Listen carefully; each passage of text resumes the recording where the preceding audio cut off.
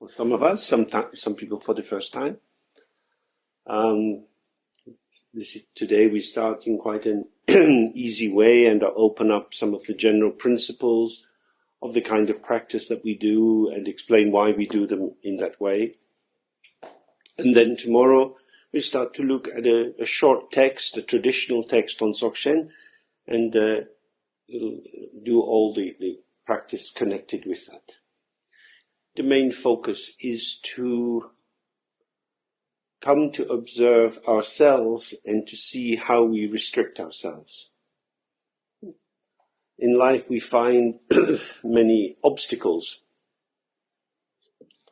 Obstacles arise as soon as we have an intention. If you don't have an intention, you don't have an obstacle.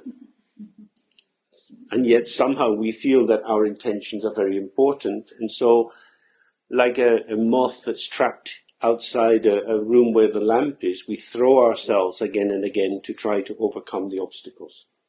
And so a lot of the work in meditation is to recognize the nature of obstacles, that essentially they're not something out there that's trying to get us, but they are the ways that we take the world. That it's how we take things up, how we hold things, how we rest inside conceptualization, that creates the heaviness and the restriction which seems to envelop us and makes progress difficult. So it's not about struggle, but about avoiding the invitations to struggle.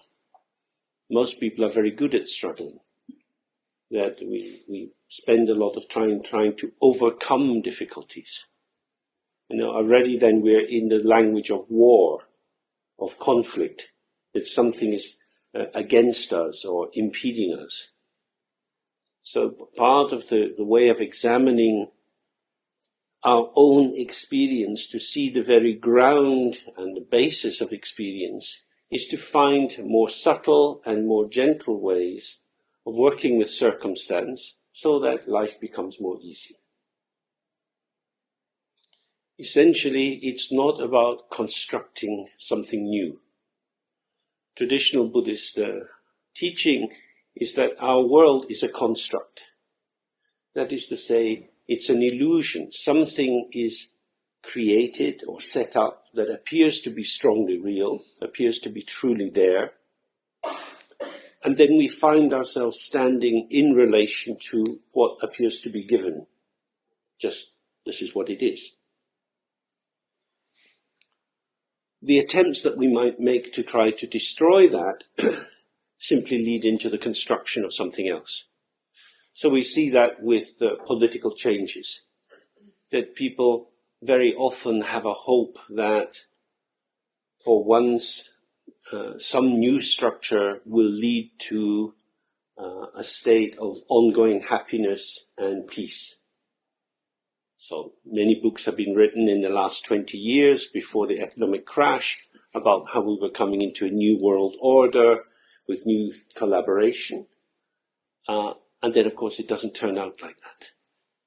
Because constructions are always linked to the causal factors and the factors of maintenance.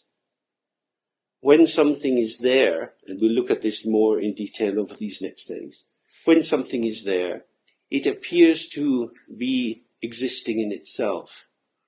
But it's only existing because there are active forces of maintenance which keep it there. For example, this Buddhist center exists because people offer money to keep it going. If Buddhism goes out of fashion, people won't give any more money, they won't come to any courses here, they won't be able to pay the rent for the land and the bills for electricity and so on, and it will close. So while it's here, it seems to be something. It's a Buddhist center. But it's only a Buddhist center because all these little props and supports continue to be in place. And that's the same with everything in our lives. So from the Buddhist point of view, even the strongest obstacle, even the most limiting factors of our lives are not very strong. they're not fixed. They're not there by themselves. They are being maintained. And in particular, the main support for our obstacles is ourselves. It's how we move into the experience of the situation. You can see this with people who have serious illnesses, with people who have financial crises. Some people, as we would say, cope well, and some cope badly. That tends to be influenced by what the person has built their life on. If we live inside a structure which appears to be my life, this is who I am, and that gets a whack due to some serious disease or something else, then there's often a sense of catastrophe. I don't know who I am anymore. I've lost the basis of my existence. But what their life was based on was actually a feeble construct. A set of circumstances which operated together for a while, that wasn't in the palm of their hand, that wasn't theirs to control. They were, as it were, at the mercy of circumstances. And while these circumstances were operating in an easy fashion, it appeared to be the case. And when the circumstances changed, it's not the case anymore. So rather than trying to create a kind of perfect world or an illusory tranquility which can be maintained in the face of changing circumstances, the practice is concerned with deconstructing the structures that we have invested in as being strongly real. So deconstruction is not destruction. It's not pulling things down, but it's seeing the absence of a true essence or a true continuing basis for the phenomena which seem to be strongly real. That includes our own body, our hopes and fears, our memories, the villages we live in, the towns, family structures, and so on. Everything that we know, everything that we touch, everything that we hold on to is, in traditional Buddhist language, impermanent. It's changing. It doesn't have a fixed center. In another language, we could say everything is dynamic. It's moving. Therefore, if that is the actual facticity of the world, if movement is what there is, the best way to abide in that situation is to move with the movement, rather than to stabilize the movement. It's not a very difficult concept. But we see again and again there is a desire to stabilize things. For example, a lot of discussion about how to stabilize the world economic system. It's impossible to do that. An economic system is not a thing that anybody can touch and hold and stabilize. Of its very nature, it has to move to stay alive. Therefore, these movements have to be worked with. But most people want to put their money in the bank, get a rate of interest which is higher than the rate of inflation, and then feel secure. That's what everybody is hoping for. But that is an illusion. It is very rare in economic history for that to really be the case. So what we want is a kind of stability which isn't available. And in searching for that stability, people make unwise decisions. So they keep their money in an account which is now paying, certainly in Britain, maybe no percent, 0.5%, if they're lucky 1%. And inflation is about 3%. But they think it should be okay. I want it to be okay. I believe it should be okay. Therefore it must be okay. But it isn't okay. This is everyday stupidity. This is what the Buddhist teaching of attachment means.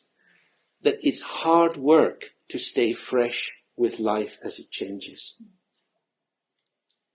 people who have children or hang out with children, children are changing all the time. Therefore, the sense of having a child is a kind of illusion. You share experience with a child. You participate in progression and change with a child, as you do with adults. It's often easier to see the movements of change in children, but with adults it's the same. So a basic notion in Dzogchen is participation. That is to say, how to free ourselves to be present in the world situation as it is, with ourselves as we are, when both of these as they are as they are becoming. So we have to look again and revise and change. Why is it that we resist doing that? Because somehow we want things to be sorted. We want to have arrived someplace where things would be secure. Because it seems to be a lot of effort to keep abreast of things, to keep in touch with all the changes that occur. This goes to the heart of the practice of meditation, which is to try to see that the aspect of ourselves, what we might call our ego, the point of reference which we say, this is me, this is how I am, this is what I like, this is what I don't like. The aspect of ourselves which seems to provide a simple continuity moment by moment is itself constantly reforming itself. It is a process of movement and change which creates the illusion of stability. And in many ways, this is a linguistic confusion. So, if you have a word like Germany, it can appear to mean something. We live in Germany, this is Germany, we know what Germany is, this is where we are. So there is a kind of givenness to Germany. But of course, Germany is composed of things that are changing all the time. In Germany, there are many trees. These trees all have leaves. In Germany, there is the sky, which is full of wind. The wind in the sky hits the leaf on the tree, and there's a lot of movement in Germany. The grass in the field is moving. The wheat in the field is moving. The people are moving. The cars are moving. Not in Germany. Not on the road. Apart from the autobahn, everything is moving. So, in that way, we can see how a concept like Germany creates the sense that there is something there, a continuing point of reference, when in terms of our immediate experience, there is movement and change. This applies also to ourselves, to our body, to our sense of our personality. By coming to see that this seeming stable basis of ourselves is actually a movement, there is an opening up to a different kind of continuity. That is to say, the continuity of myself is not the development of a story, a narrative, but rather of a presence which is there all the time without changing. This is the function of the meditation. Because as long as we remain identified with a particular definition, a particular story, we have to struggle with events which seem to be trying to change it. We're hanging on to our sense of who we are in the face of many changing circumstances. For example, in the hospital where I work, we're now threatened with some cuts again. So we have to show to the senior management that we are very efficient. In order to do that, we have to provide a kind of audit. We have to show our statistics as being very good. Nobody is interested in whether the statistics are true or not. So in order to survive, what is important is skillful deceitfulness. Because none of these senior managers have the time to trek through all the figures. They just want to get a report and think, that's that. That is a fact. It's not a fact, it's an illusion. So in that case, it's stupid to be honest.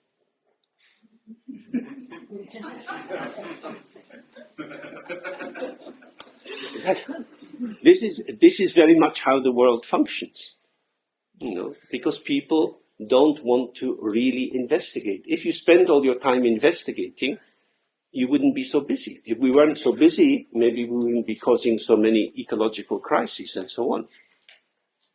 But human beings like to leap ahead on the basis of something. We've established this, stand on it, it starts to wobble, so we find the next thing to stand on, and the next thing. So in terms of the practice, we want to look at these wobbling stones we stand on. Not be afraid of the wobble, but to try to see that the wobble is meaningful. It's indicating that we're still here, we haven't fallen through a hole, but the structure of our existence is not as we thought it was. It is much more dynamic. And this dynamism is paradoxically the path to freedom if we can see that stability is an illusion. But if we believe that stability is possible, that something can be concretized and fixed, then we have to ignore the fact of the dynamic nature of things. This is, in the traditional Buddhist language, called the difference between Samsara and Nirvana. Samsara indicates a state which is revolving, going round and round. And in the traditional belief, they say that when we die, we're reborn in another realm. There are 6 major realms, and inside these we come into being and wander around for a while, and then we die and we wander on somewhere else.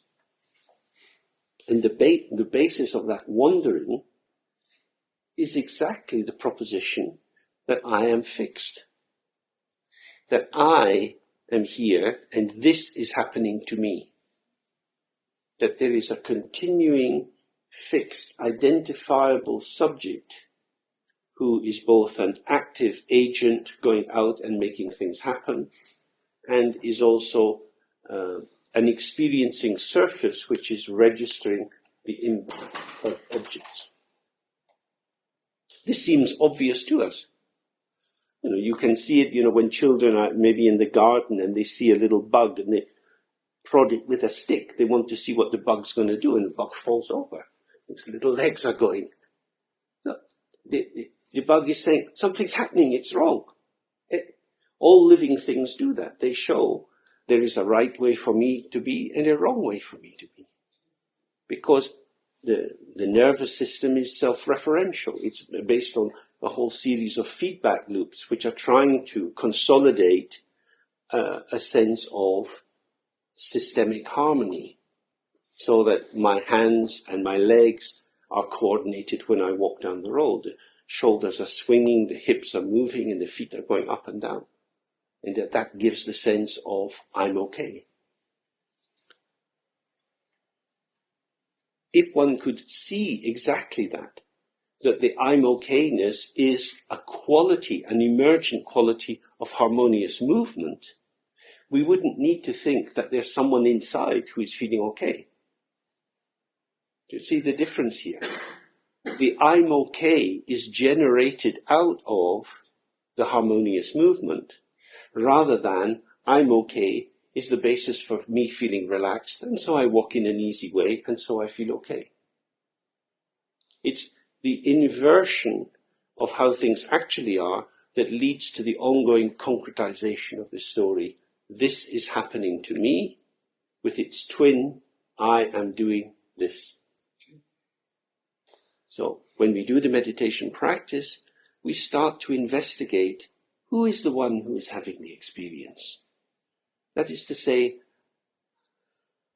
our habitual patterns of thoughts and feelings operate together to create a particular kind of experience, an interpreted experience. Can we rely on the tools that we use to make these interpretations? What truth status do we have? That is to say, what do our thoughts tell us about? Do they tell us about how the world is, or do they tell us about the one who is telling the story about how the world is? As long as we believe that our thoughts have a simple one-to-one correlation with things outside, everything seems very rational, very empirical. But of course, when we talk with other people, we find that they don't quite see the world the way we do. So, how could that be? If the world just is as it is, and we all have two eyes, why don't we see the same things? Essentially because we each live in our own world, to a certain extent. And it's the fine quality of interpretation which allows us to see experience as a mental activity, and in fact, everything we experience is a mental activity. We're sitting in a room, we're sitting on a floor. Clearly the floor supports our weight, so it has a certain solidity. You might think this floor cannot be just a concept. But solidity is also a concept. Our weight is also a concept. So when we try to make sense of what our world is and what we're doing, we're using concepts to make sense of other concepts. A web of signifiers, a semiotic chain. And one of the functions of meditation, which differentiates it from rational thought or intellectual inquiry, is that it seeks to put into question the tools by which we usually make sense of our world. Because if you work in an academic department in a university, in a sense you take concepts per se for granted. You say, well, of course we think. I wouldn't get a job if I didn't think. It's the content of our thoughts that we have to question, not the very nature of thinking itself. So, in meditation, by simplifying the object of our focus, we come to give some space to observing the arising and passing of experience in all its various forms, so that we start to get a sense of the very movement of the emergence of what I call myself. Okay, so in order to arrive, maybe we do just some basic calming meditation. We can do this by just sitting in a stable way, letting the skeleton support our weight so that the shoulders are hanging onto the skeletal structure, the spine's taking that weight, the head's balanced. Usually we have the mouth slightly open with the tongue on the hard upper palate, just behind the teeth. The gaze is down the line of the nose, the eyes slightly open, not staring, just slightly open. And you register the flow of the breath in and out as it passes over the end of the nostrils. In this practice, we do have an intention. The intention is not to wander off, not to be distracted by any other thoughts. So whenever the mind goes off, you just very gently bring it back onto the felt sense of attention, which is here.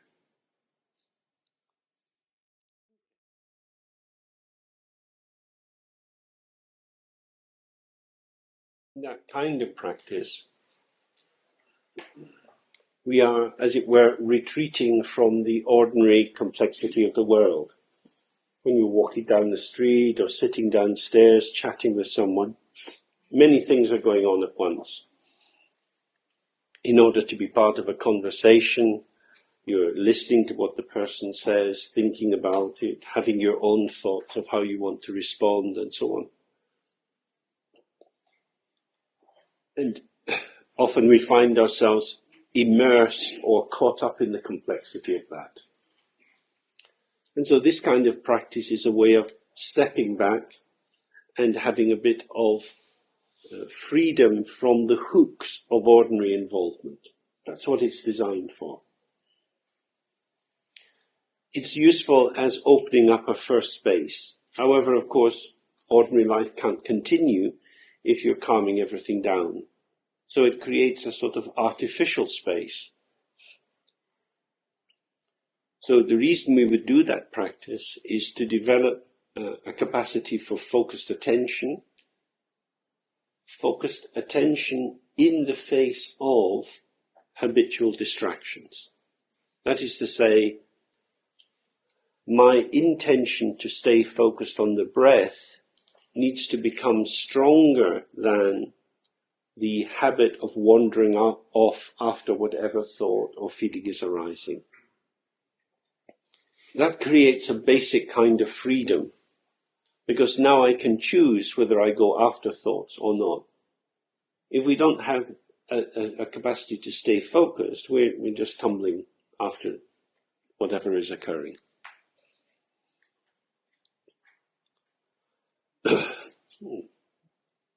However, the goal is not to live a life of separation away from the complexity of life, but to gradually experience how to maintain clarity in the midst of whatever is occurring. That requires one not then to be focused on a place to stand, because if my attention is resting on the sensation in the nostril, I have a reference point, and I can see that I'm straying away from this, and therefore I come back to it. In the main practice that we'll do, the Dzogchen practice, the focus of attention is whatever is there. We're not creating before the practice some definite intention to do something in particular that we can know about. The only intention is to stay present with whatever is occurring. In order to do that, we can't be pre-situated somewhere. This is because of how our minds operate. When a thought arises, it's not that you have a thought. You can say that to someone. You could say, oh, yesterday I was thinking about this. I don't know why I was thinking it. So, sometimes you have these crazy thoughts that come into your head. That would be an ordinary way of talking. As if you have a thought the way you have a watch or you have 2 feet. But the experience of having a thought, when you really have the thought, is that there is the thought. And the thought itself seems to be the luminosity of your mind. It's as if your thought is thinking you. You're not usually aware that I'm having a thought. That's a kind of what you could call a metacognition, which takes away the intensity of the thought. Of course, we teach small children to have metacognitions. That is to say, to stand in relation with themselves. So if one child is very angry with their sibling and is just really picking up their toy and banging it on the wall, we might say, hey, think what you're doing. Think what you're doing. Would you like someone to do that to your toy? So that's an invitation to the child to think about thinking and not just be in the immersion of the experience. But most of the time that's not happening. We're just in the flow of thought. That is to say, there is a direct immediacy of subject and object being the same. If the content of the thought is wild or disturbed, that can lead us into a lot of trouble, because there are no brakes on that system. You're just going to go with it wherever it goes.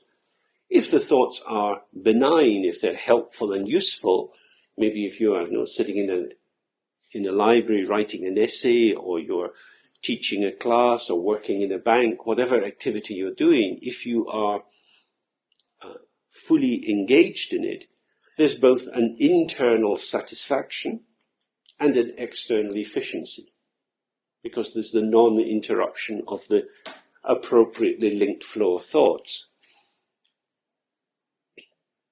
However, that generates the sense, this is real, this is my life. No, say, for example, somebody's a school teacher. It's not a bad thing to do. You do it for 1 year, you do it for 5 years. After a while, you've done it for 20 years. You think, this is my life, this is what I do. Sometimes it's difficult, but basically, I like being a school teacher. That is to say, you offer your existence into a certain pathway, and through finding your way of being in that pathway, you feel at home, you feel more relaxed. There's a kind of ease which allows an increase in connection with the students and so on. One is passing one's life. Who am I? I'm a school teacher. What did you do? Oh, I used to be a school teacher. Like that. What did it mean to be a school teacher? Oh, you know, you go into the classroom, all the children run around, you get them to sit quiet, you try to teach them something. Nowadays it's very hard. When I was a child, it wasn't like that. Everybody has their story. The person has been in that life. There appears to be an internal luminosity to that. It's self-evident what being a school teacher is, just as it's self-evident what working in a shop is. But is the light really on? What do we see when we just are what we are? The limit of the illumination is that we are taken in by what we're doing, and that makes it shine in a particular way. So if you're passionate about your job or your hobby or your garden or your kids, that makes these things glow for your life. Would that seem right? The more passionate you are about it, the more it glows. So that's a particular illumination, the illumination of full involvement. The involvement can be so full that you don't quite think, what am I doing? Because it seems quite a reasonable way to pass a life. You earn enough money to have food and holidays and so on. You have some friends, some colleagues, and it's not so bad. But what is happening? How can we examine our existence? What does it mean to say, examine our existence? Does that mean to add one thought on top of another thought? To layer them up to make a more complicated reading? Or to find a way to let our existence reveal itself in the moment that it's happening? Now, since our existence is not something that is coming towards us, the way if you stand in a railway station, you see the train coming towards the platform. We are in our existence. So our existence is arising from all directions at once. It's like a hologram. It's not a linear progression, so I can see one thing coming after another, after another, after another. So how would you find a place to stand to look at all the things that are going on at once? The function of the practice is to relax focused attention without merging into what is occurring,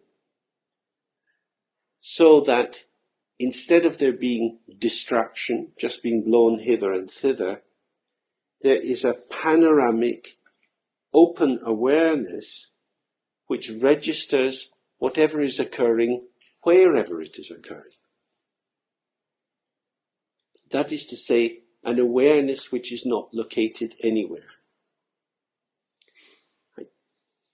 So we can see that the light comes into this room from various points. It comes in through the windows and comes also from the electric lamps.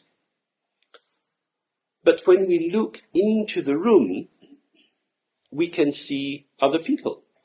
We can see bits of ourselves. So the illumination of the room, on the one hand, seems to have a source, and yet the functioning of the illumination of the room is that we see in all directions. Does that make sense? So that is the quality of awareness, or rigpa as it's called in Tibetan. It's the illumination which is pervasive, that is to say, the basic acuity or sharpness of our mind allows the immediate registering of whatever is there without us taking up a position in relation to it. And this will become clearer as we do more practice and go into the text and start to examine our minds more. What this is suggesting is that usually, moment by moment, our life is revealed to us as a story which has a central reference point, which is ourselves. This is happening to me, I am doing that. I am sitting here, in a while we'll have a break, we stand up, we go out, get some fresh air, whatever, then we come back in. So we will all be doing different things, and each of us will, more or less, know what we are doing. That is to say, we will run a storyline across our experience so that we are informing ourselves about what is happening. Does that make sense? A lot of the time we're not very conscious of it, but somebody says, what are you doing? You say, well, it's obvious what I'm doing. And then you can say, because that's what we do. We organize our experience into these shapes, these gestalt, these called formations, and we build them up and we put one in comparison to another. We might say, oh, I don't feel quite as energetic as I did yesterday. That is to say, yesterday exists as a memory which has a kind of presence or expressive quality, and we can compare today to yesterday. That's very weird. Yesterday is gone, and even although we can all agree we're living in today, we don't know where today is. You know, at midnight, today will become tomorrow. Where will today go to? Down in the church, they have a little cemetery. When the people of this village die, they put them in a box and put them in the ground in the cemetery. At midnight tonight, today will die. What will we do? Where do you bury today? You put it in your memory. And then, like vampires, when you dig yesterday up and you chew on it again. And that's what we do. We are always in this ongoing conversation across time. My future, my past, what I did in the summer, what I might do in the winter, how I feel, and so on. That is to say, the sense of self is a movement through this dynamic field of concepts. We are all very skilled at this. Sometimes, say life is not going too well, maybe you feel depressed, don't sleep well, wake early in the morning, have sinking thoughts, lose your energy to get involved in things and so on. That's just another set of experiences arising which get caught inside an interpretation. When you're an adult and you're in language, you never get out of language. In ordinary life, if you live in a family or with other people, you're always talking. The whole of life is talking. Even if you're on your own cleaning your teeth, there's very often an internal dialogue going on, making statements out, or it's as if some voice is in your head talking to you.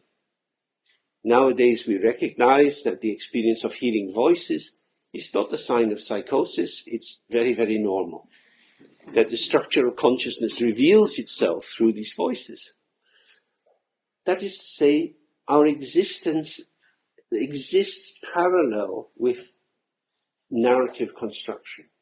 There's the immediate directness of what comes through the senses, and then there's all our stories.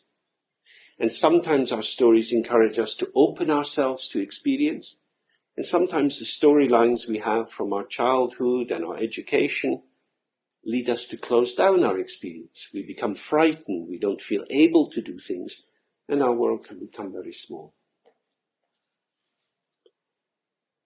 the function of the meditation practice is to examine the nature of the arising of these habitual storylines to see, do they tell the truth? And especially, where do they come from? What is the source of thinking? What is the source of the definitions through which we shape our existence? That we're all telling ourselves something. So, for example, we had just heard this doing sound. So we think a clock is striking. It's 5:30, it's striking on the half hour. So the sound and the interpretation of the sound go together. If you hear sounds and you don't know what they are, you get a bit, maybe in the middle of the night, and your house, there's a noise. You think, what's that? Then, it's just the cat or the dog or someone going for a pee or something like that. We know where we are. So it's observing the stabilization that comes through linking together thoughts. This, if we are able to do this, our lives go quite well. When people become unable to do that, it's to say they develop what we might call psychiatric problems, life doesn't go so well, and it can be terrible. If you can't make a coherent story of your life, it makes you vulnerable and out of balance with the environment. However, the very exquisite way in which you create these worlds of linked ideas, which feels like a wonderful house to live in, a house that's furnished with all that you require, that house is itself a prison, because you don't see outside it. That is to say, our habitual concepts become the limit of our existence. And we imagine that that's all there is. And so we go towards our death, exchanging story for story for story, without ever experiencing the nature of story building and seeing into what are these building blocks? What is a thought? What is a feeling? What is the direct phenomenological experience of this emergent quality prior to the moment when we are caught up in it? Because we believe in our thoughts. They make sense to us, and not only that, they make us. We are constructed out of these storylines. And we know this because if somebody says, hi, who are you? We start to tell them stories. That's what we do. And the more we tell them the story, now they have our story. So then they go and say, I just met this new person. They're very interesting. They come from there. They do that. Maybe they know, you know them. So story links to story links to story. This is what culture is made of. In ordinary life, there is no escape from that. So for people born, this is traditional Buddhism, they would say, for people born into the human dimension, this is the kind of story you're capturing. If you were born as an ant or a goat, you'd be caught in another kind of storyline. Or if you're born in a heavenly realm as a god, you're born in another storyline. The issue is not to exchange one story for another, although there are many Buddhist practices that seek to do that. This is the essential point, is to observe the nature of stories that we tell, that is to say, to see their illusory nature, and in particular, to observe who is the one who tells the story. What is the source of my storytelling? Or what is the ground of my creativity? And through seeing directly that open, naked, empty, yet ever-present domain, all the moves of life, all the points of connection with others, which could easily bind us into a shared closed story, become expressive of the radiance of open presence. So in that way, the thing which would normally bind us is actually the point of freedom, which is why traditionally they say there is no difference between samsara and nirvana. There is no difference between liberation and encapsulation. Because what encapsulates you is itself an expression of freedom, but it's not experienced as that because it's not seen directly. And why isn't it seen? Because it's assumed. That is to say, we tell the story to the world rather than letting the world show itself. This is what is very hard in practice. We're all very creative. We're all so very full of our own ideas, our own associations, that when we sit to meditate, it's very tempting just to let all this run, because it's interesting. We are fascinated. Like a magician capturing himself, we just run around in our own story. So this is the basic ground of all the Buddhist teachings. And when we come into Dzogchen, we look at it in a precise and particular way. It is quite difficult to do. If you want to examine your hand, it's easy. You put it out in front of you and you look at it and you make it do things, and then you see how the tendons and bones and so on are joined together. Thoughts are different. Thoughts are not things. It's only by looking clearly that you get the direct experience of them. And you can study neurophysiology for 20 years and it won't explain the exact moment of the direct experience of a thought. So many people now are developing incredible complex theories about the relation of the brain and the mind. It looks as if many more years of research will be required to get any clarity in that area. But what we have immediately is our own laboratory. It doesn't require government research grants. It doesn't require that you have a PhD. All it requires is that you are willing to struggle to see in the face of the mesmerizing assumptions that come. So what it means is starting to be mistrustful of the familiar building blocks of our world. That is to say, why do I believe that my thoughts tell me the truth?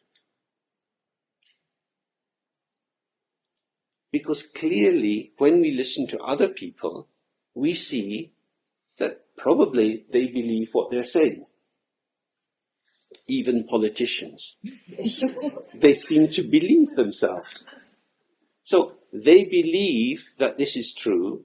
We listen to what they say and we see it doesn't make sense. They don't see that because they're inside it. Now, if that is happening to them, why would that not be happening to us? This is why group therapy is very helpful. Because there's always somebody who can say, you're talking nonsense. You know, one-to-one therapy is much more dangerous because you can catch each other mutually. But if you have a bunch of people, And so the function of meditation is to open up a space in which the seduction of habitual associations can be put into question, and you see, I'm just telling a story. That's really what we try to do. It's not structurally very complicated, but in practice it's complicated because of the power of attachment. Because essentially we seek reassurance that we know what we know. And that, even from the scientific point of view, is great stupidity. Because if you're simply trying to confirm what you know, what you're saying is, I want to be dishonest. I don't care whether it's true or not, I just want to know that it's true. So if it's really not true, shut up. I don't want to know. Because it feels okay to me, and that feeling is right. That's what's quite frightening. That, when I work in a hospital and see patients, that's the main thing that people bring. They believe their feelings. They feel, I can't do this, or this is hopeless, or my life will never get better, or that person has destroyed my life. That should never have happened. It's not fair. In believing these kind of propositions, they paralyze themselves. That is to say, when you believe something, it's very difficult to see either how true it is in the here and now, or its historical development. It just appears to be a fact, as if it's fallen out of the sky. So often it's easier to see that with other people. We see other people talking bullshit. We see other people running funny stories. But then they have two eyes, one nose. We also two eyes, one nose. Maybe we do the same. So how to develop a kind of, not exactly suspicion, but a kind of alert attention which is not resting on a thought and therefore becomes able to see a thought. Because if you look at a thought with a thought, although, say for example, you're writing a letter to a friend, and afterwards you read it through to think, is this exactly what I want to say? So the letter contains a sequence of thoughts, and now you're reading it through and running over the thoughts that are on the paper with some other thoughts in your head. The thought is tracking the thought. You can make some corrections. You can think, that's not quite right, or, oh my God, if they read this, they're going to be really unhappy. I'll put it in another way. But the thought is still operating inside the same sphere of operation, or the same paradigm, the thought in your head and the thought on the paper. It's not stepping out of thought to see what is thought. Why am I writing this? What does it mean to communicate? That sort of question is terrible. Or rather, it's the sort of question that children ask when they want to avoid doing their homework. Well, why do I have to do this? Just do it. But I don't see why I should do this, because it's not helping me, and if you want to do it, you're my mom, you can do it for me, but I don't want to do it. But in that way, we can see that to be entirely in it is no good, and to step out of it defensively is no good. This is a very subtle fulcrum point, to be present with experience as it's arising, not suspicious back like that, not caught up in it, but just observing. And what is that observing point? And every time that observing point is infected with a concept, it loses its clarity. Like a cuckoo coming into a nest and pushing out the other birds' eggs. When the concept comes in, it brings this narrow, encapsulated clarity rather than an open clarity. Does that make sense? Mm. Because every thought has an intention. It's always about something. It's setting up a position or a proposition. Whereas just to see what's there without knowing, without prejudice, what is this? A really open inquiry. That requires us not to be standing on anything. That's what's very hard. As some of you know from Edmund Husserl's phenomenological project, from an intellectual point of view, it's very, very difficult. And from a meditation point of view as well, it's difficult. So why should we do it? If we come for meditation looking for happiness, this looks rather a difficult way to find any happiness. The value is that one moves out of a game which is very vulnerable to circumstances. Because our thoughts are linked with the thoughts of the world. When bad things happen, we get caught up in them. Our moods are linked with other people's moods. And so the clarity of a mental state is always vulnerable to something happening. That's why if you're in a university situation, if a candidate has some death in the family just before their final exams, that's taken into account, because you think, well, if your mother's just died, you're not going to be thinking so clearly. So this person might be a very good student, they might have been studying hard, they might have been in the library every day, but 2 weeks before the exam, their mother dies. We expect they're not going to be all there. Why? Because they can't put their feelings in one box and the clarity of their developed intelligence in another box. That's the vulnerability of the ego position. However, that very interconnectedness is the basis of compassion. So the movement of the practice is not being locked into, this is me, I am this set of constructs, but relaxing out of that to, I am this open availability within which all these connections come and go. Do you see the difference between them? Because then the fact that how you are affects me is fine, because I'm not trying to hold on to a fixed position. Of course, that's quite difficult to do in the world, because we do want to hold positions. The question then is, the more space you have, the more things can be happening at the same time.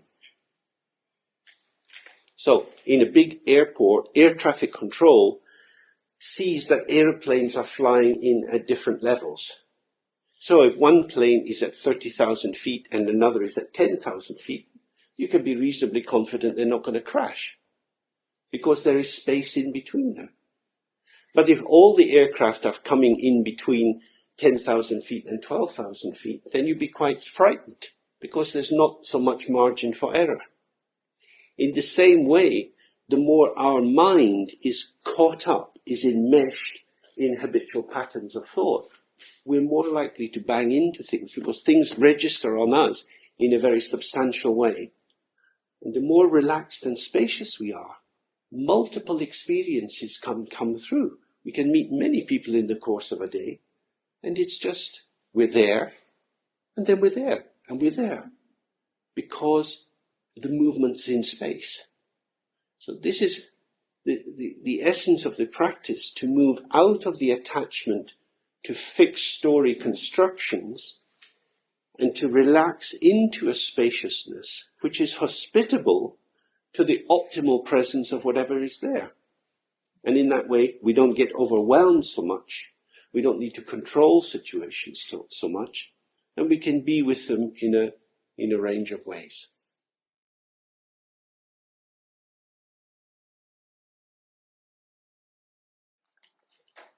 So, if you're not used to some of these ideas, at first they can seem very intellectual or abstract.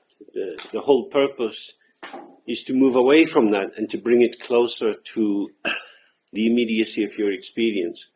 Because the central point in Dzogchen is that we don't need to enter into any new system. We don't need to learn new technical propositions, but rather to simply learn to attend to what is already there. So the function is to facilitate the ease of that recognition. That's the only purpose for the explanations. And so I'll try to use examples from everyday life, because whatever is being talked about is what we already inhabit. We are already moving in this open state, but within the foreclosure of our preoccupations. That preoccupation simply means what we're already occupied with, the things we're caught up in, thoughts about work or home or family or sadness or happiness, that we, as I say, we inhabit these arising and passing phenomena. The more we see that, the more we have a bit of space. But because we all have different habits, different constructs, it helps if we look at this from different points of view. Buddhism has many different aspects to it. Many of them are hierarchically structured in terms of going from here, which is defined as being not a good place, to there, which is defined as being a very good place. And that involves all sorts of notions of development and improvement.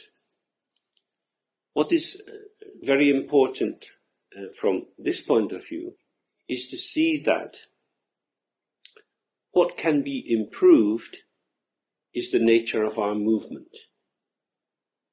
What can never be improved is the nature of our stillness.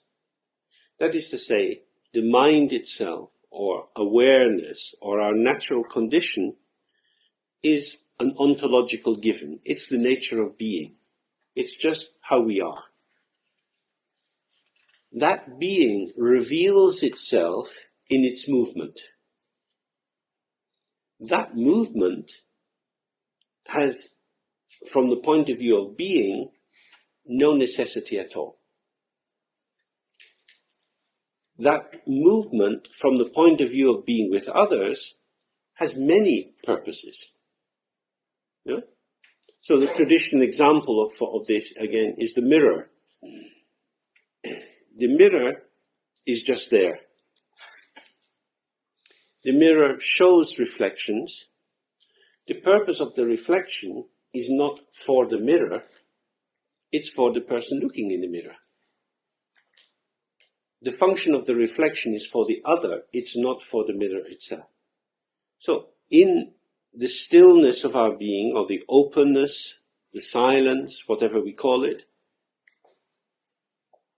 there is no change and no development. This openness doesn't get more open or less open. It's not like a concertina. It's always open.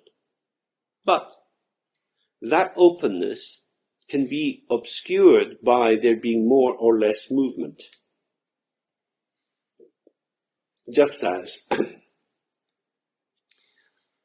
I don't know, say you had an accident and you cut your face in some way. And you run into the house and you look in the mirror. What you see is your face. You don't have any sense there's a mirror. You just think, oh my God, what's happened? Another time, maybe you go in to visit some beautiful house in the country, some old chateau or something, and you go into a room and they have beautiful mirrors with old gilt on them. You think, wow, what a mirror. And you see, oh, that's a mirror. And you see, oh, you can see a lot of things in that mirror. But you see it's a mirror. So in that way, when you're caught up in something, when you're in the reflection, you have no sense at all of the mirror. In the same way, when the mind is full of its own turbulence, that's what you get, just turbulence. And then the content of your mind, your own habits, your neurosis, whatever we call it, makes a big difference. If in your childhood, from your past lives, depending on your reading, if you have a lot of fear inside you, that fear is going to propel you towards certain interpretations of situations. And that becomes the basic cloth on which you embroider the particular motifs of your existence. So movement determines our capacity to be with others or not. How our energy comes out into the world with other people. So, from that point of view, movement can be developed if you have an intention such as to be more compassionate, more easily connected and to other people and helpful for them, then changing or increasing the range of your movement, how you speak, how you move, how you gesture, the sort of thoughts and feelings that arise inside you, which determine your availability, these, if you like, internal and external movements are very important, and they can be changed. But the mind itself can't be changed. So this is very important, because it means basically we are all okay. The basic okayness of each person for themselves is, as it were, guaranteed. In traditional Buddhist language, this is called the Dharmakaya. This is innate. It's there before you were born. It is just the basis of existence. It doesn't change. But movement is changing all the time. Ignorance is to think there is only movement. That is to say, not to see the mirror is a mirror, but to think the reflection is the mirror. That is to say, this is me, with my history, with my likes, with my dislikes. This is what I am. So when you ask me to do that, I have to say no, because I'm not the sort of person. Go and ask John. He does that. I don't do that. Because I'm me. There's a huge limitation in that, isn't there? Because I know who I am, I can't. So instead of knowledge, self-knowledge being a support for movement out and connection, it becomes an imprisonment, a basis of fear and anxiety. So when we say, but actually what you call yourself, what each of us says, I am. So I can say, I am Scottish, I live in London, I'm this age, I do this, I do that. All of these are descriptions of events in time. Movements, gestures, transient experiences. There is always room for more. The basic quality of the one who experiences that, our basic awareness, which has been there since we were tiny babies, day by day, hour by hour, moment by moment, has had a different content. Since we got up this morning, how many experiences have we had? How many ways have we moved our body? Cleaning your teeth, going to the toilet, making a coffee, getting into a car, standing up, helping the kids get their shoes on. All of these ways your body has gone, the way the tone of your voice has changed, the amount of eye contact you give someone or not.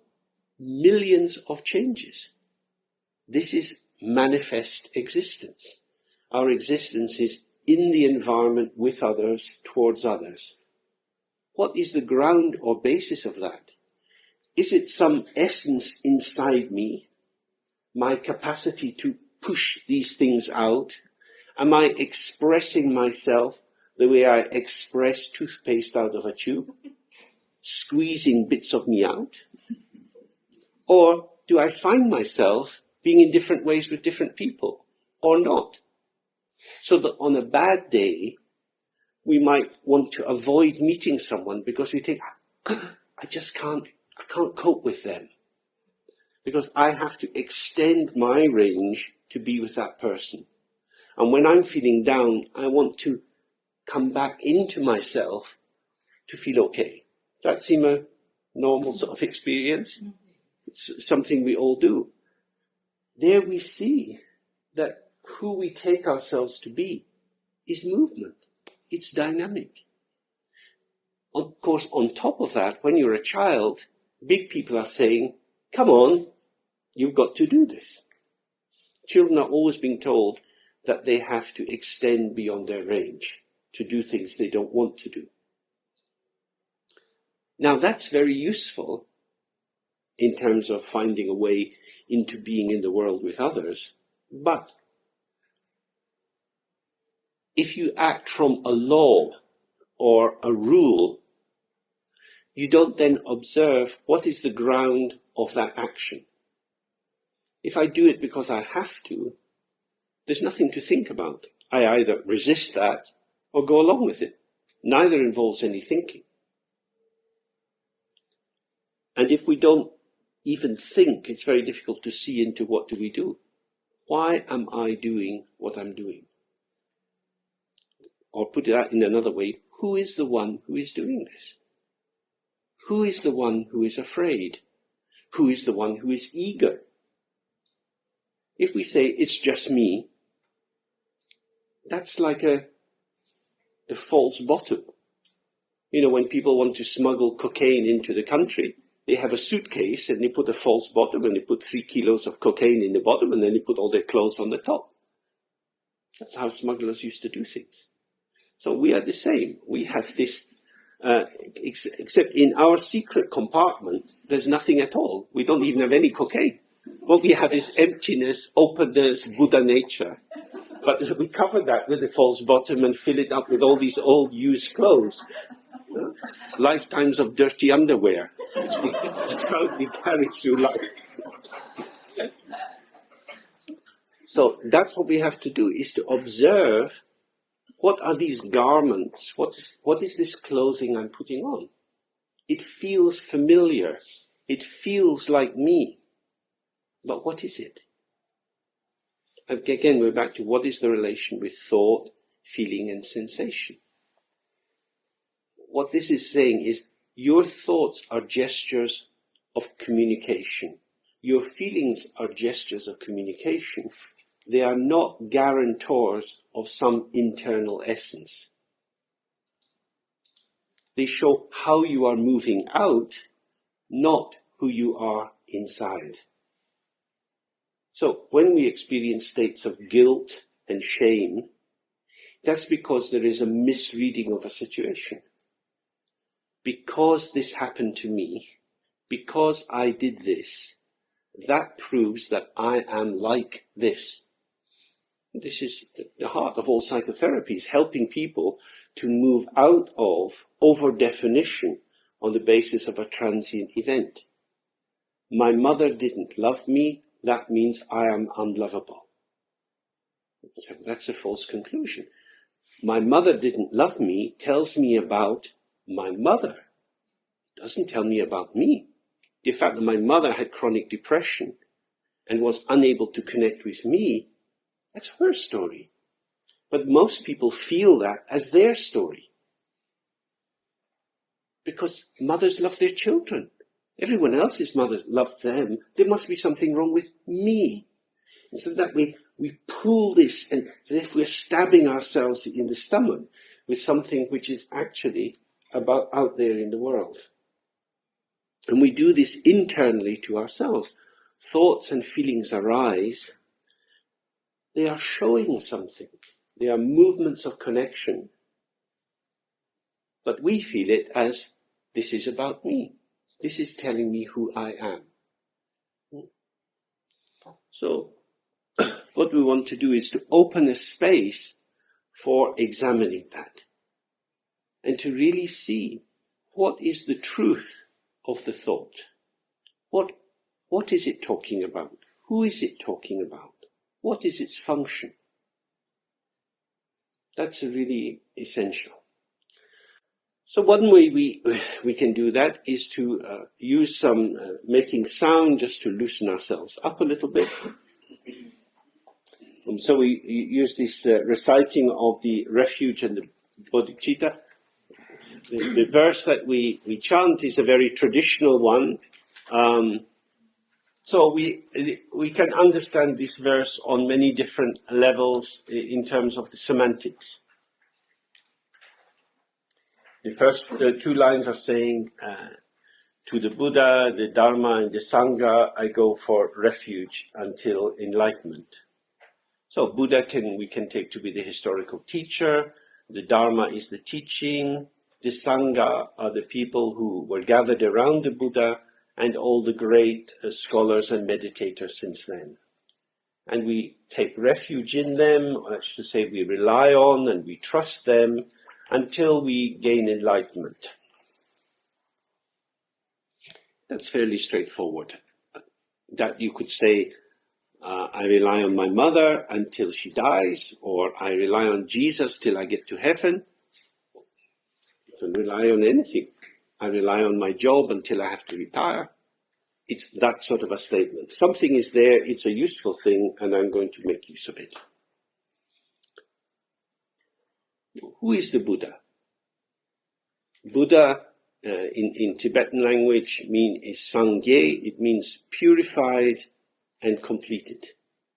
So the Buddha is one who is free of faults and has all good qualities. This relates to what we were just looking at.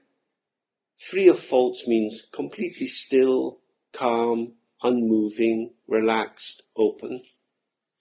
Full means all possible movements that are required, all gestures arise easily.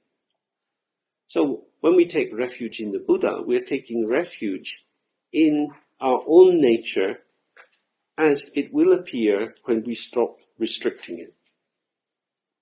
Dharma means the Buddha's teaching. It means what arises from that state of openness. So to take refuge in the Dharma is to trust the spontaneity of your own being.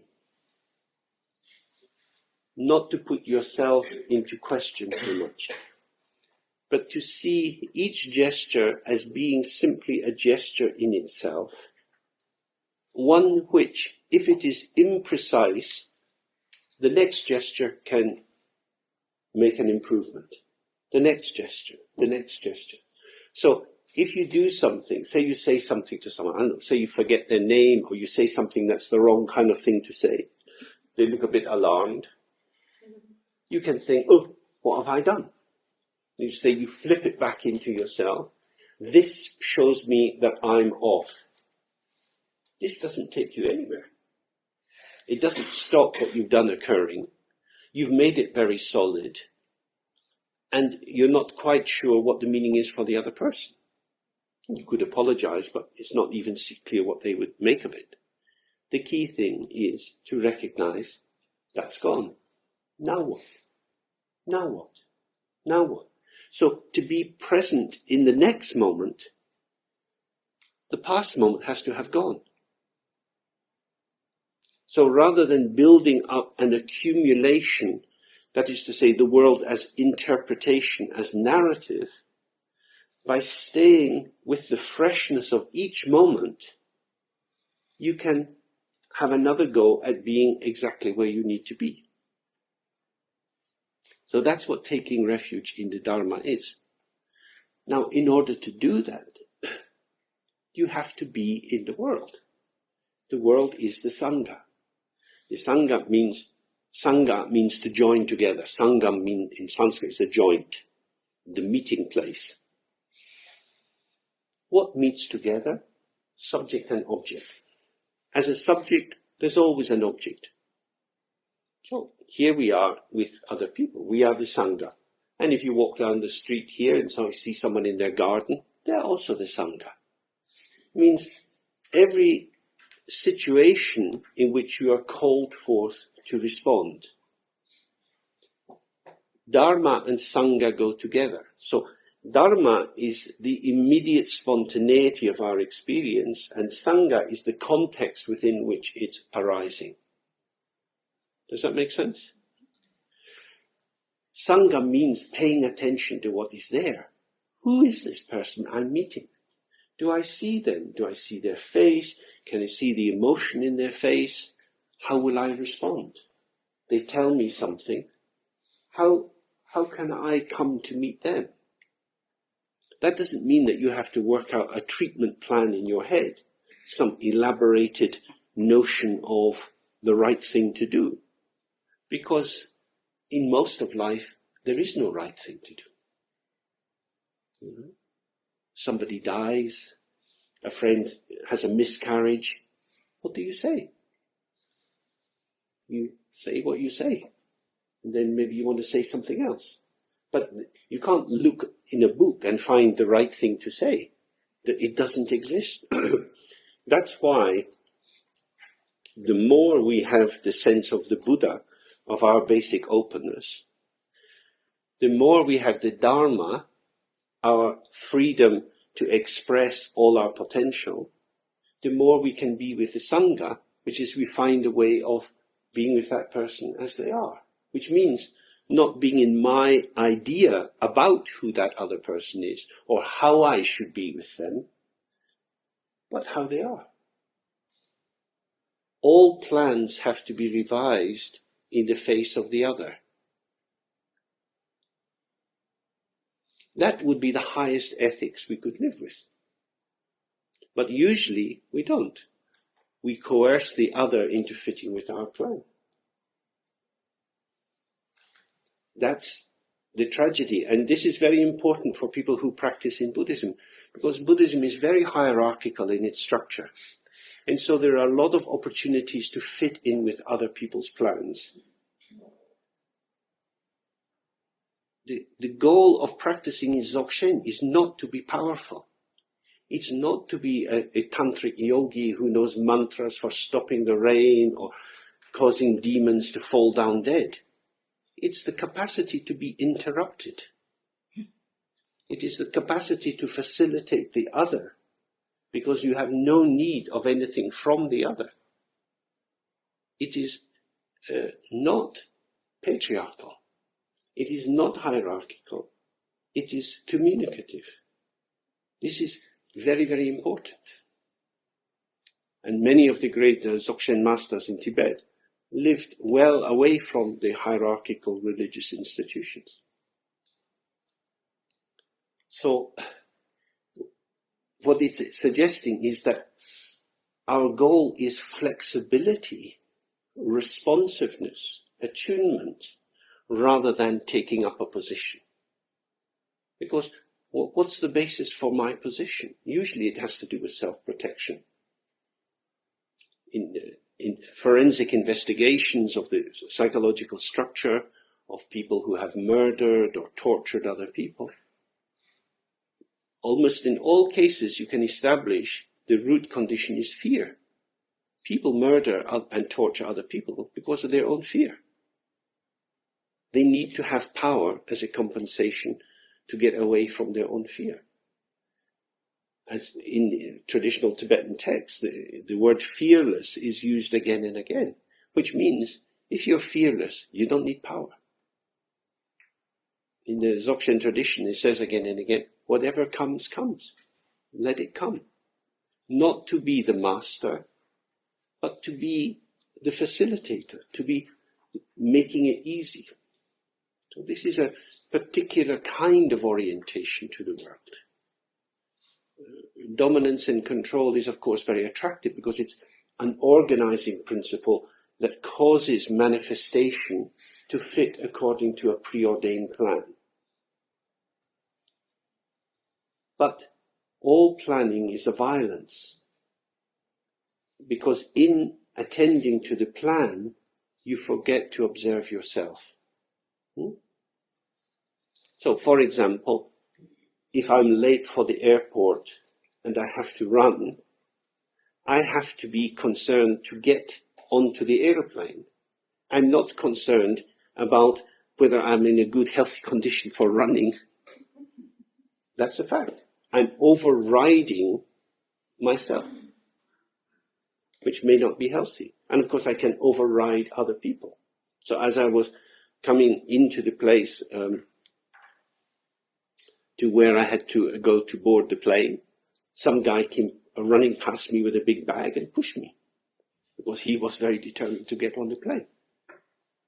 He was doing a violence to me in order to protect himself. That's what happens when we live in a private world. How to have a state of no violence to self, no violence to others, that's at the heart of the practice. To be so subtle in the balancing that the movement causes as few waves as possible. So when we say, I take refuge in Buddha, Dharma and Sangha, it's open, present, connected. And we stay in that state until we're enlightened, which means we want to stay in that state all the time. Then it says, on the basis of my generosity and other qualities, may I become enlightened for the sake of other beings.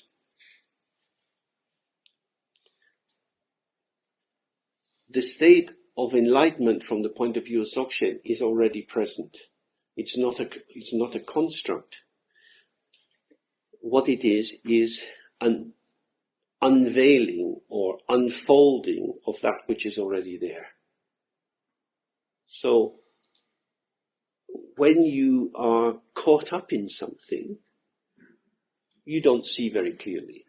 I mean, I'm sure we all know this, that, maybe you're worried about something You're thinking, walking down the street. Afterwards, you have no recall of what's happened because you weren't there. You were in your thoughts. Or if you're a socially anxious person and you have to go to a party at work, you're so immersed in your anxiety, thinking, what are other people thinking about me? How do they see me? They must think that I'm stupid because I don't know what to do. Then you don't see that somebody's actually smiling at you and saying hello. You don't know what to do. That's not a very complicated idea. So there you see how a person is in it. They're in the room. There's no danger in the room. There's lots of nice things in the room. But the person can't be in what they're in. Because they're, as we say, out of it. They're out of it by being in something else.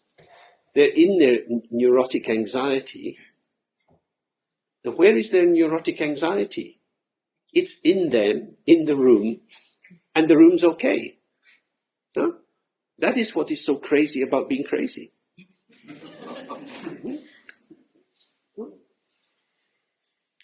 Like when the person becomes agoraphobic and says, I can't go out of the house because it's terrifying.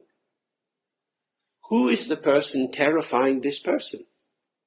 The person themselves. I want to stay in my room, frightening myself, because if I went out of the house, I might get better. If you try to sell that to an agoraphobic, they'll say you're crazy. They say, no, it's really dangerous outside. I don't want to go out there.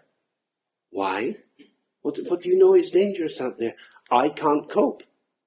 So who is limiting you? Me. So how will you get over your limitation? By avoiding it. Yeah. These are sort of general external examples, but exactly the same happens in our own mind. A thought comes, we believe in the thought, and then we can't examine it. The agoraphobic doesn't want to examine the fear of crossing the threshold, of going into the aghora, the open space outside. When we don't examine our own thoughts, we're doing the same.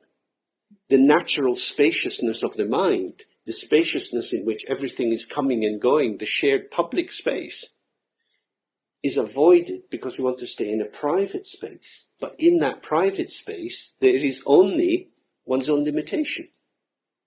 So one lives with one's bondage, believing it's protecting us from the terror of freedom. You know?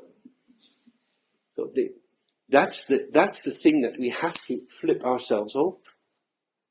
That we tell ourselves lies, thinking that these are keeping us safe. So, here when it's saying, on the basis of our generosity and these other practices, it means that effort is required in terms of changing behavior.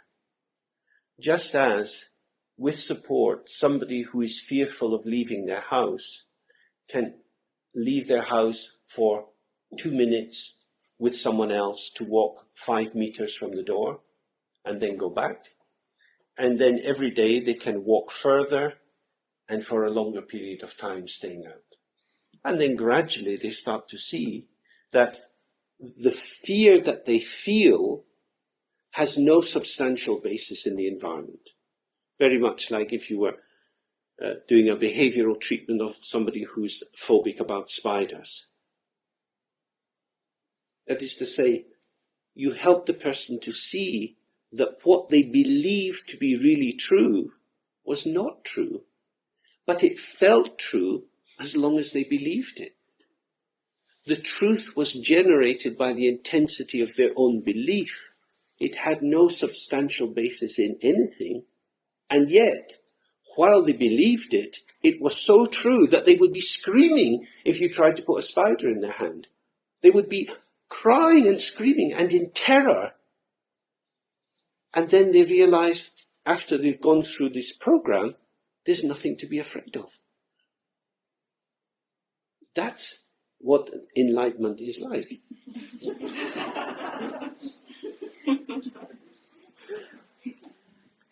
Except in some ways it's the other way around. Because we have the attachment to something that we think is good, and then we have to realize it's not so good, because our very attachment to it imprisons us. But the belief that it is good makes us hang on to it, and the hanging on to it imprisons us. So letting go, allowing things to happen, to be a participant, involves not knowing in advance, but trusting that one will find a way. Trusting that belonging itself is the method of finding a way. That we have allies, that people will help us, that information will come, that it's not all up to us. Because samsara is, by definition, a very lonely place. Each person living in their own little self-bubble, thinking, how am I going to do it? How will I live my life? What to do? We listen to other people. We think, well, yeah, but I'm not quite like that. So even if they say something helpful, it can't really do the job because I've got to do it, but I don't know how to. So when it says developing generosity, part of that is looking at one's repertoire of skills and making intentional developments of these. But on this fundamental ground, you can develop behavior. You can't develop being. If you think you're going to make yourself a Buddha, that's a profound misunderstanding. Whatever Buddha-ness we have is already fully formed. It's the energy or the manifestation or the compassion of the Buddha that can be developed. But the basic ground of that is already there. So when we're developing these qualities, it's for the other, which is why it's linked here with the Bodhisattva vow. I will develop generosity, courage, endurance, wisdom, and so on for the sake of others. And part of being for the sake of others involves a forgetfulness of self. So the more I'm attuned to how the other person is, I'm not so caught up in how I am, and so there's more space. And so I find myself doing for the other things I could never have done just for myself. Would that seem right in your own experience? That other people make you better than you are? Would that seem true? So that's very important. The more you have compassion, the more you're freed from the prison of yourself, so you develop wisdom. And the more you develop wisdom, the more you see how other people are, so the more you have compassion. And these two start mutually reinforcing. So that's what this verse means. So we recite it together. Could we open the windows just for a few minutes, because we're going to have to monitor this air here. It's quite terrible. When we recite this, we recite it quite slowly, in order to allow ourselves to just become one with the sound that is flowing through.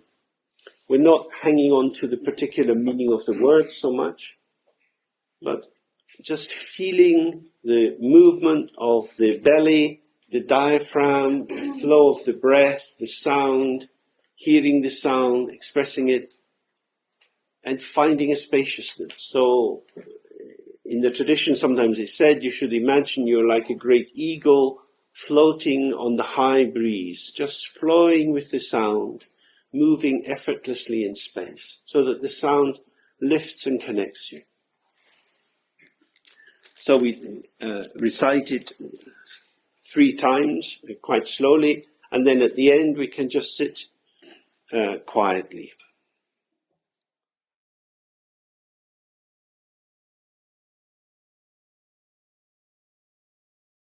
In terms of the topic that was given as the heading for this coming together here, it's looking at the obstacles to being in one's own state, or to awaken to the ground of one's existence. And so a lot of what we've already been looking at is that a lot of the difficulty in that is based on the kind of conceptualization that you have of the situation, so that the very ideas that you have become the main obstacle. For example, when I was in primary school, I went to a school where the playgrounds of the boys and the girls were separated. So one of the big things that the boys would always be saying is, "Have you kissed a girl?" So this was a big thing, you know, to kiss a girl, because the girls were in the other playground. And of course, the more you think about a girl, there is a category which is not really anything at all. And then eventually you come to kiss someone. And they happen to be a girl, but essentially you're kissing some particular person. So that all the thoughts that you have about what a girl might be get in the way of the possibility of meeting someone. And a very similar thing can happen in relation to Dharma practice. You can get all sorts of ideas about the Buddha nature and who I am now and where I need to get to. And all of these thoughts create a kind of game plan in which obstacles are created, even in the attempt to get to where you have to get. So from the point of view of Dzogchen, the key thing is just to try to stay with the situation as it is, however it is. So we can do some practice now, which is just sitting as we are. We'll look at this more tomorrow in relation to a traditional Dzogchen text. But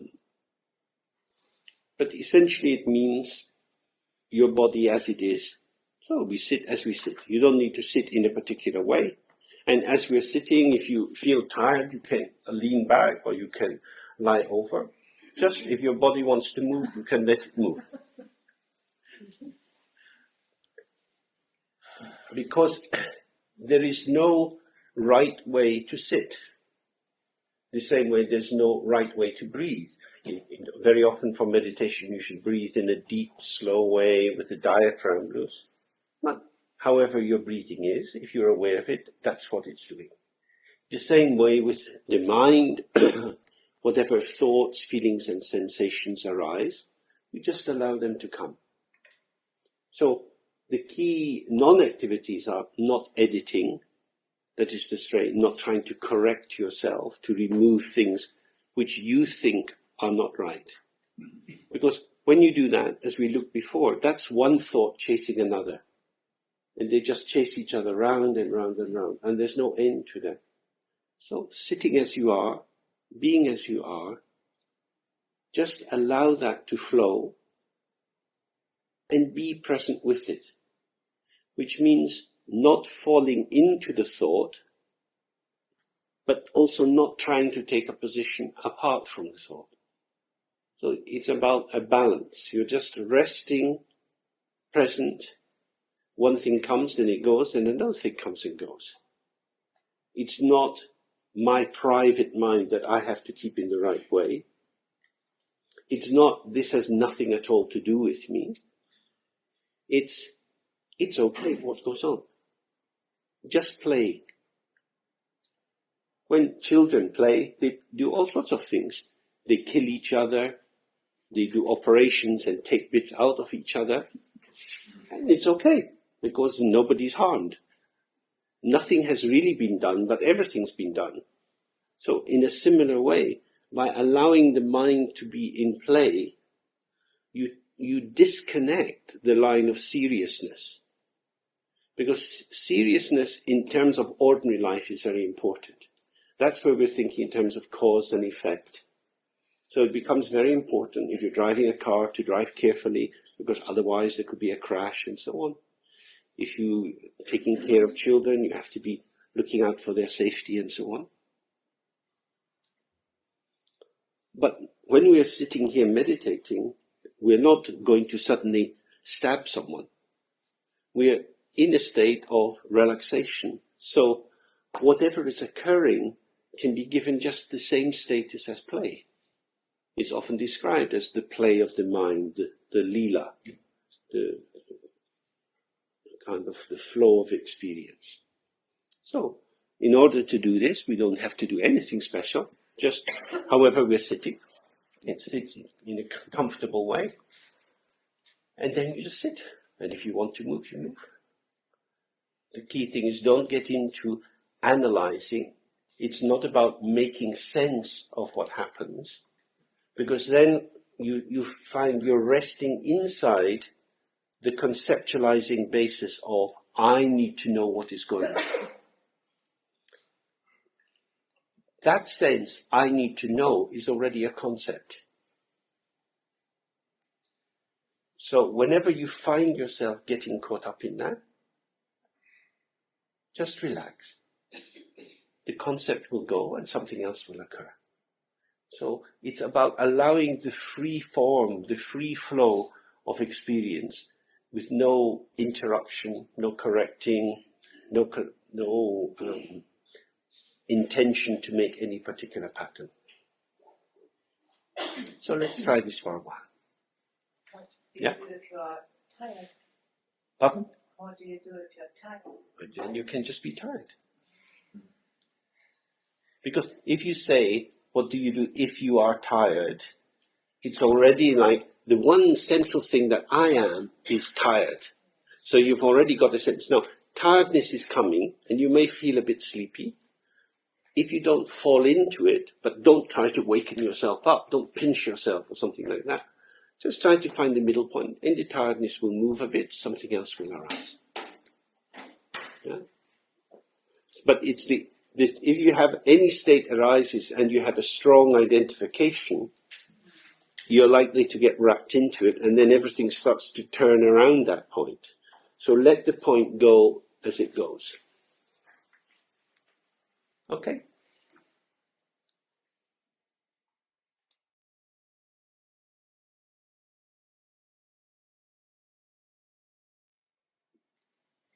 So if you're used to very formal kind of meditation, you might think that this is not meditation.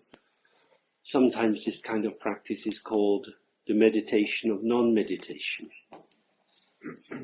That is to say, there is no concrete or pre-identified focus. But we're working with these two basic principles set out in this image of the mirror and the reflection. The mirror itself never moves. The reflections come and go. The reflections have no substance of their own. They exist only in the mirror. In the same way, when we're just sitting like that, we have no agenda. We're not trying to establish anything. So we can become aware of a wide range of experiences. Maybe bored, dull, interested, the heaviness of the body, and so on.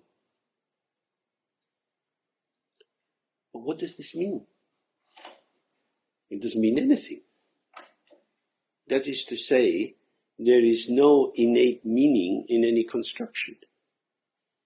The meaning is always added value. We have to make sense of our experience. That's the function of concepts. Concepts tell you what is going on. When you just sit with what is going on, it has no meaning at all. To allow everything to be completely meaningless may sound dreadful, like a disaster. But what it does mean is you gradually stop investing the meaningless with meaning. When you do that, you see that the stickiness of thoughts, the way one thought links onto another, is not inherent in the thought itself. There is no reason why any thought that arises in your mind should be given any value. When you hear other people talking about the things that interest them, it's not always very interesting for oneself. Is that true? Now, clearly, it's interesting for the person who's talking. That would indicate that thoughts are not inherently interesting. It's something about that person that makes that kind of thought interesting for them, but not necessarily for us. So that's what we're looking at. What is my personal glue? What is the way in which I put my little package of my world together? And the more we relax, the glue starts to come off. It's just stuff. It's a bit like having a floor that's covered with bits of Lego. You could build anything with it. But, once a child starts to build a boat, they don't like it if their brother comes in and says, I want to make an airplane, give me these pieces. So as soon as you put things into a pattern, you come into protection and exclusion, or in Buddhist language, attachment and aversion. So the first step is called stupidity in these three, what I call the three root poisons. Stupidity here means taking something which has no inherent essence to have an inherent essence. You take 10 pieces of Lego, you put them together, and you have the beginning of a boat. Now it's my boat, leave it alone. But it's not a boat, it's 10 pieces of Lego. But it's my boat. So that's stupidity, because it is simultaneously 10 pieces of Lego and a boat. But I am adding the boat to the Lego. Someone who wants to make an airplane sees 10 pieces of Lego, which are stuck in the wrong shapes, and wants to take it apart. So this is how then you see what is, according to the tradition, called conditioning or assumption, which is our habits of this life or past lives, however you understand it, but karmic habits of formulating, that we have a tendency to select from the environment and create particular patterns which have a reassuring meaning to ourselves. As long as these patterns are in place, we feel as if we are ourselves. Does that seem familiar? So the possibility of just sitting in this way is to allow pieces which you could put with other pieces and make a pattern, allow these pieces just to become stuff. Just stuff. So you're ungluing or allowing the glue just to fall off. You get back to the basic potential out of which all your creations can come. And by seeing the simplicity of each Lego piece, infinite possibilities arise. But if as soon as you see a few Lego pieces, you've got your boat, your freedom or your creativity is greatly limited, because you've already leapt into your habitual assumption. So that's why in Dzogchen, a lot of the time we're focused on deconstruction, not trying to create an ideal pattern. If you practice in Tantra or in many systems, you try to do something, you try to visualize yourself in a particular way, to recite mantras in a particular way, to carry out mudras with the body, many ritual functions. That way of practicing is also very useful, because what you're doing is you're creating an imaginary world, making that imaginary world very real to you, and then taking it apart. The more you do that, you start to recognize, oh, my ordinary world is an imaginary world that I put together. And if I can take it apart, that's good. If I'm hanging on to it or frightened that someone else will take it apart, that's my attachment, which means I'm not recognizing my world is imaginary. The Chancellor of the Exchequer, or the Finance Minister in England, said recently, what the people of Britain need to recognize is that there is no reason why Britain should continue to be a wealthy country. There's no particular reason. We've been very lucky in the past. Due to causes and conditions, there's been money around.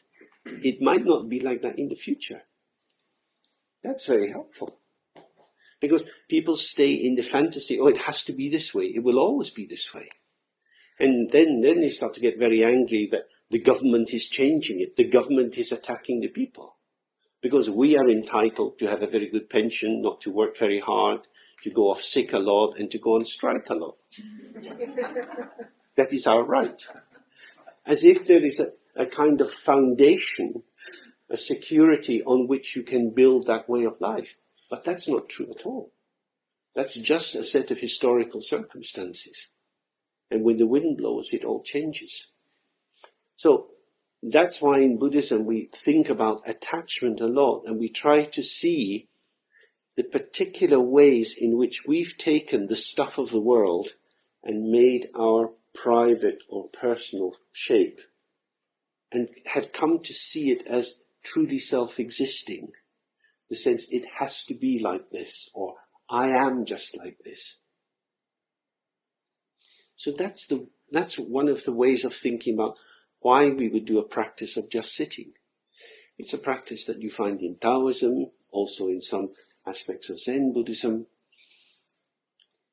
It's focused primarily on dropping the intention to create something, or dropping the need to create something, which involves many subtle levels of dropping. There's dropping the anxiety of, if I don't get myself in proper shape, other people won't like me, or other people will think I'm stupid, or I'll lose the plot. There are many, many different aspects of why we want to have the shape we have. And this is for each of us to investigate for ourselves. You can't sort of work this out from a standard manual. You need to see in the moment that it's difficult to relax and just drop it, and you find yourself caught up in something. What is that caught uppatedness? Why is that important for me? That could have all sorts of historical reasons. More precisely, we want to look, how is that important for me? The how is what is going on when this thought becomes valued by me? Because clearly the thought can't have value just of its own. Otherwise, everybody would worship that thought.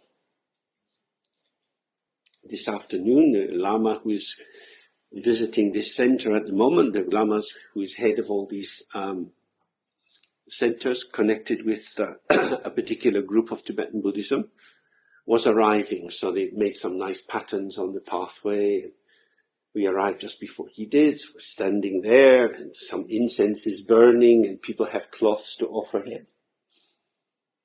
For the people who are there to meet this Lama, he is very important.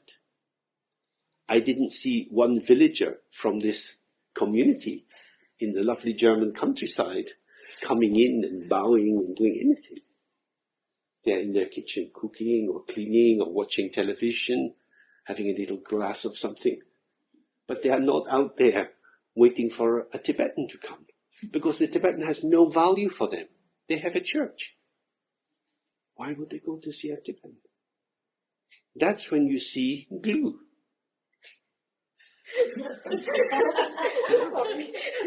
The people standing outside have glue. They have Buddhist glue. And the people in their houses have Christian glue or communist glue or some other kind of glue, but they don't have Buddhist glue. Because if they had Buddhist glue, they would hear, a Lama is coming, and the glue would start bubbling up inside, and they're going to stick themselves on it. There is no reason why anybody should stand around waiting for a Tibetan to come arrive in a car. Why? Because of the glue. it is not innate, it is a conditioned response. We learn that, oh, this is important. Why is it important? Because he is important. Why is he important? Because he has a good name. Why does he have a good name? Because he's part of a culture that gives a few people good names. And other people don't get so good names, so the people who don't have a good name want to be with the people who have a good name. That's the sociology of that structure. It's not a mystery. But we're all suckers. We all get caught up in something, whether it's a football team or whatever it would be. Everybody is glued to something. It's the very nature of this world. So the important thing is not to get a better object of gluing, to renounce football and take up a lama. Saturday afternoon at the Buddhist center or Saturday afternoon at the football, it's the same. I like this. It is exactly the same. If I glue onto this and it has value with me because it's mine. It's what I'm into. I'm into it and it comes into me. So that's really important to examine what are the things that shine for you, what makes them shine. According to the tradition, this is your own shininess, your own Buddha nature, which is projected into certain items and not into others. You can project your Buddha nature into anything. You can project it into having a collection of hunting guns, or knives for gutting deer that you shoot, or pornography. Many people project their Buddha nature into pornography. They do. Their life, their energy, what's valuable. They take huge risks. They download child pornography. If they get caught, they go to prison.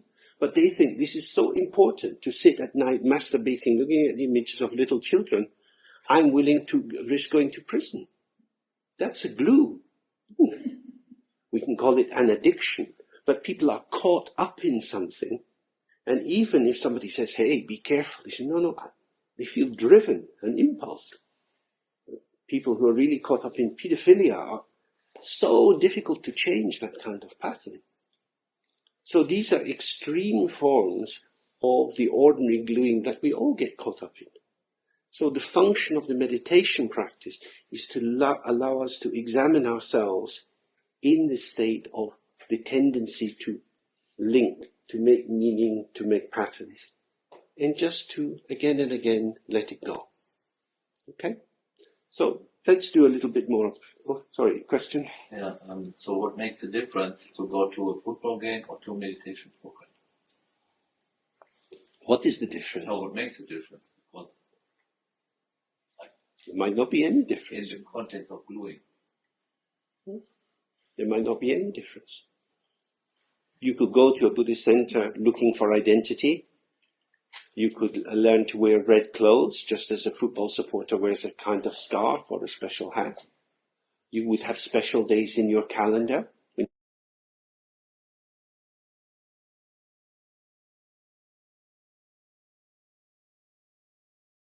So, this text is what's called a dagnang, which means like a pure vision. In that sense, it's a kind of treasure text in the Nyingmapa tradition that the Lama that this text is from was in. Many treasures are revealed that were first presented by Padmasambhava in the 7th, 8th century in central Tibet. And the Padmasambhava hid these treasures in many different places, some in the rocks, some in the water, and some in the mind stream of certain people. And so from time to time, they are recovered or revealed. This is a text like that. The person who revealed this text is called Gonpo Wangyal, and he was the uncle of my main teacher, Siya Lama. And this is a short piece from a long church text that he is, a text on Machik Labdra. So the focus, as it says in the introduction, is about the mother. The mother here means emptiness.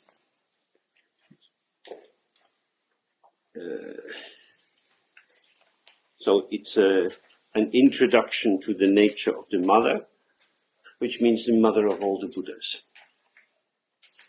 Why is emptiness the mother of all the Buddhas? Because in order to awaken to ourselves, we have to see the emptiness of all that we are caught up in. That is to say, as we were looking yesterday, when we sit in meditation, we find ourselves fusing into thoughts and feelings. In being wrapped inside these tunnels of meaning, we inhabit limited worlds. You don't need to take yourself out of that and put yourself in a better world.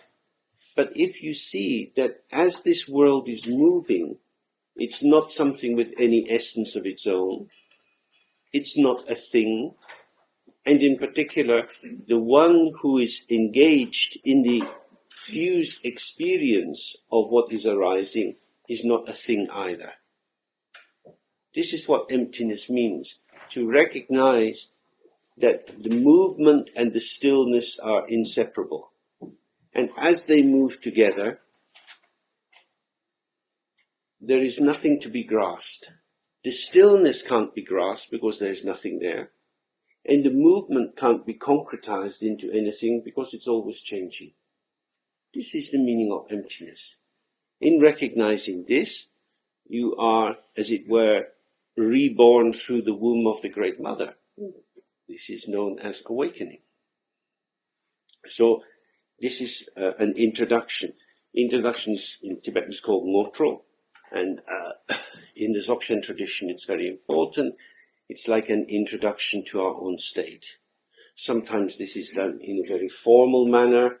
It can be done as part of tantric initiation. For some people, if things are done in a very formal way, they think they have more value. For example, we have our papers lying on the floor. If we were down in the temple, we would have a little table, because the floor is dirty and the papers are very holy. So don't put a holy thing on a dirty floor. But the floor is not dirty and the table is not holy. Both are empty. So it's on that basis that we can put the paper anywhere. But if you think that the papers are holy, then you shouldn't put them on the floor. What is holy is understanding the meaning of the paper. The paper is a means to an end. However, you can be too up your own arse, you can be too in your own head, and then you can imagine that you understand that everything is empty, and then next minute you're holding your own possessions very precious and close to you. That way you cheat yourself. So it's not disrespectful, but we have to keep awareness equal to all things at all times. So, how I've translated it as that this text comes via Gonpo Wangyal. Via, as we know, means by way of. It's not exactly that he wrote it. It's not that he is the sole agent of doing it, but he is also part of the process. Just as when we speak, when we talk, when we walk, all of these activities are coming via us. That is to say, they come through us, seemingly as us, but do they come from us? Generally speaking, we find ourselves drinking some water, turning our head, speaking, checking our watch. Our experience is revealed to us after the fact of its arising. There are very few things that we do as a conscious, intentional agent. Even if you're in the kitchen, if you're preparing something, you find yourself drawn towards some ingredient, and it fits. But the gesture or the movement arises from your connection to the cooking environment you're in. It would be very unlikely, unless you were doing something very new, that you would have a recipe and measure it out exactly according to that. It's very rare that, as it were, we go from inside to outside, because really there is no boundary between inside and outside. outside and inside are names put onto something which is co-emergent. We are always already connected with this great sphere of becoming. So that's why it says it comes through him. So we give the Tibetan original. Why do we do that? Maybe not many people here are interested in that, but we do it because it's respectful. And it's saying that the tradition is very important. This text has a lineage. Gonpo Wangyal gave it to my teacher gave it to me. After he gave it to me, later he gave it to some other people. So for the time when my teacher first taught me that, he was looking at me and saying, I'll give you something very good, but you don't deserve this. Like that. Sometimes you're lucky, but then you're told what your place is. And these things are precious because they make life very clear. There is very little that makes life very clear. If we go down into the local shops in this village, they will have magazines and newspapers. They will make clear who's playing football today. If you look at the celebrity section, you can find out who's having sex with whom. But they won't make the nature of your mind very clear. In this village, it's not available. Even if you go into a big city and you go to a library, you won't find many books that are directly saying, this is how to find yourself. You will find many books on philosophy that tell you about things, that establish a triangulated relationship mediated through knowledge. So in this text there is an introduction. What is required from our part?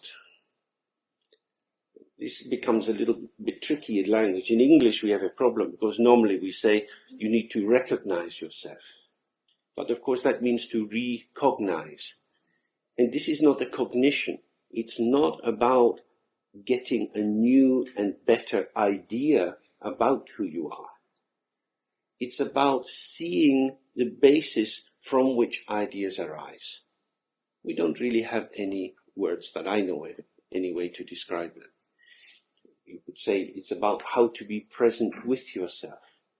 It is much more ontological than cognitive. That is to say, it has to do with the immediacy of being, a state of being which is very difficult to express.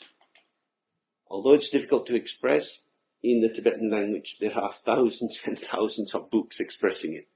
Because, why? Because of communication. Yesterday we looked at these two aspects, stillness and movement. These are linked to wisdom and compassion. As soon as we see something good, we want to tell our friends. Maybe you go out one night and you find a nice restaurant. You want to say to your friends, hey, it's a really good restaurant now. Why don't we go there? Because why would you not want to share something that has value? The problem is it's very difficult to share this. So from our side, the most important thing is to try to listen in the most open way possible, almost as an aesthetic experience. Because from the Buddhist point of view, the basis of our difficulties arise from attachment. And attachment is a relationship with the world that's based on a kind of anesthesia. That is to say, we are not fully awakened. We are in a kind of dreamlike state within which we become involved in what's going on. So, say somebody is in a car crash, then they get a bit of a head injury. Go into hospital, gradually they come around, but maybe you see, they're suffering from amnesia. They don't remember the past. And maybe they remember some of the distant past, but maybe they don't remember certainly the day of the crash or what happened a month beforehand. We might gradually, by introducing them to some of their friends, help to feed back information so that they can reconstruct an image of what was going on. Almost like they're repopulating their memory bank. that could be quite useful. What it is doing is attempting to return the person to the place where they were, but of course where they were was living in a construct of concepts. For us, we're not trying to do this. So the amnesia of ignorance from the Buddhist point of view is different from that relative kind of amnesia. That is to say, you don't awaken from the amnesia by having new ideas, but by recognizing what is the ground of ideas. And these are two different domains.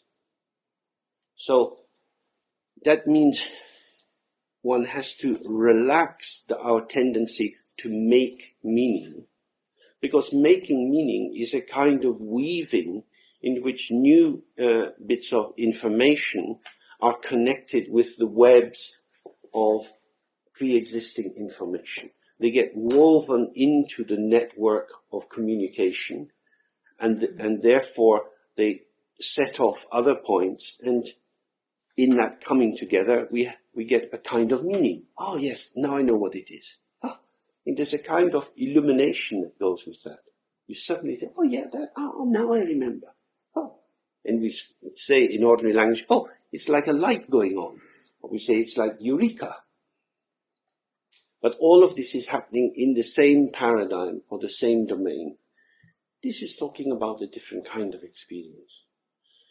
So, rather than us using the information as a way of building onto our existing basis of intelligence and understanding, we want to use this to put into question the very ground that we stand on in order to experience the openness which then reveals things in a different way. So that's the function of this kind of text. So he says, bright, acute people with strong faith who wish to practice the directness of Dzogchen should stay in a peaceful, isolated place and consider themselves and all sentient beings. So, we need to be bright and acute. It means to be sharp. Mm-hmm. So, if we are dull, what should we do? How do you polish your mind? This is very important because in this sentence it brings together all the general Buddhist teachings, all the Mahayana teachings about the paramitas, all the general reflections on impermanence, the preciousness of our possibility now, the fact that many factors can suddenly undermine who we are. So while we have the opportunity, it's very important to make use of it. We don't know how long it will last. For example, in the summer, I was going swimming with a friend, and she said, "Oh, what's that on the back of your leg?" She looked and saw there's a red circle with another circle around it. Oh, so then this is Lyme disease. So I went to the doctor, and I got some antibiotics, and then I had a blood test, and it's still there, so now I'm again taking antibiotics. And if the antibiotics don't work, this will go into my body. It can go many places. It can go in the joint, into the brain. So maybe in a little while I will arrive here shaking and shaking. Also possible. Some little tiny bug and big me, and who's going to win? We don't know yet. Life is like that. At any moment, the balance of our existence is so fragile. At any moment, something can happen to knock it away. The body, in its very dynamic nature, gives birth to many things, including what we call cancers. You can say cancer is part of the creativity of the metabolic interaction. That's what it is. It's a new form which moves out. We have an idea about who we are and how we should be. But we're not in charge of that. So this is very important, just to remind ourselves. Observe when we are lazy. Think of the last year, how much Dharma we did, how much meditation, how much study, how much more we could have done. What did we waste our time on? This doesn't mean necessarily doing formal study. It means allowing ourselves to get lost in situations. If we understand that being present means being aware, every time we abandon ourselves into a situation, just getting caught up in it, we are not doing ourselves a service. So when you sit with other people, like at breakfast this morning, and people are chatting together, very important. Are you aware of speaking? You may well be speaking, but are you aware of speaking? What is the nature of speaking? Can you feel the movement of the breath? Can you feel this change in the throat? See how your mouth is changing in shape according to the vowels and consonants? What impact breathing has? The gaze of the other. We are always, moment by moment, in an interactive field. It's always fresh. It's always just this. But where are we? Because if we go into a kind of tunnel of assumption, we lose touch with that. So this is what it means by bright and acute. It doesn't mean that you did well when you went to school or university. It means, are you willing to attend to how things are? Because ordinary attention and ordinary intelligence, trained in a Western university, for example, from a Dharma point of view, is a higher order stupidity. It means to be very, very sharp at doing dull things. Because the dull things are things which don't have insight into themselves. It's building another path of assumption. So here it means to really put into question what is going on. Bright and acute means not to sit in assumption. Assumption is the quality which arises on the basis of ignorance. When you look at the Tibetan Wheel of Life, and in the big shrine room downstairs, you can see a painting of that. The first step is described as ignorance, which is to say forgetfulness of how things are. This not knowing, it doesn't remain as a big static void, but immediately starts to fill itself by particular kinds of accumulation of knowledge. That is to say, we develop a confidence that we know how things operate. And so we assume that things will be the way we expect them to be. And that creates a kind of continuity of experience. That continuity is reassuring to our anxiety, but it creates simultaneously a phenomenological blindness, because so many things are happening that we don't attend to while we are attending to the things that we are attending to. So it's a closure of the phenomenological field into the repeated construction of certain familiar aspects as being the figure, the thing which stands out for us. That's how we proceed. And there is a kind of intelligence in that, because if you have a job, it's very important that you know what is figural in that particular institution, whether it's a shop or a bank or a school or whatever it is. But our whole life can be spent in that. So being bright and acute means to monitor one's own and other people's assumptions, to see the invitation to align with them, and it's necessary to do that, because you wouldn't have any social life if you didn't do it. You know, if you have kids, they have to go to school, and they have to fit into the structure of school, whatever you feel about schools. They will be learning a lot of assumptions, because that is the currency of the world. Now you have the euro, and it has some advantages and disadvantages. School education is the same. Every revealing is also a concealing. Every time you use a thought to illuminate something, it's like a torch on a dark night. You get one area is illuminated and the rest is further put into darkness. So this means observing the nature of that interaction, seeing what is going on, And this is called awakening to the illusory nature of existence. It doesn't mean that you stop the theatre, but you know it's a play. We enter into the play because that's compassionate. That's connected with other people. Compassionate doesn't mean I'm going to take care of you. Compassionate means recognizing that we are all in this together. What is this that we are in together? Who are we who are in it together? That's what the acute here means. It says, with strong faith. Faith is not here a specific belief. Essentially it means an openness to seeing what is there. So when we do this refuge, we put our hands in front of our chest like this.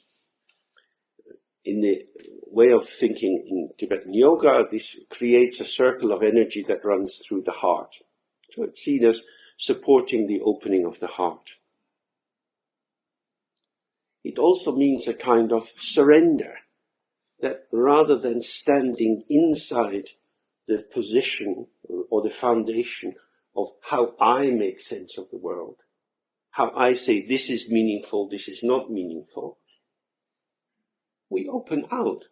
And just being open, we allow the optimal range of experience to arise. So that the editor or the club bouncer or the border control is dissolved. And that one is then in relation. So faith is about opening to seeing what is there. It's not faith in Buddhism. It's not about becoming a Buddhist, because that's another conceptual packaging. For a period of time, that may provide a kind of reassurance, but that also has to be put into question. That's like a temporary identity. There is no particular advantage in being a Buddhist. And so he says, those with these qualities who wish to practice the directness of Dzogchen. Why is Dzogchen said to be direct? Because it's not mediating through the structures of the creation of particular positions. That is to say, you're not visualizing a mandala full of gods. You're not trying to control your breath, doing holding, kumbhaka exercises. You're not trying to create particular states, but rather to directly be present with things as they are. In order to do that, one has to have a direct relationship with the source of one's being. So two things are involved. Integrating into the ground of being and staying in direct contact with whatever is occurring. These are two modes of non-duality. There's the non-duality, you might say, on a vertical axis. It's not really like this, but it's just a metaphor. If you have a vertical axis, here is the ground of being, and here is the manifestation. The manifestation and the ground are non-dual. That means they are not two different things. They are not one thing. It's not homogenized, but they are not two different things. And then, as an individual on the horizontal axis, myself and other people are non-dual.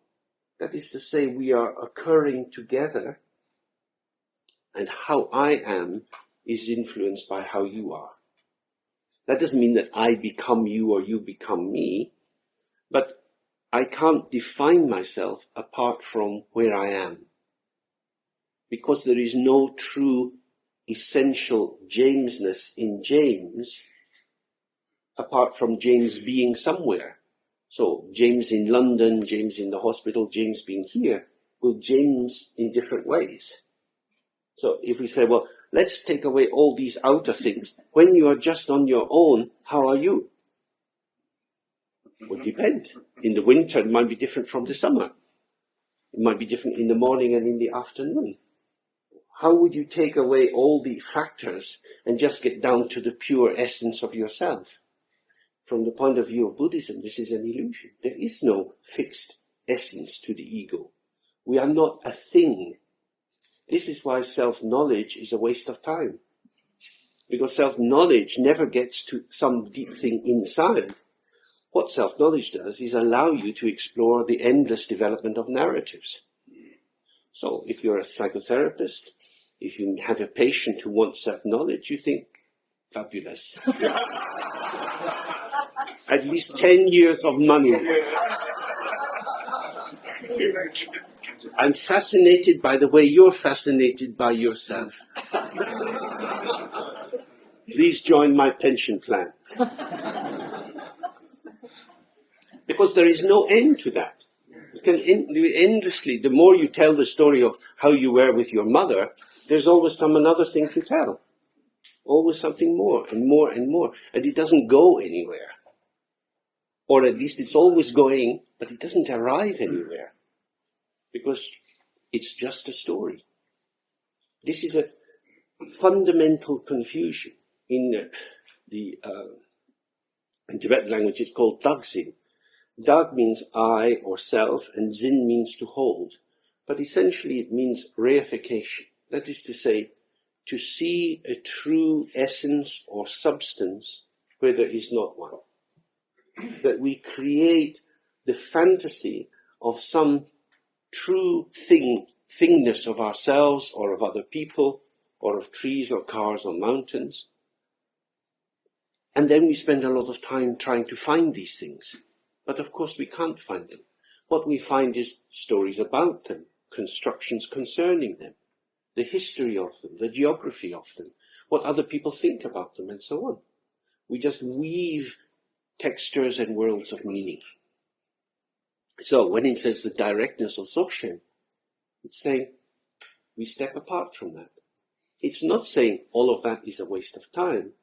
It's saying that is the field within which you operate, but what you need to find is the direct experience of the ground or the source of that.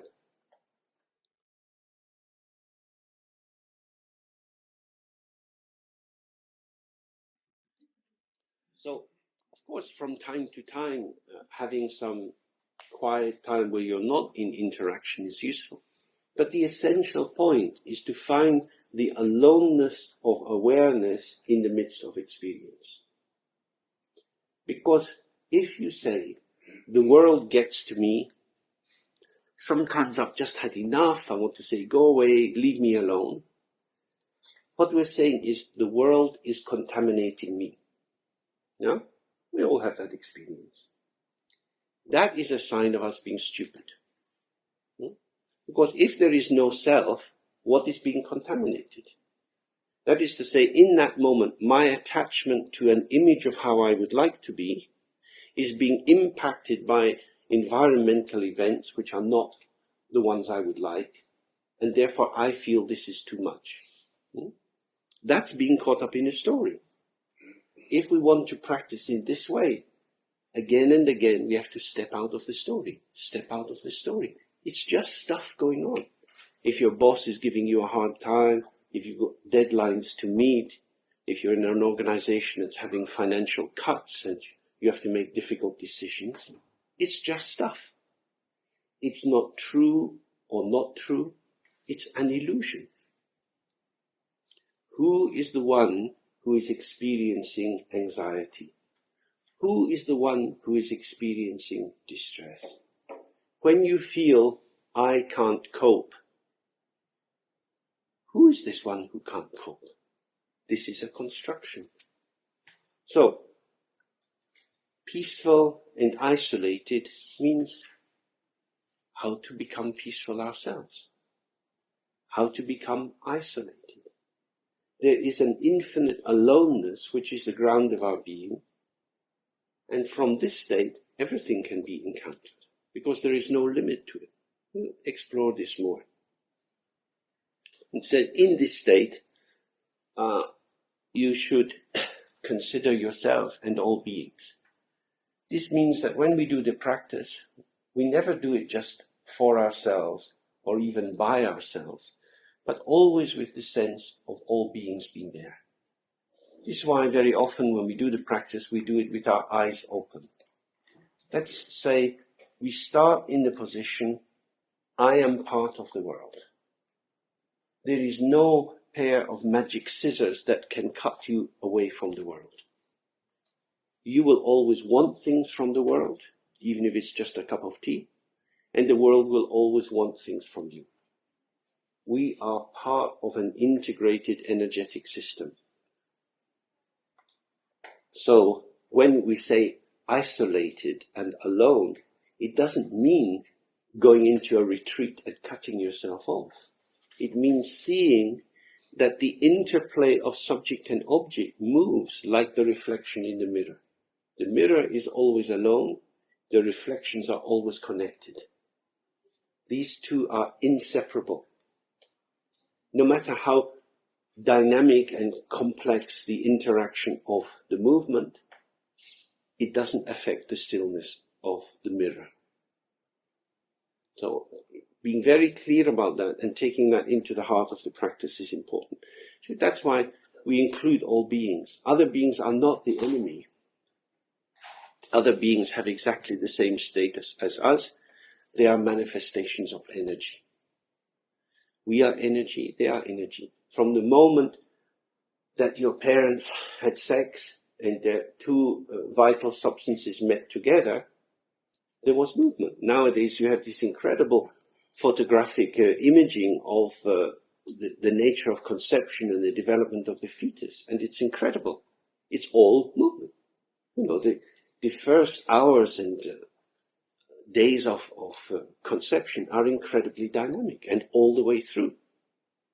Then the baby comes out of the mother's body and immediately there's new kinds of dynamism going on. You know, Freudians and Kleinian psychoanalysts tend to believe that the baby is living in some kind of cut-off reverie, but there is no evidence for this at all. When babies are born, they are immediately connected to the environment. They respond very eagerly. And this is our nature of being in contact, being in communication.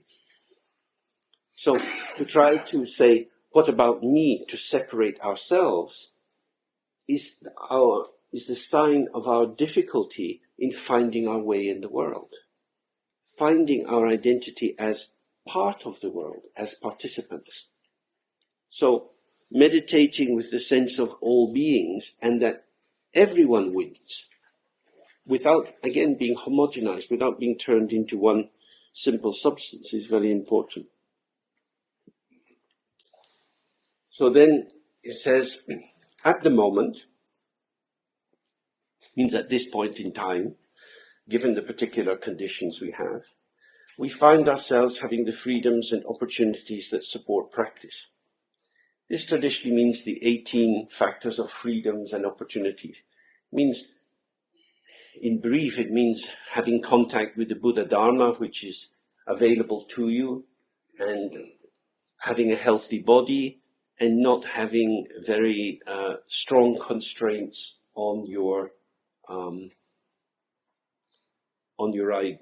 identity. For example, if you are in Burma and you are linked to a member of the party close to Aung San Suu Kyi, then you will have difficulty, because Aung San Suu Kyi, she's going to have a hard time. She's already had a hard time for a long time. The military government don't like her. So the people close to her get a hard time. Some people are born politically into these difficulties, or in countries where there's a lot of racism, or where there's a lot of attacks on women. Many people have their external freedom constrained. In many countries where women are not allowed to be educated at all. So these all impact our capacity to work. Or people, for whatever reason, their race, their gender, their sexual orientation, are not allowed to engage in practice. So we are very lucky. But what it means is to reflect that this is not available everywhere. It's not to denigrate the good people who live in this village, but from a Buddhist point of view, their lives are spent in distraction. They may well be good people. They keep their houses and gardens very tidy. I'm sure they pay their taxes on time. They wash their car at least once a week. You can't say that these are bad people. They don't go around doing graffiti. But they have so many things going on that their life passes in that way. Usually it's the women who are doing these important tasks, like remembering the birthdays of their nephews and nieces, remembering to send cards, maybe making a cake. These are very nice things to do, but the whole of life can go by in them. There is always something to do in the world. So, these are the conditions that support practice. And therefore it's vital that we meditate on the impermanence of this life situation. Nobody can know how long their own health will continue. All sorts of things can influence that. A sudden slip on the ice in winter, a car crash caused by a drunken driver, some internal collapse. All sorts of things can affect us. External factors happen as well. We might suddenly be bereaved by someone close to us. And the grief of that could make practice very difficult for a while if we're not able to integrate that into what's going on. We might feel that life is not fair, or that we're losing out, or there are many ways of feeding into anxious preoccupation. So all of these are ways of losing the space of practice. Again, it's not that we shouldn't feel things. It's that perhaps we need to relax and open to the fact that life will happen as it happens, and therefore the kind of control through which we try to structure our life is always a gesture. It's a gesture into a moving field. It cannot be the determination of what's going to happen. So when bad things happen, people often think, I'm not able to do any practice. Just as in the hospital where I work, people phone in early in the morning and they say to the secretary, I feel too bad to come in for therapy today. When you feel bad, you should crawl or get someone to bring you. That's exactly the time you should be here. I feel too bad to get help. And we know that this happens in meditation practice as well. That somehow there's a kind of band of opportunity, not too happy because then we can't be bothered, not too sad, but just right in the middle, then we can do some practice. And so the work is to extend that band so that whatever the causes and conditions and circumstances, we become able to stay present with the practice. That there is no limiting factor at all. I feel too tired. That's a sign you don't know how to meditate when you're tired. I feel too anxious. That's a sign you don't know how to meditate when you're anxious. So this is what we can look into a bit later. What are the places where you get caught, where you get cut off from your own potential and feel there is an absolute barrier or impossibility? Because that is being caught in the realm of concepts. And again, we need to find a way to be present inside that state.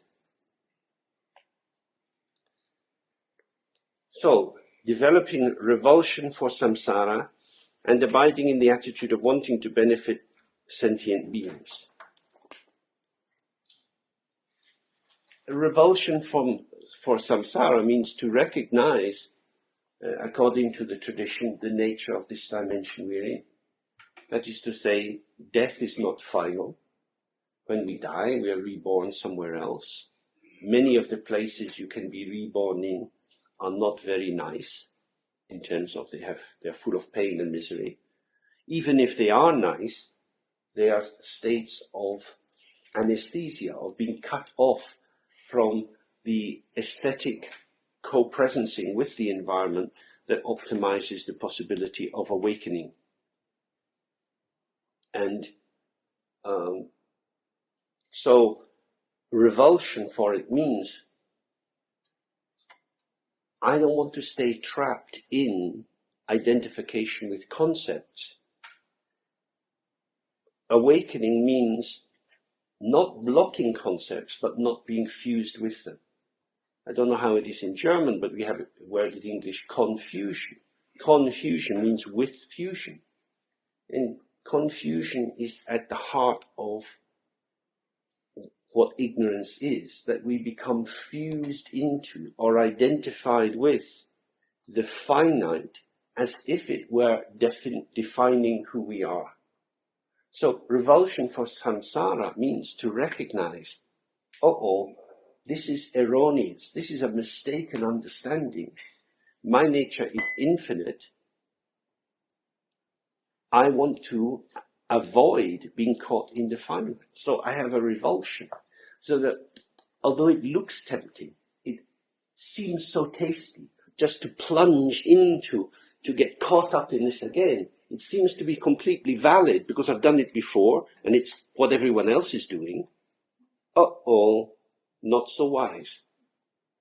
Not so wise. Why? Because at a certain point, this dream in which this is safe comes to an end. And when it comes to an end, it's ended. So, for example, where I work, my secretary, one of her sons was out with his friends, summertime, they're having a good time. They got a bit drunk, because he's about 19 years of age, running around. They went into the park. In the park there was a swimming pool. He dived into the swimming pool. He hit the bottom and he broke his spine. He's now in a wheelchair for the last 8 years. His life is very different now. It's just as easy as that. It's just as easy. Just like that. So, what he thought his life would be vanished. And now, after 9 years, he's starting to have the possibility of a new life. But for about 5 to 7 years, he was so lost, so confused, so full of hatred, so full of just foulness of this existence, he couldn't do anything. Shouting at the people who were taking care of him. All of this we can understand. But that's what happens when we imagine how my life is today is who I am. This is it. This is how it will be. It's not like that. Every day you can read the news and you see that many people across the world are attacked. They're attacked by people coming out of the jungle with guns and machetes. They're attacked by American drones. They're attacked by tsunamis, by mudslides, by pollution in Hungary. Somebody's life in a little village is just sweet, and suddenly they have toxic shit all over them. So this is what it means, is to recognize, although I would like to be a small child and imagine that life is fine, it's actually not. That although things can look sweet, actually there's a structural problem. A structural problem doesn't mean that you didn't have a good summer holiday playing on the beach, kicking a football around, eating some ice cream. It doesn't mean that ice cream doesn't taste like ice cream. It means that ice cream eating is a moment. It doesn't establish anything except that it's gone. That's all it is. It's a fleeting moment, which tells you you were lucky enough to experience a fleeting moment of happiness. But the structural fault means your access to ice cream is not perpetual. Maybe in your next life, you're born as a little puppy and adopted by some very rich lady who carries you around on her arm. And she will provide you with little bowls of ice cream. You don't like it.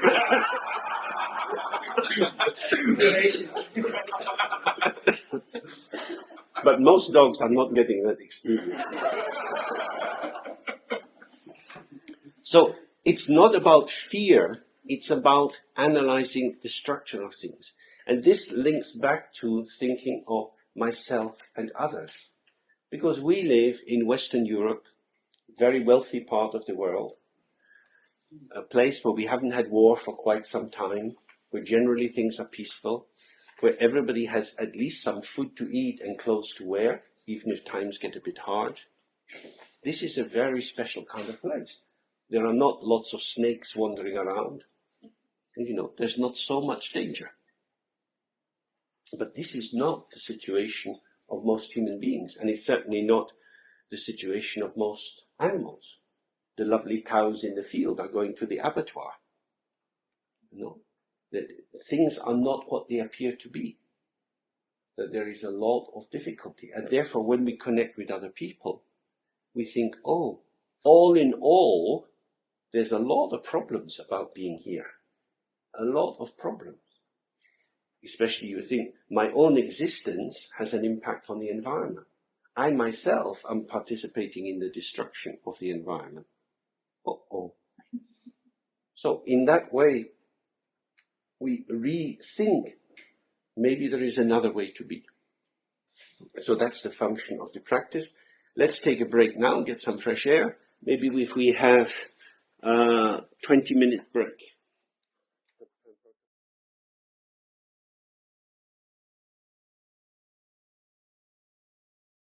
So, seeing the structural faults of this wider situation in which we find ourselves, and developing this attitude of wanting to help beings.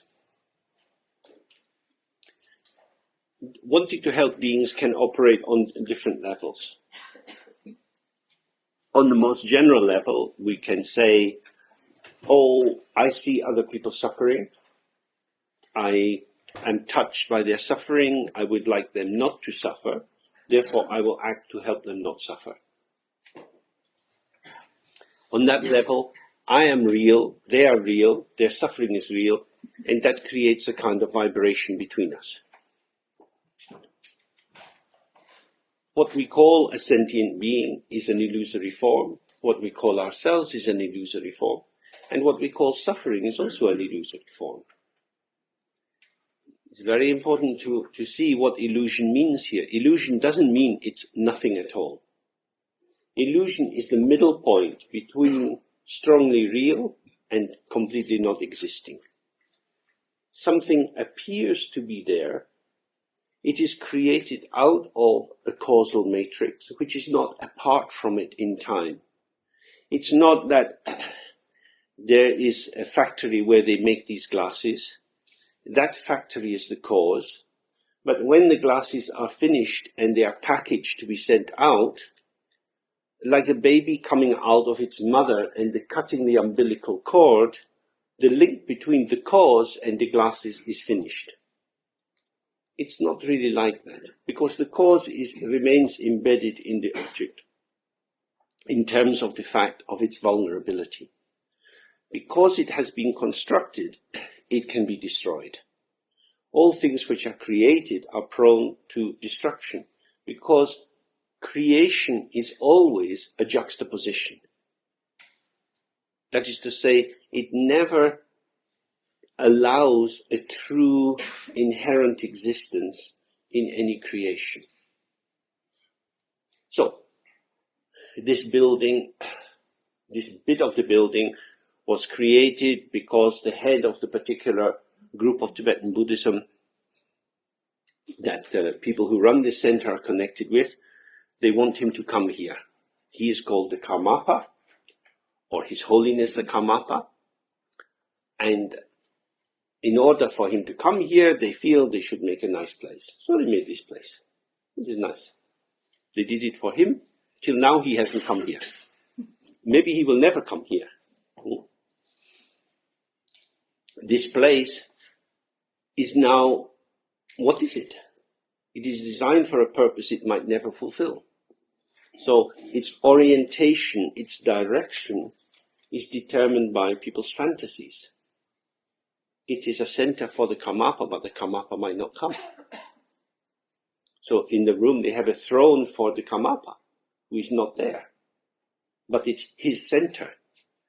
His center, when he doesn't come, means his center is filled with people whose center it is, functionally, but never symbolically, because he is a symbolic presence.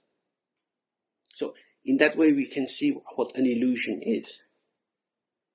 And then you can have faith and say, oh, the Karmapa is always with us. Karmapa Kieno. He's filling the air, we feel him. You can do that if you like. It's also nice to do.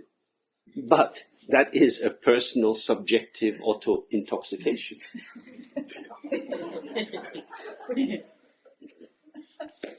Nothing wrong with it. Doesn't harm other people. It's a private pleasure. We have to know what is the impact of doing these things on ourselves. Illusion means something is created and it remains within a web of signifiers. All the things that we see and hear are aspects of a semiotic web. They're not truly self-existing. So, compassion for sentient beings is installed in the very awakening to the fact of the inseparability of self and other. As long as I feel that I am separate from you, you have your life, you have your way of being, and I have mine, and between us there is a gap, my movement of compassion is optional. But if I think we are the same, or in the same situation, compassion is more difficult. So, the typical example would be a family. If you feel that somebody is a family member, there's often more sense of the possibility of feeling something, even if it's only anger and irritation. So the connection is somehow already given. And so from this point of view, we are uniquely, specifically, each of us connected with all sentient beings. That is to say, it's not just an abstract thought, but how we are is the central point of our connection with others. It's already there, but it's already there mediated through the particularity of how we are. Just as if you held a rock crystal up in front of your eye, when you look through it, the particular fracture lines and impurities in the crystal will give a distortion to what you see. So, this attitude of wanting to benefit human beings can be dualistic or non-dualistic. If it's dualistic, it tends to reinforce the sense of individual agency. I have to do this. I want to help beings. My gesture towards the other carries with it a reflexive move onto myself. Inasmuch as I help you, I confirm to myself that I am the sort of person who helps people like you. So, in that way, the free movement of the compassion is compromised by the feedback loop of self-affirmation. Does that make sense? From the non-dual point of view, because subject and object are arising together, the movement towards the other is not an effortful extension of the self, because the self doesn't have a place to be. If there is no true essential self, how will I be? What shall I do? If we are connected with the world, we'll be doing things like this. We'll be moving out and in according to the emotional and psychological dimensions of the experiential field. So in that sense, compassion is communication. That is to say, it's the quality which runs along the paths of communication which are already there, because we are enworlded, we are in the same environment, we are part of the same field. So, that's the particular view that we will be adopting here.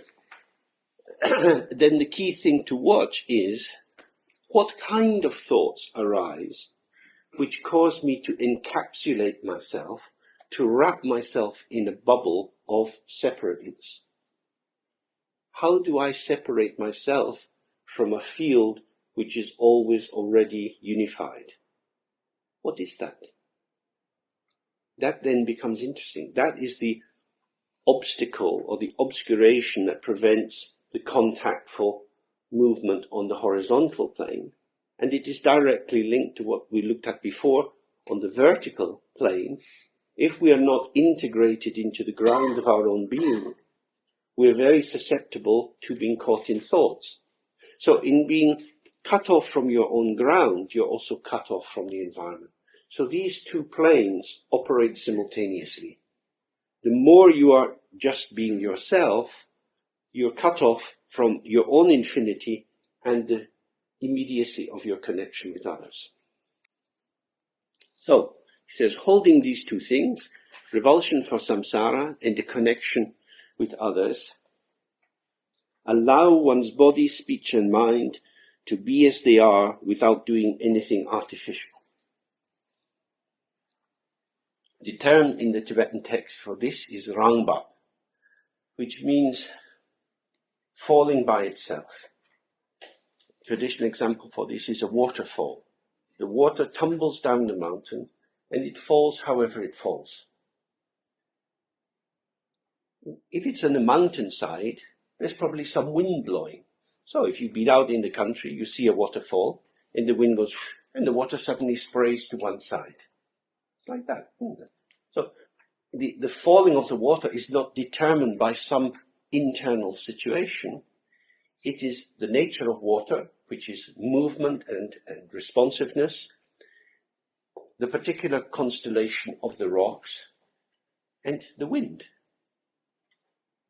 It's also affected if it's winter time, some of the waterfall is maybe frozen into ice, and so the movement of the water.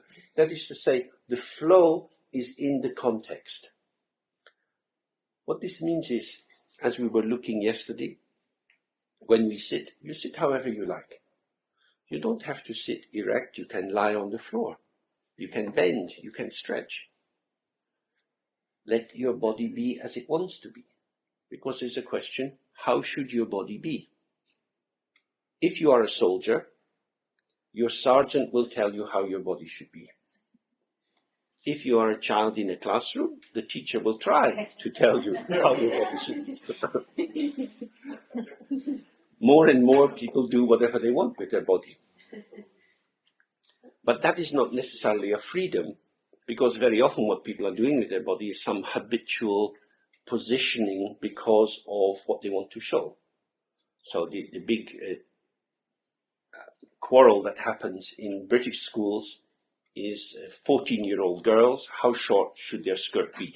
This is always the case. Big battle, and the girl, when they leave home, the skirt is here, but by the time they get to school, it's hoisted up and it's moving up their legs. Then the teacher's going, no, you can't sit like that. I'm supposed to teach you not to look at your knickers. Please pull your skirt down. It's like that. Because people are working with energy. That's how we communicate. So there's an example of somebody trying to check out, am I attractive? Do you like me? It looks like freedom, but actually it's inside a little game plan.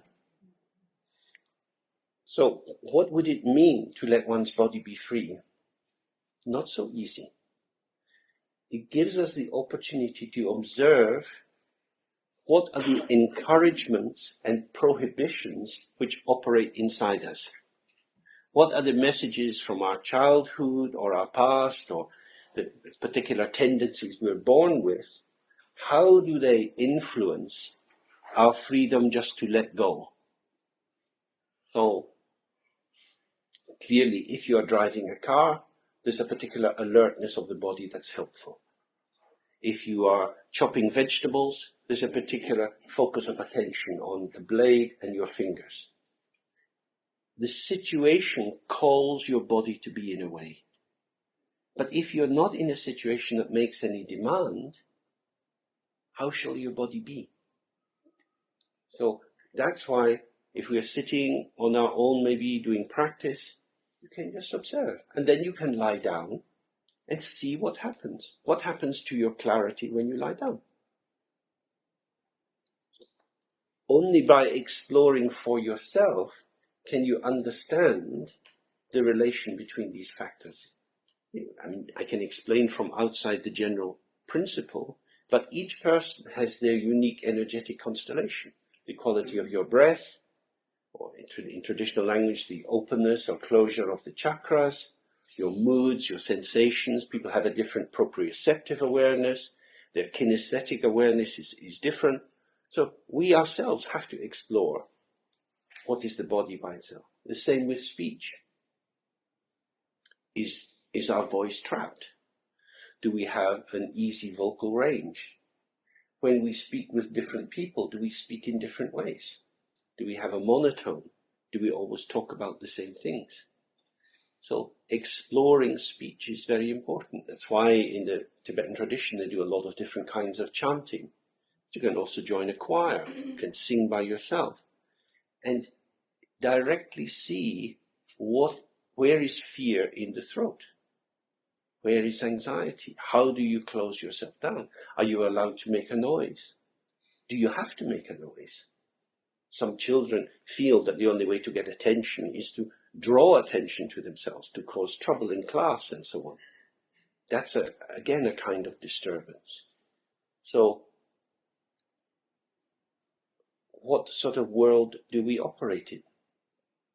When I was on the train going to the airport, I went into a coach in the train that's marked as the quiet coach. Several seats in front of me were two charming middle-aged English ladies going on holiday. And I know all about their holiday. And they generously shared their intimate lives. Why did they do that? Because nobody existed except them.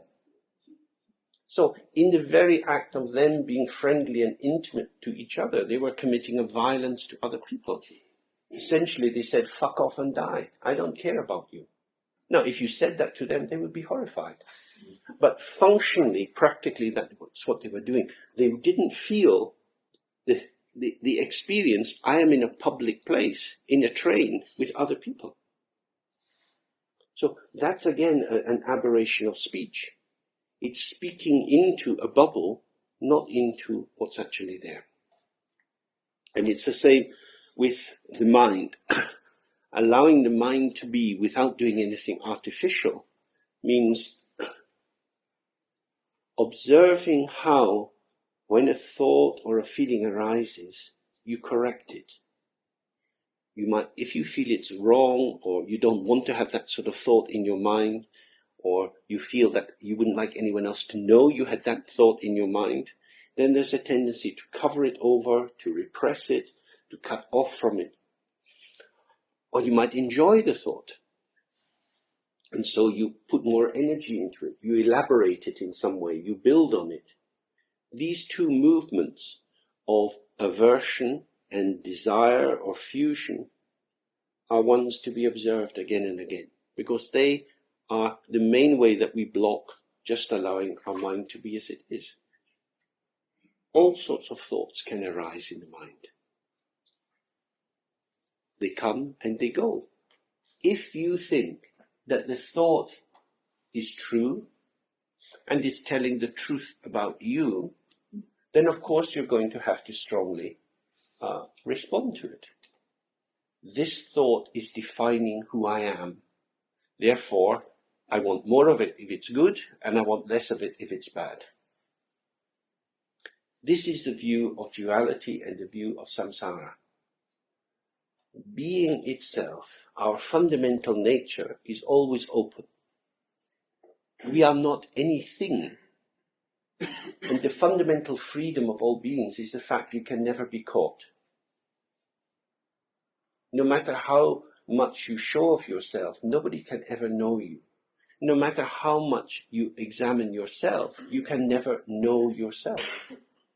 Because the root of our being is beyond thought, it's beyond speech, it's not a thing. You can describe your feet in great detail. You could photograph your feet every day and make a big collage along the wall. You could photograph them every 5 minutes to see how they're getting on. You could pay an artist to paint your feet. You could pay many different artists to paint your feet. You could offer your feet when you die to a local hospital for anatomical research. That is to say, many things can be known about your feet. You can also know many things about your mind, but you can't know your mind, which is why we have a lot of problems in translating text, because a lot of them are using verbs of knowledge, but knowledge is linked to a subject knowing an object. And even if the subject is knowing the subject, as in self-knowledge, it tends to be the subject as subject knowing about the subject as object. So if you follow, I don't know, St. Augustine, and then you go into the later developments of that way of thinking, follow maybe some of the Jesuit exercises from St. Ignatius Loyola, you can start to examine the contents of your mind and you can be critical about how that develops. But there is a certain point of limitation in that, because you can confess your sins and you can want to pare it down. Like St. John of the Cross, you can go into this dark night of the soul where you have a falling away of everything. But in coming out of that, there is then again the tendency to create a point around which the new signifiers operate. So, in allowing the mind to be as it is, it's allowing whoever you think you are to arise as it does and to observe it as an arising. So this is at the heart of the meditation, and we'll come back to it and do some practice sitting together with this. But we tend to see ourselves as something which can be caught. And it's that very gesture of consolidating ourself which causes us to lose ourselves. So when it says, let the mind come as it comes, just as it does, it means the content of the mind, including the content which claims itself to be the knowing subject, allow it to come and go, and observe what remains. That is to say, sometimes we get a moment of insight. Suddenly, oh shit, yeah. Oh, I got it. And then it's gone. Who was the one who got it? A thought got another thought. And get something. Like a dog going over and sniffing another dog's bum. Something's happening here. Some knowledge is coming across. So one thought is now very intrigued by another thought. Subject has caught the object. But the object goes and the subject goes too. The subject comes back in a different form. The more you can see the impermanence of the semantic content of your own subjectivity, that is to say, the thought is always emptying itself out. The self has no fixed inhabitants. There's no furnishing in the self. The self is like a stage on which many different dramas can be performed, but itself is an empty space. Then this is the free running subject-object, bubbling past. As soon as you concretize that, it's no longer free. So that's really what this is meaning. The words look quite easy, but in practice it's difficult, because then you see your own attachment, your fear, your longing, and it's that constraint which makes us very finite and therefore unable to freely be part of the world. So now we can do a little bit again of that practice. Very simple. We're just sitting as we are. Let your body be as it is. Let your breath come and go, sometimes quick, slow, deep, whatever. And however your mind is, emotions, sensations, just let it come and go.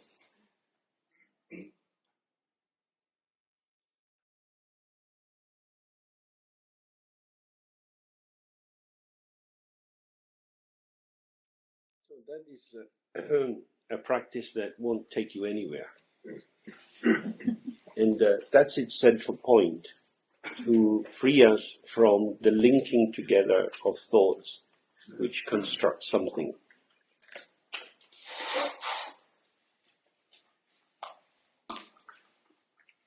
When we construct something, it is always a construction. There's nothing wrong with construction, and we hope that in the kitchen there is somebody busy constructing lunch. If they're not doing that, we will be very unhappy. Many things need to be constructed very precisely.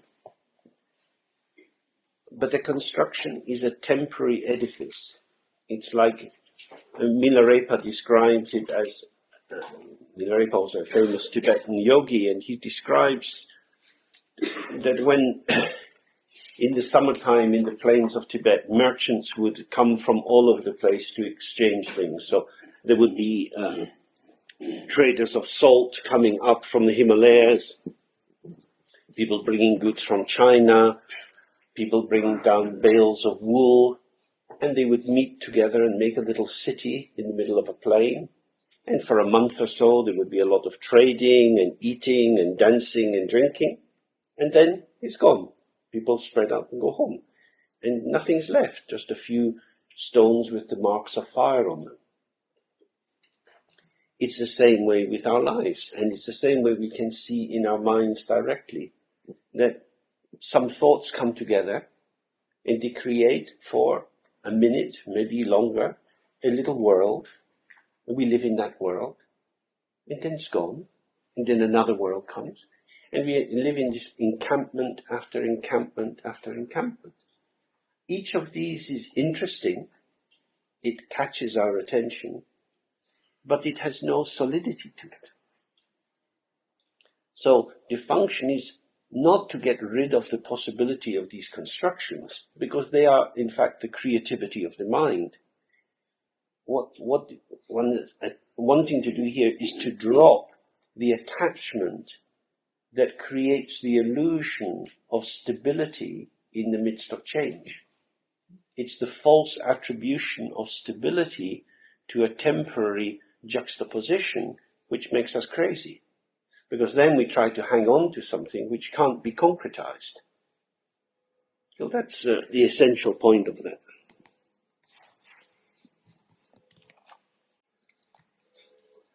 So, then he goes on. The entire outer container, consisting of earth, stones, mountains, rocks, and so on, and its inhabitants, all sentient beings, are only names and definitions put by your mind.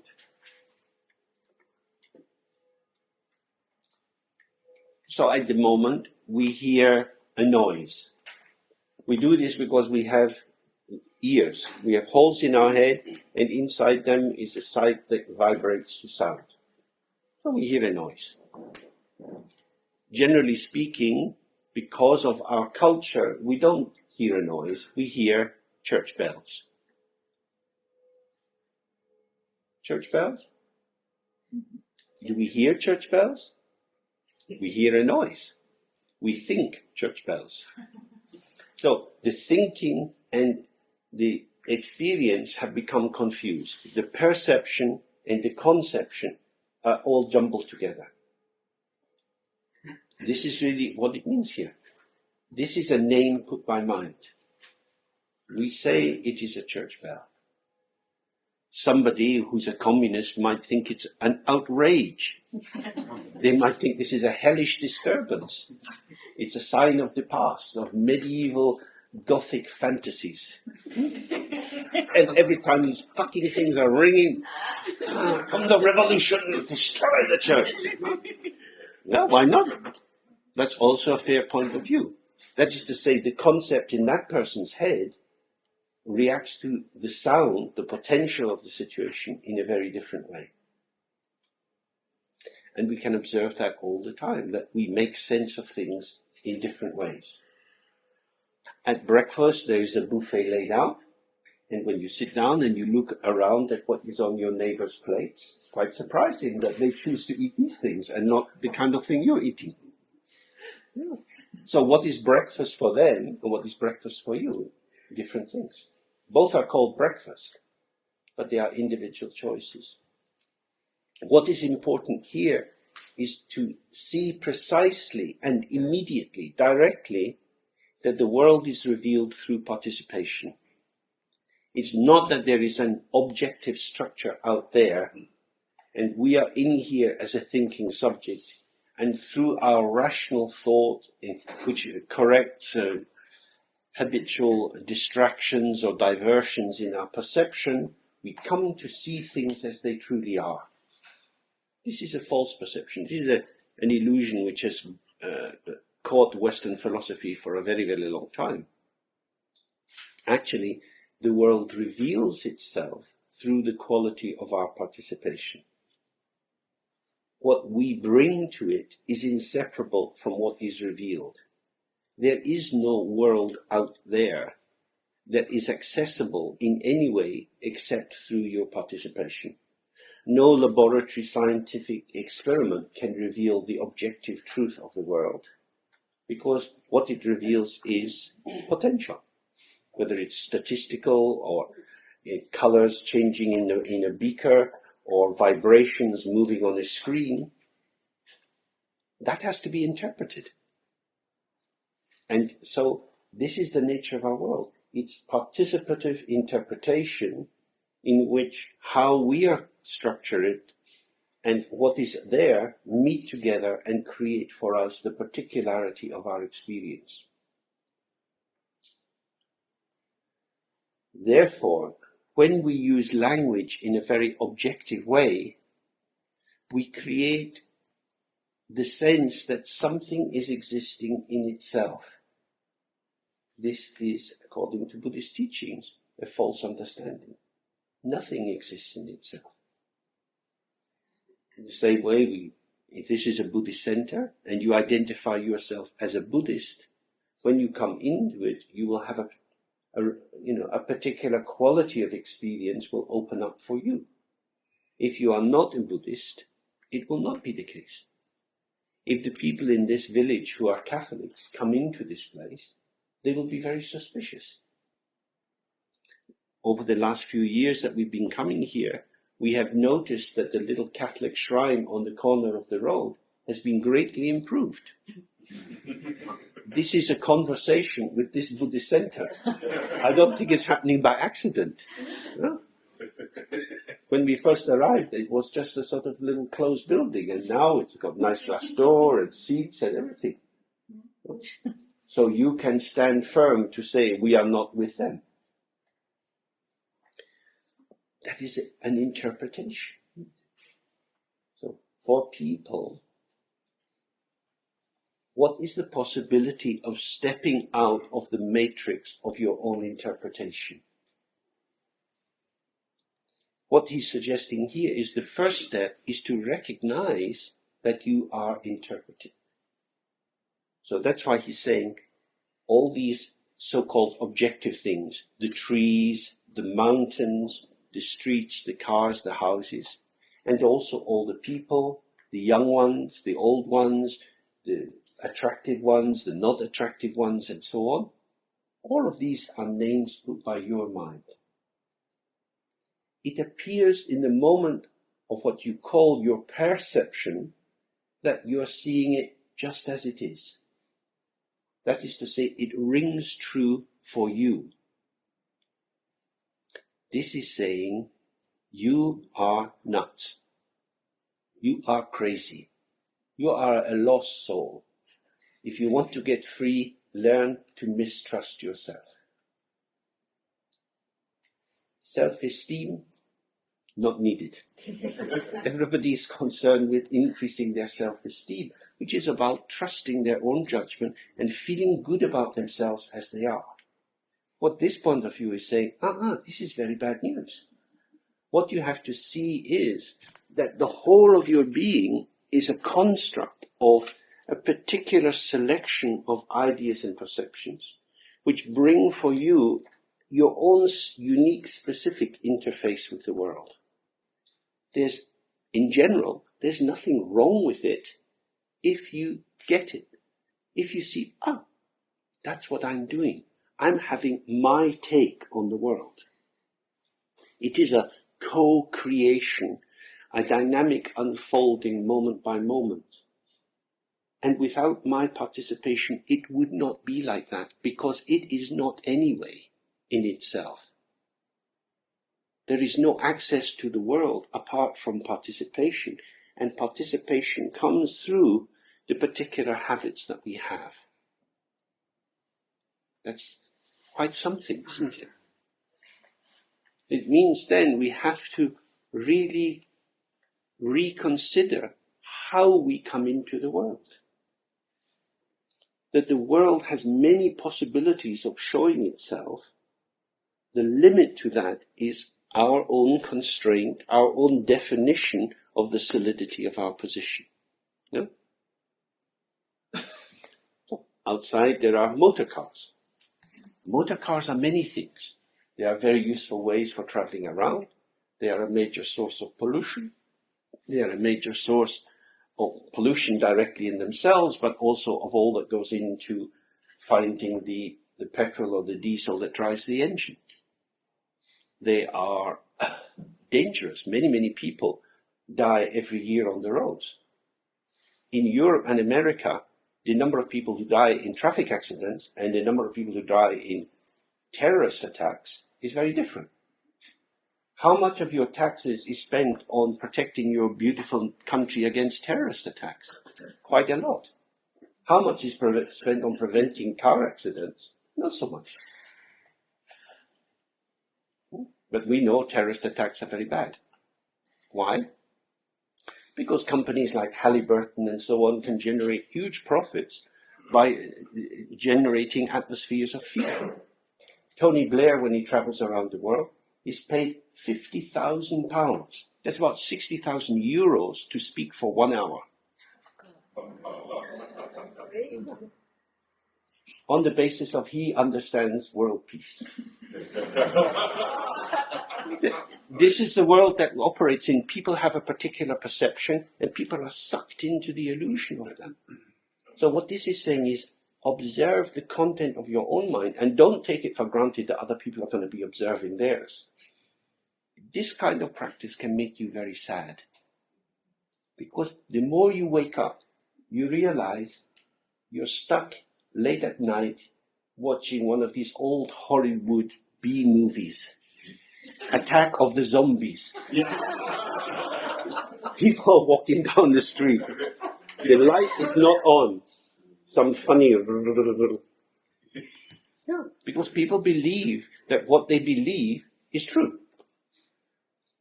What is most missing is from the modern diet is irony. A little bit of sense that we talk shit. That we don't catch ourselves in the moment and think, I'm doing a number. What am I up to? This is not the whole story. This is why traditionally newspapers were very important, to have the fourth estate, the critical voices that, laugh at politicians. And so newspapers need to have cartoonists that show that these pompous people are not quite what they appear to be. But we need to do that for ourselves. We need to draw little cartoons of our own obsessions and see how ridiculous we are, that we are worth laughing at. It doesn't mean that you can stop doing the wrong things and do the right thing. There is no right thing to do. It is a game. It is an illusion. Wittgenstein is very, very helpful for thinking about the nature of this structure. So more precisely here, this is not just an abstract idea, this is practice. During lunch, but also after lunch, you can go and walk down the street and walk out into the forest and look at things. Pick up a stone and try to establish what is the stoneness of the stone. Something is in your hand. You feel some kind of weight. You see the color. You can rub it on your face and feel that texture. You could lick it with your tongue. You could smell it. This is a stone. Then observe all the things that you have done in relation to the stone. What has been going on? You have been telling the stone what it is. It is heavy. It is grey. It is wet from the rain. It has no smell. It tastes flat, dead, whatever it would be. This is your interpretation. What is the stone in itself? What is the Ding an sich? What is the thing in itself? This has made many people shoot themselves in the head. How many thousands of PhD students have banged their head on?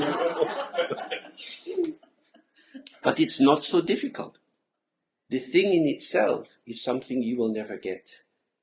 What you will get is what is revealed through participation. What we get is a co-emergence. You can't strip away. This again is the illusion of the phenomenological endeavor of Husserl, Merleau-Ponty and so on. You can't bracket off all your assumptions because they come so quickly. What you can do is know I'm caught up in a wave after wave of interpretation, language, assumption. This is the semiotic web in which I live. It is an illusion.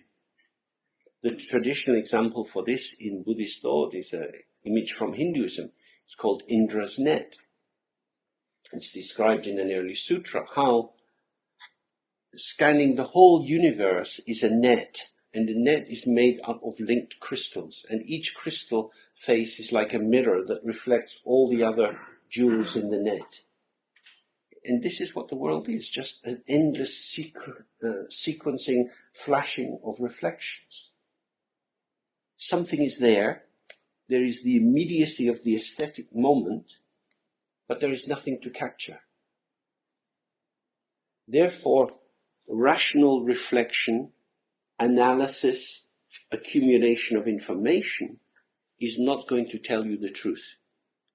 The truth, whatever that would be, is revealed through being present in the moment of the revealing of this moment and this moment.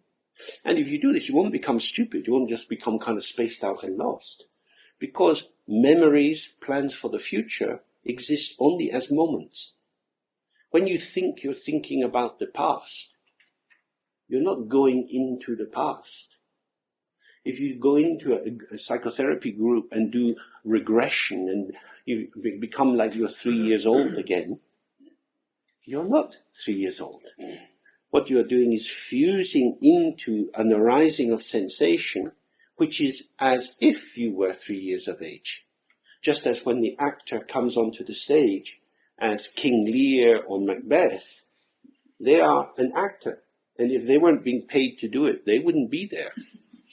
So they are creating an illusion. We are good at believing in illusions, especially if they are quite pleasant. That's what it is.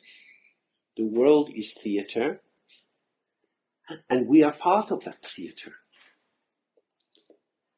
Waking up to that doesn't mean that the play ends, but the play is now a play.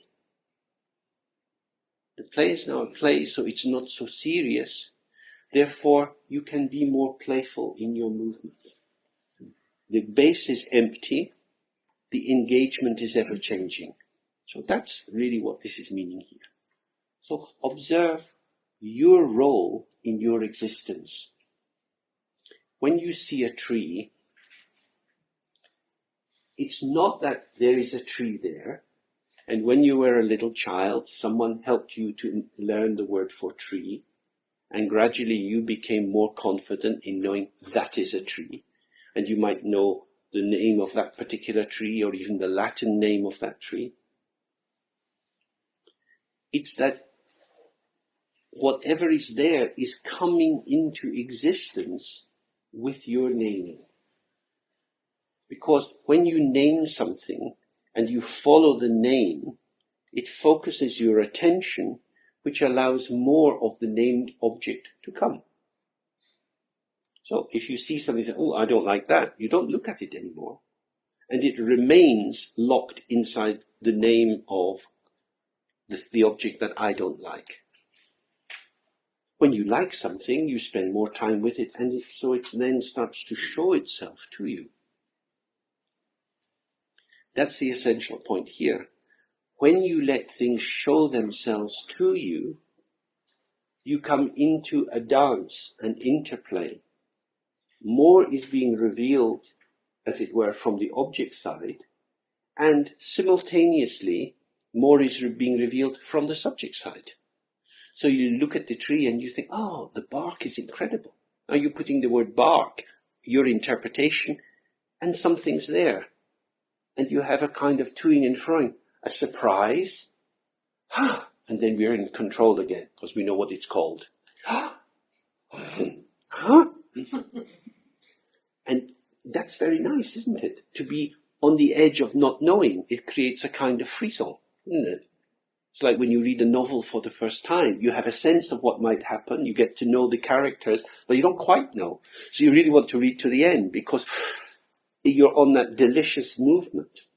And that's what this practice is designed to do, is to bring up the deliciousness of certain uncertainty. The certain bit is, I am here. God knows what's going on, but anyway, I am here. The uncertainty is, it will be revealed. And it will be revealed according to many factors, including our mood. Because if you're feeling down or depressed, you might not be interested in the trees. You might just be wandering around, caught up in your thought. That is your world. The fact that there are trees doesn't mean anything to you. So someone can say, yeah, well, that's just your stuff. Objectively, the trees are there. But what is that objectivity? That's their perception at that moment. And they're claiming a higher truth status for their perception than yours. But actually, they are trapped in the unique moment of their mood. The fact that they're clear today doesn't mean they're going to be clear forever. And the more we observe ourselves, we see that sometimes we open, sometimes a lot is available to us, and sometimes we become very small. And then very little is available to us. And this is existence. Existence is not a theory, it is what we get. So, then we can start to move with the nature of closure. How is it I get tied in knots? How is it I fall into things? What is that? Traditionally that's called samsara. It means revolving in a limited finite sphere. Suddenly you come out of it and all of this infinite sphere of becoming, of co-emergent becoming, in which everything is there, but you can't really grasp it. Because every time you grasp it, you're doing a kind of violence. That is to say, language and experience hover together, they shimmer together. Like in the summertime, you see the light shining on the top of the water. It's just like that. Language cannot capture the world. But because we are born as human beings, our world is revealed to us through language. But there's always that shimmering gap. And that keeps the freshness and the aliveness of not falling into assumption and not just being bewildered. So this is what is meaning here. Observe how you try to control and direct experience through relying on language as being an accurate determinant of what is there. And when you see that, you start to experience language as gestural or expressive. It is a movement into the situation which allows this moment of meaning, this moment of value. And that's all. Nothing is established. It's just there. However, something is established. Just as if you, say you're in the opera and there's Madame Butterfly, and Pinkerton has been away a long time and her little child is there and she's very sad and the blossom is falling and she starts to sing. The tears will come out of your eyes. It's so beautiful. It's so poignant. So something is established in the singer's voice, in that setting. Melting. Nothing is happening. You paid money to feel weird. But something is happening and then it's gone. So what is established is an illusion, but this is the same. Lunch is the same. It's an illusion. It's there. Good. but it's like that. Yeah? So what it's encouraging us to see is don't appropriate. You don't have to claim ownership or power or control. This is a false move. This feels as if it's going to make it better, but it actually gets in the way. It's an unnecessary turbulence. Relax and open and find yourself as part of the creation of the moment. Any thoughts about that? Does that seem to have a sense to it? So especially at the beginning, this is a practice. It means consciously attending to what you are up to when you speak, when you think, when you feel. What is the impact of what you take to be on the inside? What is the impact on that of the experience of what we take to be on the outside? And the more you can hold these two things simultaneously, you start to see the non-duality of subject and object. That outside and inside are only names. I say, this is happening inside me. I say, I want to tell you about a dream I had last night. Now, if I don't tell you, you won't know. So, this dream is something in me. It's personal. But even if I write it down, I am describing something which was not quite the dream. The description of the event and the event are two different things. You cannot describe experience. When you describe something, you are describing a description.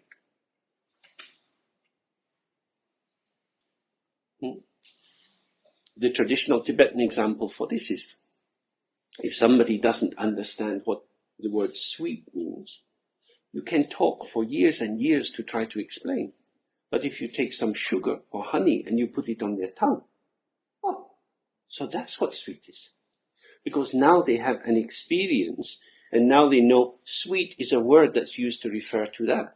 But this thing on the tongue, is it sweet? Sweet is what you get used to call this thing on your tongue. It's not sweet. It's, oh, God. Oh, that's what sweet is. Huh? So then you capture it in the word. Now you've got the word. Put it in your pocket. Put it in your pocket. So this is Buddhist understanding of attachment, that it appears to illuminate something, but it really is making us stupid. So what we can't stop using language, but it's to try to hold language shimmering just next to the immediacy of experience. Because the directness of experience is wisdom, and the movement of language is compassion. Because if you can't speak and you can't share, you won't have connection. But the connection will never be the thing itself.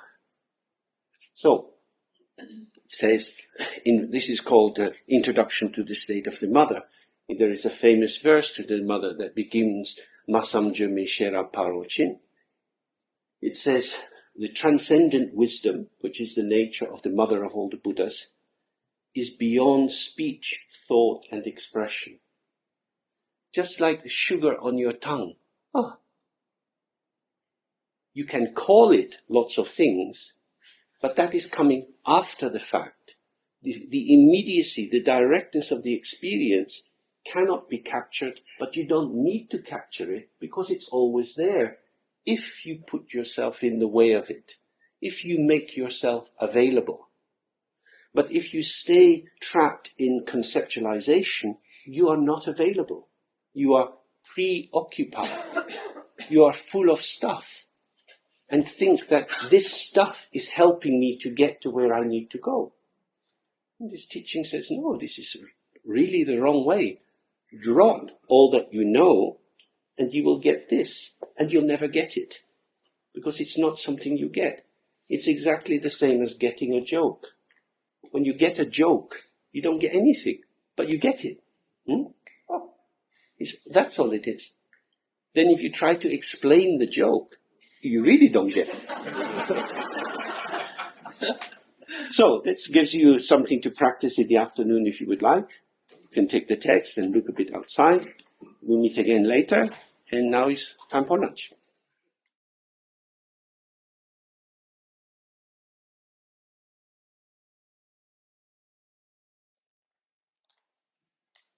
And then he says, examine this until it is truly clear. Meaning, don't remain in doubt. Hey, hi there. I mean, when you examine these external things like rocks and stones and so on, and the situation of other beings as well, keep looking until you're very clear that they are indeed just names. That whenever the external object seems to be self-defining, check and see if that is actually the case. Because we have been believing this for a very long time, and the pull into that belief is very, very strong. So we have to look again and again. So, in a sense, what he's saying is first look at the objects of awareness, the things which you enter into relationship. And now he says, regarding your mind, you must again and again establish whether it has any form, color or size, and whether it comes from anywhere, stays anywhere, or goes to anywhere. These are questions that some of you are quite familiar with. But they are completely vital, because when we have a sense that I exist as something,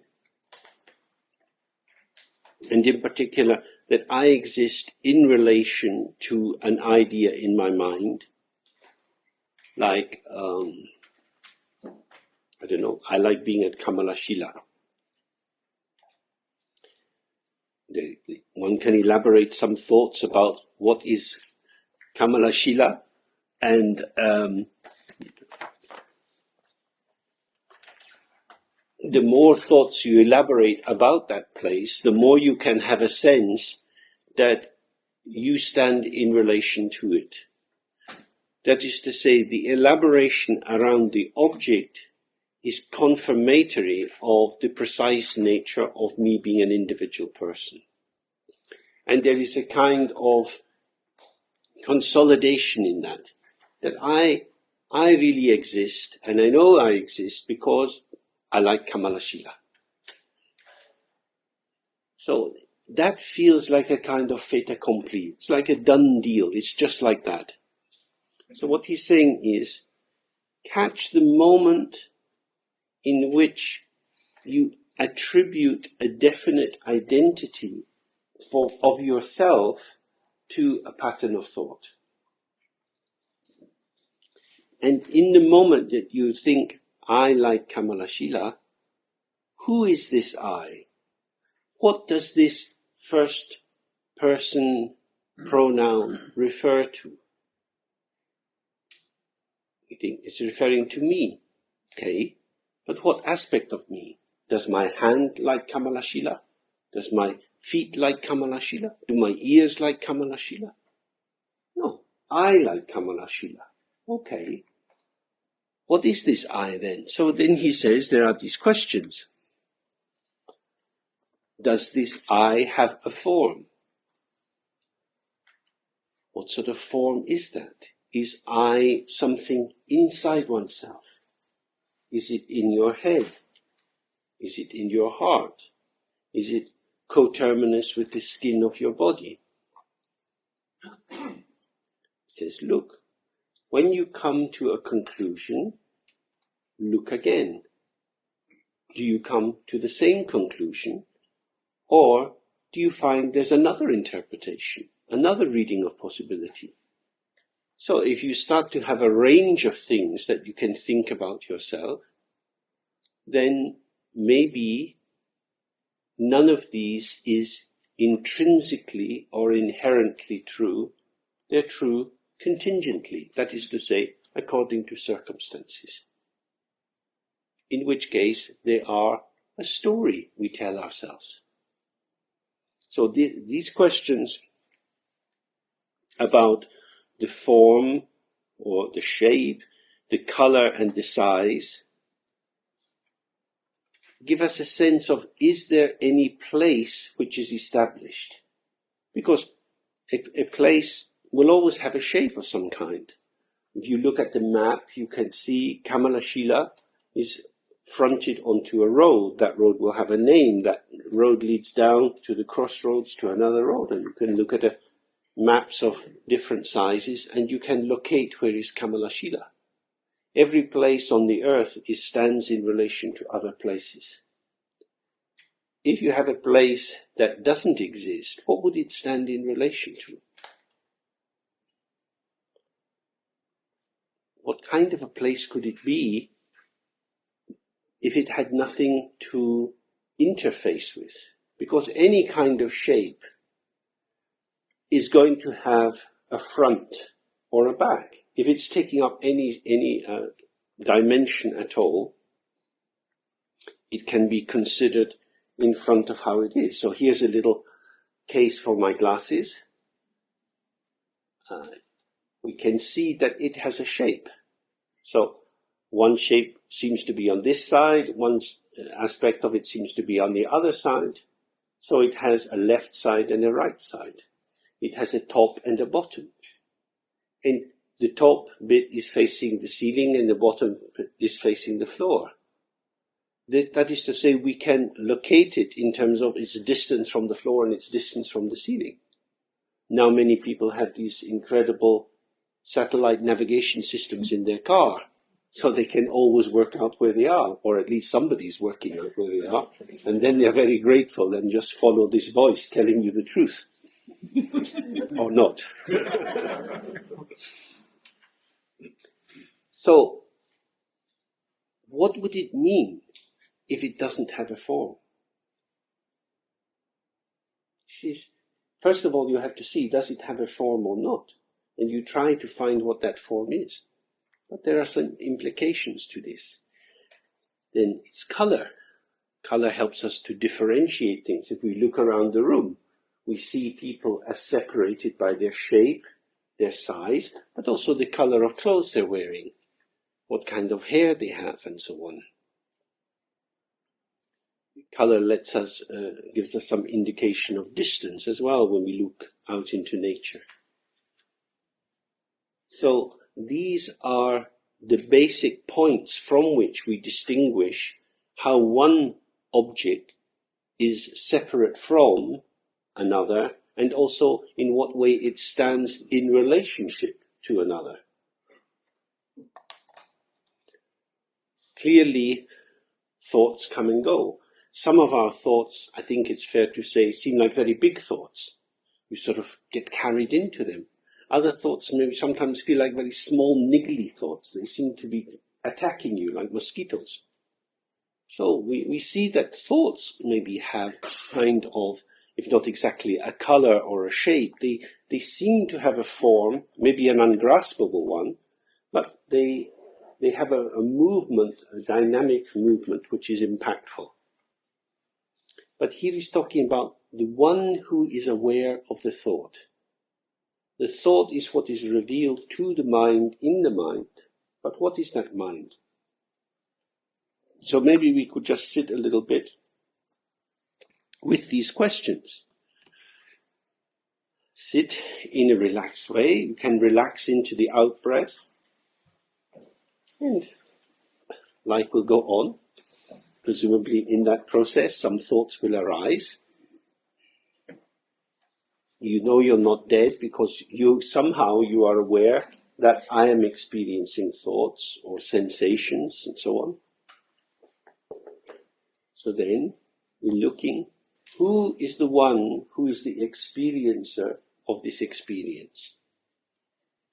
Who is the one on whom this is registering, or to whom this seems to be happening? And at that point, with that object of attention, or that direction of attention, look, is there any form? Is there any shape to this knower? Is there any color to this knower? Is there any size? We try that for some time.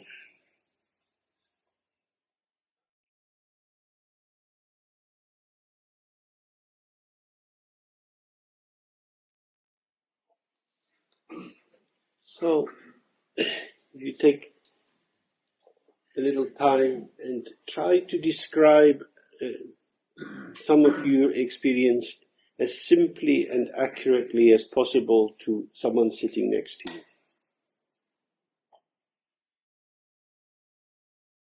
Let's see if there are any things you want to say about that, or any questions, whatever. If we, for example, if we see a tree, we are next to the tree. Mm-hmm. Then this tree is existing in one way.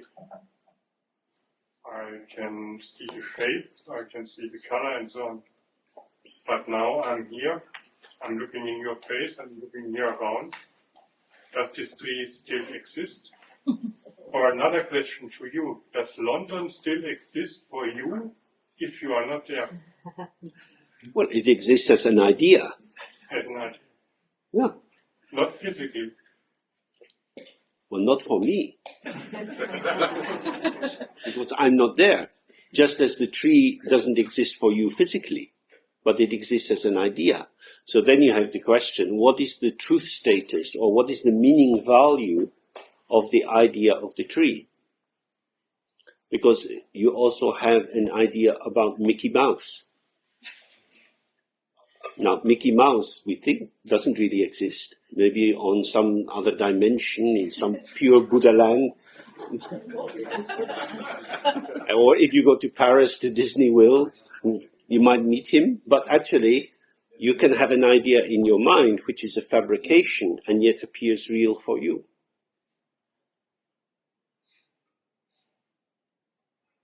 But here, for us more precisely on this question, is how do we see the difference between the thought which is arising and the one who is aware of the thought?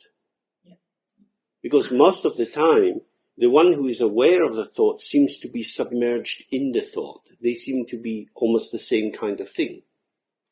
So that if I say, I am thinking, that's very different from I am scratching my face.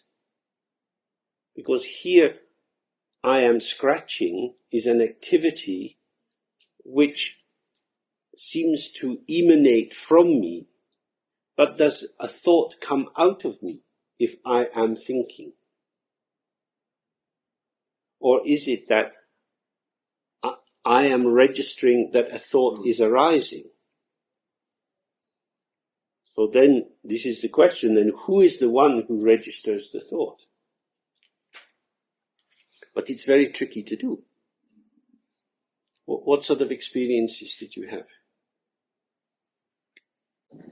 My experience is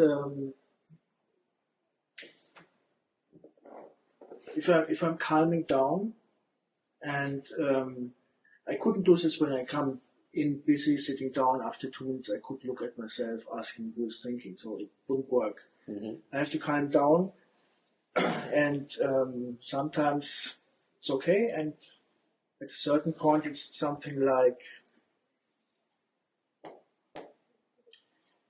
looking in a certain way. I can, if I'm calm enough, I can look at the question who is looking. Mm-hmm. Something like this, yeah. Mm-hmm. And it's something like a presence. So I cannot answer the question who is thinking, where comes the thought from, who is hearing now, who is sitting now. It's something like a void. Mm-hmm. And something like a presence. And sometimes it gets more stable. Mm-hmm. But now, clearly there are no, sometimes thoughts are popping up more or less, and I'm getting away, coming back to this presence. But now, okay, it's a presence. And it's something like clear and something maybe like a room or space, or I don't know. Yeah, it's something. One comes always back to words to describe it, so it's a bit difficult. But now, couldn't it be? It's just another thought, just this presence. This would be my question. Or is is this just one more trick? You know what I mean? So it's definitely something good. It feels good. So it's all. Of course, it's tricky if I say it feels good. So, but couldn't it be? It's just another trick. So I put on myself. Yeah, it's. I think there are certain characteristics of it. So it's a more calm state. It's very. I can very good differentiate between thoughts and maybe room between thoughts or something like this. So it's more calm. But yeah, it's my question. So that's a question for yourself, not for me. I really don't want to answer it. Maybe if you could answer it, please do. But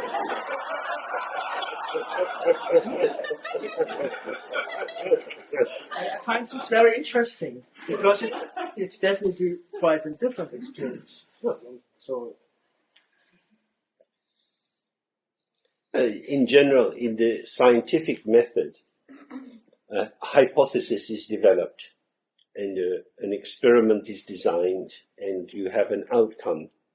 And the way that you can prove that is that an independent group of researchers can take the same hypothesis and pretty much the same method and replicate the result. Yeah? So the question will be, is if every time you ask the question, do you get the same result? And if you get a different result, that will give a sense that the result you're getting is just a thought. Because no matter how calm the mood is, if the content of it seems to be something different, that would indicate that the clarity and the thought are very merged. But it may also be that the very act of trying to answer the question, as you're describing, dislocates you from that state and pulls you into an answer. So there are two aspects to this. One is to develop the clarity of inquiry, but the other is, in a sense, to keep frustrating ourselves about the possibility of having an answer. Because usually we can work out the answer to most things in life. And there's a kind of satisfaction or ego gratification in that. And so that's part of trying to keep it opened up. The last time you said something like, here in Kamalashila the last time, if it still has an object, it is the wrong thing. You said, I remember it, I just remember it. You said something like this, if I ask a question and there's still an object popping up as an answer, it would not be it. And so if there remains something like a void or something like presence, which isn't substantial or something like that, would this be? It's difficult to talk about, you know, because when I talk, I develop objects. So it's. I mean, one of the problems in our world has been the development of colonialism. And as far as we know, that's been going on from the Neolithic period, where human groups have expanded, and when they meet other groups, they kill them and eat them or enslave them. And when white people went to Africa and so on, they caused a lot of trouble. Ignorance, if you like, is a kind of colonialism. So when you sit in the meditation and you're looking, and you start to see this open space,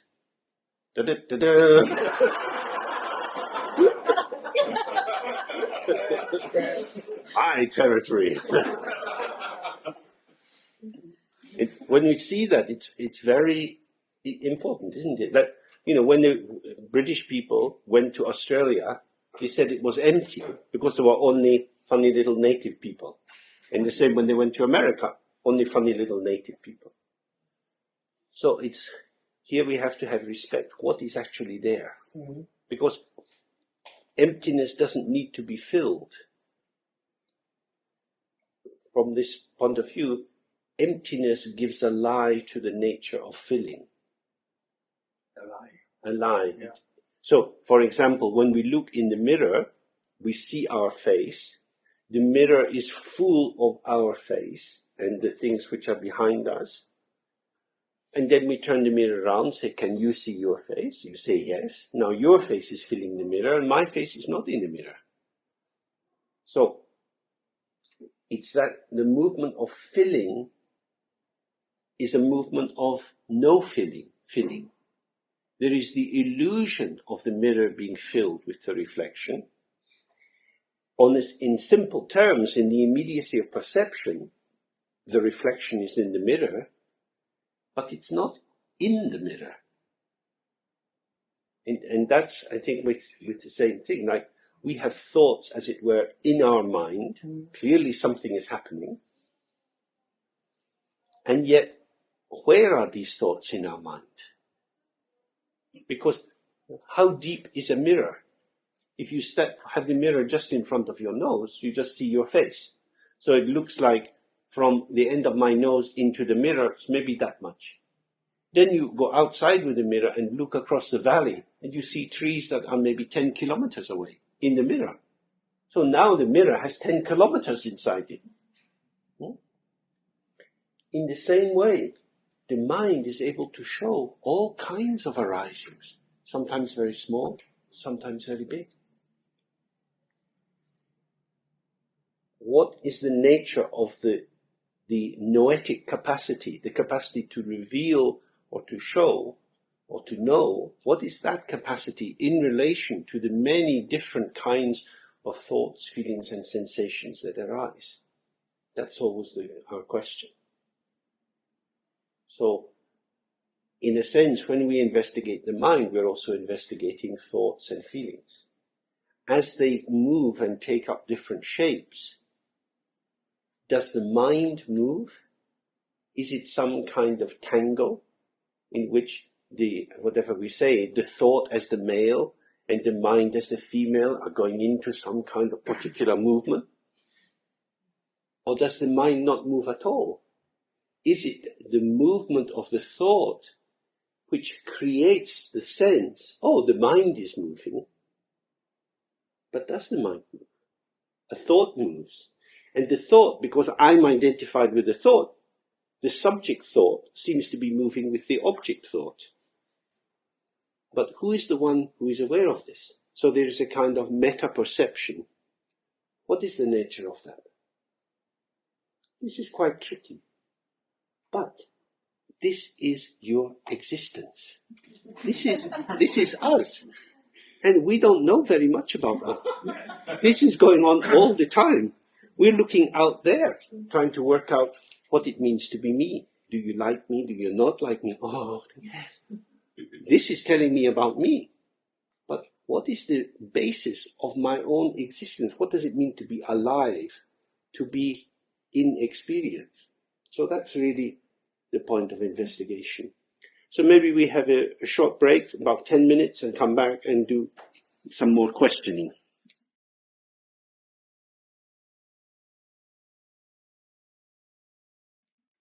So we move on to the next set of questions to see if the mind comes from anywhere, to see if it stays anywhere, and to see if it goes to any other place. A key part of this is to ask the questions in a very delicate or gentle way. That is to say, if you ask the question too strongly, it creates a separation between the asker of the question and what is examined, and that in itself opens up the duality. It's rather as if you are walking along the road and you just thought, oh, how am I walking? And in order to do that, you can't, as it were, look at yourself walking. You feel yourself from the inside. You feel the proprioceptive sensation of the movement of your body. Oh, I'm walking easily. So the answer of how am I walking is revealed through being present with the process of the walking. So in the same way, we're sitting, something is happening, we're aware that something is happening, so I can see that I'm tired or I'm whatever. In that moment of the experience,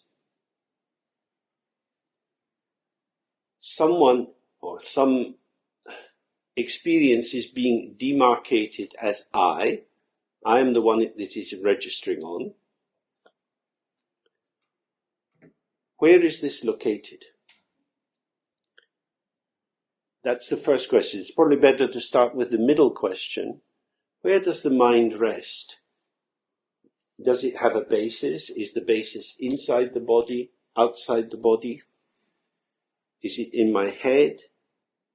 If it's in my head, or whatever conclusion you come to, stay with it as long as you can and see what happens to your conclusion.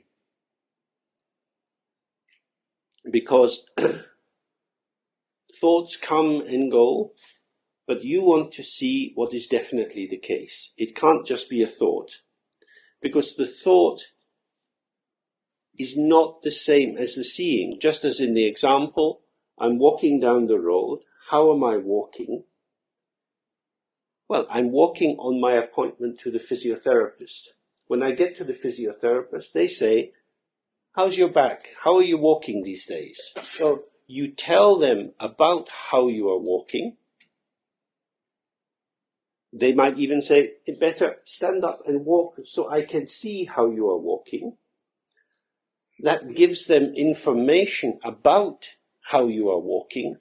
But when you yourself are walking, there is the immediate revelation of the experience of walking.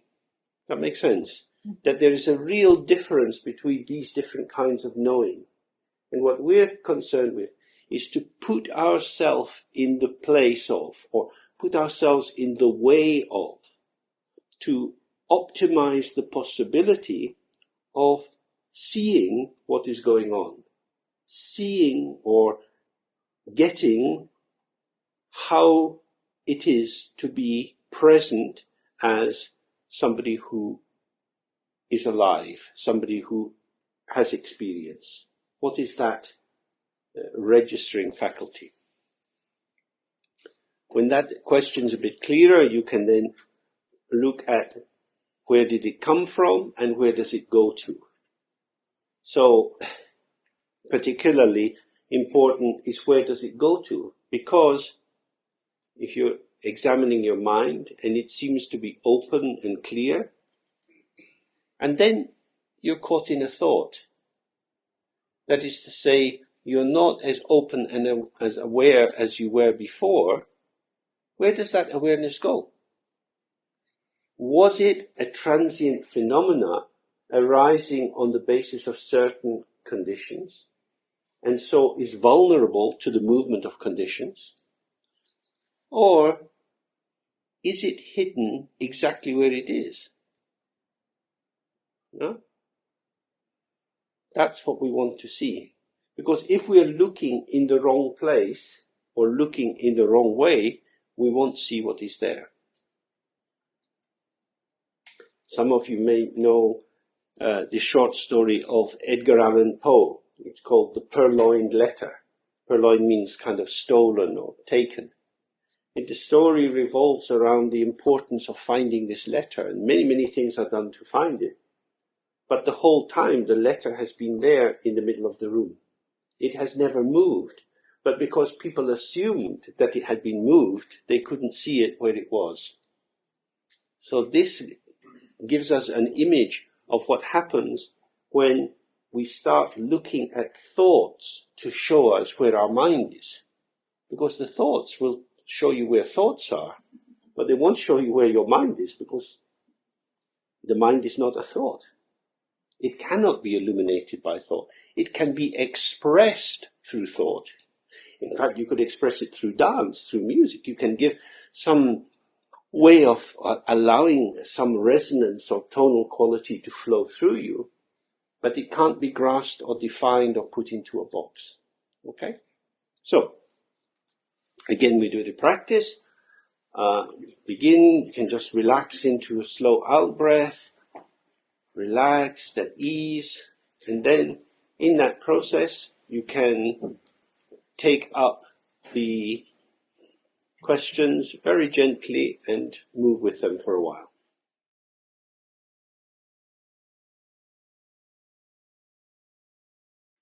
So we move on to the next set of questions to see if the mind comes from anywhere, to see if it stays anywhere, and to see if it goes to any other place. The key part of this is to ask the questions in a very delicate or gentle way. That is to say, if you ask the question too strongly, it creates a separation between the asker of the question and what is examined, and that in itself opens up the duality. It's rather as if you are walking along the road and you just thought, oh, how am I walking? And in order to do that, you can't, as it were, look at yourself walking. You feel yourself from the inside. You feel the proprioceptive sensation of the movement of your body. Oh, I'm walking easily. So the answer of how am I walking is revealed through being present with the process of the walking. So in the same way, we're sitting, something is happening, we're aware that something is happening, so I can see that I'm tired or I'm whatever. In that moment of the experience, someone or some experience is being demarcated as I am the one that it is registering on. Where is this located? That's the first question. It's probably better to start with the middle question. Where does the mind rest? Does it have a basis? Is the basis inside the body, outside the body? Is it in my head? If it's in my head, or whatever conclusion you come to, stay with it as long as you can and see what happens to your conclusion. Because thoughts come and go, but you want to see what is definitely the case. It can't just be a thought, because the thought is not the same as the seeing. Just as in the example, I'm walking down the road. How am I walking? Well, I'm walking on my appointment to the physiotherapist. When I get to the physiotherapist, they say, how's your back? How are you walking these days? So you tell them about how you are walking. They might even say, better stand up and walk so I can see how you are walking. That gives them information about how you are walking. But when you yourself are walking, there is the immediate revelation of the experience of walking. That makes sense? That there is a real difference between these different kinds of knowing. And what we're concerned with is to put ourselves in the place of, or put ourselves in the way of, to optimize the possibility of seeing what is going on. Seeing or getting how it is to be present as somebody who is alive, somebody who has experience. What is that registering faculty? When that question's a bit clearer, you can then look at where did it come from and where does it go to. So, particularly important is where does it go to? Because if you're examining your mind and it seems to be open and clear, and then you're caught in a thought. That is to say, you're not as open and as aware as you were before. Where does that awareness go? Was it a transient phenomena arising on the basis of certain conditions, and so is vulnerable to the movement of conditions? Or is it hidden exactly where it is? No? That's what we want to see. Because if we are looking in the wrong place, or looking in the wrong way, we won't see what is there. Some of you may know the short story of Edgar Allan Poe. It's called The Purloined Letter. Purloined means kind of stolen or taken. And the story revolves around the importance of finding this letter, and many, many things are done to find it. But the whole time the letter has been there in the middle of the room.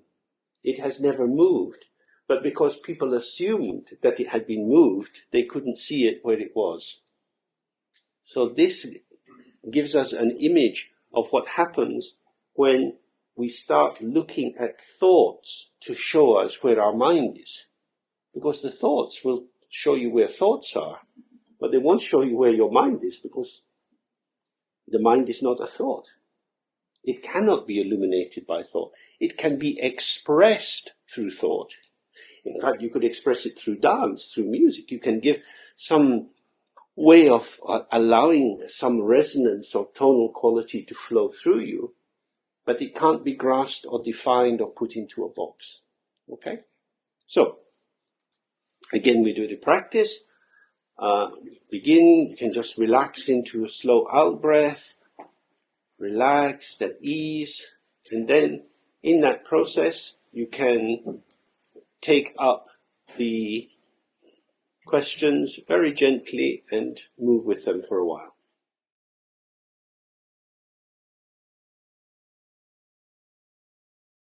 So again, work with a neighbor and try to describe as exactly as you can what is the experience of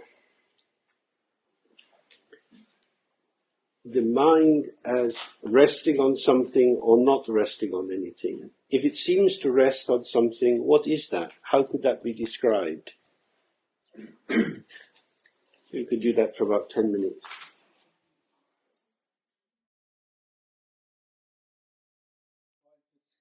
One is the question is where this, when I think looking at the mind, and there is a thought arising, where does the thought come from? I have, for instance, a thought. It's a thing that can have many thousand examples. There's like one thing I missed to buy something in the internet 2 years ago, €5. I didn't do it because it cost €6 to send. And then I thought, no, it's stupid. Afterwards, I regret. I didn't do it because I could use it even for other people, but for some reason I didn't buy. Anyway, now, from now and then, for months, sometimes 2 months, 3 months, I don't think about it. But suddenly now, now it's a question, where had it been?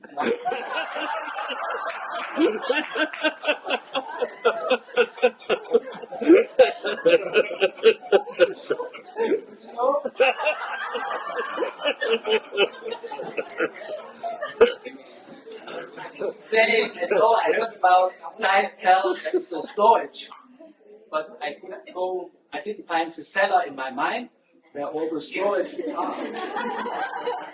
And I even don't know who is the one who decides to put it in the elevator, that it comes up again. So, where does it come from? I don't know. But it comes up from time to time, comes up, but I can't explain how does it come. And there are many things that certainly they disappear from time to time, but this €5 thought.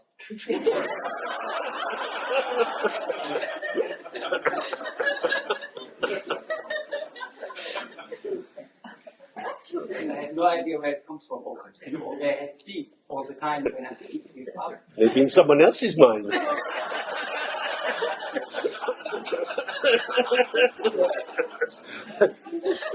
All the people who didn't buy it at the right time. Because Germany and France. More magnetic field. Yep. But it's, I couldn't find an answer for it. I mean, Buddhism gives answers for that. They talk about a storehouse consciousness, kunjinampa shepa alaya vijnana, so that everything which has ever occurred leaves a trace in that domain, and it can be evoked or provoked according to circumstances. Some circumstances are a direct resonance, a repetition event, and some are an absence, a space, and so for some reason it just arises. Basically, though, the conclusion might be that you're not a very rational being.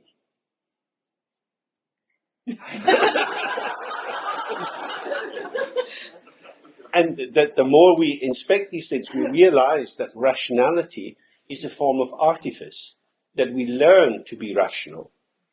And many, many cultures in the world are not rational. They have knowledge, they know how to make dugout canoes and catch fish and so on, but they're not in the business of sitting down and putting together trains of ideas in a rational manner. We go to school and we learn to write essays and to do mathematics. And our mind is developed in the way of thinking there should be logical sequences. The more we relax and go into meditation, we see this incredible, chaotic, spontaneous movement of different thoughts, most of which are meaningless in terms of their semantic content. There's no particular reason why that arises or doesn't arise. You can say there's a hook of regret that binds you into it. But if when it arises, you see it's just a bit of stuff, gradually the investment, whatever we call that, libidinal cathexis, reduces. It still may arise, but increasingly it becomes just stuff, something that happened.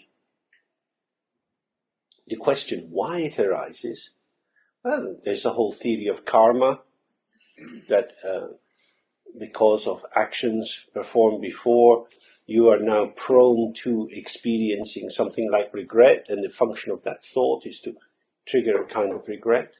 But all of these are thoughts elaborating more thoughts and more thoughts and more thoughts. The fact is, stuff comes. And the basic idea that you will find in many, many Dzogchen texts is, whatever comes, comes. Whatever goes, goes. And they have an idea that they call Chisha Rangrol. Whatever arises is self-liberating, if you just allow it to go. It's when we think, oh, if something arises in my mind, it must be meaningful. It must be saying something about me. For example, I had a patient years ago from a culture where there is a very strong prohibition on homosexuality. He was working in an office in London. He was an immigrant, first generation immigrant. He was working with a man who was overtly gay. He started to have thoughts in his mind, I want that man to kiss me. And he became very disturbed by that because he thought, I can't be homosexual. My people are not homosexual, so why do I want that man to kiss me? And this perturbed him so much, he went to the doctor and he got sent to our clinic. How we worked at it was to have the idea that although you can't see it when you look in the mirror, and although other people can't see it, you have a radio receiver coming out of the top of your head. And you're picking up ideas which are moving around in space all the time. And sometimes this adjusting channel in your ear doesn't work very well. And you pick up a radio station you don't want.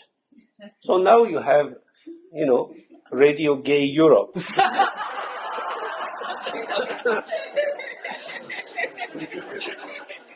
And you want to have traditional African values. But you can't find the station anymore. It's like that. The mind is a public sphere. We think it is my mind. Therefore, the only things that will come in my mind are what I want. That I should be in charge of the content of my mind. Because each thought, each emotion is meaningful and is telling me something about myself. This is a very centralist, self-referential position. In fact, a lot of stuff which arises in the mind has no meaning at all. It's just stuff. Whether you see that as the brain firing some electrochemical excess, whatever. But what is important from the meditation point of view is clarity. And we lose our clarity when we look to the semantic content of the thought to illuminate something about our existence. So, you could make an interpretation that this thought that arises in your mind is an expression of unresolved grief. And if you were coming for therapy, you might say, well, this is a surface phenomena. The latent content has to do with some other experience in your life, some grief you've never really addressed. Maybe. Probably not. Maybe it's just happenstance. And so the question would be, if you want to find the meaning of your life now, would looking in memories of the past be helpful? A lot of psychotherapy says that it is. But if you wanted to know what to eat for your dinner tonight, would it be useful to poke about in the shit that comes out from the food you ate yesterday?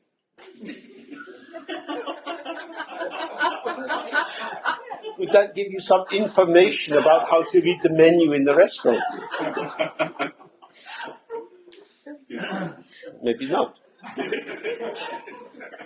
So, many things arise. We want them to be meaningful because we want us to be meaningful.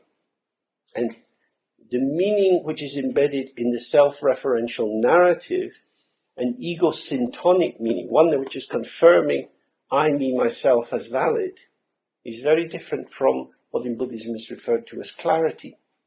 Clarity is the continuity of awareness, whatever is arising. That is to say, if we take the traditional example, the mirror is not trying to edit what it has to reflect, because it's not being defined and conditioned by what it reflects. But in our ordinary sense of self, when we have thoughts, we think, oh, I shouldn't have this thought, and I want to have more of that thought.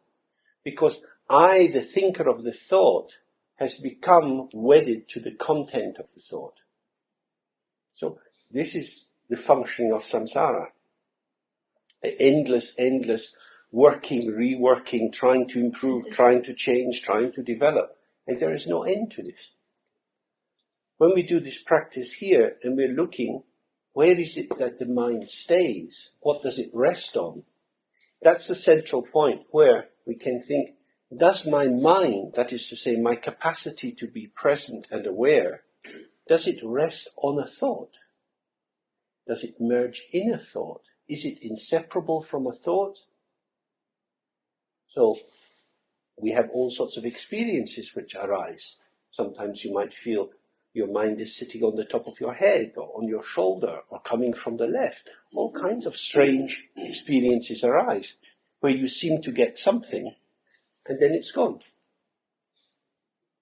The task is to stay with this again and again and to keep looking what is the truth of this conclusion I've come to.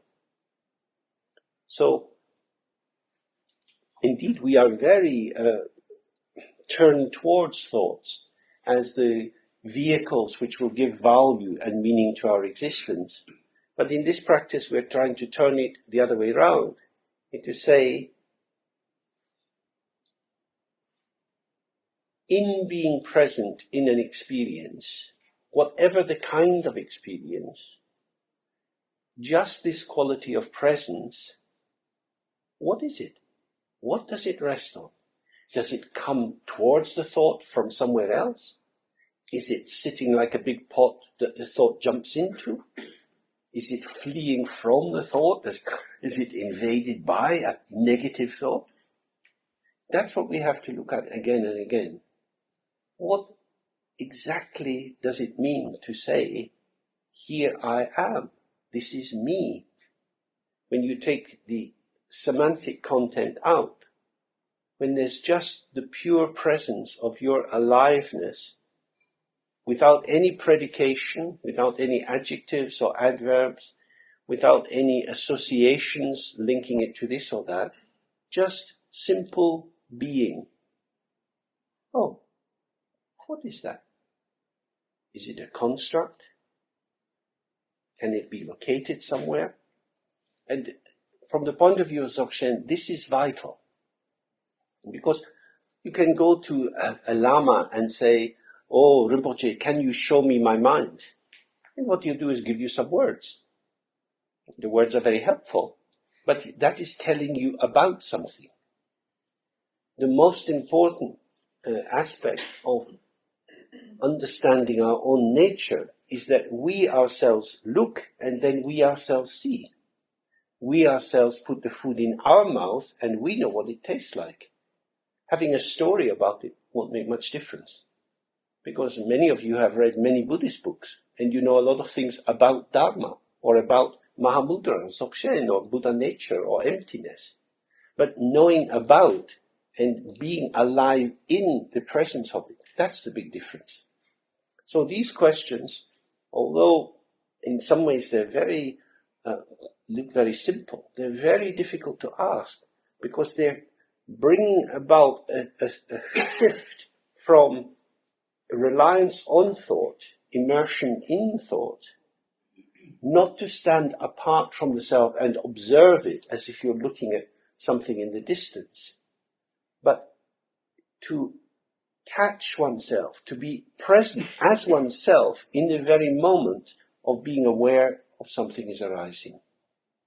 That is the very heart of the practice in the aspect of Dzogchen which is called kada. Kada means primordial purity. It means to establish that from the very beginning your own mind is completely pure, devoid of any contact with any substance. It has never been scratched or mixed with or defiled by any thoughts or concepts. So then it doesn't matter what sort of thoughts you have in your mind. That's why they say for the practice of Dzogchen, you don't have to be a good person. You could be sitting, meditating, thinking of all the people you want to kill. You could be thinking about cutting their throats. You could be thinking about sticking carrots down them to cause them to cough to death. You could be disemboweling them. All sorts of thoughts could be coming in your mind. Who is the one who is having the thought? You could be thinking that you want to save starving children in Africa and how you could set up a charity. Who is the one who is having that thought? If you focus on the content of the thought and say good thoughts are better than bad thoughts, this is true in terms of activity in the world. I personally would rather meet somebody who is running a charity for children than somebody who wants to murder me, because it would make life easier. But in terms of wisdom, in terms of recognizing what is the ground of our being, it doesn't matter what the content of your mind is. What matters is what is the relation between the thought and the one that is the knower of the thought. That's the essential point, which is why we don't spend a lot of time doing purificatory practices or developing positive aspirations to become good people. There's nothing wrong with any of that practice. But the central point is thoughts, feelings, sensations, perceptions are coming and going and are revealed to us. Who is the one who has the experience? That is the central point. It doesn't matter what the experience is, because if you understand the experiencer, it applies everywhere. That's why Milarepa said, if you understand this in the morning, you're a Buddha in the morning. If you understand it in the evening, you're a Buddha in the evening. You have to taste it and then you know, oh, then whatever kind of experience is coming, it's okay, because this point of this is my nature is now yours, not just as an idea. So later we come back and do this practice again and again, but from different points of view, because it's the central point.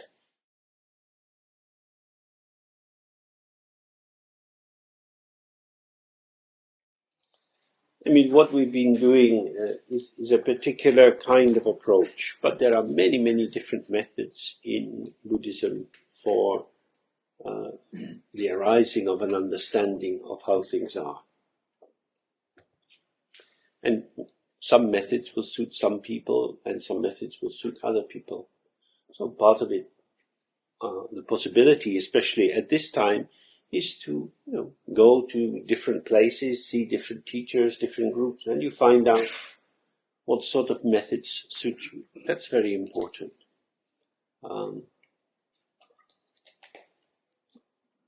But the basic two directions of practice are wisdom and compassion. And this kind of practice is focused a lot on wisdom because it's grounded in the idea that compassion will flow out of wisdom effortlessly. You don't need to develop it. Other systems focus on the development of compassion because they say that wisdom will flow out of it. For example, many of you may know the story of Asanga Maitreya. It's a very simple story. This is a story from India. Asanga was a meditator who was very devoted to the Buddha Maitreya. And he was desperate to have a real direct contact with Maitreya. So, in order to do this, he went into a retreat in a cave, and every day he prayed to the Buddha Maitreya to come and show his face, to give him a direct experience. The days went by, the weeks went by, the months, and then the years. After about 10 years, he thought, this is hopeless. In this life, I don't have the karma to see Maitreya. So he decided to go home.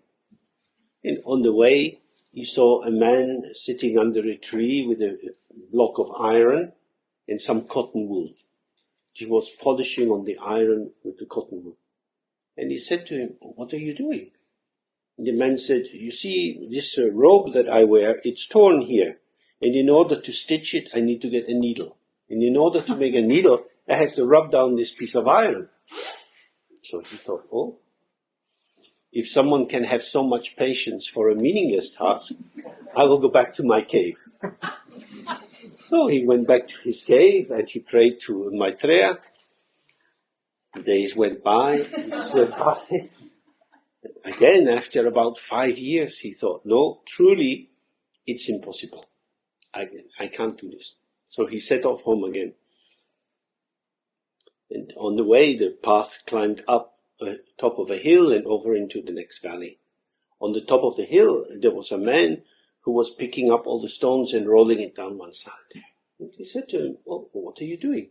He said, you see my house down in the valley? When the sun hits this mountain, it puts a shade over my house, and so I'm going to lower the height of the hill because I want to have some sunshine in the evenings. So again, he's thinking, wow. And he went back to his cave, sitting, meditating, praying to Maitreya.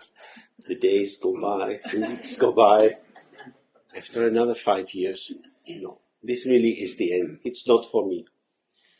So he's walking home and going down this small valley, and he hears this sound.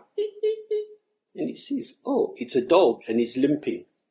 And he goes up to the dog to see what the matter is, and he sees that it has a wound in its leg. And he looks at the wound, and he sees that it's full of maggots. And he tries to get the maggots out, and first of all, he gets a stick, but then he's poking the maggots, thinking, oh, I shouldn't do that. Then he gets a leaf, and he's trying to get the maggots onto the leaf, singing, oh, come on. But the maggots don't come out. So he says, oh, the maggots need something very soft and gentle that they would like to come onto. What can they use? So he says, oh, maybe if they came on my tongue, they would come out of his leg. He said, I don't want these on my... So,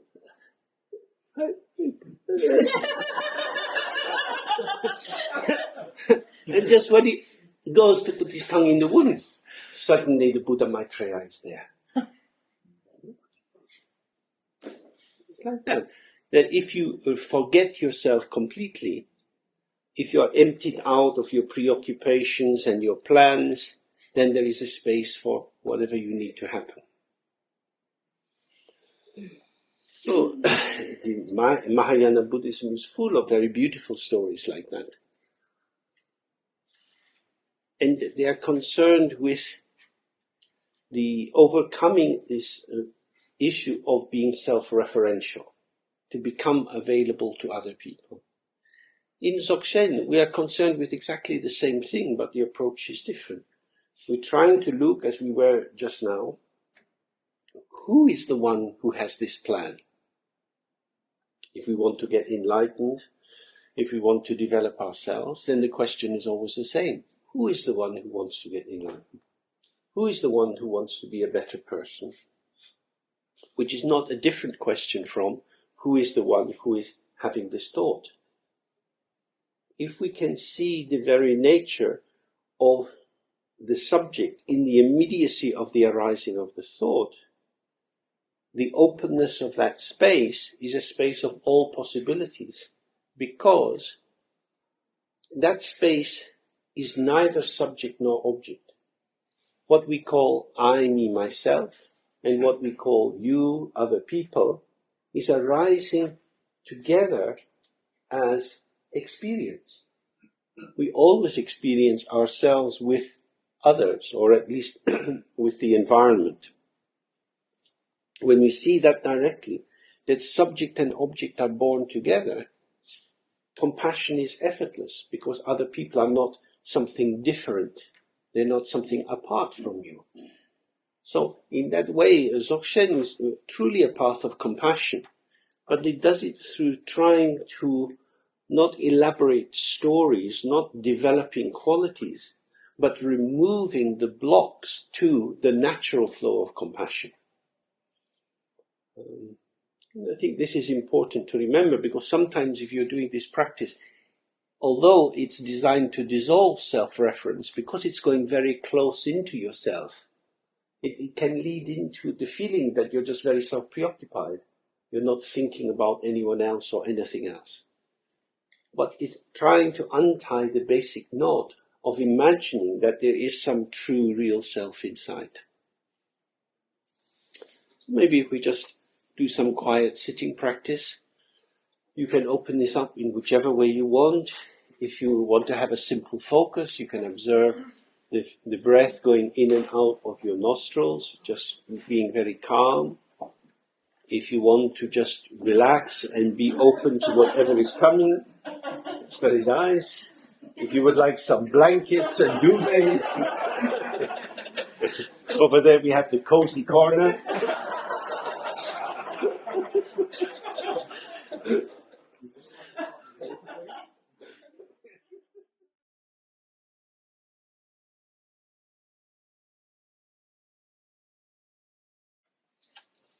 Earlier today we were looking at this passage of the text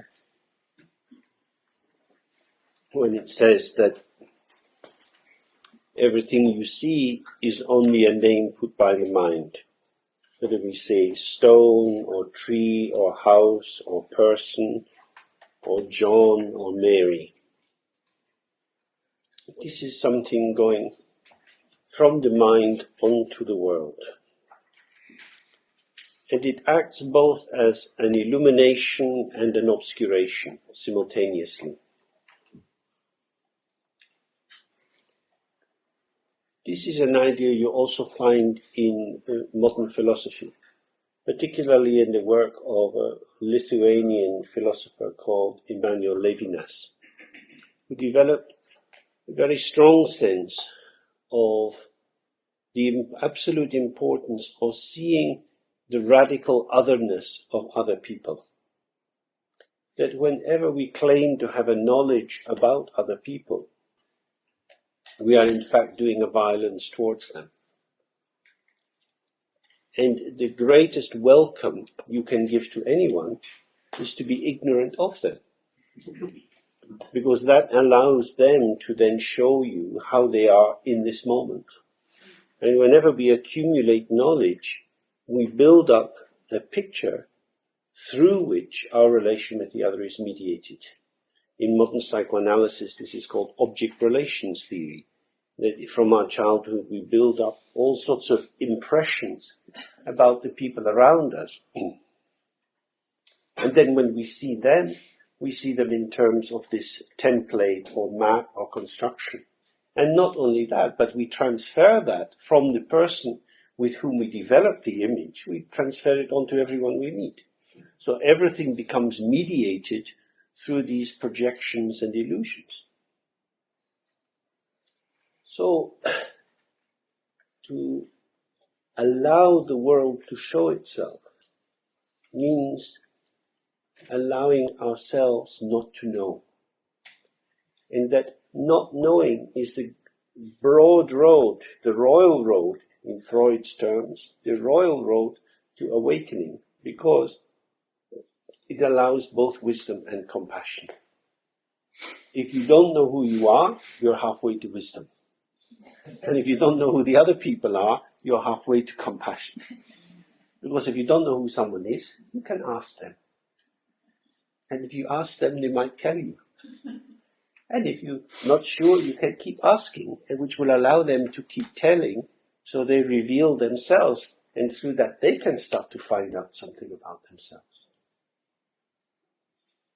But of course, in our ordinary way of being in the world, we are full of stuff. And we come to feel that our existence, our identity is built on this accumulation of stuff. And therefore we want to do something with it. This is very, very problematic in many ways. So a central theme in Dzogchen practice is what is called self-liberation.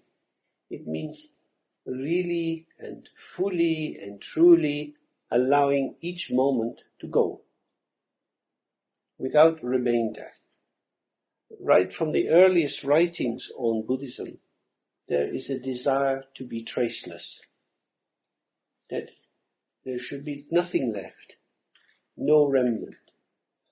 So, in Buddhism they talk about when you do an action, it leaves an immediate impact and imprint, but it also leaves a subtle trace, a vasana or bakchak in Tibetan. The classical example for that is if you take a musk pod taken from a musk deer, which is very strong smelling, and you put it in a box and you leave it for a day and then you take it out. When you look in the box, there is nothing left.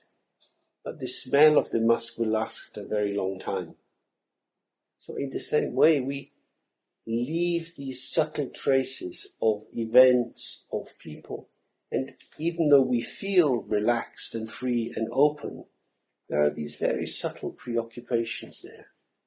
So part of the work is again and again observing what we hang on to. Expectations that people will like us or be open to us. Expectations that we'll know how to behave, that we know what the deal is. This doesn't mean that you have to kind of hit your head with a brick in order to be stupid. It's not about being stupid in that sense. Because if you are present in your senses, the feedback loops of immediate experience will keep you pretty well on target. It's to look for the subtle obscurations, which, in the language of Levinas, are a subtle violence, a violence to ourselves and a violence to others.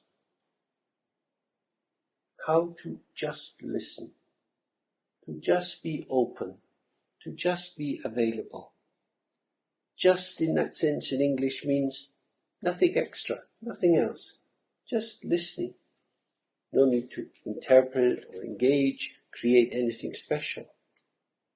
Just available. And what gets in the way of that is having agendas, plans, memories, and so on. So from that point of view, the less we know, the more available we are. The more available we are to see directly or to taste, to experience how we are, which is called wisdom, but also to see, to taste, to experience how other people are, which we call compassion. So this is so different from our ordinary notion of how we are.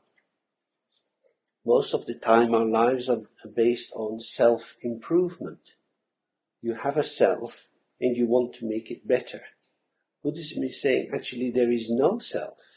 There is no concrete entity there at all. You don't have to improve it. You have to simply realize it's an illusion. And other people don't exist.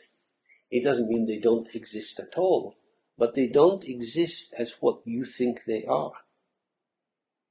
This is the painful experience every parent has to know, that your children have no intention of being who you think they are. When they're small, they're good at politics, so they pretend a lot. And when they become teenagers, they get tired of that, and they just show you, this is an alien in your house. Because they are other than your expectation, other than your memory, other than your wishes for them. So they are themselves. What does that mean? It means you will never know them. What you can do is share moments, open into experience with them, be vibrant together, have conviviality, a living vitality of meeting, but that doesn't generate any true knowledge of who the other person is. And we live in a world which has been so much structured that knowledge is the key thing. Knowledge is power.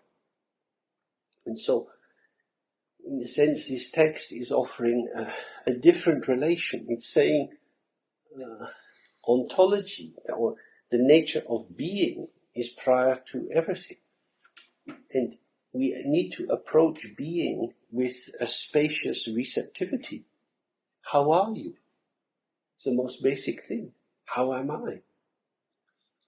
That's not something you can know in advance. You have to check it out. And if you say it once, that will be true for the moment you say it. So we have to ask it again. And in that way, we are always humble or empty in the face of the other, who is full of this moment, nothing more. This is a very gentle way of being. It's a way which can move away from violence. And what we see in the world more and more is huge amounts of violence. For example, everybody now seems to know that Iran is very dangerous. And the more everybody knows this about Iran, Mr. Ahmadinejad, he will be very happy to prove people right. So it's very likely that Israel and America together will attack Iran. Because we know Iran is dangerous.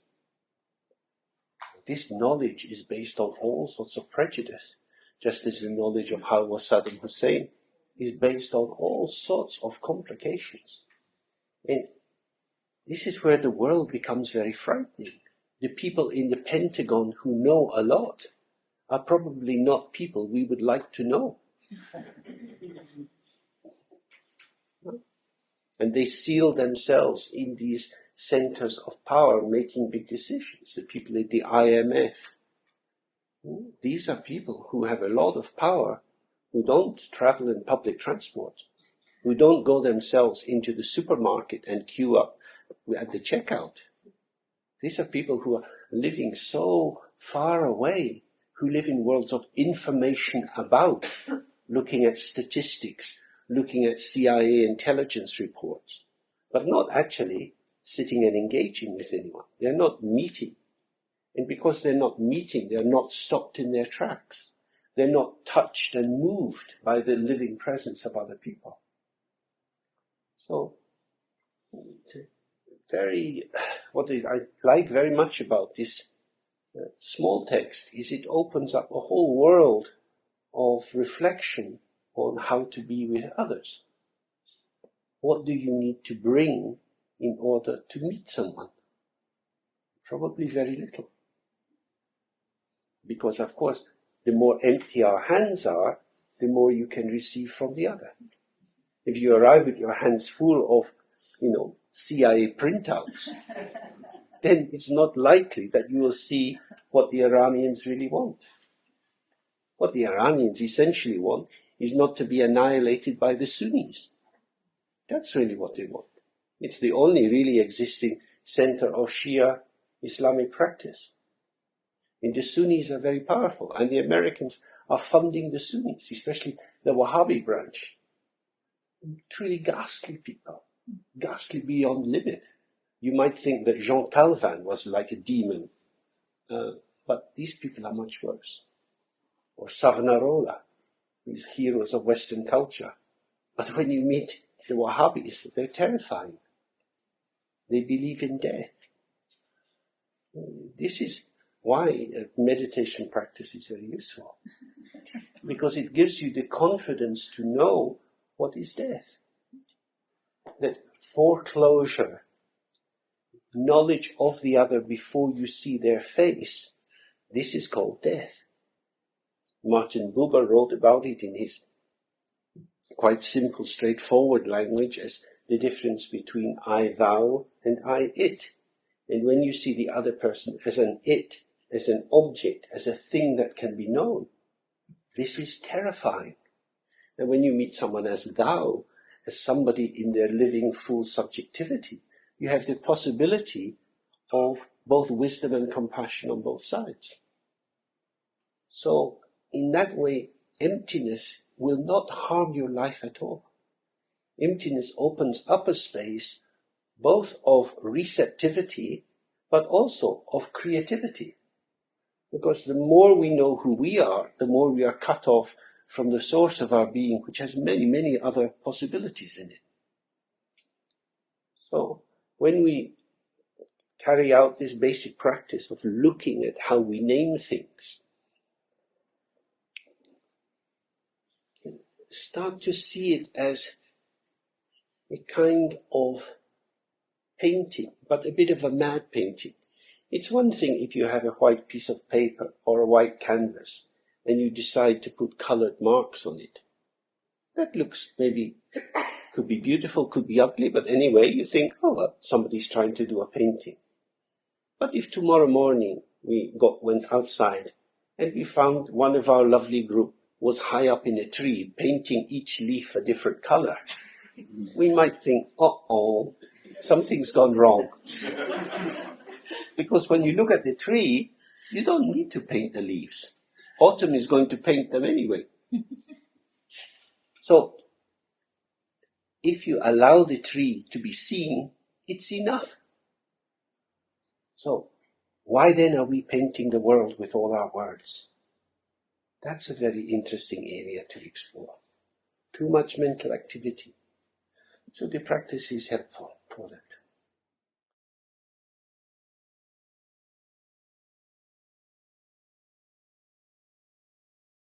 So when we do a practice like that, many different things arise in the mind. Some of them strange, some obsessional, and so on. Normally we have the organizing principle of our own karmic interest. So if we're just getting up usually on a Saturday morning, we have things to do, maybe we go to the market or whatever. The sense of necessity gives a shape or an organization to what our experience is about. And when you come to do a Dharma practice, as the one you could hear them doing in the temple this morning, where they're chanting a puja and they're reciting prayers, the organizational focus of that also gives a sense of intention. It's very useful to be able to organize our experience. It's quite reassuring because it strengthens this sense of agency, of being one who can perform something. But when we stop doing that, when we just allow our mind to be the way it is, something much more strange arises. That we see that really we are strangers to ourselves.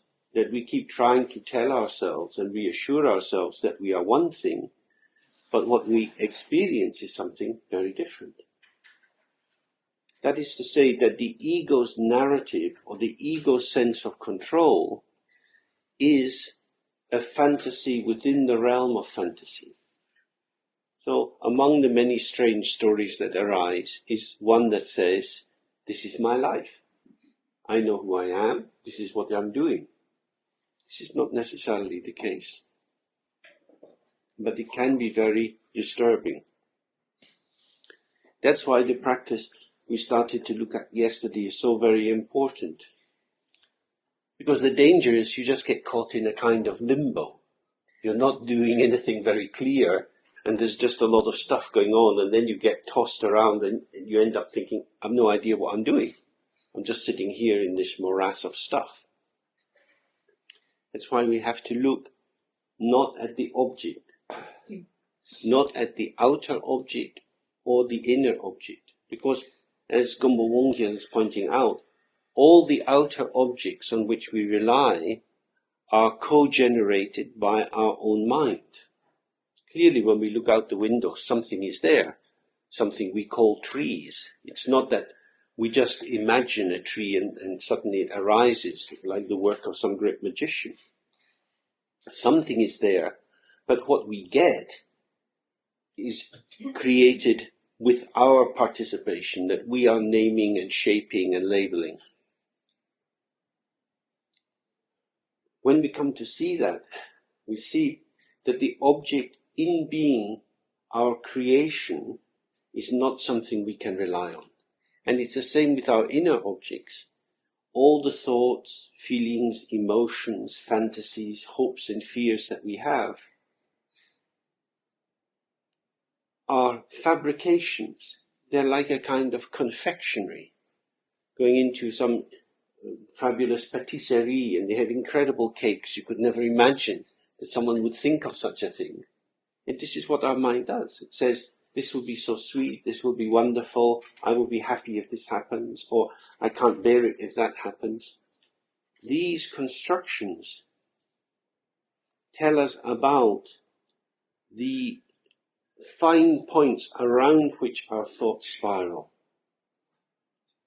That is to say, they're like the formation of a crystal when you put the thread into the copper sulfate in school or into the alum, and the crystal starts to grow. So our hopes and fears arise on the basis of us having some point around which we think, I want this, or this will be good.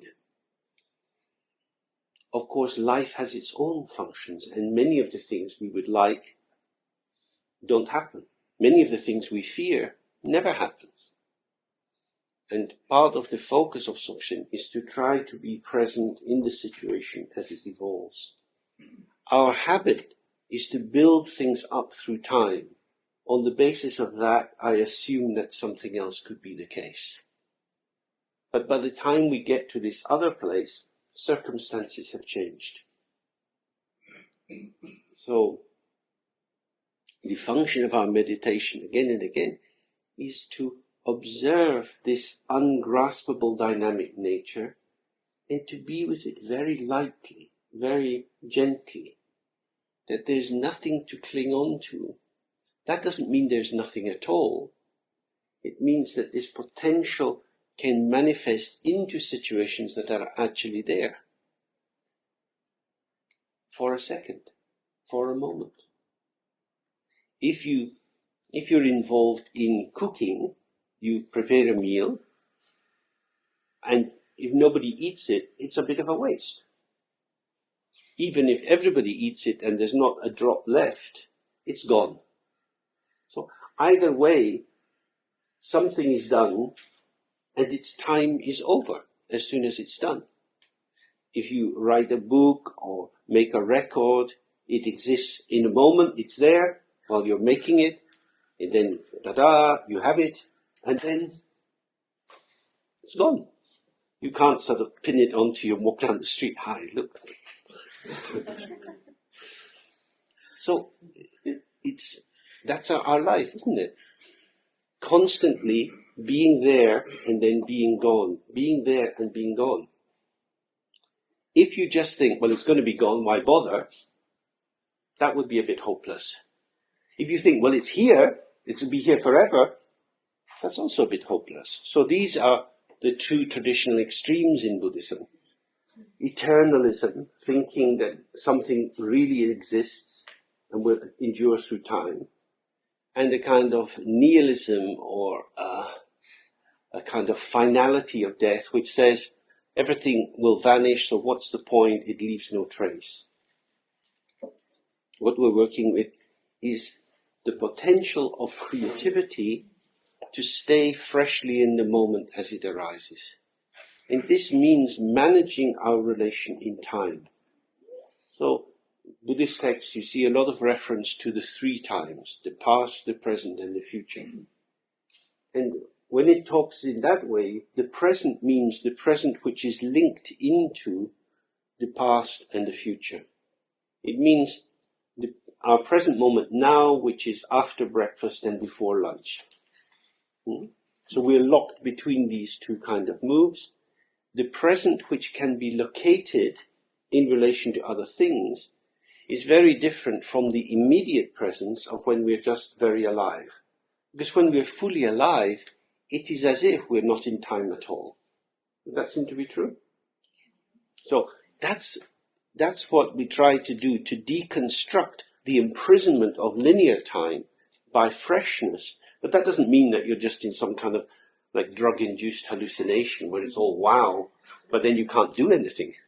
You know, you still have to be able to participate in your life, but with the freshness that allows the openness to what is moving as me and the openness to what is moving as the environment. So, again and again, if we're sitting, taking up these questions, absolutely vital, particularly the one, where does the mind rest? If I have a sense that I'm here, where is the here of me being here? If I say, I'm in Kamalashila, or I'm in this room, or I'm sitting on this cushion, clearly that is a conceptual explanation to myself. I am making sense of the situation. But directly looking, here I am, where is this here? All of these attributes like Kamalashila, Germany, and so on, these are names my mind is putting onto its own situation. So that requires a construction of something, and that construction is going to change in time. So it means if I stay in that domain, I will always be located through my concepts about where I am. So here I am today, and if all goes well, tomorrow evening I'll be in London. Where will I be? In London. I will be near Paddington. I'll be this, I'll be that, I'll be in this street. That's where I'll be. That is a whole series of concepts. The actual quality of presence, what does it rely on? That's what we have to look at again and again. Because as long as we feel that our basic identity, who we are, is merged with these concepts, then we're just like the cork on water. The wave lifts us up, the wave takes us down.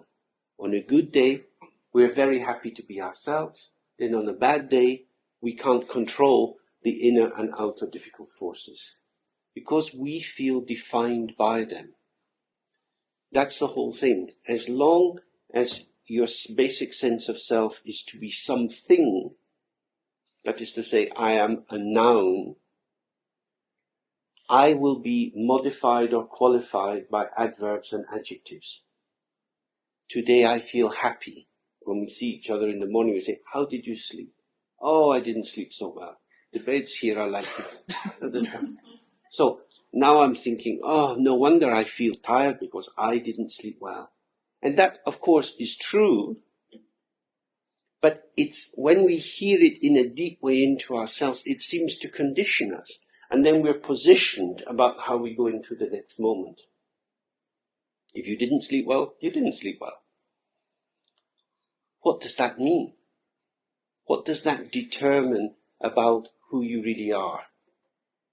So, if you see the impact of this is event or object acts on the subject takes up a particular position.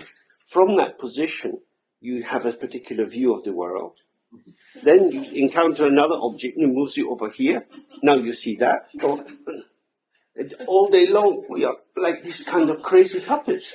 Hopes and fears, rising and passing, going out, coming back, being big, being small. This is what is called movement.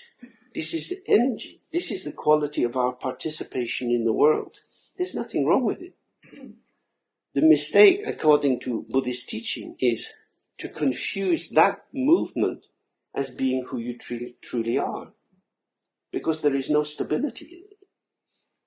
Now somehow, we all seem to have some sense that it should be possible to know who we are, to stabilize our sense of self. But if you try to stabilize something which is always moving, you will be endlessly disappointed. So, in that sense, this is a category confusion. To imagine that movement will be still is ridiculous. Milk is not whiskey. It really is not whiskey. For some people, whiskey is milk.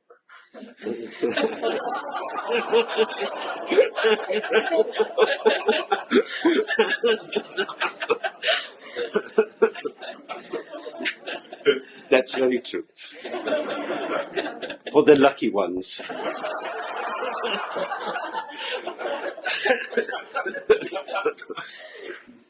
For those blessed with the Vajra liver.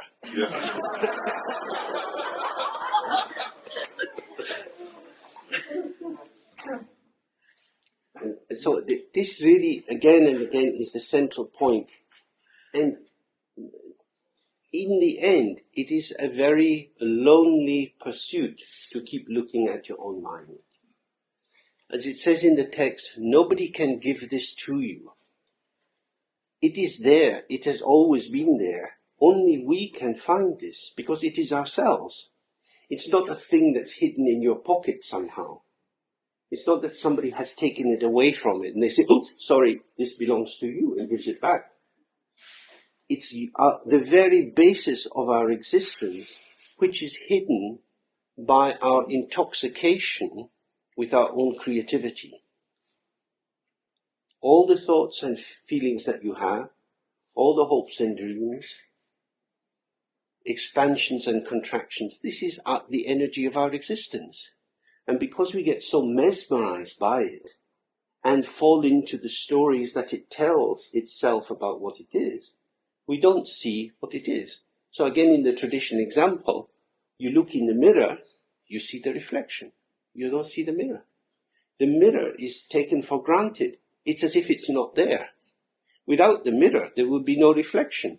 But you don't look in the mirror for the mirror, you look in the mirror for the reflection. Luckily, the mirror always gives you the reflection. But then we think, oh, there is only the reflection. There is always reflection. That's why when we sit to meditate, the mind doesn't go completely open. Nothing at all. Stuff is coming. These are the reflections. This is the movement inside the empty mirror. So the key point is to get the experience of the mirror. And it's not that you can scrape the reflection out of the mirror. If you take some steel pad and you rub the surface of the mirror, you just get torn glass. You can't beat yourself into submission. You can't kind of claw your obscurations away. This is a misunderstanding. It's not as if it's something which has become covered in dirt.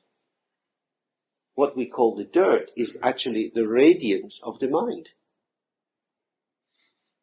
but not according to our standards. I know what's clean, I know what's dirty, I know what I like, I know what I don't like. So if I get rid of what I don't like, then I'll be happy. But this is not true. Because when you were 5, You had things you liked and things you don't like. It's unlikely that you still have the same criteria.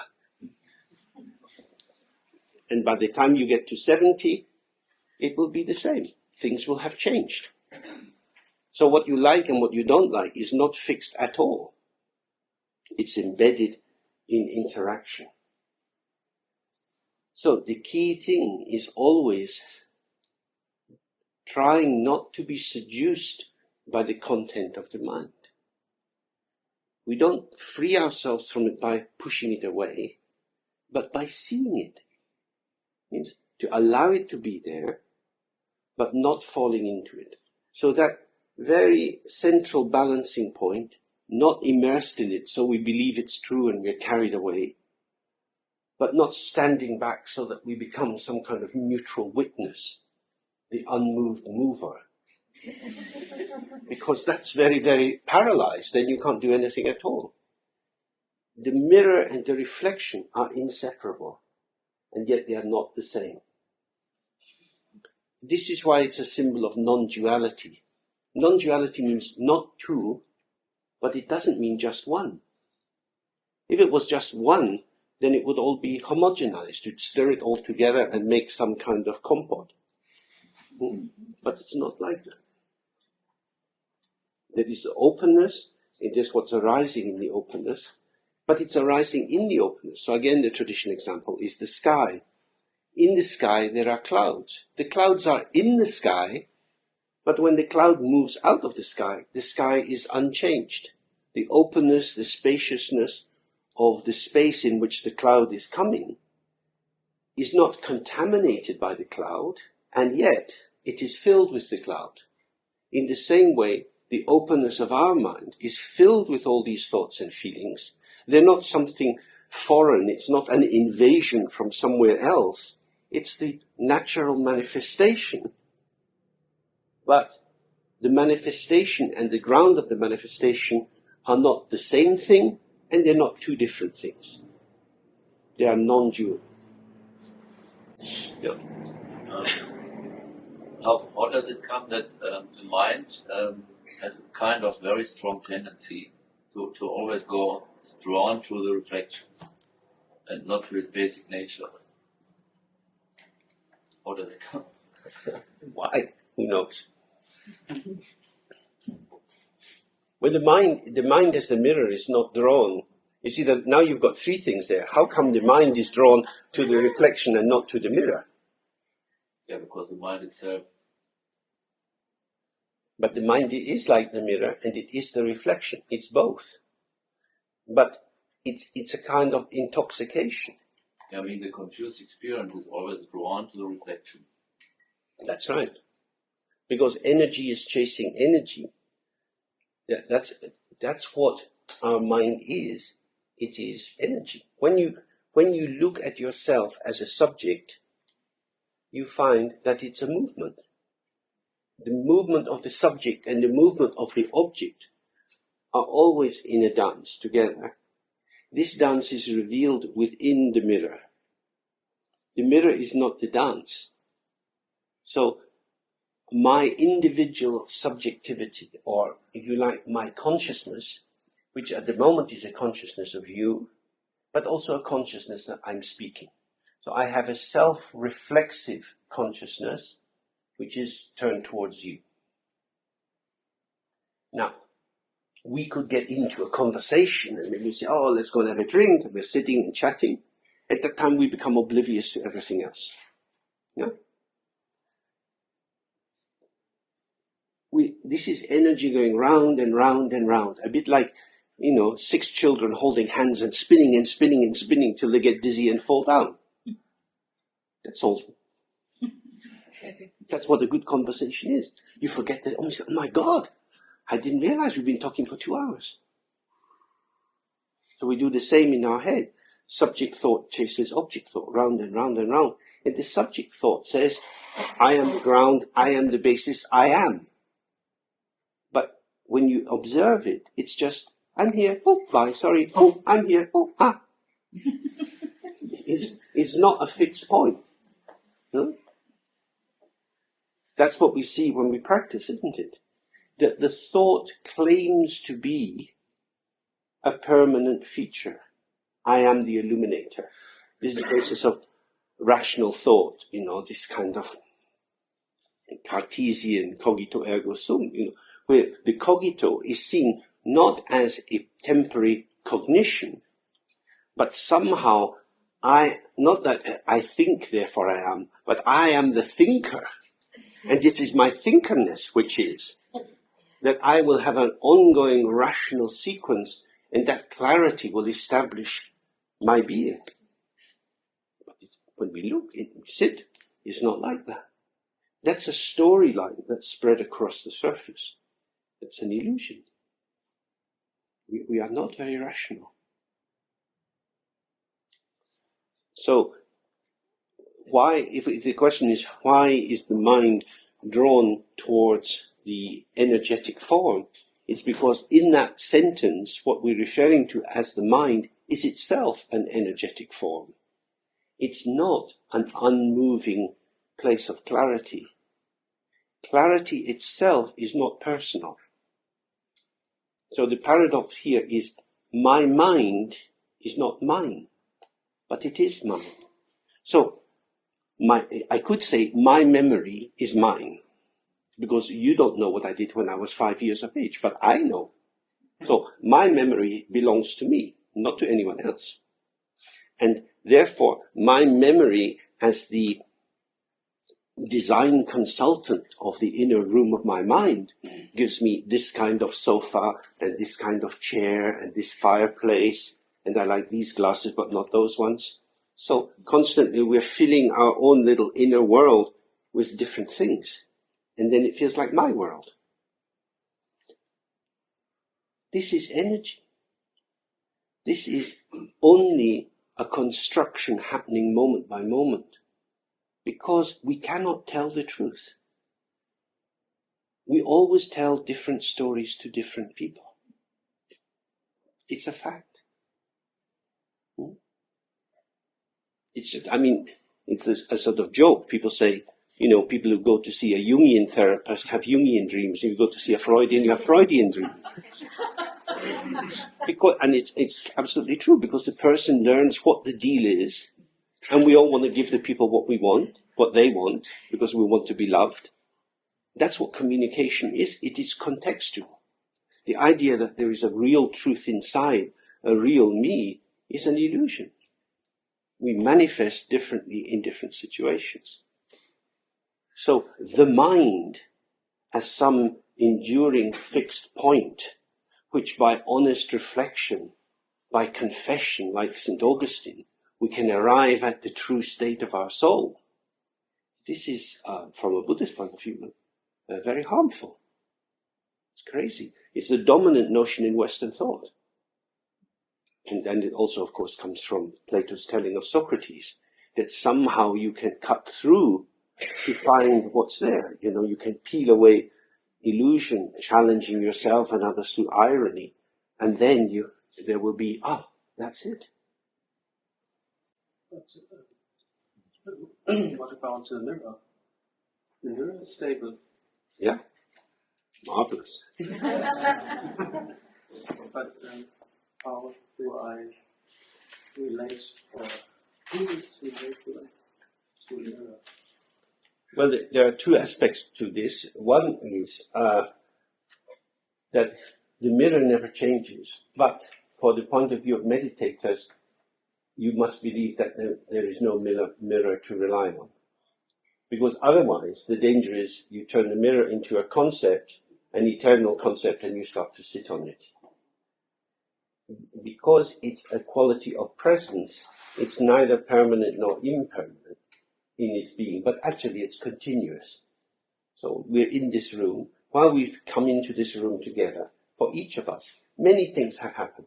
Sensations in the body, perceptions, hearing vehicles outside, a plane overhead, church bells, and so on. So a lot of stuff is going on. That stuff is revealed through moments of consciousness in which we respond in various ways. And yet, there's a sort of continuity of our being. What this would suggest is the fact that I know that I have been in the room since I came into it, and I didn't turn into somebody else, I would think you share a similar kind of experience. And you don't need, in order to be sure of that, you don't need to add together all the memories of exactly what has happened since you came into the room. Somehow, there's a flavor, a taste of a kind of givenness. Yeah? That there seems to be a primacy of being. It's sort of per se. It's just there. It's that we are exploring in Dzogchen. When you try to speak about it, it's very difficult. So somebody says, well, how do you know you haven't been 10 different people since you came? I say, well, I don't know. It's obvious. I feel it. But why? You couldn't really explain. But if you are at home in yourself, it's undeniable. Would that seem true? So there you have something which you can't deny, but you can't assert. Does that make sense? Because you can't say what it is, but it's there.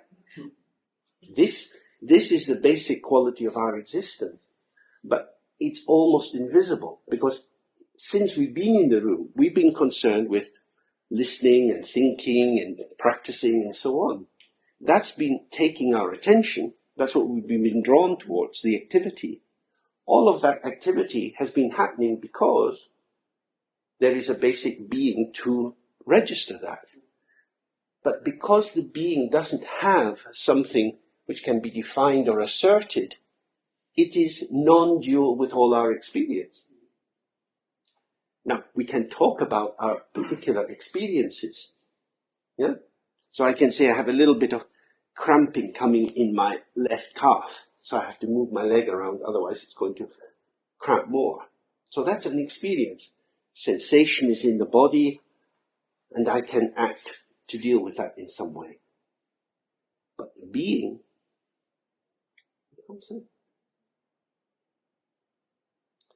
and it's that very invisibility of being as the kind of matrix, well, it's not really a matrix, but as the spaciousness or the domain within which experience after experience which is occurring, that's what we are exploring here. So our tendency is to be mesmerized by experience because we exist on these different levels. One is, if you like, that open pure being, and the other is as the narrative storyteller, the involved consciousness who can give an account. That is to say, I can give an account of everything except the bare, naked facticity of my existence. So when I'm talking or when I'm thinking about everything else, but not.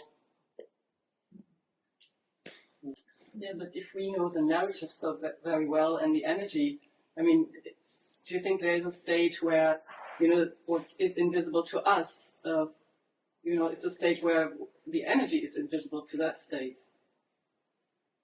Do you understand? Why would you want? Yeah, I mean, you could. I mean, in Buddhism, they say there are these Buddhas called practica Buddhas, who, as it were, enter this state of open presence, but there is no activation of compassion. They don't move into being with others. So potentially one could just sit very aware, not do anything. Some people do that. They live very, very chilled lives, not responding very much to anything. But from the teaching of higher Tantra and Dzogchen and Mahamudra, there is the idea of three aspects to our existence. One is this open quality of being, if we call it that. The next is the immediacy of everything just as it is. And then the third is our participation in it. And that these three aspects are not separate at all. They are always integrated, but the balance of our attention in what we call samsara is into the level of active participation. Yeah, and that's why I wonder, is there a state where this balance is moved more towards, the first aspect of it? Yeah, and like that would be searching for, you know, the energy and the reflection to get a taste of that. Like we want to get a taste of the mirror. Do you think they are sort of lost, lonely Buddhas of space? Ground control, But, major Buddha. Come back. Just, I think that's the whole question, that for us it seems always to go in one direction, you know, that we're missing a bit. Absolutely. So, you know, that's, how does it look from the other side when you don't know what the reflection is so well? Yeah. So I don't understand Elvis' question. Can you clarify that? Oh my God. Your answer. Because the mirror always shows reflections, it's its very nature to show reflections. Generally speaking, something is coming on. If you do this, then maybe for a very short period of time, nothing. And there are various kind of practices you can do to just, but open nothing is immediately filled with movement. You can do this very strong sitting and go through these Theravadan jhanas till nothing is happening at all. Why?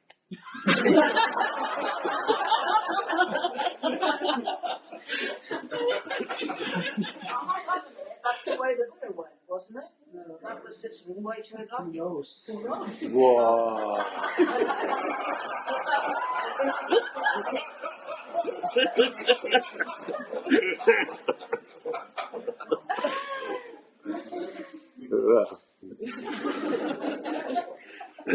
Yeah, the Buddha did that for a while, then he said, whoa, no. Uh-oh. Wrong I path. thought that was his last meditation for enlightenment, was to go through the stages. No? I don't think so. No, he sat there and said, this is it. He said, I'm tired of trying. I've starved myself, I've pushed myself, I've done all this yoga, and then now at last I had a soft seat under my bum, and a pretty girl has given me some milk pudding. Enough. Or as you might say with your lineage, enough already.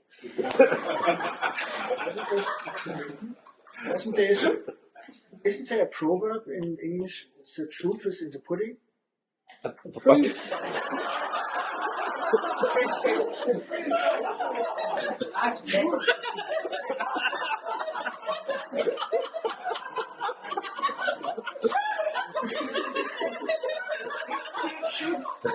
Anyways, I see.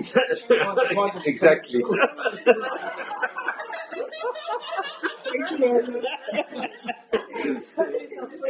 Yeah, we need to bribe the chef to get the right pudding today. And then we make Pudding future. But it is also a very interesting question.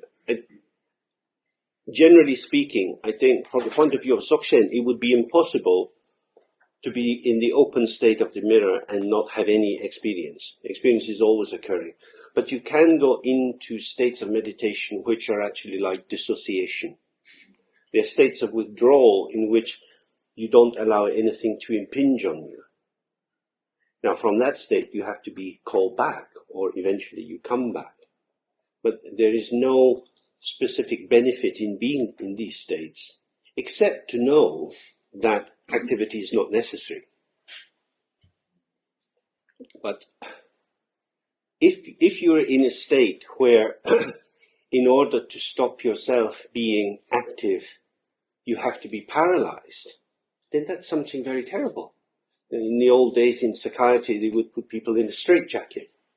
Or some poor children who have severe neurological damage, they fit them with these big padded hats and they're all strapped so they can't move, otherwise they're going to shake themselves all over the place. I mean, it's a terrible situation to be in. So you could think samsara is like that, better to have nothing at all. But generally speaking, that's due to a lack of resourcing. That somehow we become overwhelmed when we become small, when we feel that the situation is all too much and I just want to get away from it. So these kind of jhana progressions belong in the Theravadan path, which is grounded in renunciation. Samsara is bad, I need to avoid temptation, which essentially is saying, if I went close to this temptation, I would have to succumb. That it is impossible to be in the world and not be lost. So in these systems, monks and nuns are very high and holy, and ordinary people who live like pigs are always low down. It's a structural reading of what goes on. So, using the traditional image of the child and the mother, it seems that the child forgets about the mother, and it seems more about that it's always remembering the mother while it's playing or doing things. Yeah. So the mother, when it says in the text we did last time, may the Dharmata mother and child meet together, it means in another language, may the mirror and the reflection always be together. So that you can be in your own mind, as it were, in the world with others. And in all these situations, what you encounter is that there is a luminosity or an ease of flow of the situation. So you don't fall into it and get lost. You're not back. It's like a mother who is careful with the child but trusts the child. She can sit on the bench in the park and let the child play. And even if the child gets pushed over in the sandpit by another child, when the child looks around and looks at the mom, in the mom's mouth, oh, and child goes back to play. So it's that balance, that ongoing connection between spaciousness and movement that becomes self-balancing. And we probably, on a relative level, we know about this. Say you have a good summer holiday and you're by the beach and everything's pretty easy for a while. There's not too much to think about and life just seems to flow. So what Dzogchen is suggesting is that quality of flow can be opened up to occur in all situations, so that even when there are life events that would make you feel that you want to close down, you can stay open. That is to say, even if, as it were, energetically I am closed down, I'm not oblivious to the openness. That doesn't mean, oh, I know I'm closed down today and I'm going through a bit of a bad day, but actually I'll be fine. It's not an internal dialogic. It is the fundamental openness of being, very relaxed. So opening and closing is happening all the time. And in that's why they have that term rangbap, which means things are happening. You know, like it said at the beginning there, let your body be as it is, let your speech be as it is, let your mind be as it is. If you have an agenda or a map or a sense of how your life should be, then you're going to get into a difficulty. Because what happens outside or what happens in other people's minds is not going to fit with your notion of how it is. Does that make sense? But that's really quite difficult, isn't it? Because it means the middle interpretive component of our experience is removed. This middle component is the bit that we have relied on to keep us safe. And it's the thing that all parents teach their children. Stop, look, think. What are you doing? What? Look, I've told you. What are you doing? You know, parents always have to say this kind of thing. Yeah? Think about the other kids. Where did you leave it? You can't just go out of the house and leave your toys everywhere. Where did you put it? I don't know. But then you have to try, you know. So we are told, if you want your life to be safe, you have to be able to reflect. You know, cogitation, linking memory into the future, planning. This is the basis of your life being safe. Because that's the way in which we try to stabilize our impulses or our karmic tendencies. Yeah, I mean, in some way you are overtrained in the dualistic framework. Yeah. Kind of overtraining. Yeah. So what we're doing here is a detraining. We're coming off that train and we're going cross country. and it's a more bumpy ride.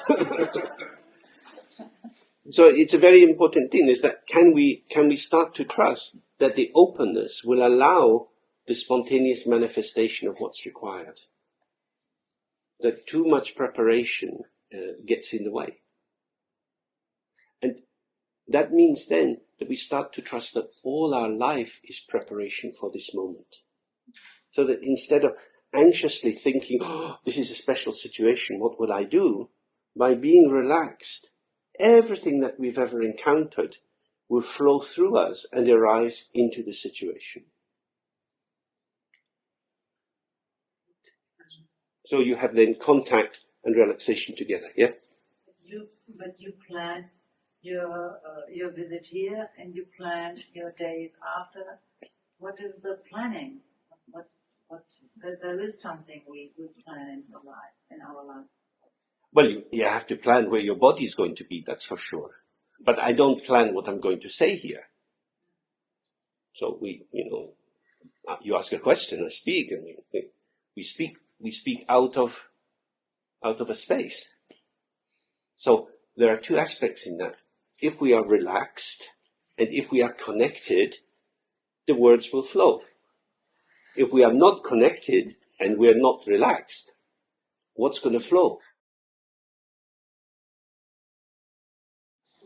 So now we continue with the text. And so it says, when, due to relying on reificatory identification, you think that you find some real essence, then search outside and inside. Examine your own body from head to toe until you are sure that nothing can be found.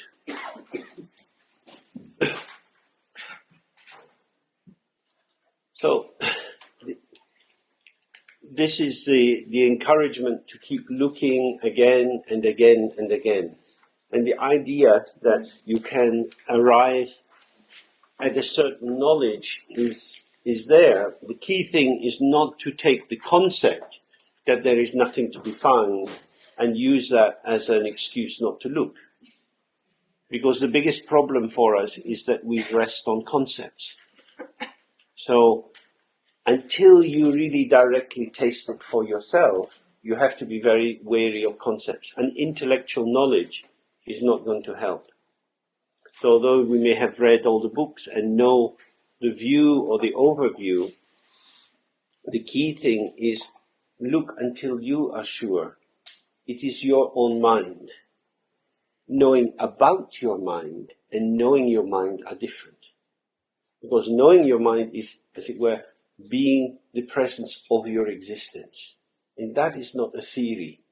Whereas the idea that the mind is empty or pure from the beginning, that's a theory, that's a concept.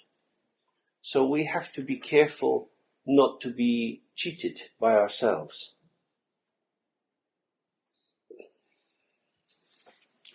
And so he's saying that that's very important.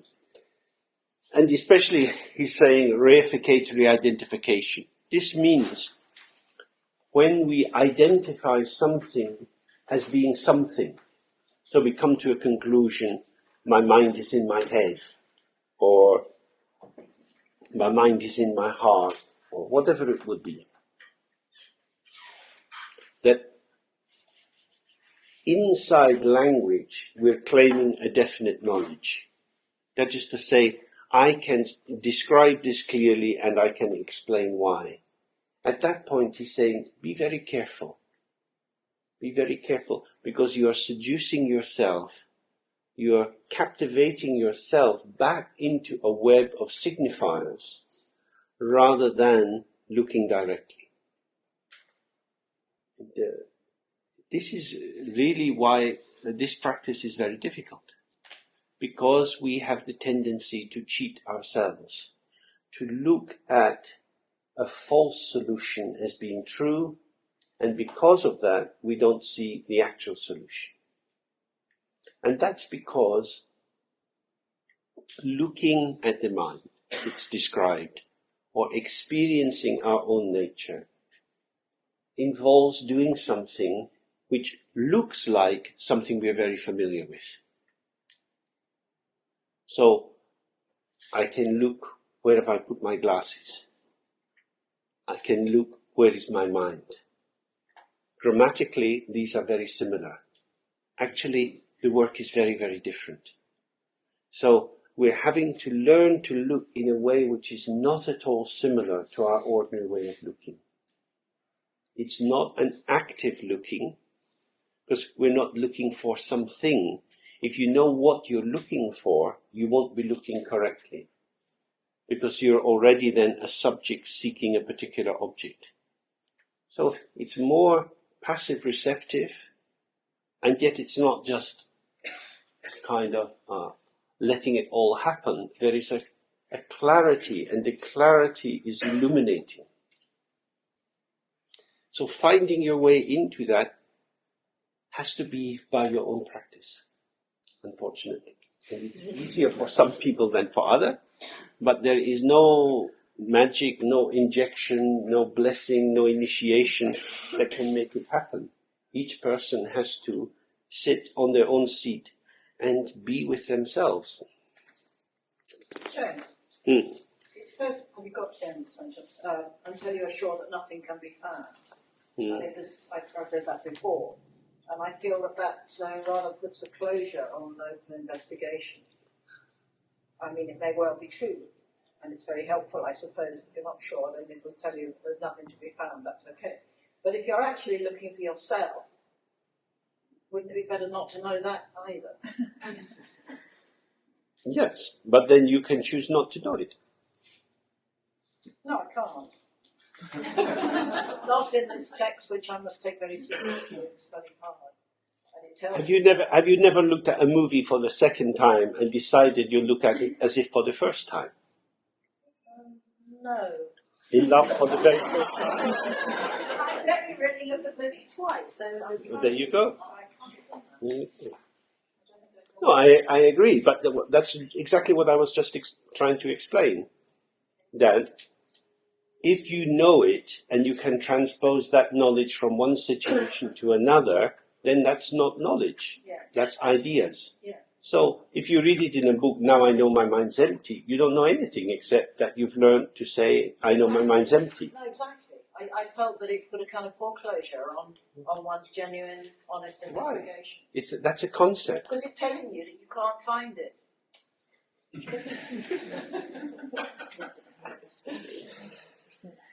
I mean, it seems to me that you're a person who doesn't want to do as you're told or believe anything. So I don't know why then you're saying, I have to do as I'm told, now it's all been spoiled. You are the most likely person to stubbornly resist this instruction. I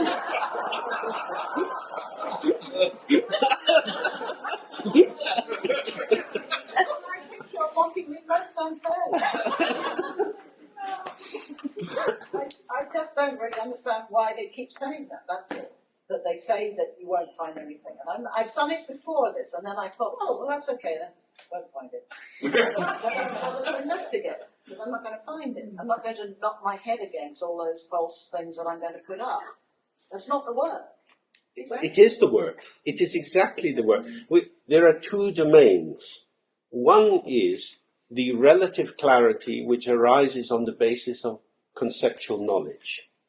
And there is some use in that because it allows us to inform ourselves in form, and from this positioning, from that useful information, we get a particular take or vision of the world, which allows us to not be so crazy in our behavior. That is to say, we can keep an eye on ourselves. That's the advantage of a conceptual knowledge.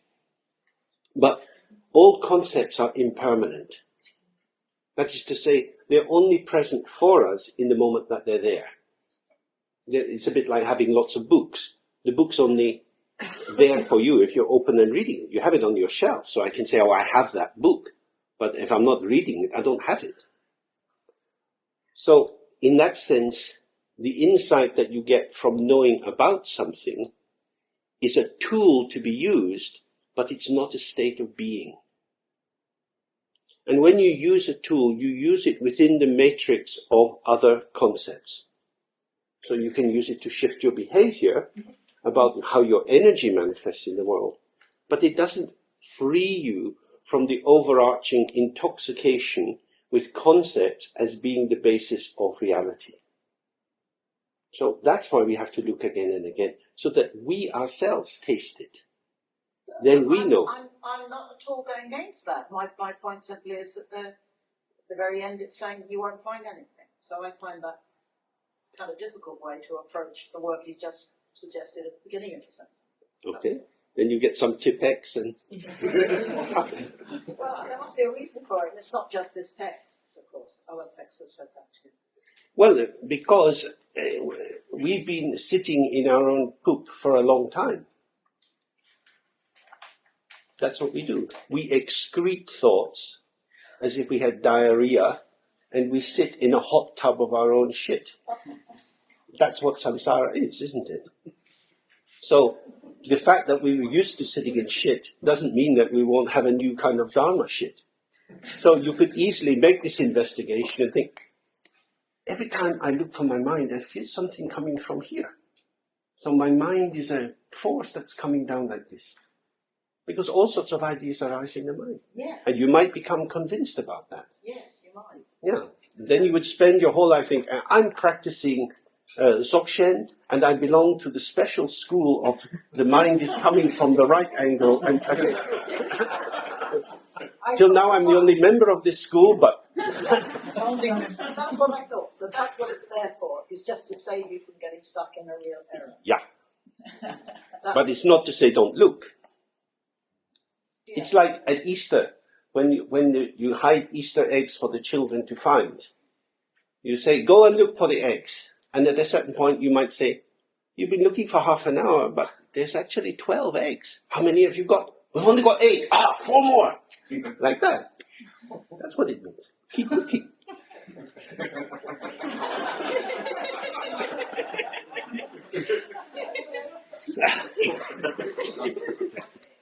Okay. So it says, again and again establish clearly that there is only emptiness devoid of inherent self-nature. So we have to look at this a little bit. Emptiness devoid of inherent self-nature is pointing to the middle way between everything being strongly real and there being nothing at all. So if everything has an absence of inherent self-nature, it means something is there. Everything. Everything, what you see, what you smell, what you taste, your thoughts, feelings, and so on, is devoid of inherent self-nature. It is nothing. It means there is form and emptiness. We are here in this room, we can look around, we see other people. People are here. We are here. But what are we here as? That would be the important question. We've got stories about what we are here as. We have constructions. This is how I am. This is who I am. This is how my life is. But as we've been looking, these are constructions which are dynamic. We have to keep telling the story to make it be alive, just like a movie has to keep running in order to function. There is no basic essence. Because if you're watching a DVD and you press the pause button, all you get is a freeze frame, which has no meaning apart from the narrative. You have to have the flow to have the meaning. Would that be right? So then you press the button again, and the movie starts to run, and that image starts to make sense. This is the same with everything in our world. It only makes sense contextually or contingently. So is discussed under the topic of dependent co-origination. On the basis of these circumstances, this phenomena arises. The thisness, the seeming individuality of this phenomena, for example, the watch, is dependent on a whole chain of other factors which give rise to it. There's the fact of the history of watchmaking. There's the history of the factory in Switzerland where this is made. There's the history of the distribution channel so that I purchased this watch. There's the reason why I purchased the watch. But most importantly, there's the fact that you have in your mind a concept of watch. Because while I'm talking about the watch, you know what I'm talking about. So this watch exists inside you as your conceptual apparatus, which can interpret the thing that's in my hand. That is to say, as you look at the watch, you make the watch a watch. If you didn't have a concept of watch, you wouldn't know what I was talking about. So when we look at the watch, we think the watchness of the watch is in the watch. It's some essential quality inside this that we just happen to see, and it reveals itself through our mere looking. This is not true. This exists as an interpretation. And it's recognizing this. The watch is a dynamic unfolding of meaning arising through our participation with the phenomena in the world. So that's what it means here. The emptiness which is devoid of inherent self-nature. If you look inside this object, you'll find bits. These bits don't make the watch. You put the bits together and there is something, but the watch is a concept. When you apply the concept to the substance, you get the integrated article functioning in culture. It only becomes a cultural object of some utility because of the concept of watch. The bits and pieces of metal wouldn't make that. And even metal is a concept. The shape of this watch is a particular kind of concept. So, devoid of inherent self-nature means the self-nature of the watch, or the watchness of the watch, is not inside it and it's not outside it. The watch is suspended in a web of signification. The watch is the meeting place of many lines of meaning. And that's what everything in the world is. Milk, coffee, bananas, trees, motor cars, tears.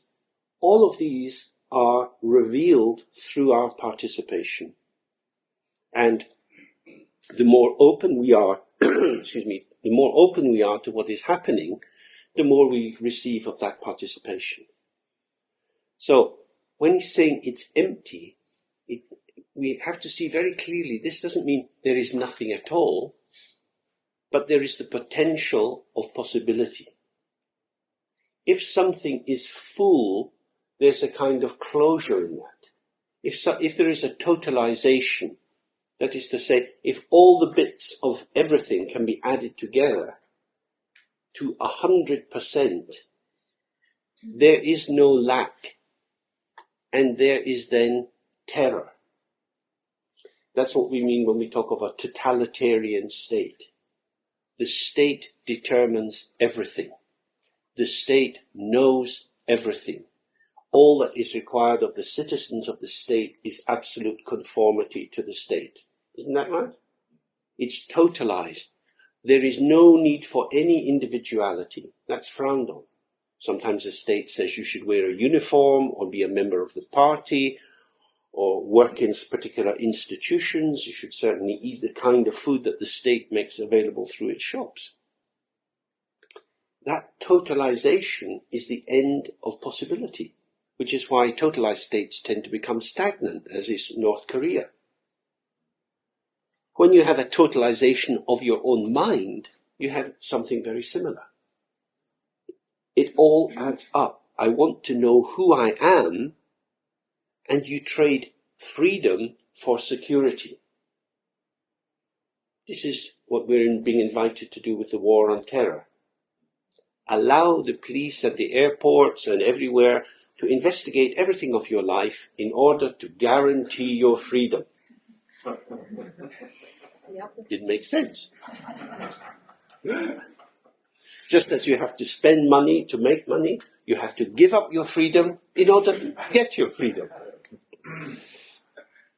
So we have to watch very, very carefully the process of totalization. And this is essentially what the Buddhist concept of emptiness is. It's saying life is beyond totalization. You can never add it up. It's not summative.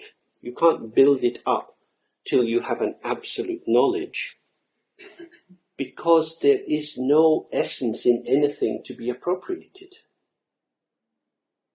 When you're a child, depending on your circumstances, but if we take a fairly usual pattern, say you live with your mum and your dad. One person is called mum, one person is called dad. You take them for granted. They're just your mum and your dad. What else would they be? Their job is to be available for you. You're not interested in them having anything else. They, in fact, shouldn't have any kind of life at all except to be mum and dad. And that definitive knowledge of small children is totally persecutory to big people who happen to be called mum and dad, because they can't get any free time. So the child needs that. And then when they start to come towards adolescence and they see more clearly that their parents are actually people with complex lives, there's a lot of confusion that happens then. Because they leave the simplicity of the symbolic and enter into the actual. And the actual is always messy. So what emptiness is attempting to do is to say, don't fall asleep in this dream of the symbolic, in which a watch is just a watch. Everybody knows what a watch is. Everyone knows what mum is, dad is. That's what life is. Come on. That's a very ordinary way of thinking. What this is saying is, if you fall asleep inside your assumption, for a time in your life, the assumption will be like a car. And you will sit in the car and you will drive through lovely countryside, like around here. And you see the trees and the valley, and maybe you see some deer wandering on the hillside. But at a certain point, the car will automatically accelerate and drive into a wall. That's what happens to every assumption. Because it carries a blindness. Assumptions, by definition, are not open to phenomenological attention. If you assume, you presume, that is to say, you sit inside a knowledge which is before the moment of experience, and you predict that that is going to be the case.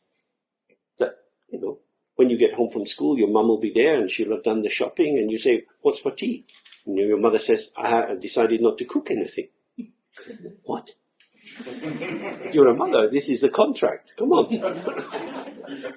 You have to do that, otherwise you wouldn't be my mum, but you are my mum, therefore you have to cook. So, syllogism. And we do that with the watch. We do it with the car. We do it with everything in life. So emptiness means there is no internal defining essence to any phenomena, whether it's an external phenomena or our own thoughts, feelings, and sensations. That doesn't mean there is nothing there at all, but what appears is an illusory phantom, a bit like going to the cinema. You see something. If you take it as real and you invest it with your hopes and dreams or your fears and anxieties, that quality of your life energy put into the object makes it strongly real. And it is that which in Buddhism is called attachment. And as the Buddhist texts say, attachment is the cause of suffering. Because you think that phenomena are more reliable than they are, more predictable than they are, and in particular that they are possessible, that you can get what you want. But what you want and what you get are usually slightly different. Because what you want is an idea, and what you get is an experience which doesn't always fit the idea. So then you try to get the actual to fit into the imaginary. And that leads to a high rate of divorce. I think statistics are very high at the moment. So emptiness is not something mysterious. It is something which is the very basis of freedom. For example, because the mirror has no content of its own, it has the potential to show reflections of something else. If it was filled up with mirrorness, you wouldn't be able to do much with it. This, of course, clearly takes us to the nature of play in children. Children spend a lot of time playing. One of the functions of play is to mediate the relation between the imagination and the actual world. Very often, children who are quite intelligent get into difficulty at school because they know that it's much nicer to imagine things than to be constrained by actuality. So if you ask them to read something, they tell you what they imagine will be on the page. You say, no, it's not what it says there. That's not that word. Read it again. Because in an instant, you know what it could be. It could be whatever you want it to be. But that's not what it is. Well, why would I bother with what it is? Because my mind's already full of ideas. So that's a squeeze. But so in play, the world is what you imagine it to be. That's why children are in many ways vulnerable, but also incredibly rich. They have a freedom of movement in their mind that can join things that adults can't do. Because adults get constrained into thinking of the consequences of it. The notion of play is very strong in the higher tantras and in Dzogchen. Play means not to take something seriously. You can't really have serious play.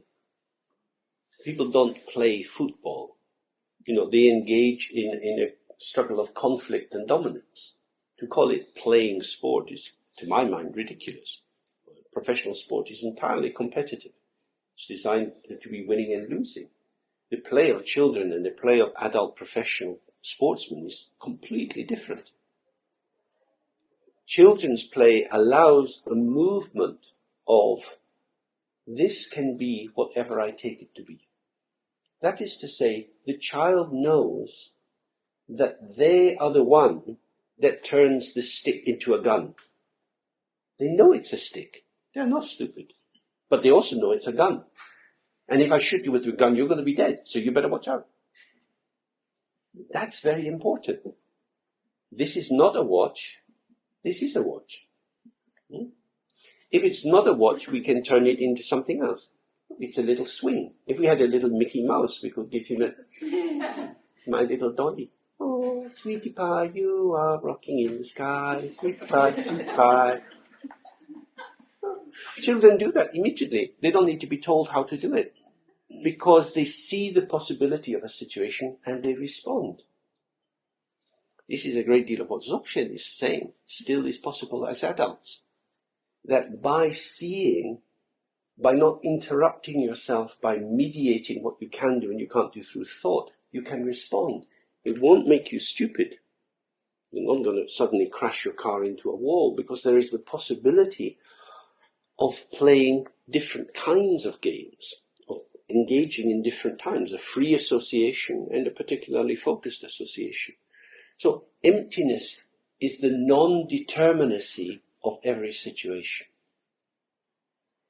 It is not determined by God in heaven, it's not determined by the state, and it's not determined by grammar. The fact that we call this a watch doesn't make it a watch. It could be all sorts of things. For a soldier wearing it, if a bullet strikes them, it could be the thing that saves their life. It could be many, many things. You could wear it on the top of your head. You can do many, many things with it. You could hit someone with it. You could knock your own teeth out on a bad day with it. There are so many things you can do with an object like this. A prisoner could break the glass and cut their veins if they want to die. So, the limit of this is the limit of our imagination.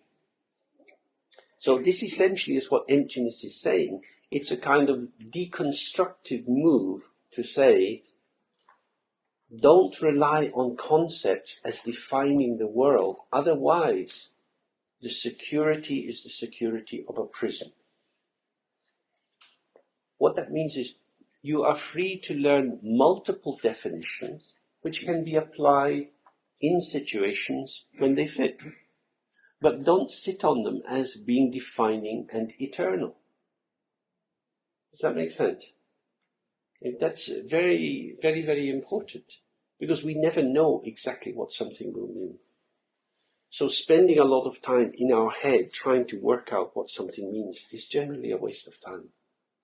Hopes and fears are, in terms of practice, considered to be big enemies, not because they do you real harm, but just because they waste a lot of time. Because if your imagination is turned into the world, you can be more playful and connected with other people. You can enjoy life. Enjoyment comes from flexible, alert participation, I think. So if you are preoccupied with a hope or a fear or a game plan or a longing, in being filled up with this, you're unavailable to meet the situation and work with what you get. So that's the essential point of emptiness. It means whatever you say about something will be wrong, but not completely wrong. So Nagarjuna, the great expounder of the understanding of emptiness, is famous for this simple statement in Sanskrit, neti neti, which simply means not this, not this. It means whenever you say, this is a watch, he says, no. He is famous for having no assertion at all. He doesn't propose any proposition. So in that system, he is like people like Wittgenstein, like all the skeptics, who are not proposing any proposition, but they're inviting us to examine the nature of the construction of propositions. So creativity is the process of proposing with only the truth status of a proposition. That is to say, it's a gesture, it's movement, it's energy. It's not a description of a pre-existing truth. So if I say, this is a watch, I am proposing that for this moment we consider this to be a watch. We enter into the theatre of believing this is a watch for a moment. That's all. There is no inherent watchness in the watch. It is our belief together that makes this a watch. So the watch is empty of watchness, but it can be filled with watchness if we watch the watch. No? This is very important, because what it comes down to is saying, you are not a slave. You are not the passive recipient of a world that is already formed. The world is revealed through your open participation, and the more relaxed and open you are, the richer the world will be for you. It's not a done deal. The world isn't owned by rich people or this kind of person or that kind of person. Everything is open. So that's essentially what emptiness means. So you can link this back with examining the nature of thought, the nature of the mind. It is because the mind is not a thing that it can offer hospitality to all the different thoughts. Yeah? However, our personality is much more like a thing. So a thought comes in your mind that you feel is an attack on you. I don't want to have a thought like that. Well, I don't want to go there. This is not me. No? I'm sure we all have that experience sometimes. Ooh, why am I thinking that? That indicates I've already got a shape to me, the meanness of me, and this thought can't be integrated or brought into contact with this image of myself. Therefore, my hospitality to this thought is limited, because I am defending the territory of my pre-established self. The function of the meditation in inquiring what does the mind rest on is to see that this protective wall is more functioning as a prison than as a security. And if you let go of the prison wall and offer hospitality to all of these thoughts, you will not be defined by them, because no thought defines who you are. But what you will have is a lot more freedom to respond to the world in different ways. This is very difficult when you have thoughts of violence or sexual perversity or things like that float in sometimes. And yeah. I think that they can be very frightening. Then you have to look, who is the one who is frightened? The one who is frightened is another thought. So that's why one looks again and again. So if you have an idea, I want to kill someone, or I want to stab someone in the eyeball and fuck that hole, then, whoa, what is that?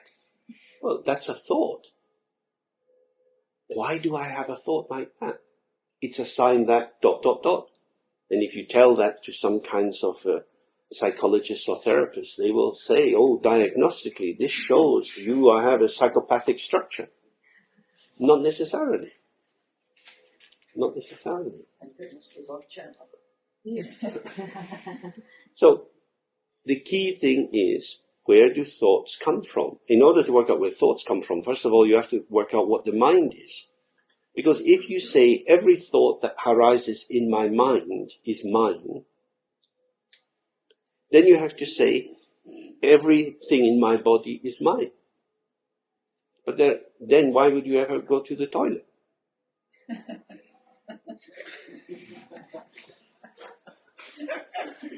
Because you're saying some of the contents of my body I don't really want to keep too long. Some of the contents of my mind I don't want to keep too long. The contents of the body and the contents of the mind are not the same. Thoughts are not things. I am not a thing. That's what emptiness means. No thing. No reification. I'm not an entity. This hand can be hit by this hand. That hand goes through the space. The more you are a non-entity, the more you don't get slapped about by life so much. It's the fear that this will hit me and it will contort me.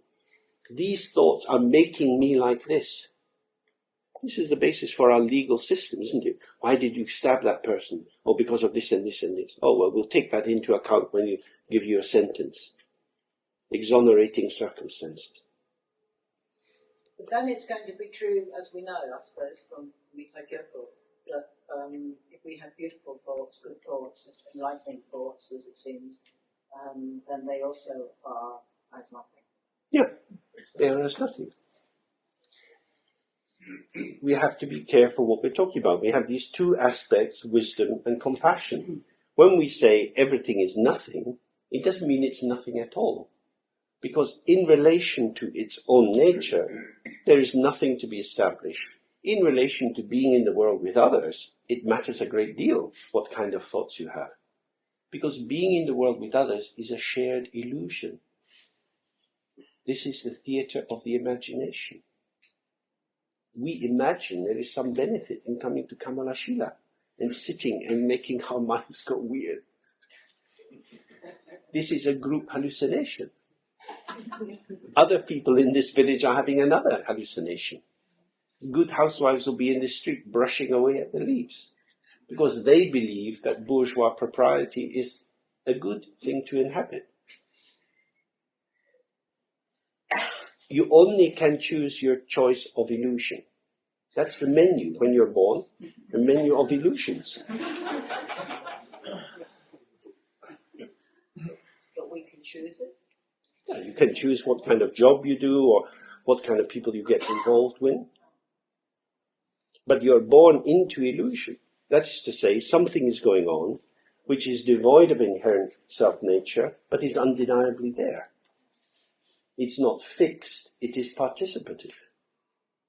That's the whole point. So emptiness is a very, very important thing to examine again and again.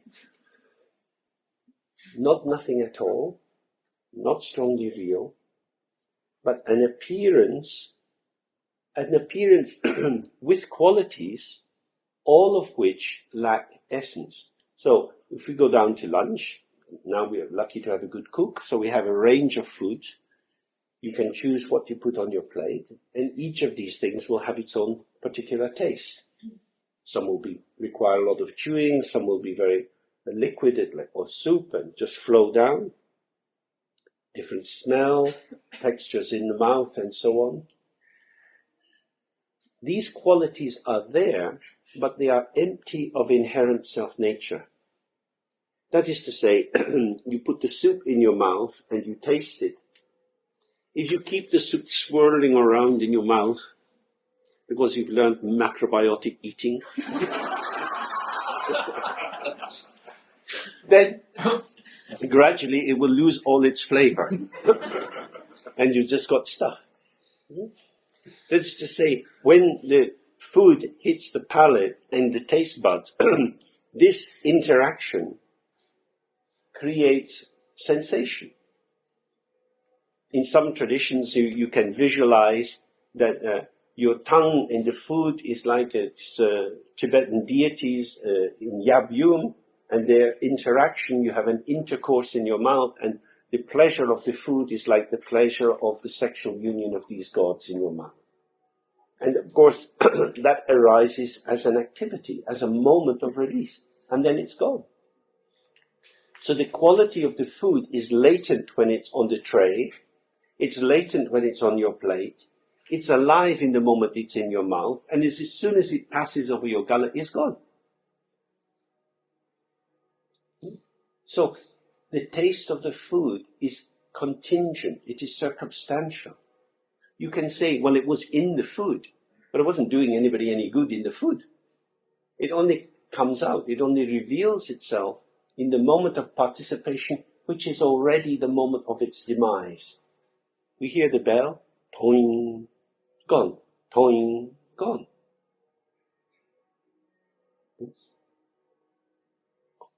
Sound is just moving in time. If the first sound remained, not like that, is it? One goes, and one goes, and one goes. This is it. It's just going. Wow. It's empty. It's illusion. And yet it's here. We hear this. That's what it means. So, regarding the emptiness devoid of inherent self-nature, many different thoughts about the existence or non-existence of entities arise. Yet these distinguishing concepts are themselves inherently free of the duality of subjects who identify and objects which are identified.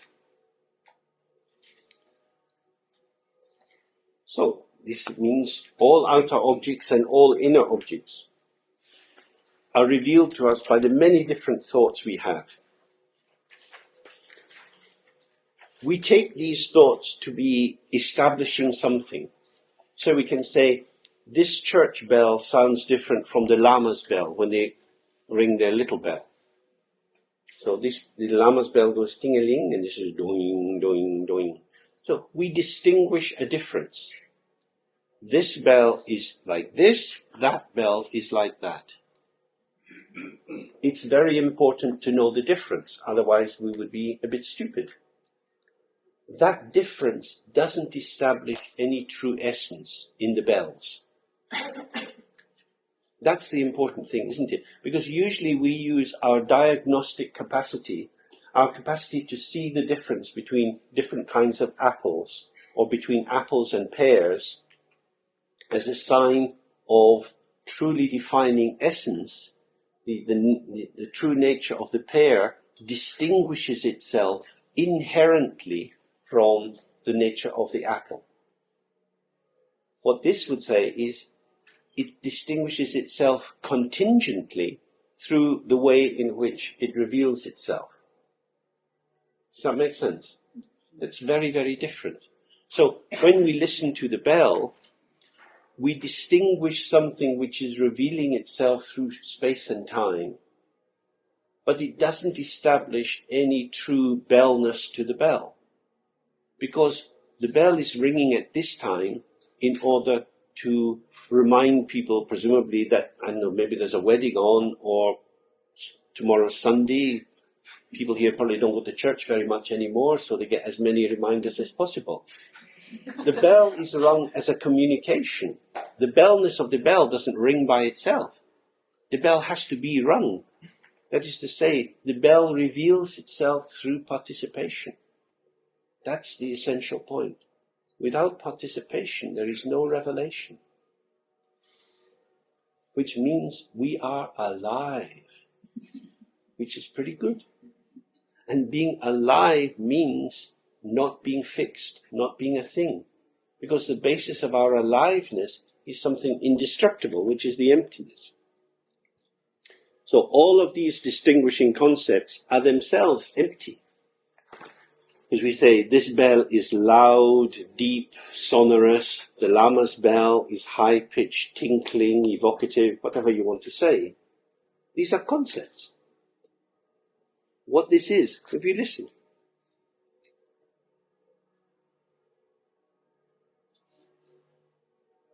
If you're a musician, you might be able to say lots of things about the nature of that sound. But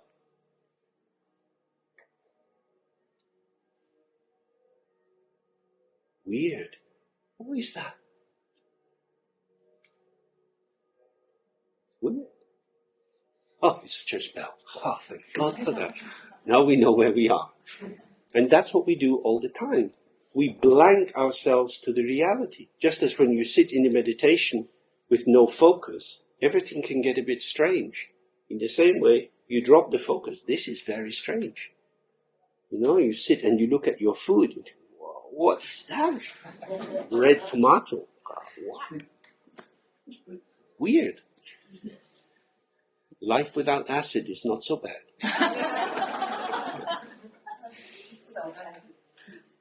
So, this is very, very important, is to see that the world gives you and you don't have to take.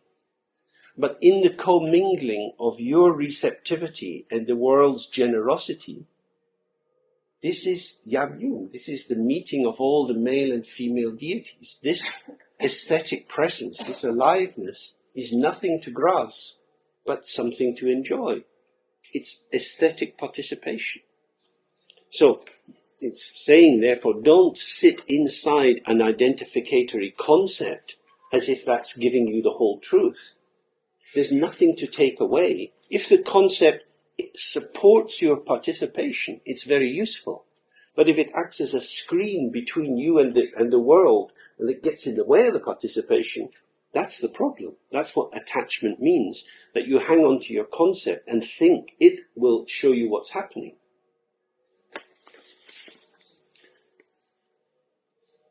So this in itself, although you might think this is a little bit abstract, this is clearly a practice.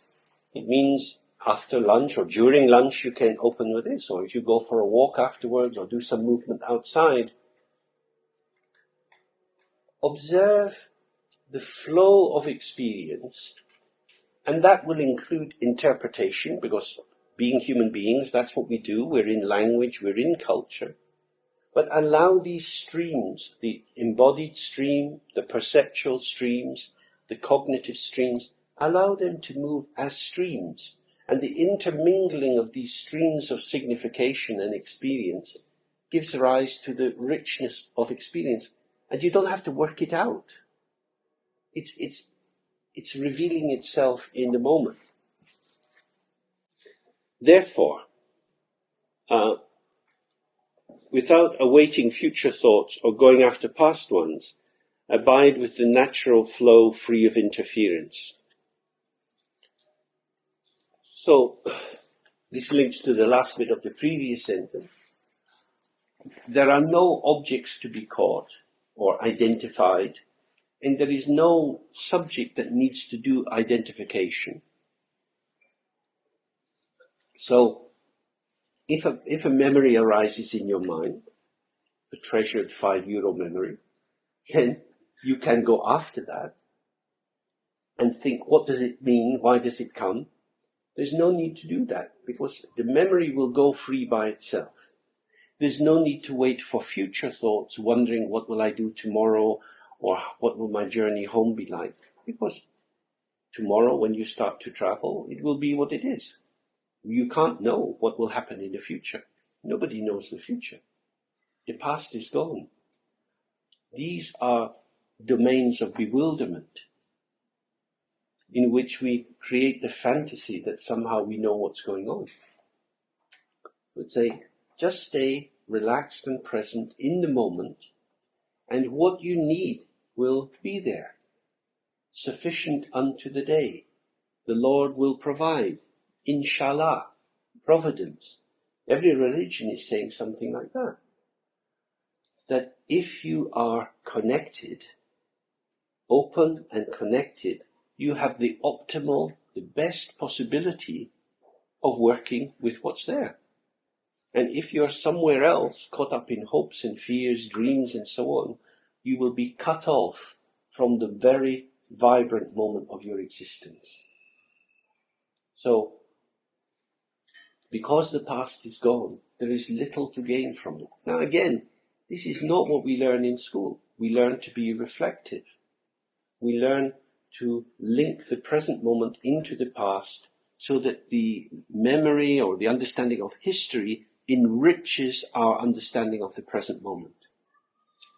But that we need to do that when our experience of the present moment is thinned. That is to say, it's a cognition. We're thinking about what's happening to us now, and we bring in other thoughts to make this more delicious. Yeah? This is like when the Indian immigrants came to England in the 1960s, and to the boring English diet, they brought curry. So suddenly the food gets better. People are really excited to go out and have a pint of beer and a curry. So your present thought is very boring, and you bring in some associated thoughts and you add a bit of spice. The curry of the past. No? That's what we're doing. We're adding value. You have to think, what does that mean? Why is it that my current moment of existence is so dead, so dreary, that I have to add value into it? From the point of view of Dzogchen, that in itself would be a sign of getting lost. That when subject and object are in this dynamic interplay, which is unfolding through time, the vibrancy of that is satisfying. Even if you're not very well, if you're sitting in a chair in the garden and you can hardly walk, the bird sings. You can be with that. If you're thinking, oh, when I was younger I could do this and that, you don't really hear the bird. The bird has become a cue for you to vanish into the labyrinth of your mind. And gradually there will be an entropy in that. You will lose all your energy. Whereas if you just hear the bird, it takes you out of yourself into the world, and it's fresh. Yeah? We probably all had that sort of experience. So that's really what this is describing. That, of course, you need to remember where you've parked your car. That helps in life, or where you've left your keys. It's not saying that not to have any memory at all.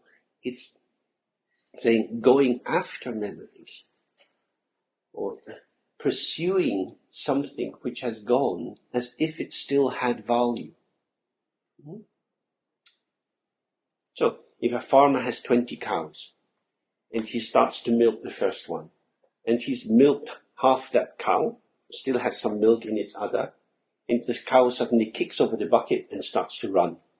And the farmer runs after the cow, and it leaps into the next field and the next field, and 2 hours later the farmer is chasing his cows. Meanwhile, you've got 19 cows back there with udders full of milk.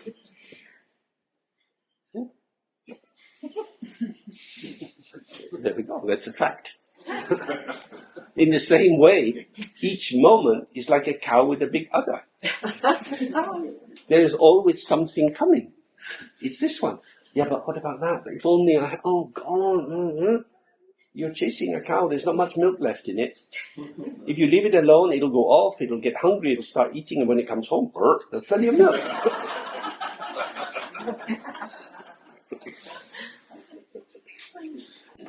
So, it's saying, abide with the natural flow free of interference.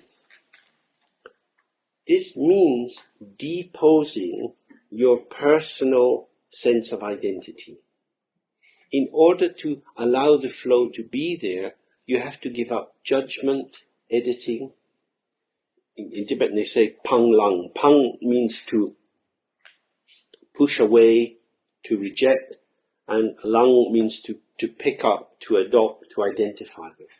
So not pushing away the thoughts you don't like, not hanging on to the thoughts you do like, but just allowing the mind to be as it is. As in the example we had before, like a waterfall tumbling down a mountain, the water just falls as it does. We do this in meditation. This is to practice. This is not for just being outside. Because this is for us to understand the nature of the dimension of our own experience. Once you start to speak to other people, you have to speak appropriately. Telling people the truth because you think they need to hear the truth, not a good idea. Not a good idea. That's a violence. But allowing yourself to experience the full domain of your own experience is useful because it loosens you up and makes you more tolerant of other people. Because when you realize that you're a bit of an asshole yourself, oh, maybe I have a lot in common with the faults of others. So therefore, being on other people's case and letting myself off the hook, not so good. So there are many advantages in allowing yourself to be how you are. And that's really all that this means. But the central advantage is you dissolve the sense of the point of self-reference. So that instead of me having to make sense of things, the inherent or the natural order of existence is revealed. Which is to say that the function of self-referencing can be allowed to perform its ordinary duty rather than being given an extra function. That is to say, I don't need to make sense of the whole world. The world has a sense. Trees grow up, birds fly in the sky, fish swim in the sea. If we look outside, it's pretty obvious what's what. So, it's not all up to me. The more we let go of that and let be and allow things to be the case, then the less work there is for the individual ego. So that the ego, it's like a hand. It's a movement. It's an extension of energy. It is not a core identity. This is the central point. What we have, as we've looked before, this is a category confusion. So, if I say, I prefer water to Coca-Cola, that is a communication. It's not a definition. Because or if it's a definition, it's a definition about me now. When I was a child, I liked Coca-Cola. And when I grew up, I realized this is some poison. So I don't like Coca-Cola. But that is a communication. It doesn't define anything essential about me. Because under certain conditions, on a very hot day, very cold Coca-Cola might be quite refreshing. So in that way, we start to see, I do not speak the truth, because there is no truth to be spoken. But I can speak truthfully. And speaking truthfully is a gesture. It's a gesture which has meaning only in its resonance in the situation that you speak. Because if you speak the truth, you can say, listen, just shut the fuck up. I'm telling you the truth. That's quite a reasonable thing to say. Huh? I know the truth, you're an arsehole. Fuck off. That's a kind of Glaswegian conversation. People feel that often very strongly. Truthfulness means speaking from the heart to a heart, trying to connect, trying to have conversation, a movement. And so part of being truthful is to be able to listen, to let the other person's truthfulness interact. Would that make sense? So that's why the establishing of positions is unhelpful. But what we know, I think, about ourselves when we examine it is we want to know the truth. We want to not be criticized and judged. So if I find out the perfect deal and I tell other people what the perfect deal is, they're not going to stab me, they're not going to humiliate me or shame me. So we use pseudo-truth as a defense. And in that way we're not naked. And one of the descriptions that you see a lot in Dzogchen texts is that the mind itself is naked. It's not covered up by anything. And so one of the functions of the practice is just to be more naked. Just we are what we are. And in that nakedness we make mistakes. We behave in ways which are perhaps not always clear. There's misunderstandings. These can be resolved if we're able to say, well, this is how I am. And that's painful, that's difficult, but it's simple at the same time. So if you have a position, the tendency is always to try to protect it or defend it. But once you see everything is empty, what you're defending is an empty position. When you think of the last days of Adolf Hitler in a bunker in Berlin, sending out messages to keep fighting, this is a bit crazy. The war is over, but people are still being asked to die. This is dreadful. And then these people killing themselves. So there's a metaphor or an image for the ridiculousness of holding a position. Because the position was a dogmatic truth. We will fight to the end. No surrender. Death before dishonor. These are the stupid slogans of soldiers. And tattoo them on their arms and so on. Actually, very important lesson. He who fights and runs away lives to fight another day. Very important. But it applies to everything, not just fighting.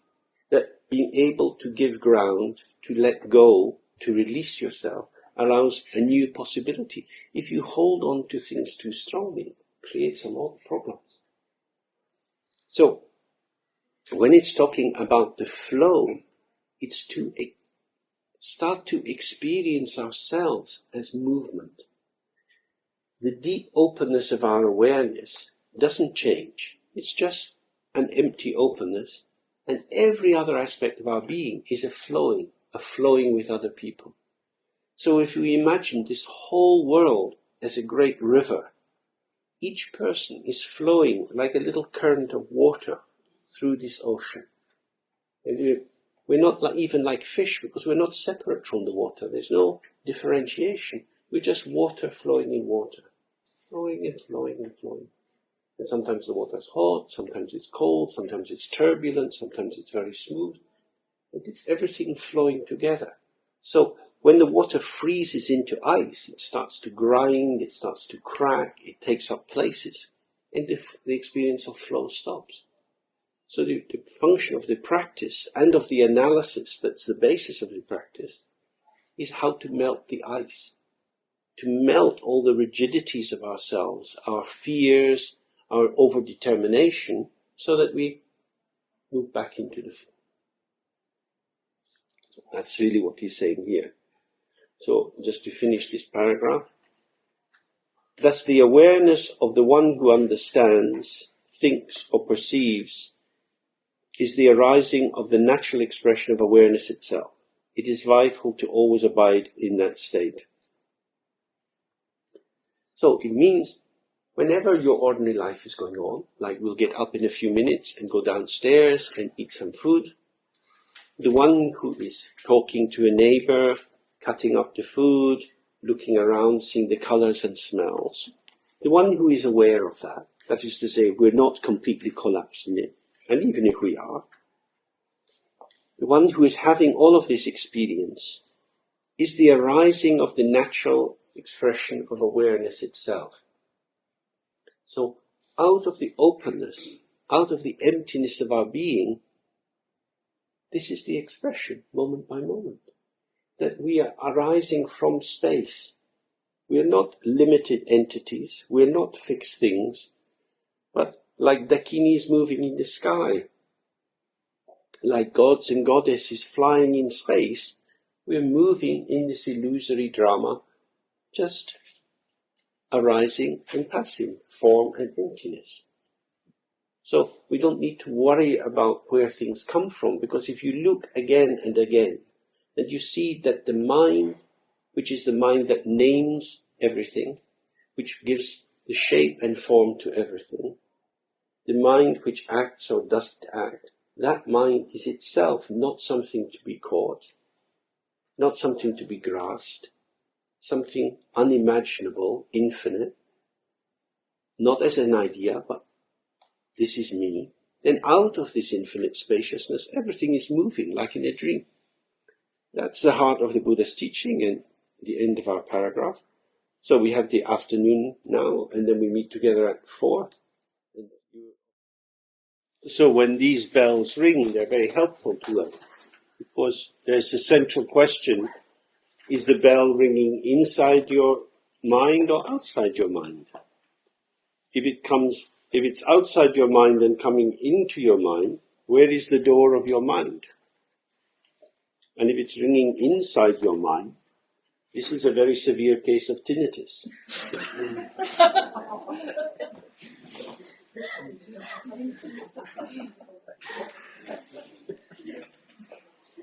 So it's very helpful to work with circumstances and just try to stay completely open to whatever's coming without putting it in any place, and feeling the uninterrupted, unmediated presence of the non-dual existence.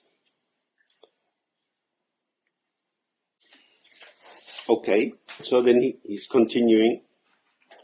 Whatever feelings come, be they happy or troublesome, they are the arising of the natural expression of awareness.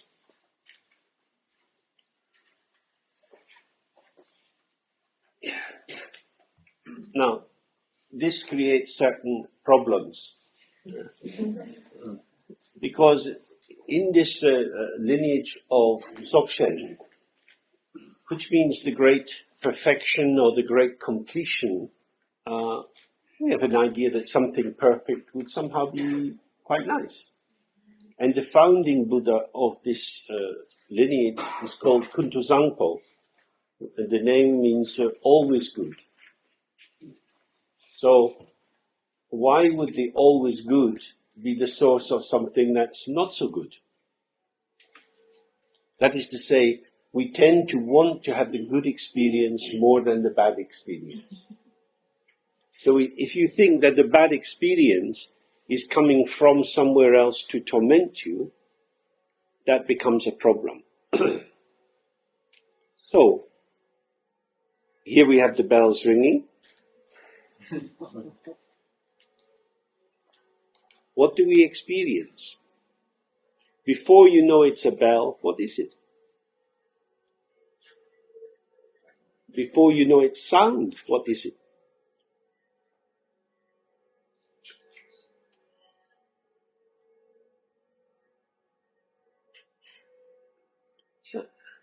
In that state, it's the same. When an experience arises and we say, I don't like this, I like that, these expressions are after the fact. We have added that interpretation onto the experience.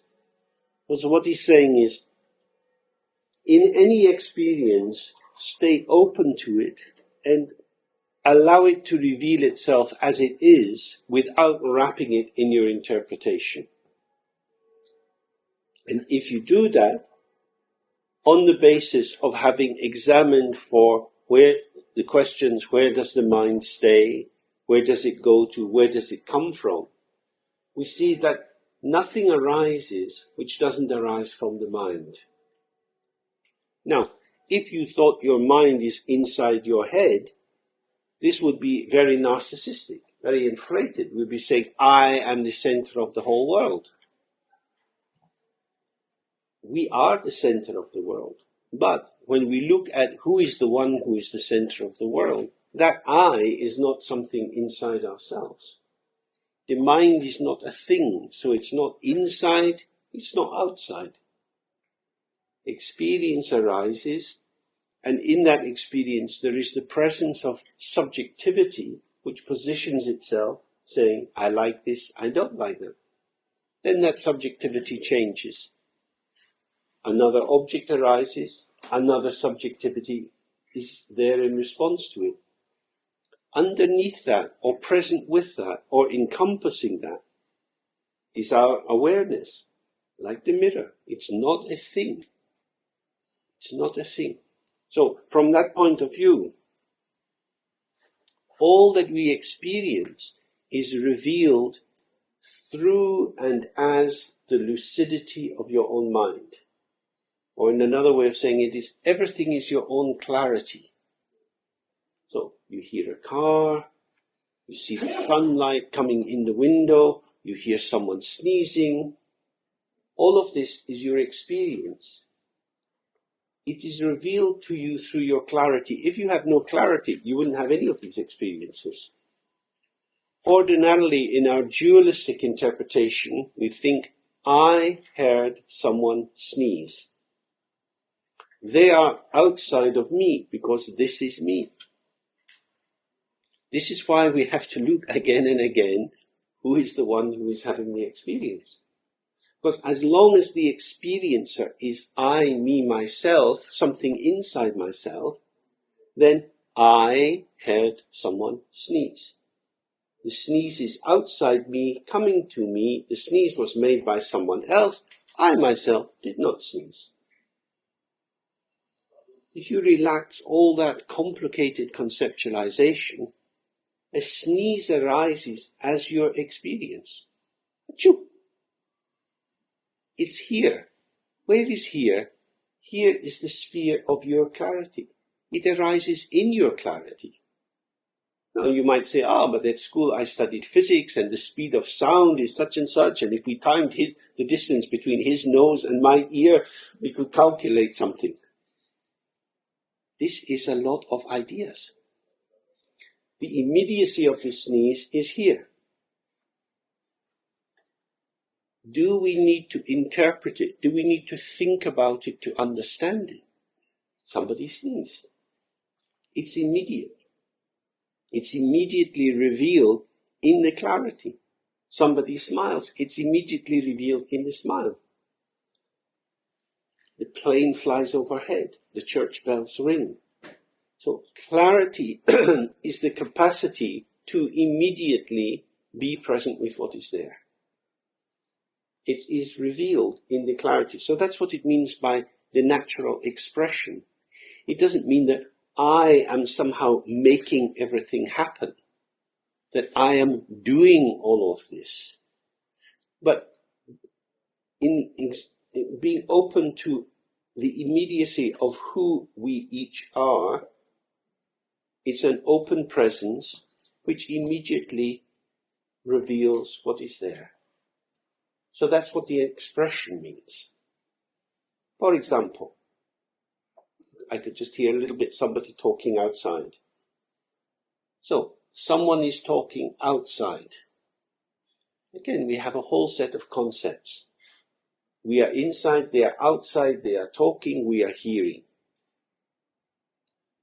Sound is there. The outsideness of their talking and the insideness of ourselves are not two separate things. In an instant, it's there. It is shown immediately. In Dzogchen, this is called hlundrup. Hlundrup means effortlessly arising. It's just this. And the just thisness of everything is always there. It's not made by anyone. It's not constructed. But it's also not a rational sequence. Because we're doing one thing and suddenly the church bells start again. And suddenly that's happening. There are intersecting planes.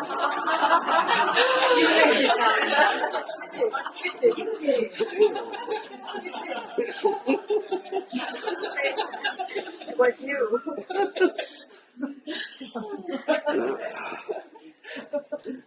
Because people of the village, they carried their cross into to the wood when I came back. They all went there, so they are probably coming back in church. Yeah. They're trying to purify their village from this terrible invasion. Oh. This will all be washed with holy water when you leave.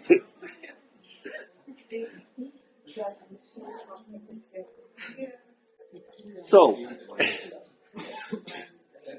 and this next piece is quite difficult.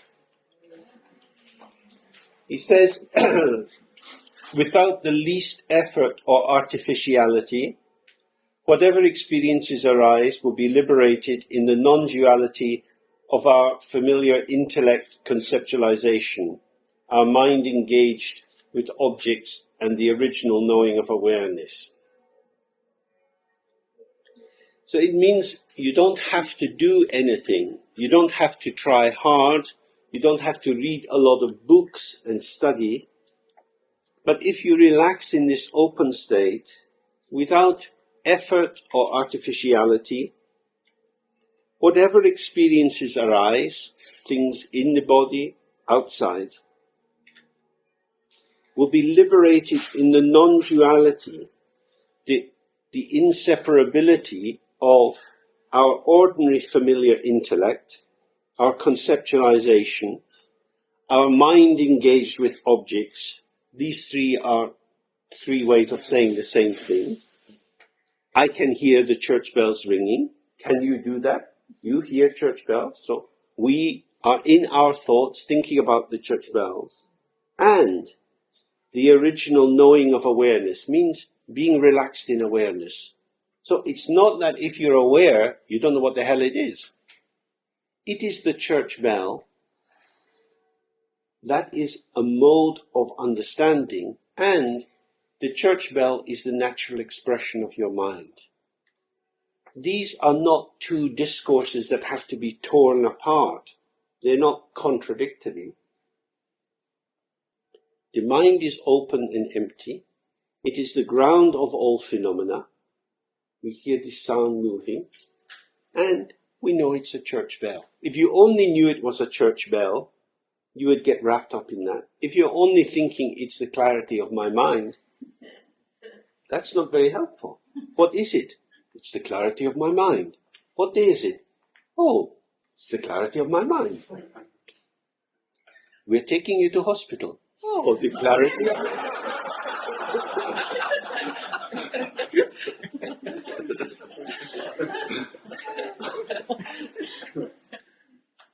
So it's meaning that it's very important to see this. Concepts are not the enemy.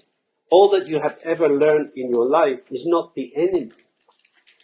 It's not that this is an obscuration. It's only an obscuration if you sit in the concept and you try to get some place which is outside of the concept. The clarity of the mind is infinite. It contains all concepts, all phenomena. Therefore, it doesn't need to exclude them or push them away. No? So we hear an engine outside, quite a heavy engine. Imagine something, big vehicle. Useful information. If you're walking down the street at night, whoa, I'll get off the road onto the pavement because something big is coming. What is that? That is a series of concepts. That is the energy of the mind. So inside the open dimension of awareness, the whole of samsara and nirvana is arising. This means that everything continues as before. We don't suddenly find ourselves on another planet or seeing rainbows, but this is moving in the space of relaxed openness. So the precision of the conceptualization and the openness of the clarity are simultaneous. You don't have to give up anything. It's just that everything is recontextualized. Instead of it being something inherently real and solid, where one object displaces another object, each moment of arising is the energy of the unfolding of the natural clarity. Just like the bells. Just coming and coming and coming. If you listen to the sound, there's nothing to grasp. And it's a church bell. So the naming of the church bell doesn't make the sound any more graspable. Although you know what it is, when you listen, what is it?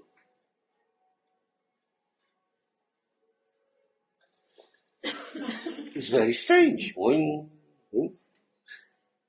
So this is, otherwise you would have samsara, the world created by thoughts and constructions, and nirvana, a very open space, and they would have no relation to each other. All it's saying is that the more you relax and open, there is space enough to provide hospitality to whatever is arising. And in that hospitality, you don't have to struggle to make sense of things. However, if you just relax and meditate, you will not automatically know Chinese or Russian. So, knowledge will not suddenly come up through your nostrils. It's not going to be like that. Sometimes there's the idea that the Buddha is omniscient and knows everything. Buddha knows the nature of everything, which is emptiness, but doesn't necessarily know the particular details of situations. This is one of these places where the nature of things gets mixed with the power politics of religions. I think I told some of you before that I often used to ask different lamas if this particular lama, Dujo Rinpoche, who was at that time the greatest meditator, if he was being driven in his jeep late at night between Darjeeling and Kalimpong, and the jeep broke down, and the driver looked in the bonnet and didn't know what the problem was, would the Lama be able to meditate the repair of the engine? Because he knows everything. At which point people look at me as if I'm a bit stupid. The main thing is you're stupid for asking the question, because the Lama knows everything. Full stop. So that's the issue, isn't it? Don't fill it with fantasies. You don't need to add more, because then you get into creating symbolic realms, which are your artificial constructions. So this is very, very helpful to think. The ordinary mind and the open mind are not two things. Their non-duality or their integration allows us to be freed from the imprisonment in the ordinary conceptual field. That's all. It doesn't mean that the ordinary conceptual field is annihilated by being integrated into the openness. So you get the best of both worlds. It is vital to experiential know that this awareness itself is the first and foremost. Because if you spend your whole life, if you spend your whole life developing a lot of intellectual knowledge, that knowledge will not necessarily get you to the point of recognizing your own nature. So the recognition of your own nature, or the awakening into your own nature, comes first. That's what it means by the first and foremost. Inside that, all the other knowledge is very useful, because that knowledge is your energetic modes of being in relation to other people. So we meet together here on the basis that people have some knowledge of English. This is my limitation. I don't speak German. So it's very good that you had some education that allows you to understand English. That's the basis of the meeting. So our conceptual knowledge is always going to be limited. There'll be some things we can do, some things we can't do. Some people are good at cooking, some people can play musical instruments. these things are all very important. They're part of how we live in the world and how we find our particular form of existence, to put food in our mouth, to make relations with others, and so on. But no matter how rich our world is, if we don't know who we are, it doesn't really help. It says in the Bible, what profit is there to a man to gain the whole world if he loses his own soul? It's exactly the same idea. You can spend a lot of time outside accumulating knowledge about other things. But if you don't see who is the one who knows this knowledge, then there's a kind of lostness. So that's why it's saying it's first and foremost. And it's the same in Dharma. There are many kinds of Buddhist practices you can learn, many aspects of Buddhist philosophy. But when you come to the moment of your death, having memorized a lot of lineage prayers, won't help you. The main thing is to know your own mind. Yes, you had a question. I didn't understand the familiar intellect. What is our familiar? Our familiar intellect means our ordinary intelligence. It's familiar in the sense of how you make sense of the world. What you like, what you don't like, what kind of books you read, what you don't read. That creates your own lived world, isn't it? Individual? It's an individual one. Yes, you could say, well, what is familiar to you? What is your private world or your personal world? Den wir gewohnt sind, heißt das. Gut. Okay. Because it's very important that when the mind is relaxed and open, it will help to contextualize that familiar world, but it won't open it up into anything else. We'll just see what it's in. As I say, if I'm sitting at the table with some people who are talking in German, I can know you're talking German, but I don't know German. In terms of energy, a lot of work has to be done if we want to have access to it. In terms of the nature of your mind, a lot of work has to not be done. Energy is developed by competence. If you want to learn about economics or how to drive a jet plane, there's a lot of things to learn. A lot of moves to make with your body, your voice, and so on. But in terms of understanding who is the one who is present, what is this? No conceptualization is required. Rather, the deconstruction of the being filled up, the foreclosure with lots of conceptualization. So in that sense, my ordinary understanding cannot take me to the understanding of my nature, yet it is inseparable from the understanding of my nature. Yeah? Okay? If you look in the mirror and you see your reflection, yeah? And you're looking because you think there's some little thing on your nose. And you're looking and looking and you're touching your nose on the mirror trying to see what that is. The more you do that, you won't see that I'm looking in the mirror. You think, I'm trying to see what's on my nose. Yeah? So, in that way, if you're in your ordinary thinking, you're looking in the detail. You completely forget someone is aware of this. Who am I in this very moment? That's the thing. That the whole life can be spent excited, engaged, bored. Always something's going on. But who is it happening to? Which is why we have to engage in this sometimes difficult practice. Okay? So then he's saying, furthermore, original knowing awareness, unartificial, primordially open and at ease, is of its own nature naked, unwavering, free of objects to rely on and the tendency to rely. This is a lot of technical language.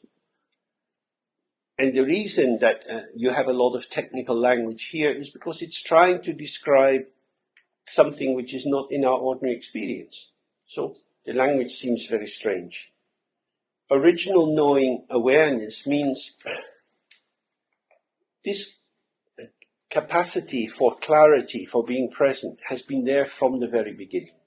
It's original because it hasn't been created by anyone, it's not a construct, it's not improved by anything, it's not destroyed by anything. It's described as knowing because it's always revealing itself. It doesn't arrive at a fixed state of knowledge, but is ceaselessly open to what is occurring. And it's an awareness because it's not consciously processing what is going on, but has the immediacy of revealing what's there. It's unartificial. Could one say that it's aware of itself? If it would depend on how you understood what aware was. It doesn't mean conscious of itself. It's not self-reflective. It's not self-reflexive. It's self-luminous. So its luminosity illuminates itself and the world. So the luminosity is non-dual. So I don't have to think, oh, hang on a minute, let me think about that. So I'm going to think about what thoughts I have in my head before I reply. It doesn't have to do any of that. But it's not filled with any shadows. There are not any dark or unexplored areas in it. It is always immediately the whole story. But it never totalizes. So it's aware of the mirror and of the reflection in one time. Well, you see, if you say, this is always the problem with grammar, if you say it is aware of the mirror, then you set it up as two things. Yeah, so it's just full of, it's just clarity. So it's unartificial, not constructed. Primordially open means, again, from the very beginning, it's not marked or closed down by anything. To be open means to be undefended and to be available. To be available means to offer hospitality, spaciousness to whatever occurs. And then he says, and at ease. That is to say, there is no fear in being open. Very often in our lives, we're open and then suddenly we jump back because actually, oh, I need to be a bit careful. Why do I need to be a bit careful? Because I don't know what you're up to. So, a profound openness in being undefensive, in not needing to protect itself, is truly able to say, whatever comes, comes. This is hard. In the traditional text it says, if you go to heaven, go to heaven. If you go to hell, go to hell. If you're happy, be happy. If you're sad, be sad. Don't try to edit your experience.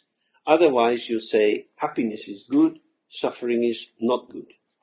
Now, you would need to be pretty strange to say, I want to suffer.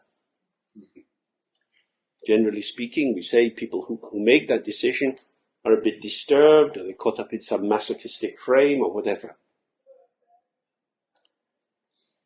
It's not saying that you choose suffering. What it's saying is, suffering is part of experience, happiness is part of experience. In being open, when happiness comes, there is happiness. When sorrow comes, there is sorrow. At this time, some of you may not be very well, or you might know people who are not very well, or you might have problems in your life, or you might be frightened of something. That is your situation. The fact that you might not like it being your situation doesn't necessarily remove it. I don't like it is a second order thought on top of this is what it is. So all this is suggesting is, if you just stay with this is what it is, however it is, you won't need to elaborate so much these thoughts of this is wrong, this shouldn't be happening. And this, of course, is supported in general Buddhism by the Bodhisattva vow. Because in the Bodhisattva vow we say, in this and all my future lives, I will work for the benefit of all beings. That is to say, I tie myself, I bind myself into the situation of all beings. Now, if we know anything about the world, we know that many people are suffering in the world. There are people who are sick, who are dying, who are in car crashes. There are people starving. There are many homeless people in Pakistan. There are people in Russia who've lost all their crops and so on. They're all over the world. Many, many people are suffering. If they are suffering, why would I imagine that I wouldn't suffer? Yes, but you see, actually, I am a bodhisattva, and my job is to help other people. So in order to help other people, it's very important that I don't have problems of myself. So, Buddha, if you could just keep me safe and healthy and wealthy, I will be able to help and love all of you. This is our secret fantasy. But actually, of course, things happen to us. It's just the slice of the cake. This is what we get. So when it comes to us, why would we be so surprised? That's really all it's saying. That you must have a very mistaken view of the world to think that happiness is normal and sorrow is some kind of terrible punishment or accident. Clearly, it's part of the world. Now we come into autumn and the leaves fall off the trees. The same way, bits of our lives start to collapse as we get older, and difficulties of all kinds occur at any age in life. It's just being present with what is. That doesn't mean that you're in a kind of passive situation and you just let things happen to you. What it means is fully accepting, oh, this is my situation. Then you can rest. You can then take medicine if that's going to help, or you can have some treatment done if that's going to help. But it's from the position, this is my situation. If the treatment helps, that's good. If the treatment doesn't help, that'll be how it is. And if I die, well, we have to die sometime, and then I'll be dying. How do I want to die? Angry at the world, thinking it's a disgrace, it's a terrible mistake, or just present, this is how I'm dying. That's really the point. It's not to say that you're indifferent to pleasure or pain. You would need to be stupid not to know that there are some different qualities, different sensation in it. It's a question of not getting overexcited if happiness comes, and not becoming terribly miserable if sorrow comes. If sorrow comes, you can cry. Oh, I'm sad. Now what? Something else will come.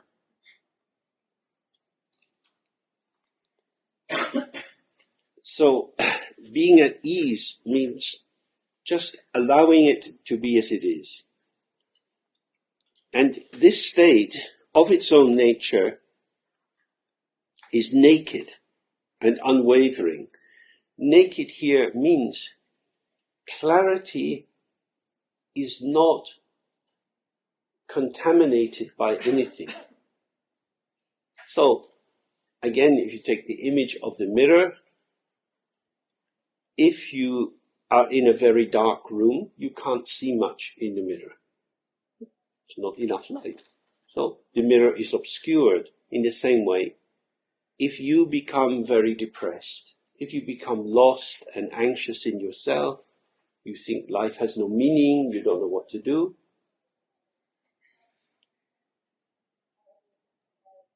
this is a content of experience. If you identify with it, if you fuse with it, this is my life, this is all there is. So that feels like the limit of existence.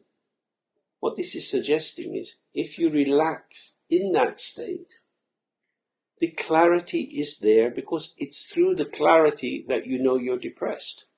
Depression doesn't have a light of its own. It's me not wanting to be depressed that makes the depression oppressive.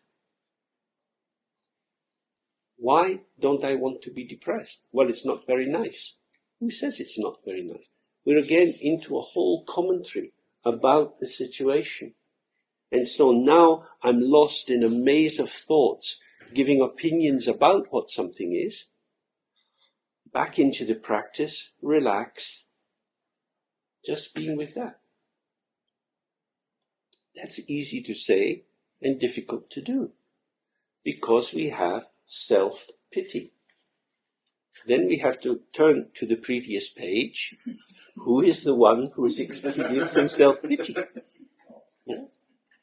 This is why this is a hard path, because we are easily cheated by ourselves. Being at ease and being easy are not the same thing. It's actually difficult to be at ease because we want to make it our own way. We want to make things be the way they are. So we come back into being busy because we think that will be the easy path. But in fact, it's quite difficult because there is no end to being busy. Once you start making it artificial, it's very hard. So again and again, going back whenever you have the time, you don't need to do it for more than 5 minutes. You're waiting for a bus, or you've got a gap at your work and you're having a cup of coffee and you're sitting, you taste the coffee. Who is the one who tastes the coffee? And just look in that moment and have that as a regular part of your existence. Just, oh. And then life, as it were, continues to move, and the movement catches you and you become involved in it.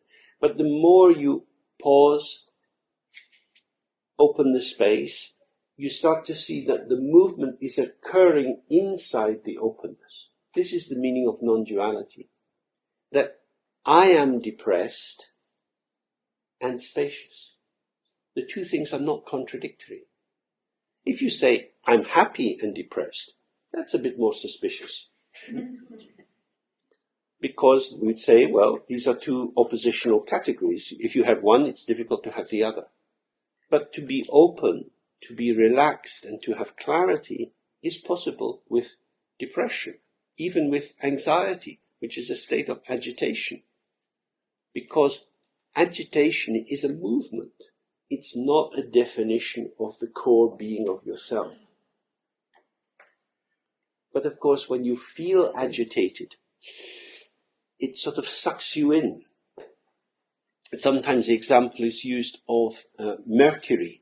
If you have a big plate and you put some mercury on it and you flick it, the mercury will break down into small pieces. And then you just swirl the plate round and the pieces will gradually come together again in a big piece. And the surface of the mercury seems to bend around and collect these little bits of mercury back inside, like a big mother hen. So in that way, the pieces where we seem to go to pieces, where we seem to fragment, these are all aspects of our own being. It's we who say, this is intolerable. I don't like this. I want to cut it off and get rid of it. It's about how to bring these dismembered parts back into ourselves. Now, on a relative level, you can do that by thinking, well, today I'm sad, but yes, I remember that there are people in Pakistan who are homeless. They're worse off than me, so that's not so bad. That's very relative truth. Here we're talking about the remembering, the putting the different members, the different aspects of oneself together in the non-dual integration in the ground, which is awareness. This will become clearer through practice. That actually relaxing, opening, welcoming allows more possibilities than refusing, editing, and trying to make. It feels very paradoxical. But actually, in terms of our ego, we're not very powerful. If you think of all the times in your life you've tried to sort things out, probably not so effective. But if we open to ourselves in the world, And now you have the possibility of working with circumstances. If you go into yourself to try to sort it out, you've already made a threshold, a cross point between yourself and the world. Because in having your own thoughts, you've lost touch with the world. So relaxing and integrating allows movement. But it also means that we have to speak truthfully, to say, I'm depressed, or I'm not doing very well. That means working with the expectations of other people. Other people can have all sorts of illusions about who we are and what we are. And as we know, we live in a world full of conventions about what can be said and what can't be said. We usually have to pretend to be doing better than we are. But our lives have all kinds of difficulties in them. So part of the practice can be just to say, I'm not very well, or I'm tired, or whatever it would be. That's just what it is. Oh, but you always seem so. Oh, yeah, well, no, I'm taking off my lipstick, and that's how I look when I'm old. That's what it is, isn't it? You know, and if we live truthfully, we don't have to spend so much time pretending to be something we're not. And then either people like us or they don't like us, but it is what it is. You know, being caught up in games of pretense is very difficult, because if we're pretending, we're also encouraging the other person to pretend. And so it's very difficult then to know what is the actual shape of your world. So this being naked means not covering yourself over, not feeling that there is something to hide, but just being as you are. And the nakedness of the mind is also, there are no obscurations. So, for example, let's take say somebody's socially anxious. It's a very common phenomenon. I don't feel at ease when I'm with other people. Therefore, I avoid social situations. You could say this is an obscuration. It gives the person a limited sense of themselves. It keeps them identified with narrow self-belief. And it cuts them off from new opportunities where they could learn something different. That is to say, their very sense of who they are is obscured to them by the beliefs that they hold. But if they were to look at themselves, the one who says, I am socially anxious, the one who says, oh, I don't think I'll go to the party, that one is naked, is open, is at ease. Where is the anxiety? It's not in the nature itself. It's not in our ground being. It's in a movement of energy. I have habits of being anxious. I have a story about myself that I'm anxious. Because of that, I've avoided situations. Therefore, I haven't learned how to deal with social situations. And these lines of manifestation or energy come together and create this seeming wall, perspex wall, so that I don't want to go there. I couldn't do it. What is that? I couldn't do it. The mind itself has all the potential. It can express anything. So I couldn't do it is exactly a sign I am caught up in a series of concepts. And as long as I'm caught up in it, it will be a functioning limit to my existence. And when I see, oh, it's just a pattern of energy, then you think, fucking hell. All these years of life, being frightened and avoiding something, and there was nothing there. That we have been living in terror of ghosts. All neurosis is a form of ghost, isn't it? All these habits and echoes of past situations, but when they're there and you believe in them, they seem palpable, they seem to be strongly real. So this is why, again and again, observing the nature of the mind directly is very, very important. Okay, maybe we should have a little break here, and then we'll continue, because this is quite dense and quite difficult.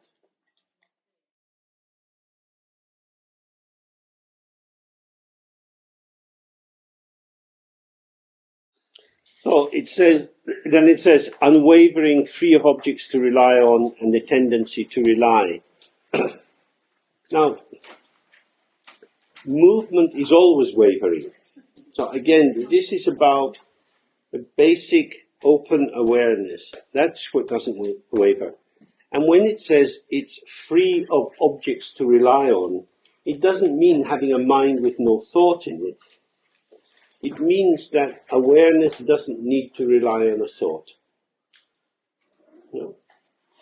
Which is, again, when we were looking at these questions yesterday, and which I hope you can take with you and become a real practice for you, when you look, what does the mind rest on? Where does it stay?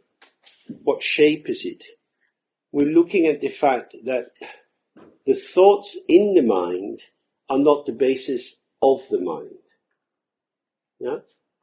And when you see that, then there's no reason to stop the thoughts that are in the mind, because they don't support the mind and they don't harm or contaminate the mind. So that's what it means. It's free of these objects to rely on. You still have all your thoughts and so on, but you're not pulling them into the wrong service of making them the basis of your existence. And how does that happen? Because of the last part. There is no subject who is relying.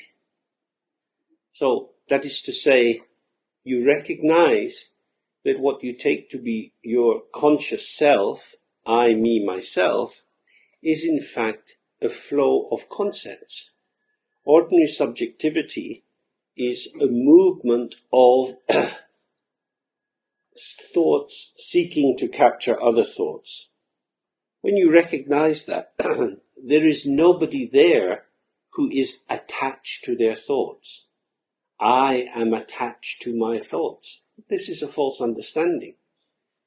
The thought of I links onto other thoughts. The I is a thought. It's not a place, it's not an entity, it's not a thing. Who is the one who says, I am attached to thoughts? That is the open awareness itself. So what in this text, he's going round the same territory again and again and again. Because these kind of weeds are very difficult to pull up by the root. You pull and the flower comes off. Then the leaves come off. Then the stem comes off. But the root is very deep. So we have to look again and again in ourselves at this belief. I am a thing. I am an object. I need to try harder. I should do better. We get drawn into this. We believe this so easily.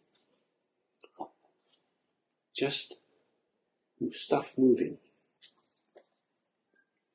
Just when it says rely and the word used rest, does that mean, is that the same word or is that different meaning? It's the same sort of idea. I mean, if I rely on my thoughts to tell me who I am, then I'm at the mercy of my thoughts.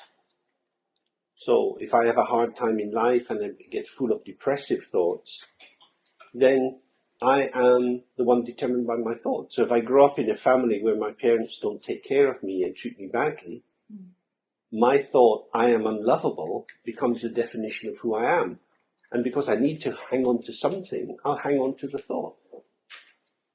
And that's the problem of the attachment, isn't it? It's asking a temporary thought to provide the definition and real meaning of your existence.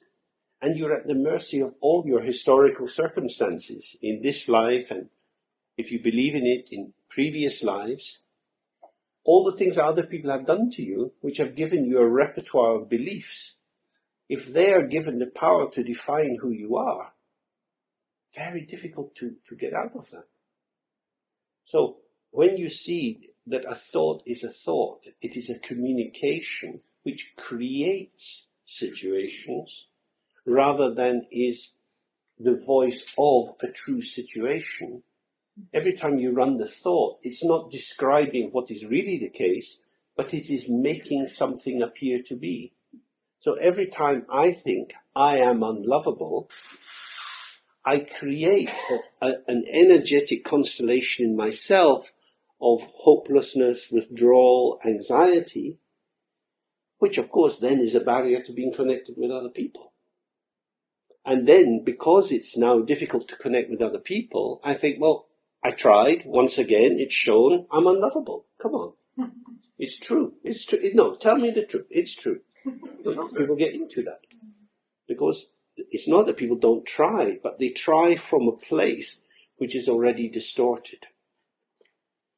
So this is so important, is to see what is a thought. A thought is a here and now emergence which creates a particular world.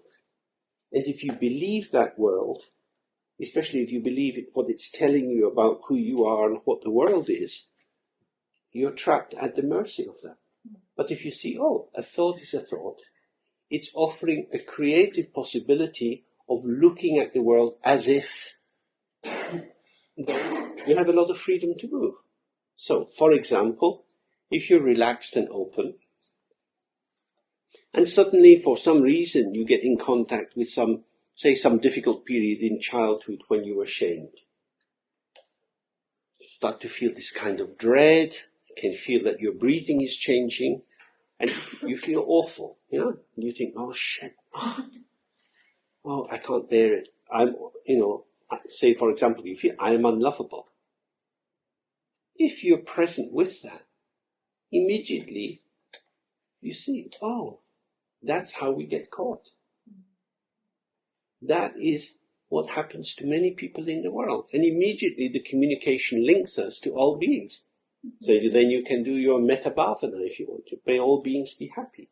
But without even thinking it or saying it, you're aware, oh, this is how misery occurs. By falling into a lie. Because the truth is, I was unloved. That's the fact. Out of this has been generated the conclusion, I am unlovable. That's false. So a painful historical moment comes to generate a false understanding, which one is then fused into. So the more one can really allow the content of our experience, it tells us about the past. But it also tells us about how we get caught up in things. And it tells us about the consequence. When bad things are done, there is a painful result. All of which helps us to be more ethical and more open, because you can see how it functions. So that's what about people who have had a trauma? So they don't think about the trauma, it's just in the brain and all these connections in the brain, it's alert, and so they often don't think about it, they just have this nervous system being alert. What can they do about this? Because they can't say, oh, that's a thought, that's wrong. I mean, I have a very strong startle response. Once when I was walking down the road, my eldest son jumped on my back and I threw him in the ground so quick. He had no clue what happened. Because you jump on me, I hit you. I am profoundly paranoid on an energetic level. Because I had some difficulties in my childhood. That remains as a kind of resonance. It's written on my forehead, don't fuck with me. That's a fact, that's an energetic thing.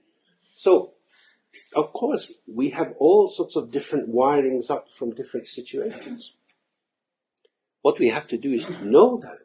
It doesn't necessarily make you a terrible person, but you can think how to not get caught in situations which will reactivate that. And who is the one who is being activated? It's an energy system.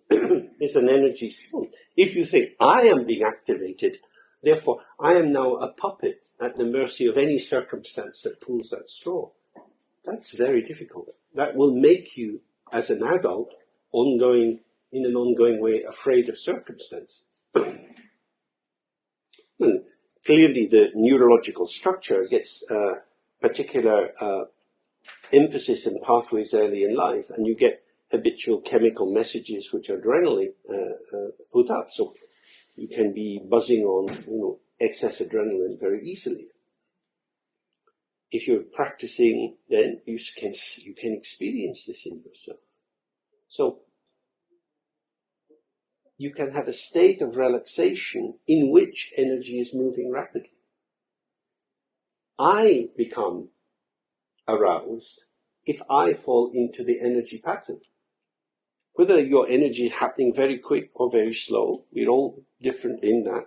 It doesn't really matter. It's just stuff that's going through. But as soon as you get merged into it, it's activated.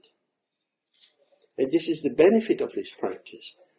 Whether you're a very peaceful, loving, gentle person, or whether you're quite a rough person, whatever the energetic structure, that doesn't determine who you are. It's not that you have to change that structure, because of course changing is very, very difficult. But can recognize, oh, this is a tendency.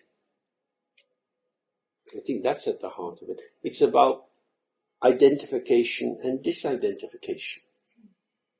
That the content of our mind is what arrives for us, but it's not definitive of us.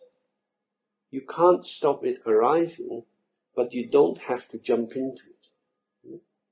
So in the teachings, they describe it as rangsha, rangdrol, self-arising and self-liberating.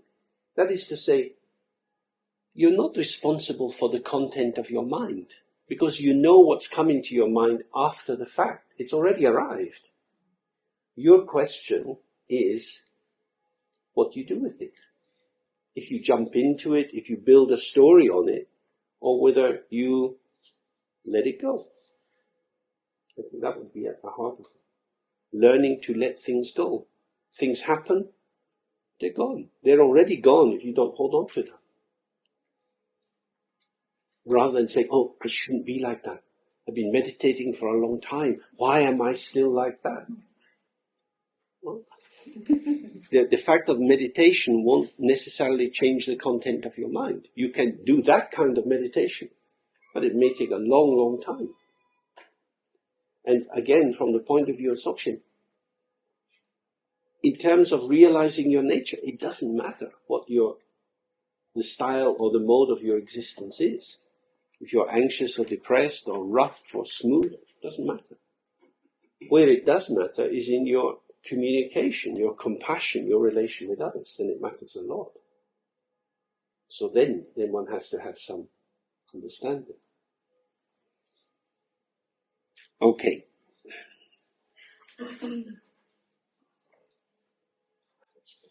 So,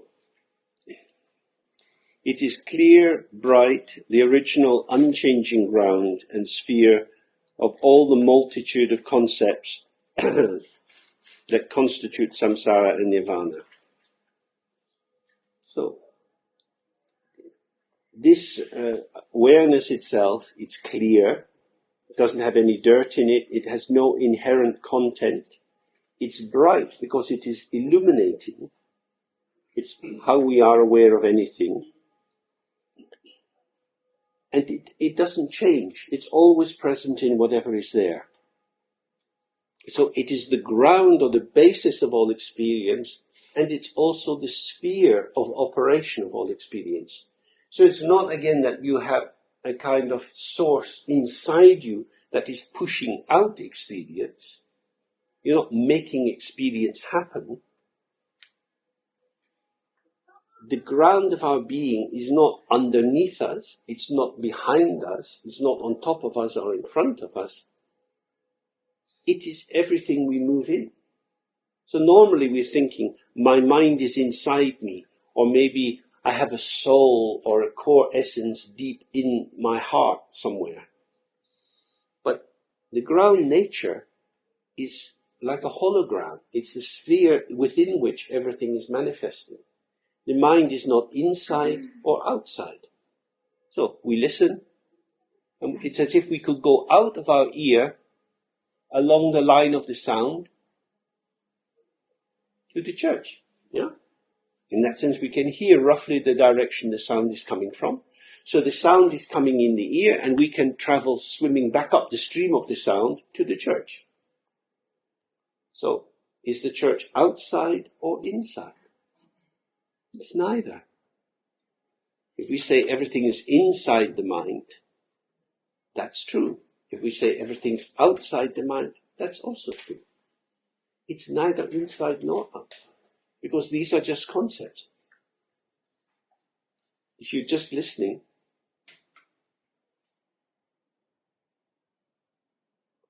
in that moment there's no inside or outside. It's just the unified field of experience. So, in that sense, one doesn't need to make any kind of adjustment or move anywhere. Whatever is occurring is what is occurring. And so it's saying that whatever arises, all these multitudes of concepts, good thoughts, bad thoughts, happy, sad, have no other basis than the natural clarity of the mind itself. This clarity is non-dual, that's to say it's not separate, it's not a thing to be held apart from the space within which all phenomena arise. Which means whenever something's happening, you don't need to wonder what it is. It is appearance and emptiness. It's just illusion. In terms of participating in the illusion, you need to be careful. A sharp knife is illusion. Your finger is an illusion. If you bring these two illusions together, you will have ouch, which is also an illusion. Bleeding illusion. A bleeding illusion. No. Illusion doesn't mean nothing at all. It's so important to try to get the felt sense of illusion. It's like, we thought the opera. In the opera, something is created. It's not existing in itself, but it manifests a form which has some meaning. And therefore, an opera will have a director who will get the singers and the background actors and the orchestra to collaborate to make the choreography, the movement together work. When I'm, as you said, careful, does it mean like awareness? Because when I'm aware and sharp knife and my finger comes together, nothing happens.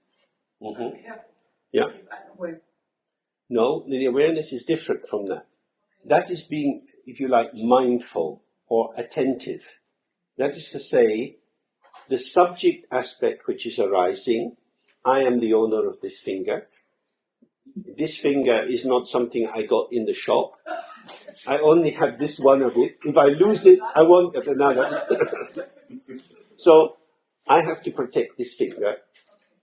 The knife, the carrots or the vegetables, whatever. I am doing this.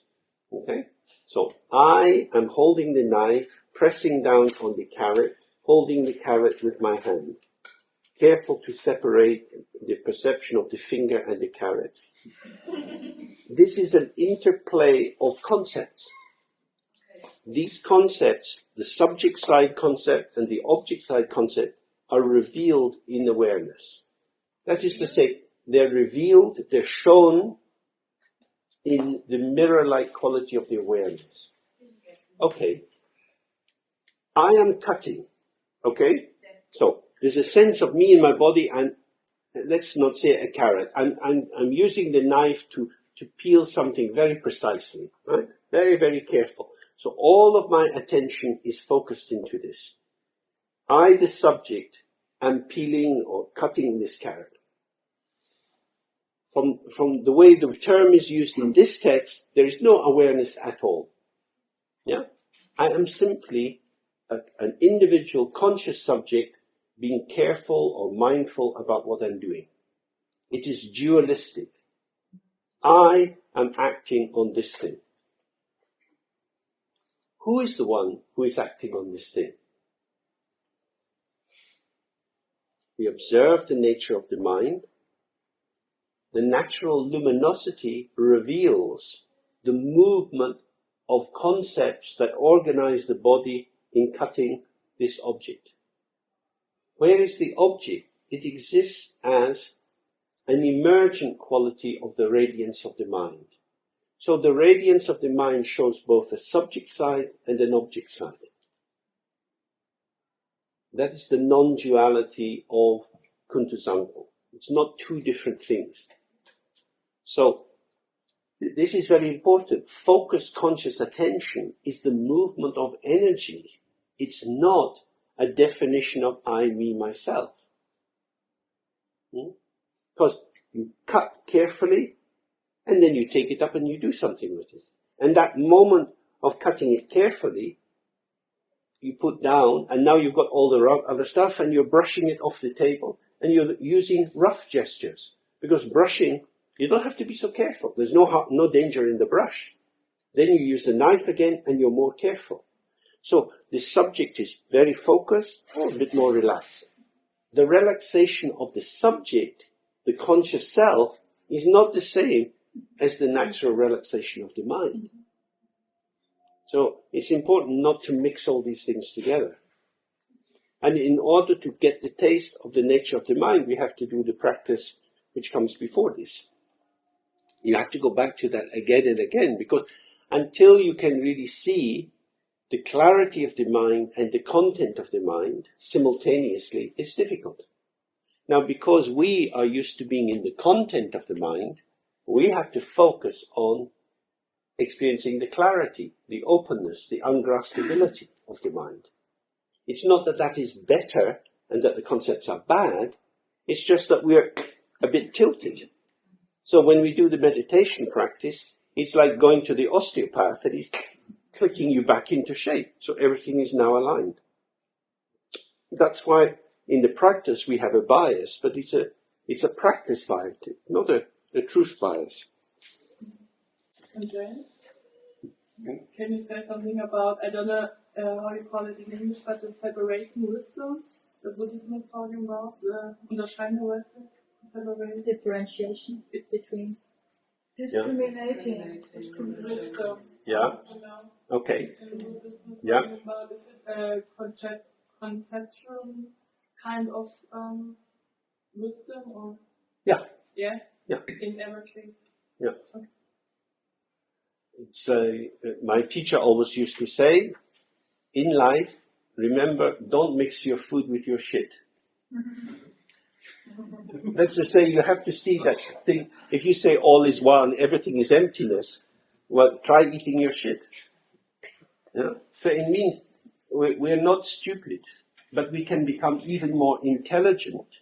Intelligence is linked to discriminating awareness or wisdom, if you like, but it's not the same as a natural open wisdom. It's about seeing the difference in what is going on. So, for example, say you want to help someone. Yeah, you see someone sitting in the street, and they look not in a not very good condition. Yeah, and you say, well, "What's the matter?" And you say, "I need some money." "Oh, that's terrible. Let me see if I can give you some money." And you give them some money, and then they go into the trinkhala and have a little bit more nice corn juice. Yeah, have you been helpful to that person? Do you think? Not really. Not really. So how shall you help someone in that situation? That requires a clarity about what is their condition. They are not necessarily telling you the truth about their condition. Helping people is quite difficult because there are many, many factors involved in what ties them in knots. So a discernment or an accurate discrimination in that way is to be able to see the different strands that are involved in a situation and not just jump to a quick conclusion. Yeah? Because you might say it's an alcoholic and you say to the person, go to a treatment center, here's the address. Will they go? No. Or you give them the money and they get more drunk. Does that help? Maybe no. So what will you do? You can't know in advance. Nobody knows what to do. If somebody is dying, nobody knows what to say. So you have to be there in the lived complexity of the situation, in touch with as many of the variables as possible, looking at the person's face, their breathing, listening to how they speak, finding out about their context, and then responding to that. So the discernment is in two directions. It's discerning the objective situation, the factors in that, but also discerning what is my prejudice and what is my assumption, my belief about what should happen. So that I don't immediately react from that onto the situation, but I think, oh, okay, this situation calls on me to be other than I want to be. Yeah? So maybe the problem is me, not this person. This person is making me feel stupid because I don't know what to do. Now I want to get angry with this person because I don't want to feel stupid. So what is the real problem? So the wisdom is like that. It's seeing how we consolidate, we make situations too strongly real. So the basic, according to Mahayana Buddhism, what we call discerning wisdom is shera or prajna. And prajna means seeing the empty nature of all things, but also seeing them as they are. It has two aspects. Seeing the emptiness and seeing how they manifest from the emptiness. So, in order to see the details of the situation, we have to look. But if you go into the details and the complexity, it can start to feel very solid. It's a big problem. God, what shall we do? Then you see the emptiness, and you bring the emptiness and the detail together. And that's the real discernment. But that's not the same as an open awareness. It's a function of mental activity in the service of the other. So it's an expression of movement, but it won't show you your own nature, because it's telling you about the patterning and the classification of manifestation, not about the ground of manifestation. So perhaps you can say that because we are all the time talking about the bad sides of thoughts and concepts, and so that this is perhaps a positive side of concepts in this way. Yeah. How things going on and on the energetical state, that we can perhaps better go through. How you said with the connection with other people helps. Yeah. I mean, there's nothing wrong with thoughts. There's nothing intrinsically wrong with any kind of concept. The problem is the use you put it to. If you make the idea stand for the person, whether it's another person or yourself,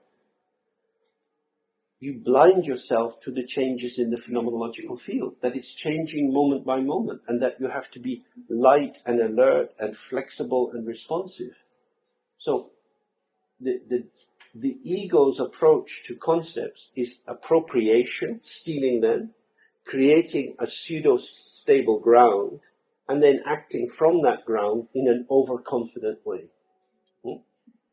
So you have to go back. You have to be less confident, not so rigid, and less appropriative. That opens up the space for really seeing what is there. Yeah? So, the Christians are happy today. There's a lot to do. Okay. So I'm getting almost to the limit of my eyesight because I've got to bring my glasses. So this is another example of dependent co-origination. Okay. So it's saying all of these thoughts which constitute samsara and nirvana arise from this. Means don't look for any other source. Yeah? So where do thoughts come from? Out of your own mind. Where does the sound of the bell come from? Out of your own mind. But it comes from the church. Where does the thought, it comes from the church, come from? Out of your own mind. So it means again and again, look. Don't be seduced by the semantic content. Don't be woven into the semiotic web. Look again and again. See precisely. See directly. Your own awareness, free of all hopes and doubts. So, when we have hopes and doubts, the hope is expansive, the doubt is contractive. It means when you examine your awareness, don't expect it to be the Garden of Eden. Don't expect it to provide the solution to all life's problems. But also, don't be full of doubts that your whole life will be changed and you won't be able to go on as before. There's no need for anything to be substantially changed. So again, this is an encouragement just to stay with the practice for the long time. The practice requires us to be subtle, so if we're feeling agitated, you can say this slow, deep refuge prayer. You can put on some music and dance. You can recite other prayers if you know them. You could read some Mahayana text full of inspiring stories. Take the dog for a walk, play with the kids. There's many, many things you can do to shift your mood. When you're looking to see your own nature, don't try to do it when you're very, very tired, when you're very, very agitated. Because these states are so sticky and so powerful that you'll be swimming in syrup. It will be very, very hard. So, in terms of practice, find a time when you have a bit of space. It needn't be too long. 20 minutes is enough. Sit, relax, and then take up these important questions and look again and again. And then go back and look again and again. And gradually, you don't get so distracted by the thoughts. And you start to have more confidence that the fact that there is nothing to be found is not a nihilistic annihilation, because we're still here. When we look, there's nothing there, and yet here we are. So in the traditional formulation, it says that our nature or the mind is unborn and unceasing. If you look to find something that's truly exists, it's unborn. It's never come into existence. And yet, moment by moment, ceaselessly, here we are, doing this, doing that. Stillness you will never catch, but it's the basis of your existence. And movement will never stop, and you'll never catch it, and it's the basis of our expression and connection with others. So these are the two principles. So maybe we do a little practice before we take a break for food. Well, again, we can start. It's very useful just to release yourself with a long out breath, and then again take up that question, where does the mind rest?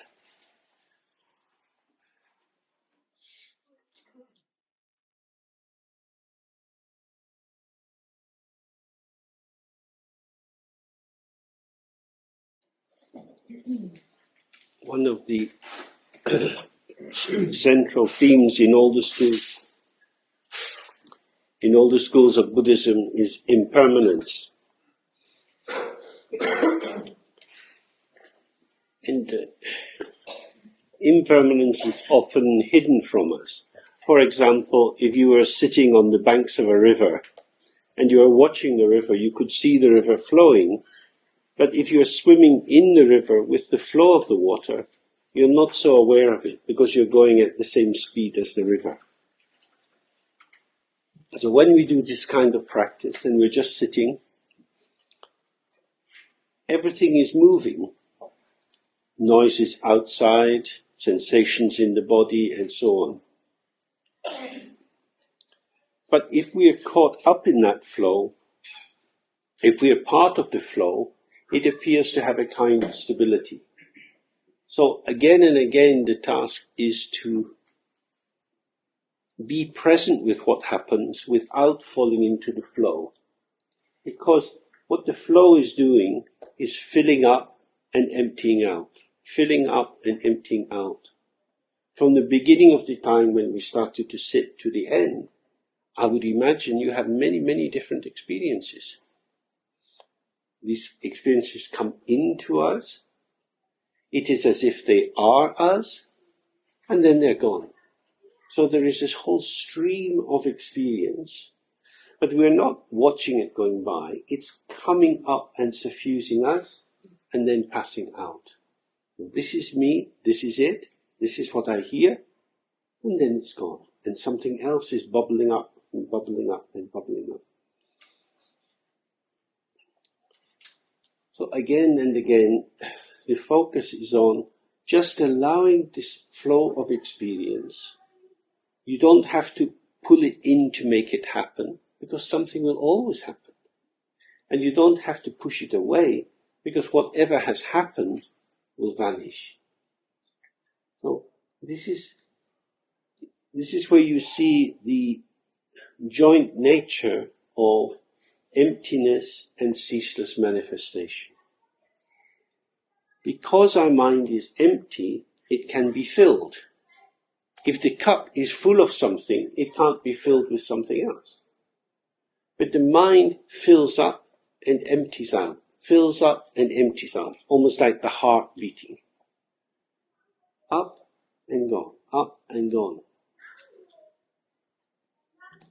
That's why the instruction is, don't go after the past, don't wait for the future, don't try to push away things you don't like, don't try to hang on to things you do like. Even if you try to cling to the good things, they'll be gone. Even when you try to push away the bad things, they're already going by themselves. When you make effort to change things, that's the most likely cause of them staying. So, no effort is much more effective than making effort. Which is why it says in the text again and again, relax. Relax.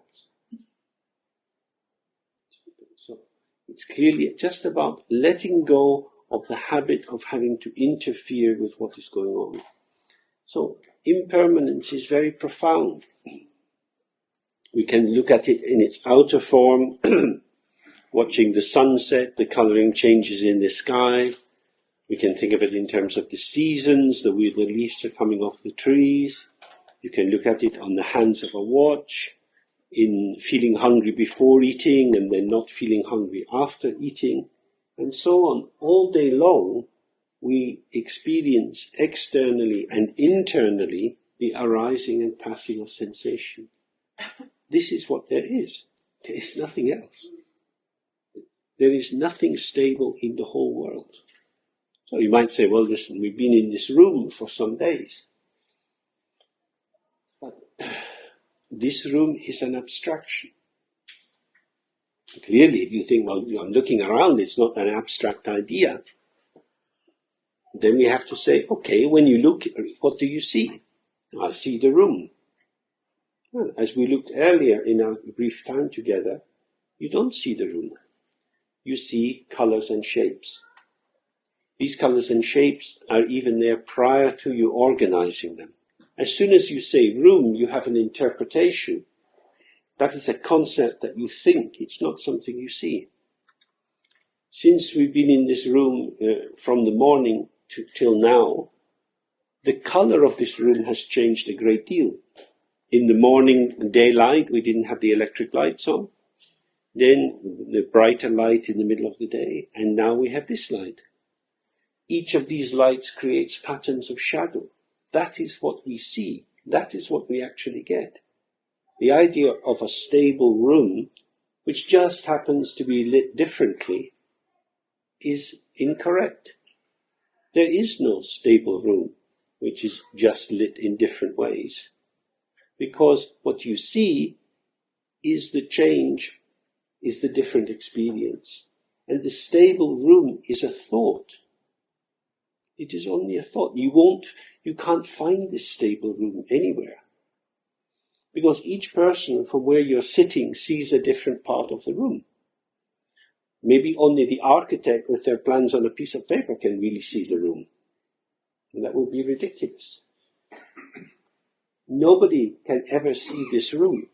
All you will ever have is your take of the room, depending on where you are located, the size of your body, the kind of lighting that's on in the room, the number of people and so on that are in the room, and also your interest in architecture, because for some people it's just a room. For other people it's quite interesting the way the roof is slanted and so on.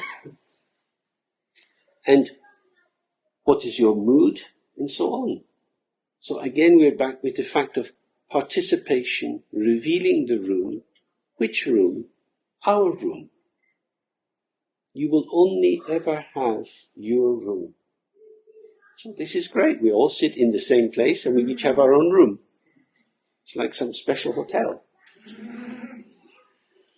Sleep in the dormitory, and yet we'll charge you for having your own room. That's very strange, isn't it? Somehow we can agree about certain things of the room. We probably say the walls are painted white. No? But white is a concept. So we can agree on the level of concept, but we can't agree on the level of perception. That is to say, when we talk together to look at similarities and differences, we're always simply exchanging concepts. Concepts are the regularity of our world. When you don't rely on the concept, you have much more room for the immediacy of experience, which is not so well ordered. So in the tantric system, concepts are the kind of parallel of what's called the Sambhogakara, which means the divine realms where the gods and goddesses live, in which they have balanced mandalas, which are even in shape in all directions, balance of colors and so on. Because that is laid out according to a plan, like the plan of the center of Paris. It's laid out in a radial system. You know exactly where you are. But our experience of life is much more like being in an old medieval city. There are narrow, twisted little roadways. Suddenly you're in the middle of a square and you can't find your way out. It's like being in the back streets of Venice. Because you don't have clarity in the immediacy of direct experience. What you have is the revelation of what's there.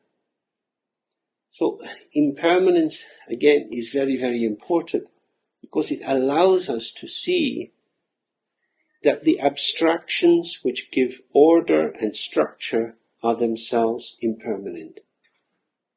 So that order and structure are part of the illusion. They don't remove you from illusion. They create a more tidy form of illusion. One which is predicated on the reliable use of the concept, but the concept doesn't last very long. So you say the room is white, and you look around and you think, well, some bits are more white than others because some have a bright light on them and some is in the shadow. What you see is not a white room. When you try to describe all the shades that are in this room, it takes a long time. You would need to have a very subtle palette with light forms of grey, some very fine charcoal, and work with white chalk as well to get these kind of tones. Because there are so many gradations. But basically it's much quicker to say it's a white room. In that way, by relying on the concept, we don't engage in our world. Our world is impermanent and we have to look again and again. So we could just maybe sit and do a little bit more practice before we relax and do some singing and so on. Just to experience the flow of thought the flow of sensation, not trying to stabilize or cling to anything. And if you focus on the point of change, the arising and then the passing, the arising and then the passing, you get some sense of the emptying out. It's very, very rare to have an experience that the mind is just empty with nothing happening. Rather, we see the filling and emptying by the points of change, that it's rising and lowering, rising and lowering. Okay?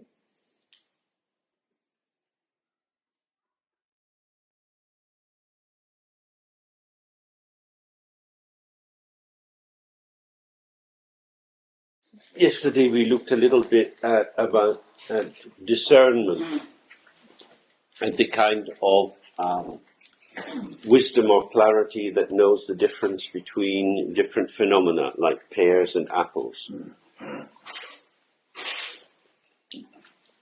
In the Buddhist tradition, one of the first discernments comes between Buddhists and non-Buddhists. In the Tibetan language, they talk about insiders and outsiders. And that's pretty common in most religious structures, that if you're on the inside, you belong, and if you're on the outside, you're kind of different. This is a membership that is not necessarily useful. If it's taken up as a skillful method, as a support for the practice of awareness, then it could be useful. Because you might be able to think, if I am a Buddhist, I should meditate. Now, I'm not meditating, so I'm not a Buddhist, but I want to be a Buddhist, therefore I should meditate. And this is a version of the carrot and the stick, well known for the use with donkeys. So if your donkey self is predominant, having a kind of attitude like that can be quite useful because it gives a sense of discipline and direction. The downside of that is that it sets up something as being special. My teacher, when I was in India, said again and again, there is nothing special. Special is always a convention. For example, the Tibetan term lama means special, essentially. La means up or superior, so a lama is a superior person. And then if you're big lama, then you get called Rinpoche, which means rare and precious. But to every mother, their baby is rare and precious. If somebody said, hey, that's not a very good baby, let me give you another one, slap it. So, rare and precious is a relational focus. Somebody is a Rinpoche if they are precious to you. For it to be turned into a social category is just the way social systems operate. We call that reification, the creating of an entity or a thingness out of something which is actually a dynamic movement. So that's what we always have to watch for, that we are always in search of the duvet, something to wrap around us and keep us cozy. The idea that if we know the nature of the game, we play the game, then we feel to be good in the game, and then there's a kind of safety that goes with that. But from the point of view of the practice of awareness, resting on something is our main problem. So getting a better kind of identity is doubly poisonous. A, because we already have enough identities. And B, if you call it special, it's then more difficult to get rid of. So here we meet together as people who are interested in opening. My task is simply, as far as I can, to facilitate that. It doesn't mean anything else. This is why ordinariness is very nice and very special for all of us, that we're just ordinary. Ordinary offers the optimal range of possibilities because we are free to do whatever we want to do. But if you take up a position, you sacrifice some of your freedom. Again, my teacher always said that when the Chinese came into Tibet, it was a big tragedy for all the Tibetan people, except the Dalai Lama. Because he was then freed from the Potala Palace, where he was kept prisoner, stuck on a throne all day long. It's true. Now he gets to walk about a little bit. He still has many bodyguards, but at least he can walk without people carrying him in a palanquin. That's very important to see. So being ordinary means you're always at the crossroads of possibilities. You always can go in different directions. And the idea of Dzogchen, the great perfection or the great completion, means don't make some things more important than others. Each situation that arises is just what it is. So rather than saying it's not as good as I thought it would be, or I want it to be better, or I don't like it, it's that very positioning of discrimination which maintains the mental activity, which is the false house or the identification within which we live. So we are very, very lucky at this time that our kind of practice can be brought into the open, free from hierarchy as much as possible. When my teacher Chimidrigsin came from Tibet, he had a chance to have a monastery, a very lovely little monastery in a place called Sopema. It's in the hills in Himachal Pradesh. The climate is very nice. It's on a lake that's sacred to Padmasambhava. Perfect. But he did a retreat there, and he got on very well with the local king, the king of Zahor, who was his sponsor. King of Zahor was a modern Indian king, and there are nice photos of him standing in his bow tie by the piano, the grand piano, while his wife is playing. But if you have a monastery, you need to get money. If you need to get money, you have to be nice to the sponsors. You have to spend a lot of time talking nonsense to people who are not ever really going to do practice, but want to be special. So, what he did was he got a job in an Indian university. At the end of every month, he got some money, and he got subsidized housing, and he didn't have to kiss anyone's ass. And he said that's a very nice situation to be in. So it's very important to see that what are the deals which are made when you get into hierarchy and power situations. Everything costs in life. So we say there's no such thing as a free lunch. It's always a deal. So the ordinary opens up the possibility of optimal deals. But of course, when we start to do the practice, we see inside our heads how many deals we've already made. How many things we are caught up in. So, there are different styles of practice. In a lot of Buddhist practice, they say you should try to exchange your ordinary attachments, which are only binding and confusing, for faith in the Dharma, which is a kind of holy attachment, which through its intensity will liberate. And of course there's some truth in that. But from the point of view of Dzogchen, the common saying is, if a prison has bars made of iron and another prison has bars made of gold, they are both prisons. Because the bars don't let you get out.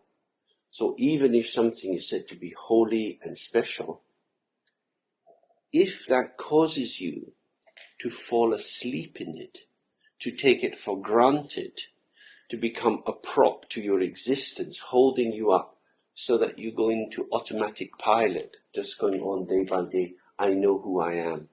I have a mala around my wrist, and I have maybe a mirror on my chest, or some hung or ah or something.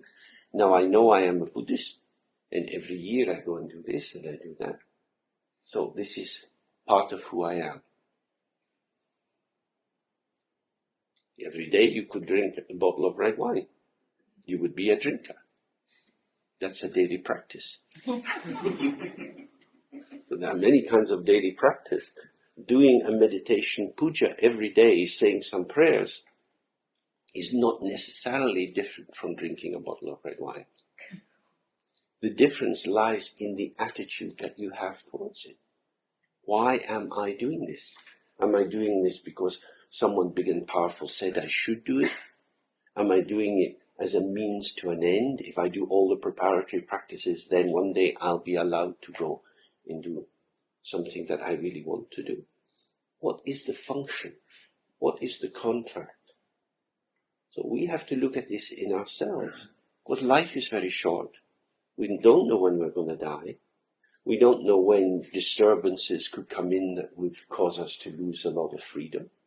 And if you think of these people living in Pakistan, when the floods came, it's not just a tragedy of one night of terror when you have water all around you. Your house is gone, your fields are gone, your cows are gone. It takes a lot of years to build that up again. After the Second World War, it took a long time for life in Germany to come back to just an easy way of being.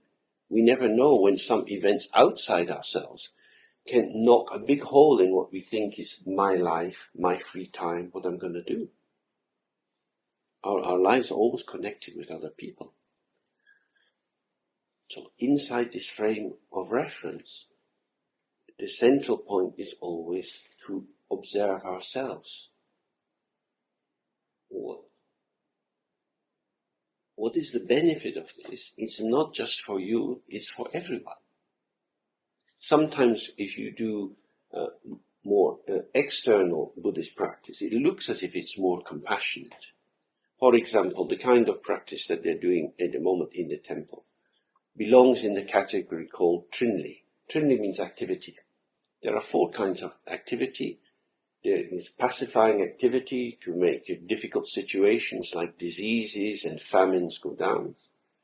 There is increasing activity to make good things arise, like the crops to blossom well so that this year there's a good harvest, happiness to come into the world, ecological balance and so on. Then there is overpowering activity, which is to bring through an energetic presence a benign, a helpful influence on situations so that danger is stopped before it expands too much. That's a bit like in the old days when you had in Moscow the May Day parade. And for hours and hours the Russian army is marching with all their rockets and everything. Whoa, don't mess with me. So that's really what this activity is. Then the 4th activity is destruction, which means to really stop something, to be able to come in and intervene and say, don't do that. And if necessary, to collapse the situation which is causing difficulty, whether that's outside or inside oneself. As we have been looking, these are all forms of movement. They are called working with energy. This is very useful to do, to know a little bit more about how the world works. If you pray to Tara or to Chenrezi, it's very beautiful, very peaceful. The chants that you sing for that are very lyrical, very sweet. You feel your heart become very soft, you feel very free. If you do a practice with a wrathful deity, sort of angry form, like Doji Trollo, you feel a lot of heat coming up, a lot of energy. You feel the power to move out and that many things are possible. These are ways both of shifting your own range of possibilities to widen that, and also of, through making that shift in yourself, it's a way of altering your relationship with the world. So that if you're very proud, it's very helpful to become soft. If you're very shy and weak and tentative, uncertain whether you can do things, it's very important to bring up your energy so you have more freedom. The most important thing in that is, first of all, get the diagnosis. In a modern pharmacy, there are many, many wonderful medicines. These medicines are useful, but it doesn't mean they're useful for you. If you have a cold, having some cream for hemorrhoids is not going to help. So first of all, you have to have the diagnosis, what's wrong with me? Then you find out what the cure is. The fact that the medicines are all good is irrelevant. The Dharma, everything in the Dharma is good, is irrelevant. All the things at the breakfast buffet are well made, delicious. But if you eat them all, you're going to feel very sick. What do you want to eat? What will suit you? So, no system, no matter how warm and containing it is, can take away from you your existential situation of not knowing. We are, as the existentialists say, we are thrown into a world. We come into a world. We haven't a clue what's going on. People are selling us all kind of storylines. Parents, school teachers, maybe some of you had a Christian education, going to Sunday school and so on. You learn all these ideas, then later you learn different ideas, maybe in therapy, philosophy, you travel around the world, you learn different languages. These are all stories. How shall I live? Who's going to tell you? Before you decide how you're going to live, maybe it helps to work out what is life. So this is really what we've been doing here. We sit, not doing anything special, and life is happening. Oh, this is what life is. Weird shit coming and going. That's what life is. It's a ceaseless potential, an unformedness, an endless presentation of ingredients. What are you going to use these ingredients for? What is your recipe for cooking? Because as soon as you have a recipe, even if you have a wonderful kitchen, you only need a tenth, maybe even 100th of all the things you have in your kitchen. According to your recipe, you don't need many of the pots. You don't need many of the knives. Most of the herbs you don't need. You just need 1 or 2 things for this recipe. So that's the basic issue is, what is the nature of my existence? How am I? Not what am I? Because we know about the what. We can tell endless stories about ourselves, defining ourselves, being defined by other people. Not why. Who's ever going to know the real story of why? There are so many cultural notions about why this world exists and what were our past lives, or we have no past lives, or Mr. Darwin has told the truth, we are some kind of evolutionary aberration. Many, many stories. But what we can look directly at is the howness of our existence.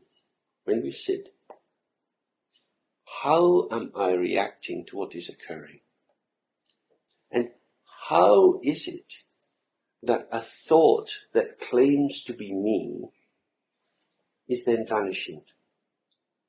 How is it that I make my identity out of a collage of passing moments, of passing thoughts?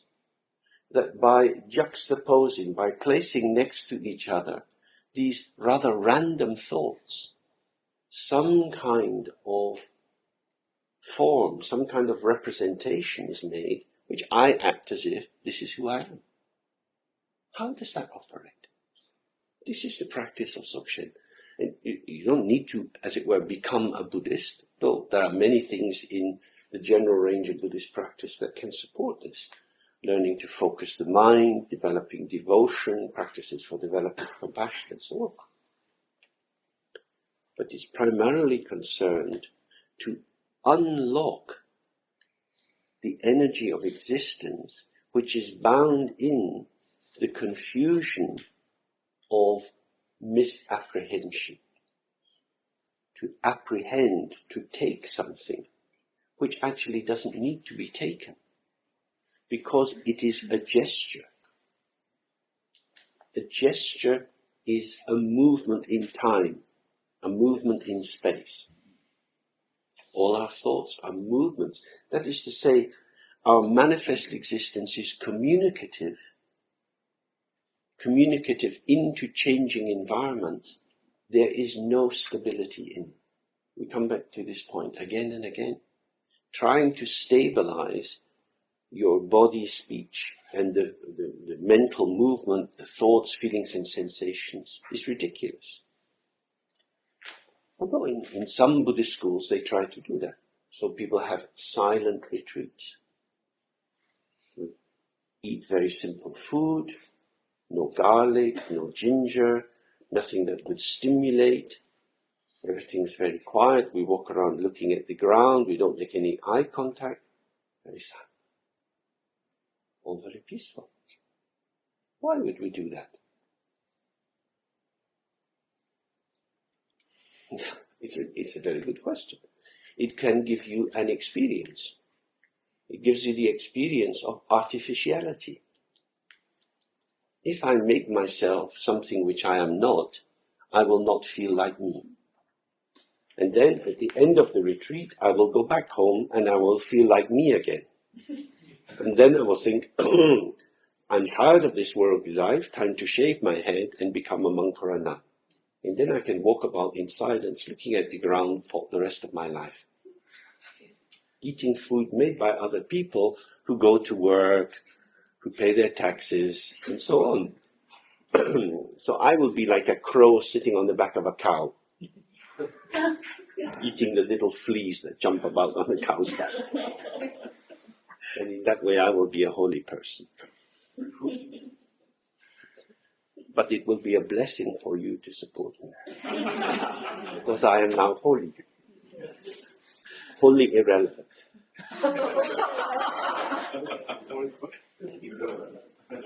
So this is the structure of the existence. We ourselves have to think, why do these things operate? They operate according to socio-political forces. They have a function. It's very useful if you get the chance to do a silent retreat, especially for a longer period of time. Then you taste what it is. It is the generation of an experience. You could also decide to spend a whole day hopping on one leg. You will get an experience. Then you see, if I do artificial things, then I'll get experience. I could walk around all day with my... This would cause different sort of reactions to the first patient in the morning would be... would be saying, I think I don't need the handkerchiefs today, James. Maybe...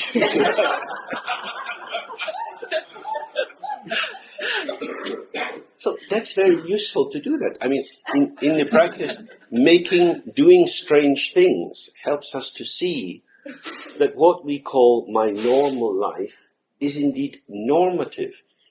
It's balanced around a kind of average positioning, which means we hold it in place by performing habitual actions, that all the time we are not doing certain things. That doesn't mean you have to radically change your external behavior. All it means is observe that whatever you do is a construct. Activity arises in the world in relation to two things. The actual phenomenological situation, what is here and now, or one's maps about what one thinks is going on. Most of our ordinary existence is assumptive. That is to say, we presume, we assume, we act from our map onto the world.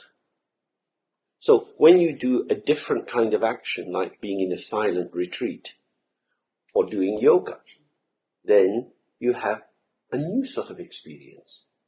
An experience which can put into question and relativize what you usually do. That's the real function of them. It's not that you widen your range of possibilities of personal identity, rather that you put into question whatever it is you sit on and come to see that manifestation is always for the other. It's always for the other. We speak to someone. Even the thoughts in our head are directed towards someone. There is always an addressee, because movement is dialogic. That is to say, it's from me to you. But as we look in the meditation practice, subject and object arise together in this open dimension of awareness.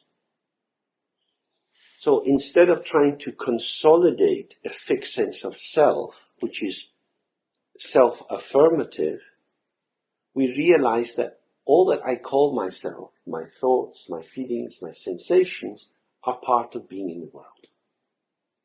Now, a sensation might seem very personal. So at the moment, I can feel some sensation of pressure in my left ankle. Why is that? It's because I'm sitting on a cushion. I'm not usually sitting on a cushion, I'm usually sitting on a chair. So I'm doing something artificial, and my body is giving me some helpful feedback saying, are you sure this is what you want to be doing? It's a communication. It's a communication about me in relation to the environment. It's not telling me about me, it's telling me about me in the world. All sensations are like that. All feelings are like that, and all thoughts are like that. So, the function of our practice is to help us to stay as part of the world. We are always already part of the world. Awakening in Buddhism is awakening from the sleep of self-preoccupation, from the dream of it's all about me, from the dream of I am different and special, to being here with other people. And that all my being here-ness with you is co-determined by how you are. So the center of my being is shifted from some special box or secret place inside me, some core self, to being in the interactive field. That's the essential point. And in order to do that, the central thing is to observe how you function, how other people impact you. How come you can speak easily to some people and not so easily to other people? How is that? Should you try harder? Maybe. But there's also a kind of immediate situational givenness to the meeting of energies. There is a happenstance or a contingency. It's just like that. There's an ease of being or a difficulty of being. That's what's happening. Just as when you sit in the meditation, this is what's happening. And the key thing here is that the ego domain is dominated by the will to power, the sense I should be able to make it happen on my terms. And so we're always making ourselves artificial, pushing ourselves to do things which are not really fitting. So again and again we look back and we see, oh, this is possible but artificial. That is to say, it's constituted as a violence. For example, computers are now pervasive in our culture. People become rapidly addicted to checking their emails very, very frequently. This is probably some kind of psychological equivalent to the HIV virus. Something that comes into social being. Just if you have the social body, HIV comes into the individual physical body, and the body doesn't have much protection against HIV. Now, new medication is being developed, which is incredible, but basically, we don't have a kind of natural protection against the HIV virus, and we don't have any protection against computer either. People are sucked into this. Computer games take children over very, very powerfully. It's as if this is incredibly meaningful. And all our lives start to be turned around this, the notion of immediate availability. This is not necessarily very helpful. But we succumb to it. This is very important. It says, this is where you can really recognize I am part of the world. that how my life is structured seems to me on the basis of my decision. So you decide you're going to buy a computer. Why are you buying a computer? Because all the people you know have computers and they want to send you emails. And if you don't get a computer, you're somehow out of the loop. Just as children need to get a mobile phone earlier and earlier, because all the other kids in their class are getting them, and that's how they communicate. So they're texting each other all the time. It looks like an individual decision, but it's dependent co-origination. It's being drawn into the web of signification that we occupy. So it's in these moments that you can see, I feel like the one who is deciding, but my decision has already been decided by circumstances. Energy is contextual. How we manifest is part of the context. That's not wrong or bad. It just means if you have to know that and then work with these circumstances and not pretend that you're making powerful autonomous decisions when you're actually part of a moving field of co-emergence. So how to keep your ground, especially your ethical ground, in a dynamic field which is changing very quickly? What are you going to have your, like builders have a plumb line, for seeing whether a wall is vertical or not, piece of lead hanging on a string. So we need to have this to get our ethical centering. How do I know when I'm being pulled off course, when I'm moving into these situations? One way is to develop a set of principles, if you like, a dogma. This is how I'm going to live. I'm going to follow the law of Moses, for example, the 10 Commandments. These are given by God when Moses goes up the mountain, and therefore you have to bend the knee and say, I accept God's will. This is what I will do. That's one way of orienting yourself. The problem with law is it always entails lawyers, because every law requires interpretation. And it's very easy to cheat yourself when you have a dogma.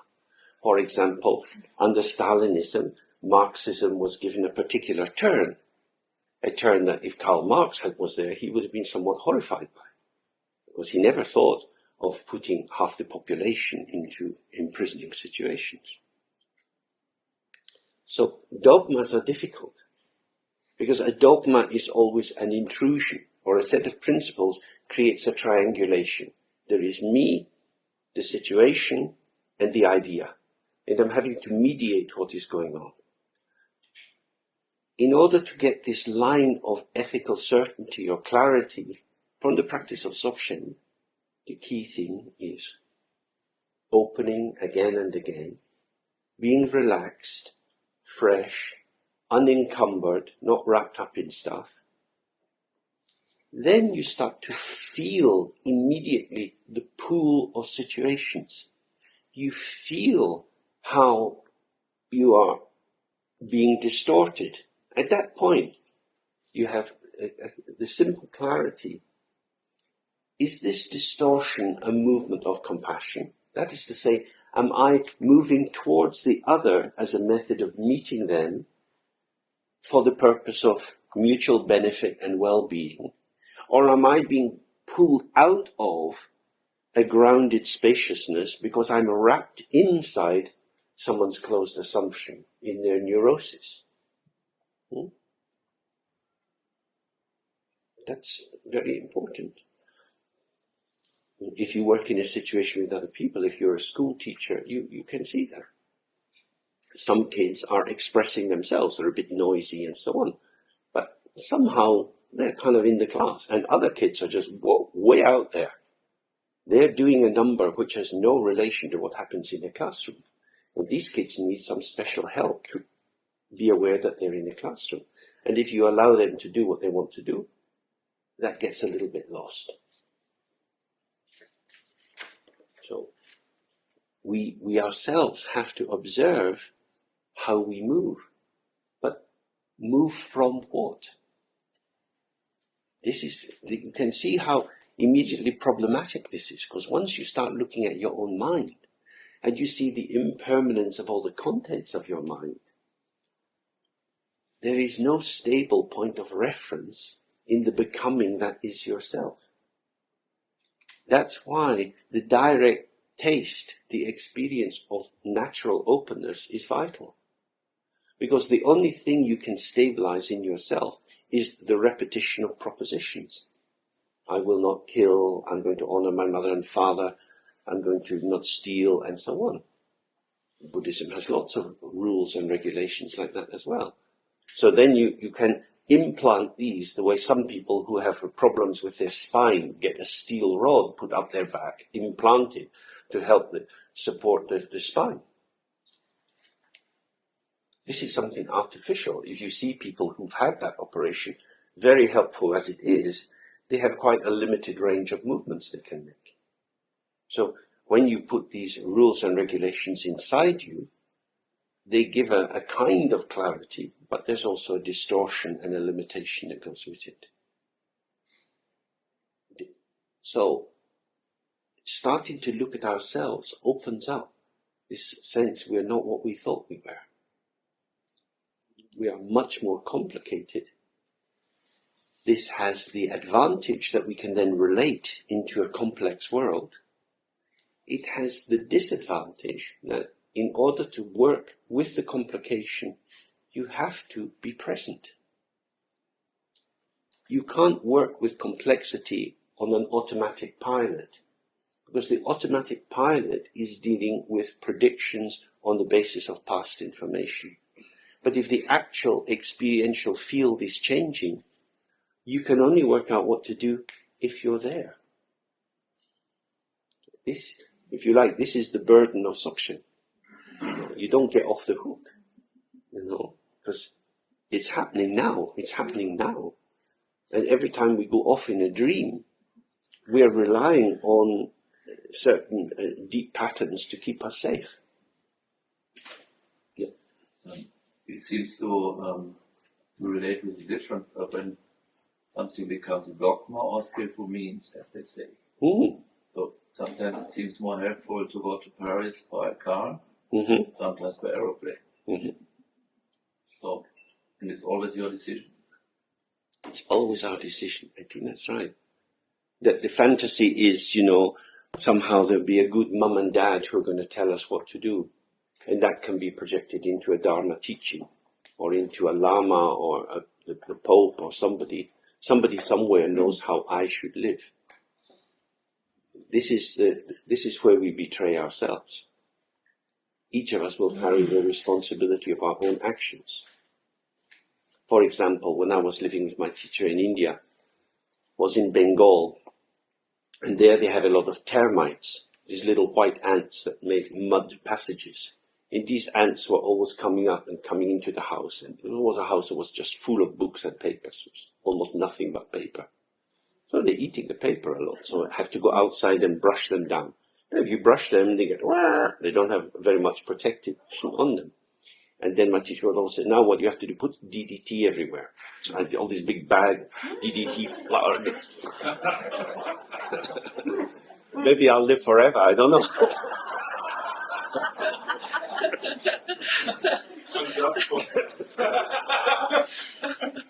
But of course, I was killing these termites. I was doing it for my holy guru, but I was doing it. So at the end of life, if I go into the bardo or go up to see St. Peter, they say, you. It wasn't my fault. I was only obeying orders. This is a story you know well in German. No. And it's a lie.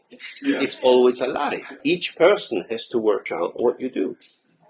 And you can get mesmerized by somebody being special and powerful. So you don't think. They've decided it must be okay, but actually, it's not okay. It was easy, it was quick. But it was, a lot of poison was going in the air. And especially a lot of the little insects that didn't need to die were dying.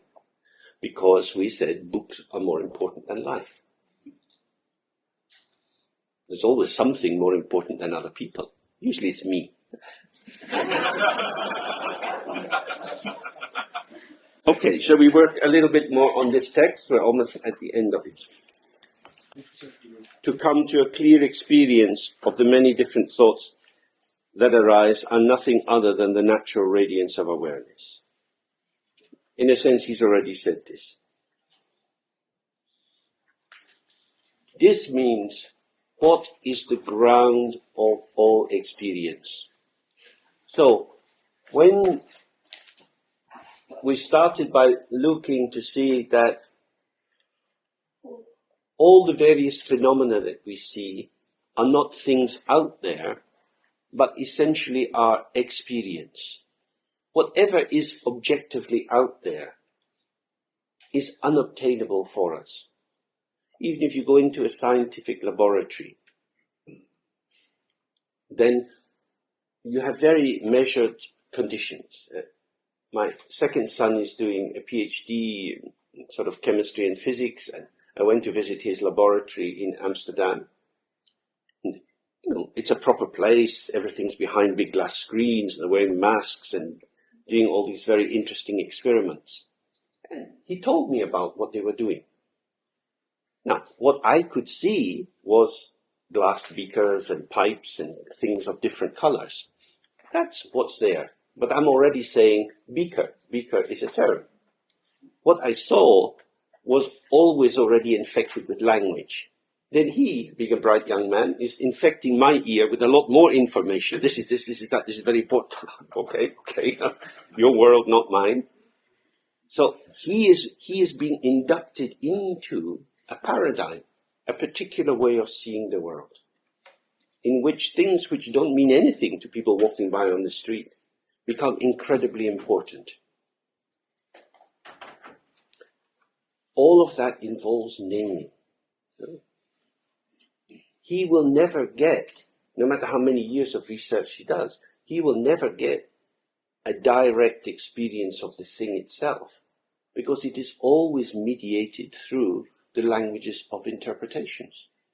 Every new discovery extends the language of science, and the language of science allows you to see things you didn't see before. But what you see is in the language of science, and it gets reported in scientific journals, and people who are not trained in science can't read them. That is to say, science is a cultural motif. It is a form of linguistic exploration.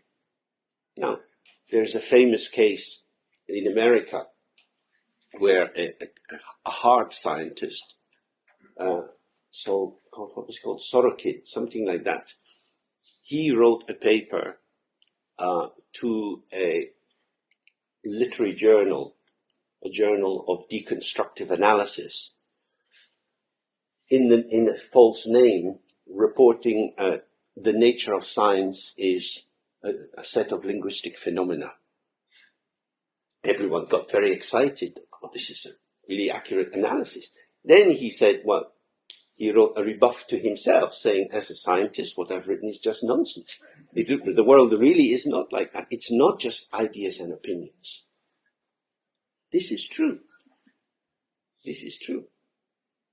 The various ways in which things are considered belong in the movement of phenomena and language. But that movement is like a very particular kind of dance. Language never quite catches phenomena. Phenomena are always elusive and yet very close. So it's like in ballet, a pas de deux, where the two dancers are enacting some kind of attraction and separation, and the bodies are moving with a perfection of line between them. But there are always two bodies, two spheres of operation. The thing itself is captured for us in language. We can't escape language. We can't escape it. It's not necessarily a prison, but you have to know what you're in to imagine that something's been established. For example, the school I went to was a very nice, old-fashioned, quite science school. So every now and then, when the class was getting bored, the teacher would do something nice. We would go into this back room, and we had a big basin of water, and he would take little pieces of phosphorus and so on and throw them in the water, and then a lot of excitement going on. And at that time, we also had coal gas coming in instead of this North Sea gas. And you'd have a tin, and you fill it up with coal gas, and you light the top. At a certain point, it bangs. So we had a lot of exciting explosions going on. Because at that time, you didn't have to wear a mask, and you had bottles of acid everywhere. It was old-fashioned education. Because the teacher also got to hit you a lot. Now, when the teacher says, observe what happens when I put the phosphorus in the water, we look, wow. So now we know something. What is that? He said this is phosphorus. Comes from a jar sealed, which says phosphorus on it, so no reason to believe he's lying. This is phosphorus. This is water. Then we look at that. Then we look at the chemical equations and try to think about what's going on, why energy is transmitted and so on in these situations. All of this is language. It's all language. Something is happening, but what is it? You have to use language to explain it. It doesn't mean that there is nothing there. It's not an idealistic view that says it's all just ideas in the mind. If I bang my head on the wall, I'm going to get a sore head. A wall, my head. These are words. Bang, ow. What is that? There is an experience which, in order to explain it, I have to use language. What this is accessible to us through the concepts that we put onto it. When we take the concepts away, there is something quite luminous, quite radiant. It doesn't mean that it's just light, because you can't walk through the wall. Tibetan culture is full of stories of people walking through walls. I myself never saw that. It's the sort of thing that happens when nobody's there.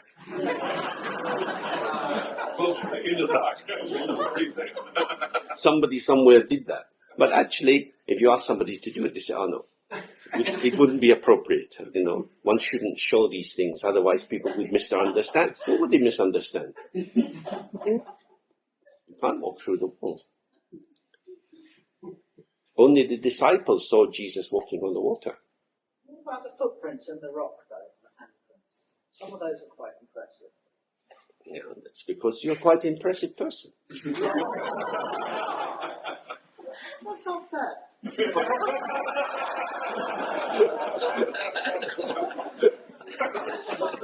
I'm cynical in such circumstances. One wanted to know whether it could possibly be true. But we know that in churches throughout Europe, you can still find bits of the true cross. You can find, little containers of the blood of Jesus Christ, the sang real. You have to be gullible to for those.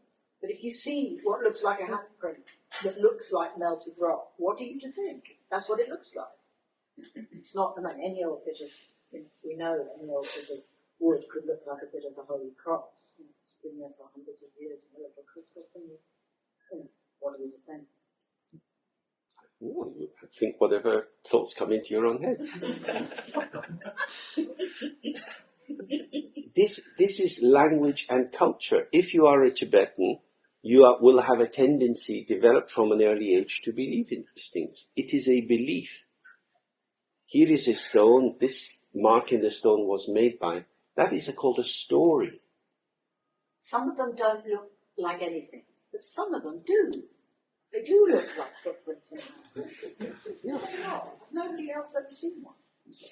Yeah, I have seen many of these. I'm just trying to say, it depends on the eye. Beauty lies in the eye of the beholder. When the Muslims come and they see these things, they hit them with a hammer. Yeah? That's the thing. If you think a truth has been established, you have to know a truth for yourself has been established. due to the circumstances of your own cogitation, your own mental activity. It's not an objective truth. Otherwise you say, only Buddhists see the truth and these Muslims don't see the truth. We're better than them. But they think we're better than you. That's why they took the Buddhas down in Bamiyan, because they said these are an abomination. From the tradition following the Quran, you shouldn't have images. It's very wrong. So they say, according to our belief system, this is something terrible. Other people say, this is something wonderful. Even if they're not Buddhist, they say this in the history of the art, these great sculptures, this is something amazing. And they say, no, it's rubbish. That's the world we live in. Who's got the truth? People with the guns in this case. Yeah. But the other people also think they have the truth. Everybody is caught up in their own matrix of perception. That is to say, we use concepts to illuminate the world situation. The teaching of Dzogchen is to say, that's fine, but whatever is created with concepts is an illusion. You can't get rid of illusion. Manifestation is illusion, always. So a discourse of truth in the realm of illusion is ridiculous. That's the central point. So that's what he's saying here. All these different thoughts that arise, Buddha statues are holy, Buddha statues are the devil's work. These are all manifesting from the natural radiance of awareness. This is very, very important, especially for people like us living in a Christian culture or a post-Christian culture, because it's exactly the question of what is the nature of evil. Christian theologians struggle with this a great deal. God created the world, God is good, and yet there is bad in the world. Now, some explanation is that God created free will and gave this to human beings. Another explanation is that an aspect of this free will was that those closest to God, in particular Lucifer, the shining one, became infected by his own thoughts and put himself in opposition to God rather than seeing himself as the radiance of God, and so was cast down into hell and becomes an agent of trouble. Or we say that evil comes with the decision of Adam and Eve in the Garden of Eden. In particular, that can be projected onto Eve. So, bad things are in the world. Where do they come from? Is it a mistake? Is it something from another planet? Is it something that comes up from the darkness underneath, like the Manichaean belief of a fundamental opposition of light and dark? This view is very different. It says, what you call good, what you call bad, everything has the same source. So the distinction between good and bad is in terms of its energetic impact, its manifestation, not its essential nature. Good actions and bad actions are devoid of inherent self-nature. That doesn't mean that they're not real. It doesn't mean that you should just do whatever you like. If you do whatever you like and you hurt other people, especially if they have no understanding of emptiness, they're going to take their pain as very real. That's very unhelpful. It means everything is empty, everything is like a dream, but be very careful. So traditionally in Dzogchen we say, from the point of view of awareness or wisdom or opening, the mind is like the sky. It's infinite. There's no limit. And in that open sky-like mind, everything arises.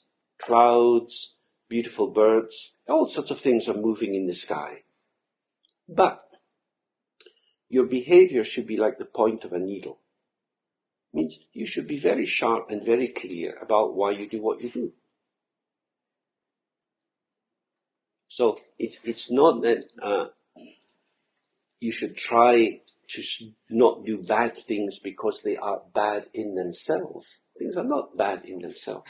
They are bad contingently because other people get affected by them.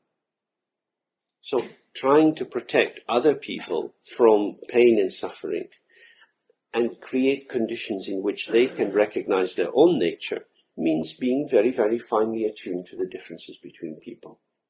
So again, it's saying there is no dogma. You can't group, these are good things, these are bad things, because, say for example, somebody is choking. You're supposed to go behind them and pull them on the stomach. No, if somebody's walking down the street, someone runs behind them, they get very upset. What are you doing? I'm going to call the police. But if you're choking to death and somebody does that for you, it's wonderful. It's wonderful. They save your life. So everything, the meaning is always embedded in the context. You can't know before the situation. You have to be present in the situation and with the freedom to act. That's the important thing. So you have to have a degree of knowledge. Most people have no knowledge of first aid. So somebody could be having a heart attack in front of them, or somebody could be suffering a stroke and they wouldn't know what to do. Oh, you don't look very well. Go make you a cup of tea. Then 2 hours later, they think to phone the ambulance, by which time the brain is not doing too well. Irreversible damage. Yeah. Isn't it also the difference between, even if you hold the view of illusion, you don't act like this. There are good things and bad things in acting. Yeah, absolutely. Absolutely. Absolutely. It's just what you choose for your breakfast. Because it's all illusion, that doesn't mean you shouldn't eat anything, or you should eat everything. You make a choice, but the choice you make is a gesture of illusion within illusion. Nothing is really established, but the fact that you like this kind of cheese doesn't make that cheese more real or better than other kinds of cheese. It's a gesture, it's a moment in which you experience that cheese, and then that's gone. Nothing has been established, nothing has come into a true existence, but what you have is a flow of experience. Experience without essence. So inwardly you hold this view and outwardly you are in a different field. No. I mean, knowing that everything is illusion, again, illusion is not like, when the farmers in this area, a big tanker comes and collects their milk, and the milk all gets mixed together to this standardized thing. We call that homogenized, so that you know exactly how much fat and the quality is coming out of this milk production factory. It doesn't mean that everything is homogenized. Illusion is not the same as fantasy. In the West, we have a polarity between fantasy and reality. That's the main thing. Some things are real, and then the rest is your imagination. This is a completely different way of looking at the world. This is saying the ground of everything is empty, open. What arises from that ground, all the thoughts, all the experiences, the many different thoughts that arise, they arise like the natural radiance or the clarity of this empty space. They're like an illusion. And inside that, we move. So there is the mirror and the reflection. This whole room just now, with everyone in it, is like a reflection. And I'm a reflection. So I move my hand, I move my lips, I'm speaking. This is an illusion in the realm of illusion. Illusion means manifesting without inherent self-nature. That is to say, I am not an entity. I am a flow of experience. You are a flow of experience. I exist in your experience. You exist in my experience. You are the center of your world. I am the center of my world. The ground of our worlds is emptiness. Each person is the center of the universe. That doesn't mean that they're going to dominate it and control it. It means each of us is this vibrant nodal point. If you thought of a sort of complex topology, each person is located on this contour somewhere. Imagine the whole Himalayas, and every 2 meters one human being is plonked down. Each of these human beings from that particular positioning will have a different view. Each of them is just where they are. If you ask them, what's the world like? They say, oh, it's like this. Then you walk a little bit further, you say to the next one, what's the world? It's like this. These descriptions don't agree, but they are completely true for these people. And they're true as experience and not as anything else. So again and again, what is called samsara, it means the experience of trying to support the immediacy of the illusory experience with the false ground of a concept taken as a substantial entity. Yeah? Say it again.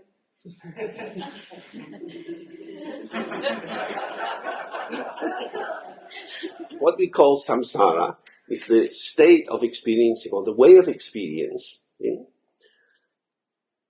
the flow of our illusory, moment-by-moment, constellated experience, as if it was requiring a prop or a false ground of a concept taken to be the proof of the internal self-existence of the object. Yeah?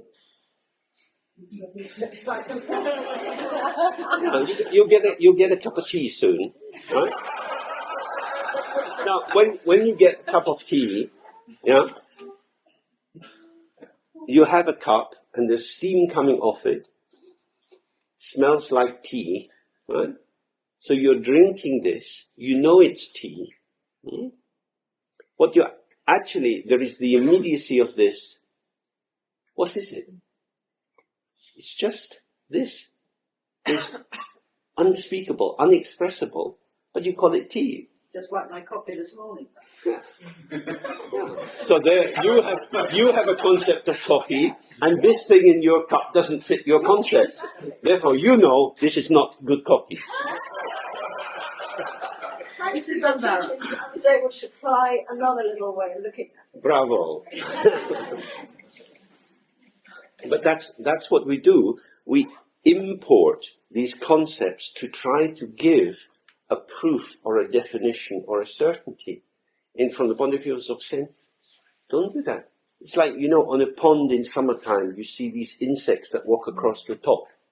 Like little bugs, they've got long legs that balance, you know them? Yeah. Waterman, yeah. This is what we need to be like. If you walk very lightly on the world, you stay on this shimmering surface and you don't fall in. And therefore you don't need this huge structure of strong belief underneath. Because each moment is moving and moving and moving. So in that way, when we see that everything is arising from this situation, it becomes much easier. So we need to take a break now.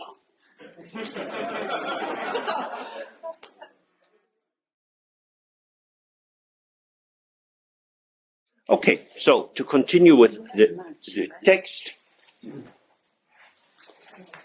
says, the ceaseless flow of specific appearances, one's own experience, the appearance of clarity will improve and develop, and the unchanging, omnipresent awareness will become one's way of life. This is, the grammar of this is a little bit strange because it's trying to represent in Tibetan. In Tibetan, they can put many versions of the same idea in a sequence, which gives a cumulative sense. So here we have 3 aspects. The ceaseless flow of specific appearances. In this room just now, we are having internal and external appearances arising. One's own experience, that is to say, everything you see is your own experience. It doesn't always appear that way, but that's its truth status. The appearance of clarity, it is the appearance of clarity. So the previous sentence is saying, whatever thoughts, and by thoughts it always means feelings, sensations, and so on. Whatever thoughts arise, this is the expression of the natural clarity. So everything you see, which is your own experience, is the natural clarity of your mind. They can appear to be different, but it's actually the same. It will improve and develop, and the unchanging, omnipresent awareness will become one's way of life. It means if you rest in this open state again and again, it becomes how things are for you. It becomes something that's just part and parcel of your life. And therefore, awareness as the ground of your being becomes what it is. So you don't have to worry and think so much about life. You don't have to be concerned and full of planning, because it will happen how it happens. And you will be there. And that being there-ness, that awareness is indestructible. Everything else may become a mess, but the awareness is still there. And the awareness is the ground refuge, because it's the very nature of being. When being comes into the world, it comes into the world not of its choosing, and so has to adapt and accommodate. These accommodations can be happy or sad, but being itself, the ground of being in the world, is neither happy nor sad. It's open. So that's the essential point of freedom, because then we don't get trapped in situations. Sometimes we're very unhappy. Things happen that we didn't want. We had some idea of how it would be. Like that. Then we realize it was just a mental construction. Within a few years, I will retire from the public hospital. I have many ideas of what we could do. These ideas will not happen. I think they are very good. I send little descriptions of them to the senior management, and they don't even bother to reply. That's what happens. In life, you have luck, or you have a certain degree of power. You can make some things happen, or you can't. I personally believe these ideas would be very helpful for the patients and so on, but they won't come into existence. It's like that. It's like that. It's good, but it's like a flower in the sky. Nothing.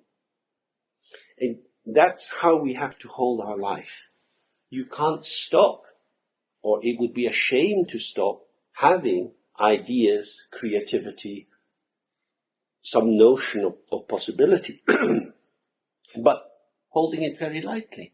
Because if you overinvest in it, it takes you out of yourself. You become ungrounded, and then the wind can blow you hither and thither. So it's not about closing down and being in a box and just being very, very still. The flow of our being is into the world, but because it is an illusion, some will be taken up by the world wind and spread, and it will work, and some will just be buried in a little hole in the ground. Like that. So the idea that it's my project is very important, that's a gesture. That's called politics. It's not truth. You do your best to make something work. Doesn't work, doesn't work. That's all.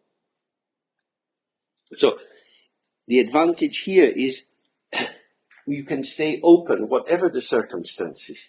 And it means then, if your project doesn't work, you don't take it as a kind of feedback from the world that you're a waste of space, or you're useless or stupid. It's just the time wasn't right. That's all. The situation is not strongly real.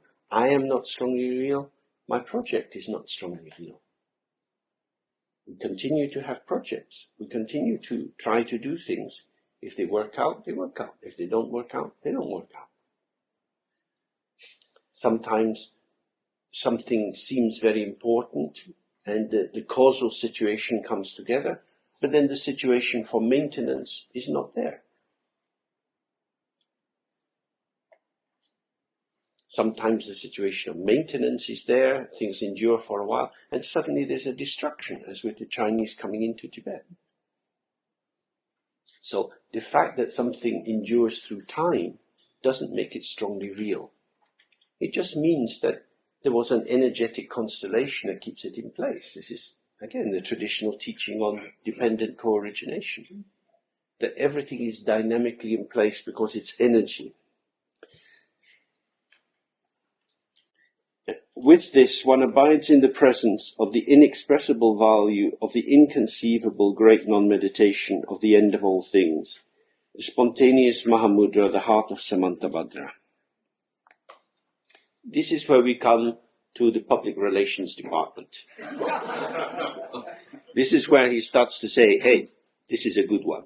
Buy this.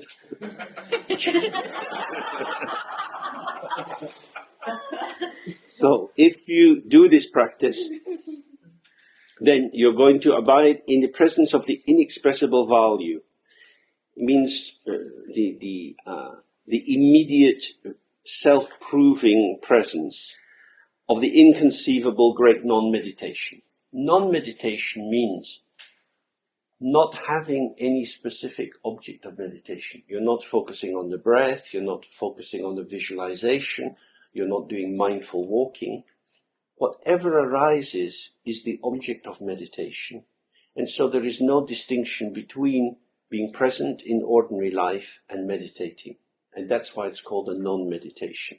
There is nothing constructed or directed or artificial about it.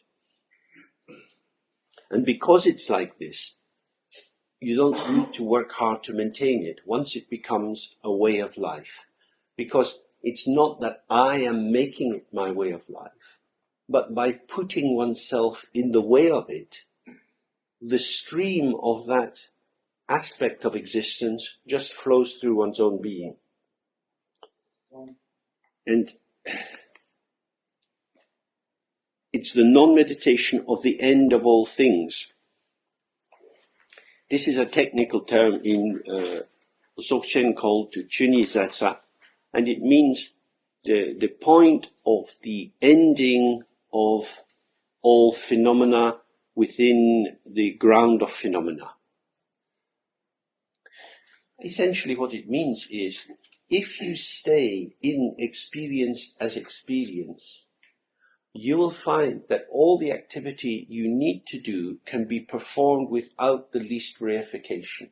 That is to say, you don't need to create the extra aspect of seeing or believing in entities in order to function fully in the world.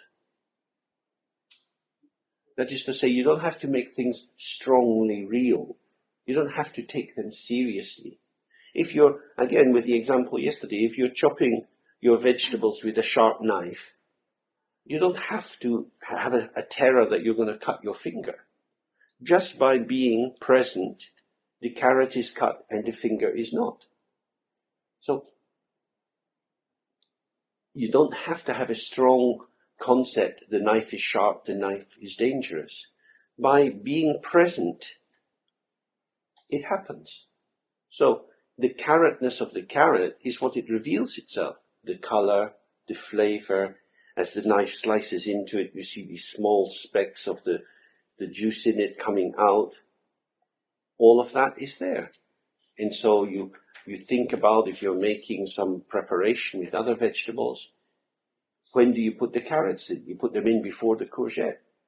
That would make sense. If you put the courgette in before the courgette will be all mushy and the carrots will be hard. What's the point of that? So, in seeing a courgette, in slicing a courgette, the courgette tells you, don't cook me too much.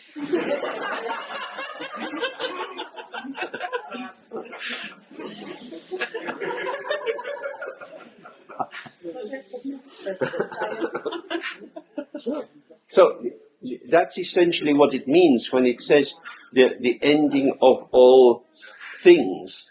It means there are no things. There is only experience. That experience has its quality. The experience of the wall is that it is hard.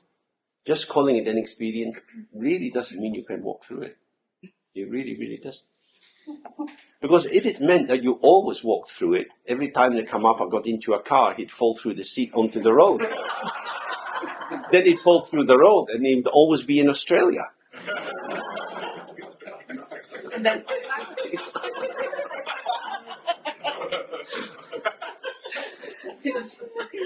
It would be a very dangerous kind of enlightenment.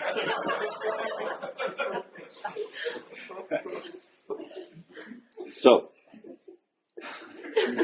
this is called the spontaneous Mahamudra. Mahamudra here means the unbroken circle, or the great gesture which includes all phenomena. So it's the spontaneous Mahamudra means, then again, here it means a bit like Dzogchen. It means the natural perfection of things. That without any effort, there is the integration of all things. Things don't need to be put together. I mean, a mudra is a gesture. You get it probably originally in Indian dance. If you see different schools of dance, but they make all these little, very beautiful. So through gestures are probably very, very old in human development. Most cultures have particular things that they do.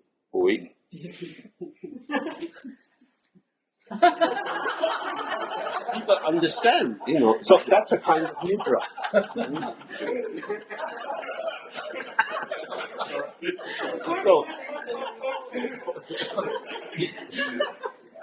So every gesture is indicating something, but it's something specific. So the Mahamudra is, if you like, the completed gesture. It's the integration of all things in the flow of experience. And it says it's the heart of Samantabhadra. Samantabhadra is the founding Buddha.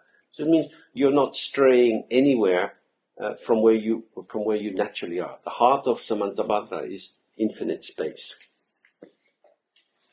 In the bardo means when you die, in the process, you will be liberated in infinite hospitality. This means in the Dharma Dhatu. That is to say, the natural ground of all phenomena.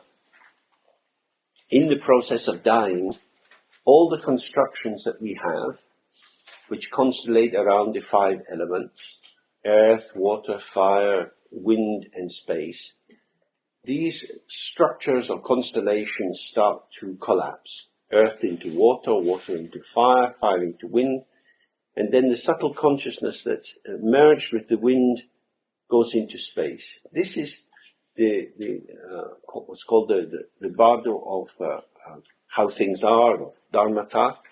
And in that moment, as the subtlest consciousness dissolves in space, there is only space. And it says you will just be liberated in that state because you will be familiar with that state. When we just relax and open, thoughts coming and going, everything coming and going, the natural spaciousness of the mind is present in that. That is itself the Dharmata. The big danger for us is to read these Dharma books and imagine that this is something very high and very far away. It's exactly your own experience. It's not something holy and special. It's the very root of your own existence.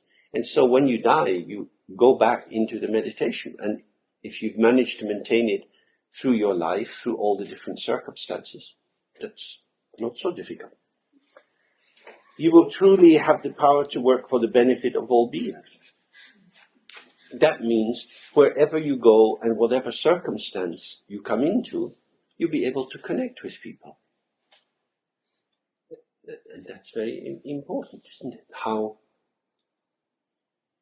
so much of our life is spent wrapped in prisons. When I was young, I was wrapped in enormous numbers of prisons. I was very, very shy. I found being a teenager unbelievable, like a years of torture. I had no idea how to function in the world. That's a very painful kind of experience. And then, through coming into the practice, you start to realize these walls of the prison are not very strong.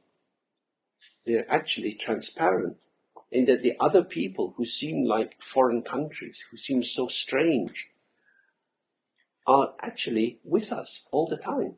And the very process of trying to understand people, of trying to make sense of them, that is the way that we make the wall between ourselves and other people.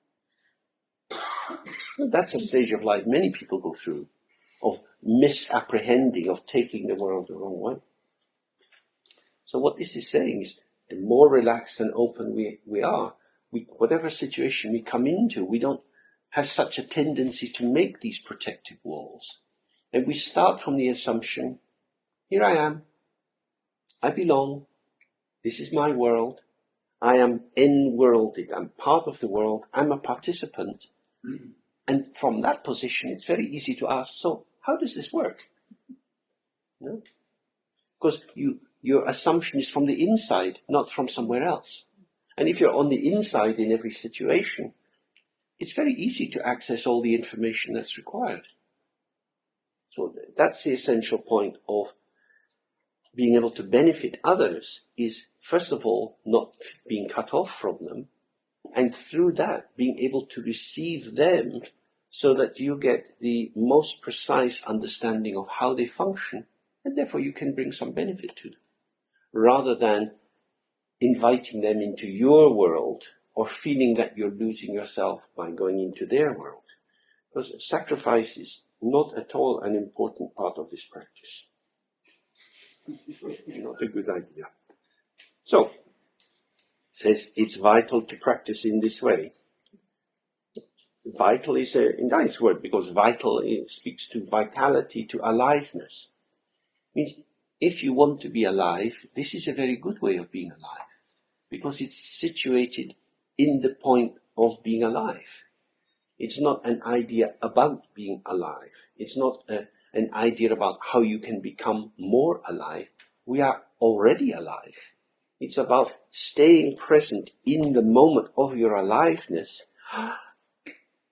and getting it more and more. Wow.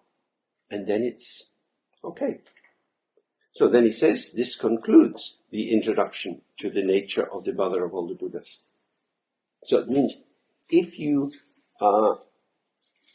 understand this, if you enter into the practice, your mind itself, the openness of your mind, will be revealed as the mother of all the Buddhas. In order for the baby to grow inside the mother, there has to be a space.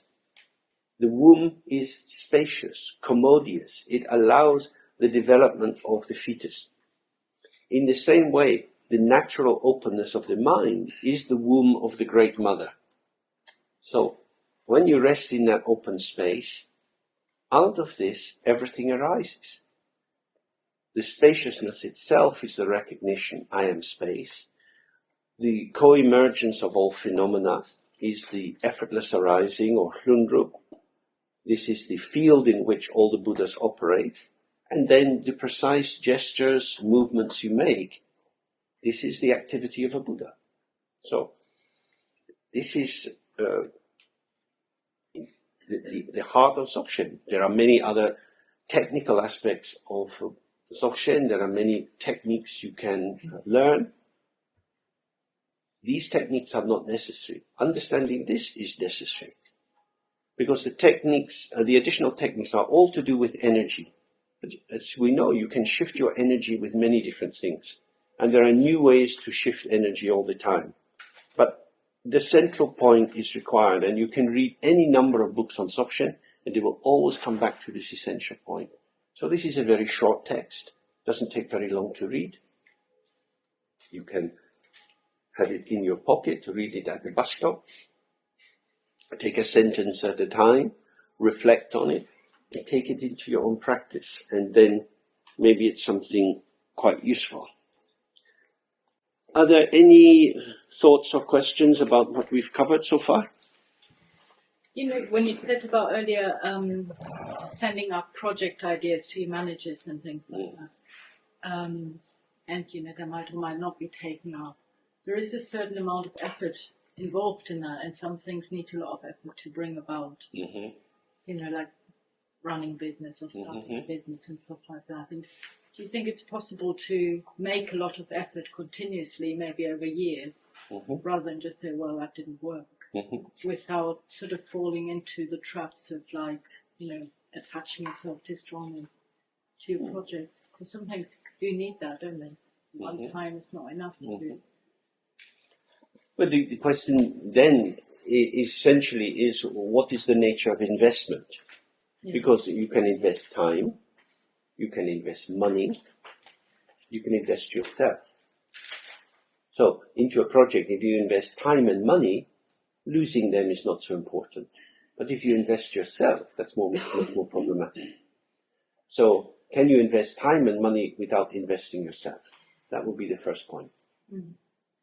Because if you invest yourself for a long period of time in something, if it doesn't work out, you're likely to feel upset. Because why would you continue to invest yourself in it? Because you believe in it, because it's important. You can see it starts to become quite serious, quite solid. If nobody is interested in what you do, why are you doing it? This would be the whole point. If movement is essentially about compassion, it's about linking with other people. For example, Chimidriksin, my teacher, most of his life he spoke against monasteries. As he started to get a bit older, he developed all kinds of plans for having a monastery. Then when he became very old, he built a monastery. The people around him were not interested. That's honest to say.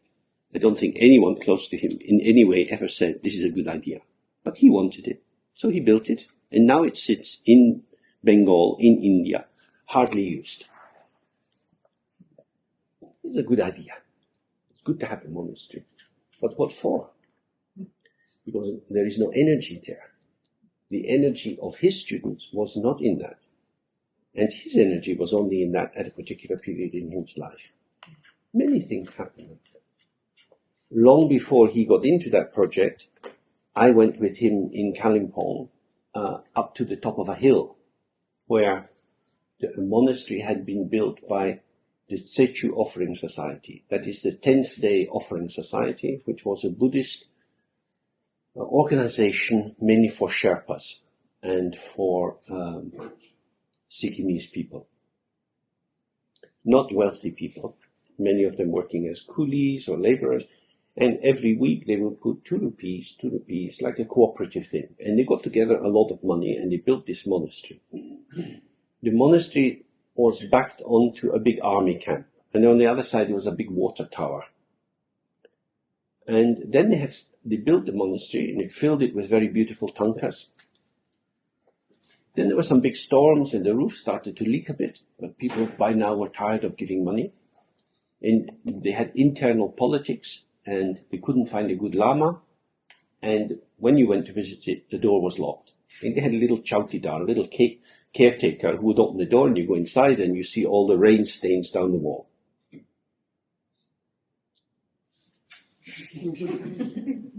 So you have to know why you're doing something. If you're doing it because you want to do it, then do it. But it's like the teaching that Krishna gives in the Bhagavad Gita.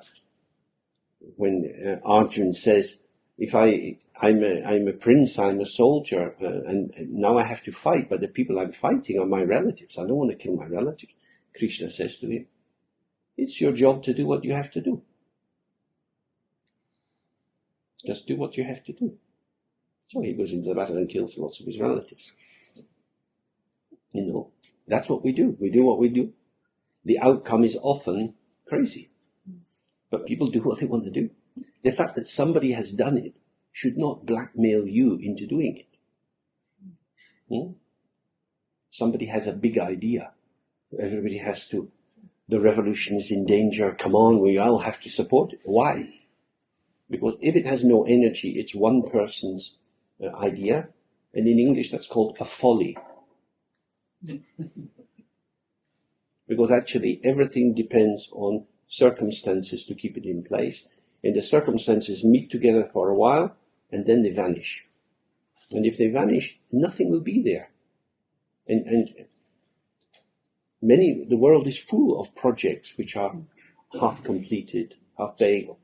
All these IMF, International Monetary Fund projects in Africa and Asia, half-built dams, ruined clinics, and so on. It's because beginning, middle and end, cause and effect. We are not in charge of our existence. We merely participate. Therefore, it comes back to what is the nature of your investment. Because if a project becomes really real and you put your heart and soul into it and you have that passion, you can make something happen for a while. When I was a kid, we used to learn about this Dr. Albert Schweitzer, who went to Africa and da-da-da. But after he died, that clinic's not doing too well. Because it was held together by his energy, by his passion. But in the process, it helped a lot of people. In the process, it helped a lot of people. For a while. So if that's enough to do, that's something, isn't it?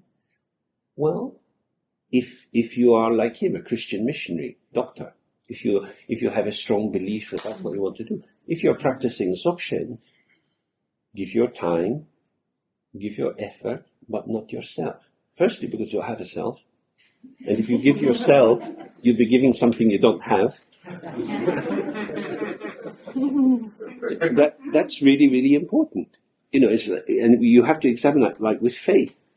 Faith is very important in Dharma. Faith, I believe in this. What is that? That is an orientation of energy which is devoid of inherent self-nature. By mobilizing energy, many things can be accomplished. You can do 100,000 prostrations, 500,000 prostrations, 1,000,000 prostrations. People do many, many things with faith and energy, but nothing is accomplished. Because nothing has ever been accomplished. From the very beginning, everything is empty. So with giving self, you mean to over-identify? To over-identify. It's like the famous story from Zen Buddhism, that when Bodhidharma, the founder of Chan in China, he was invited to see the emperor. And the emperor said to him, I have built so many stupas, I have built these monasteries, and every day I'm feeding thousands of monks. How much merit have I gained? And Bodhidharma says, none at all. There is no gain, there is no loss. You don't get anything. That's right. The emperor is very upset. Because the emperor had seized this as part of a game plan. When I die, I want to be enlightened, I want to be saved. This is a means to an end.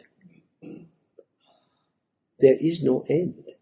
There is only skillful means. Skillful means is intervening in situations. So this is again like the water beetle. How do you walk across the surface of life? Participating, doing things. Not hiding away, but not leaping in. And that's why passion is sometimes very problematic.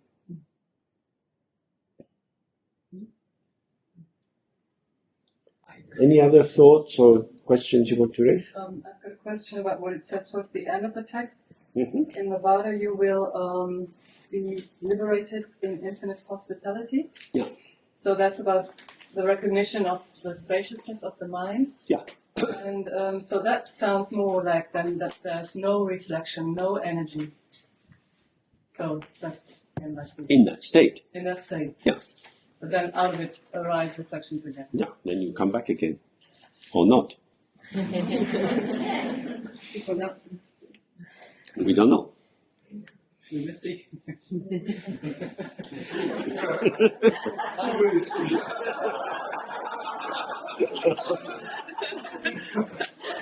And because we can't wait, Eva is now going to distribute our suicide pills.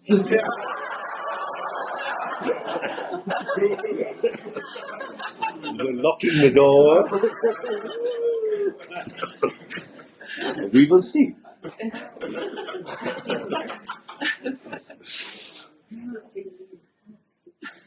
Okay, so maybe we do a final practice.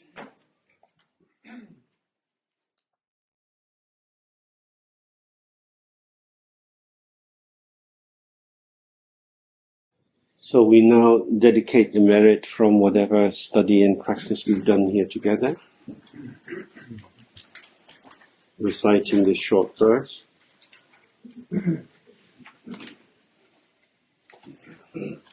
when we do that, we can imagine all the beings in this world, and that includes insects, animals, fish, and all the beings in the different realms, all those that are aware, sentient, all those that have minds, because the mind of all these beings is not different from our mind. It has these aspects that we've been discussing, and that's the basis for the possibility of a universal awakening, but it's also the basis of our compassion, that whenever we're interacting with beings of any kind, we should be present with them, open and accepting of them. Okay. Gewang di nyudun da jen lama trujuni roa chi cha malupa de sa na ke pa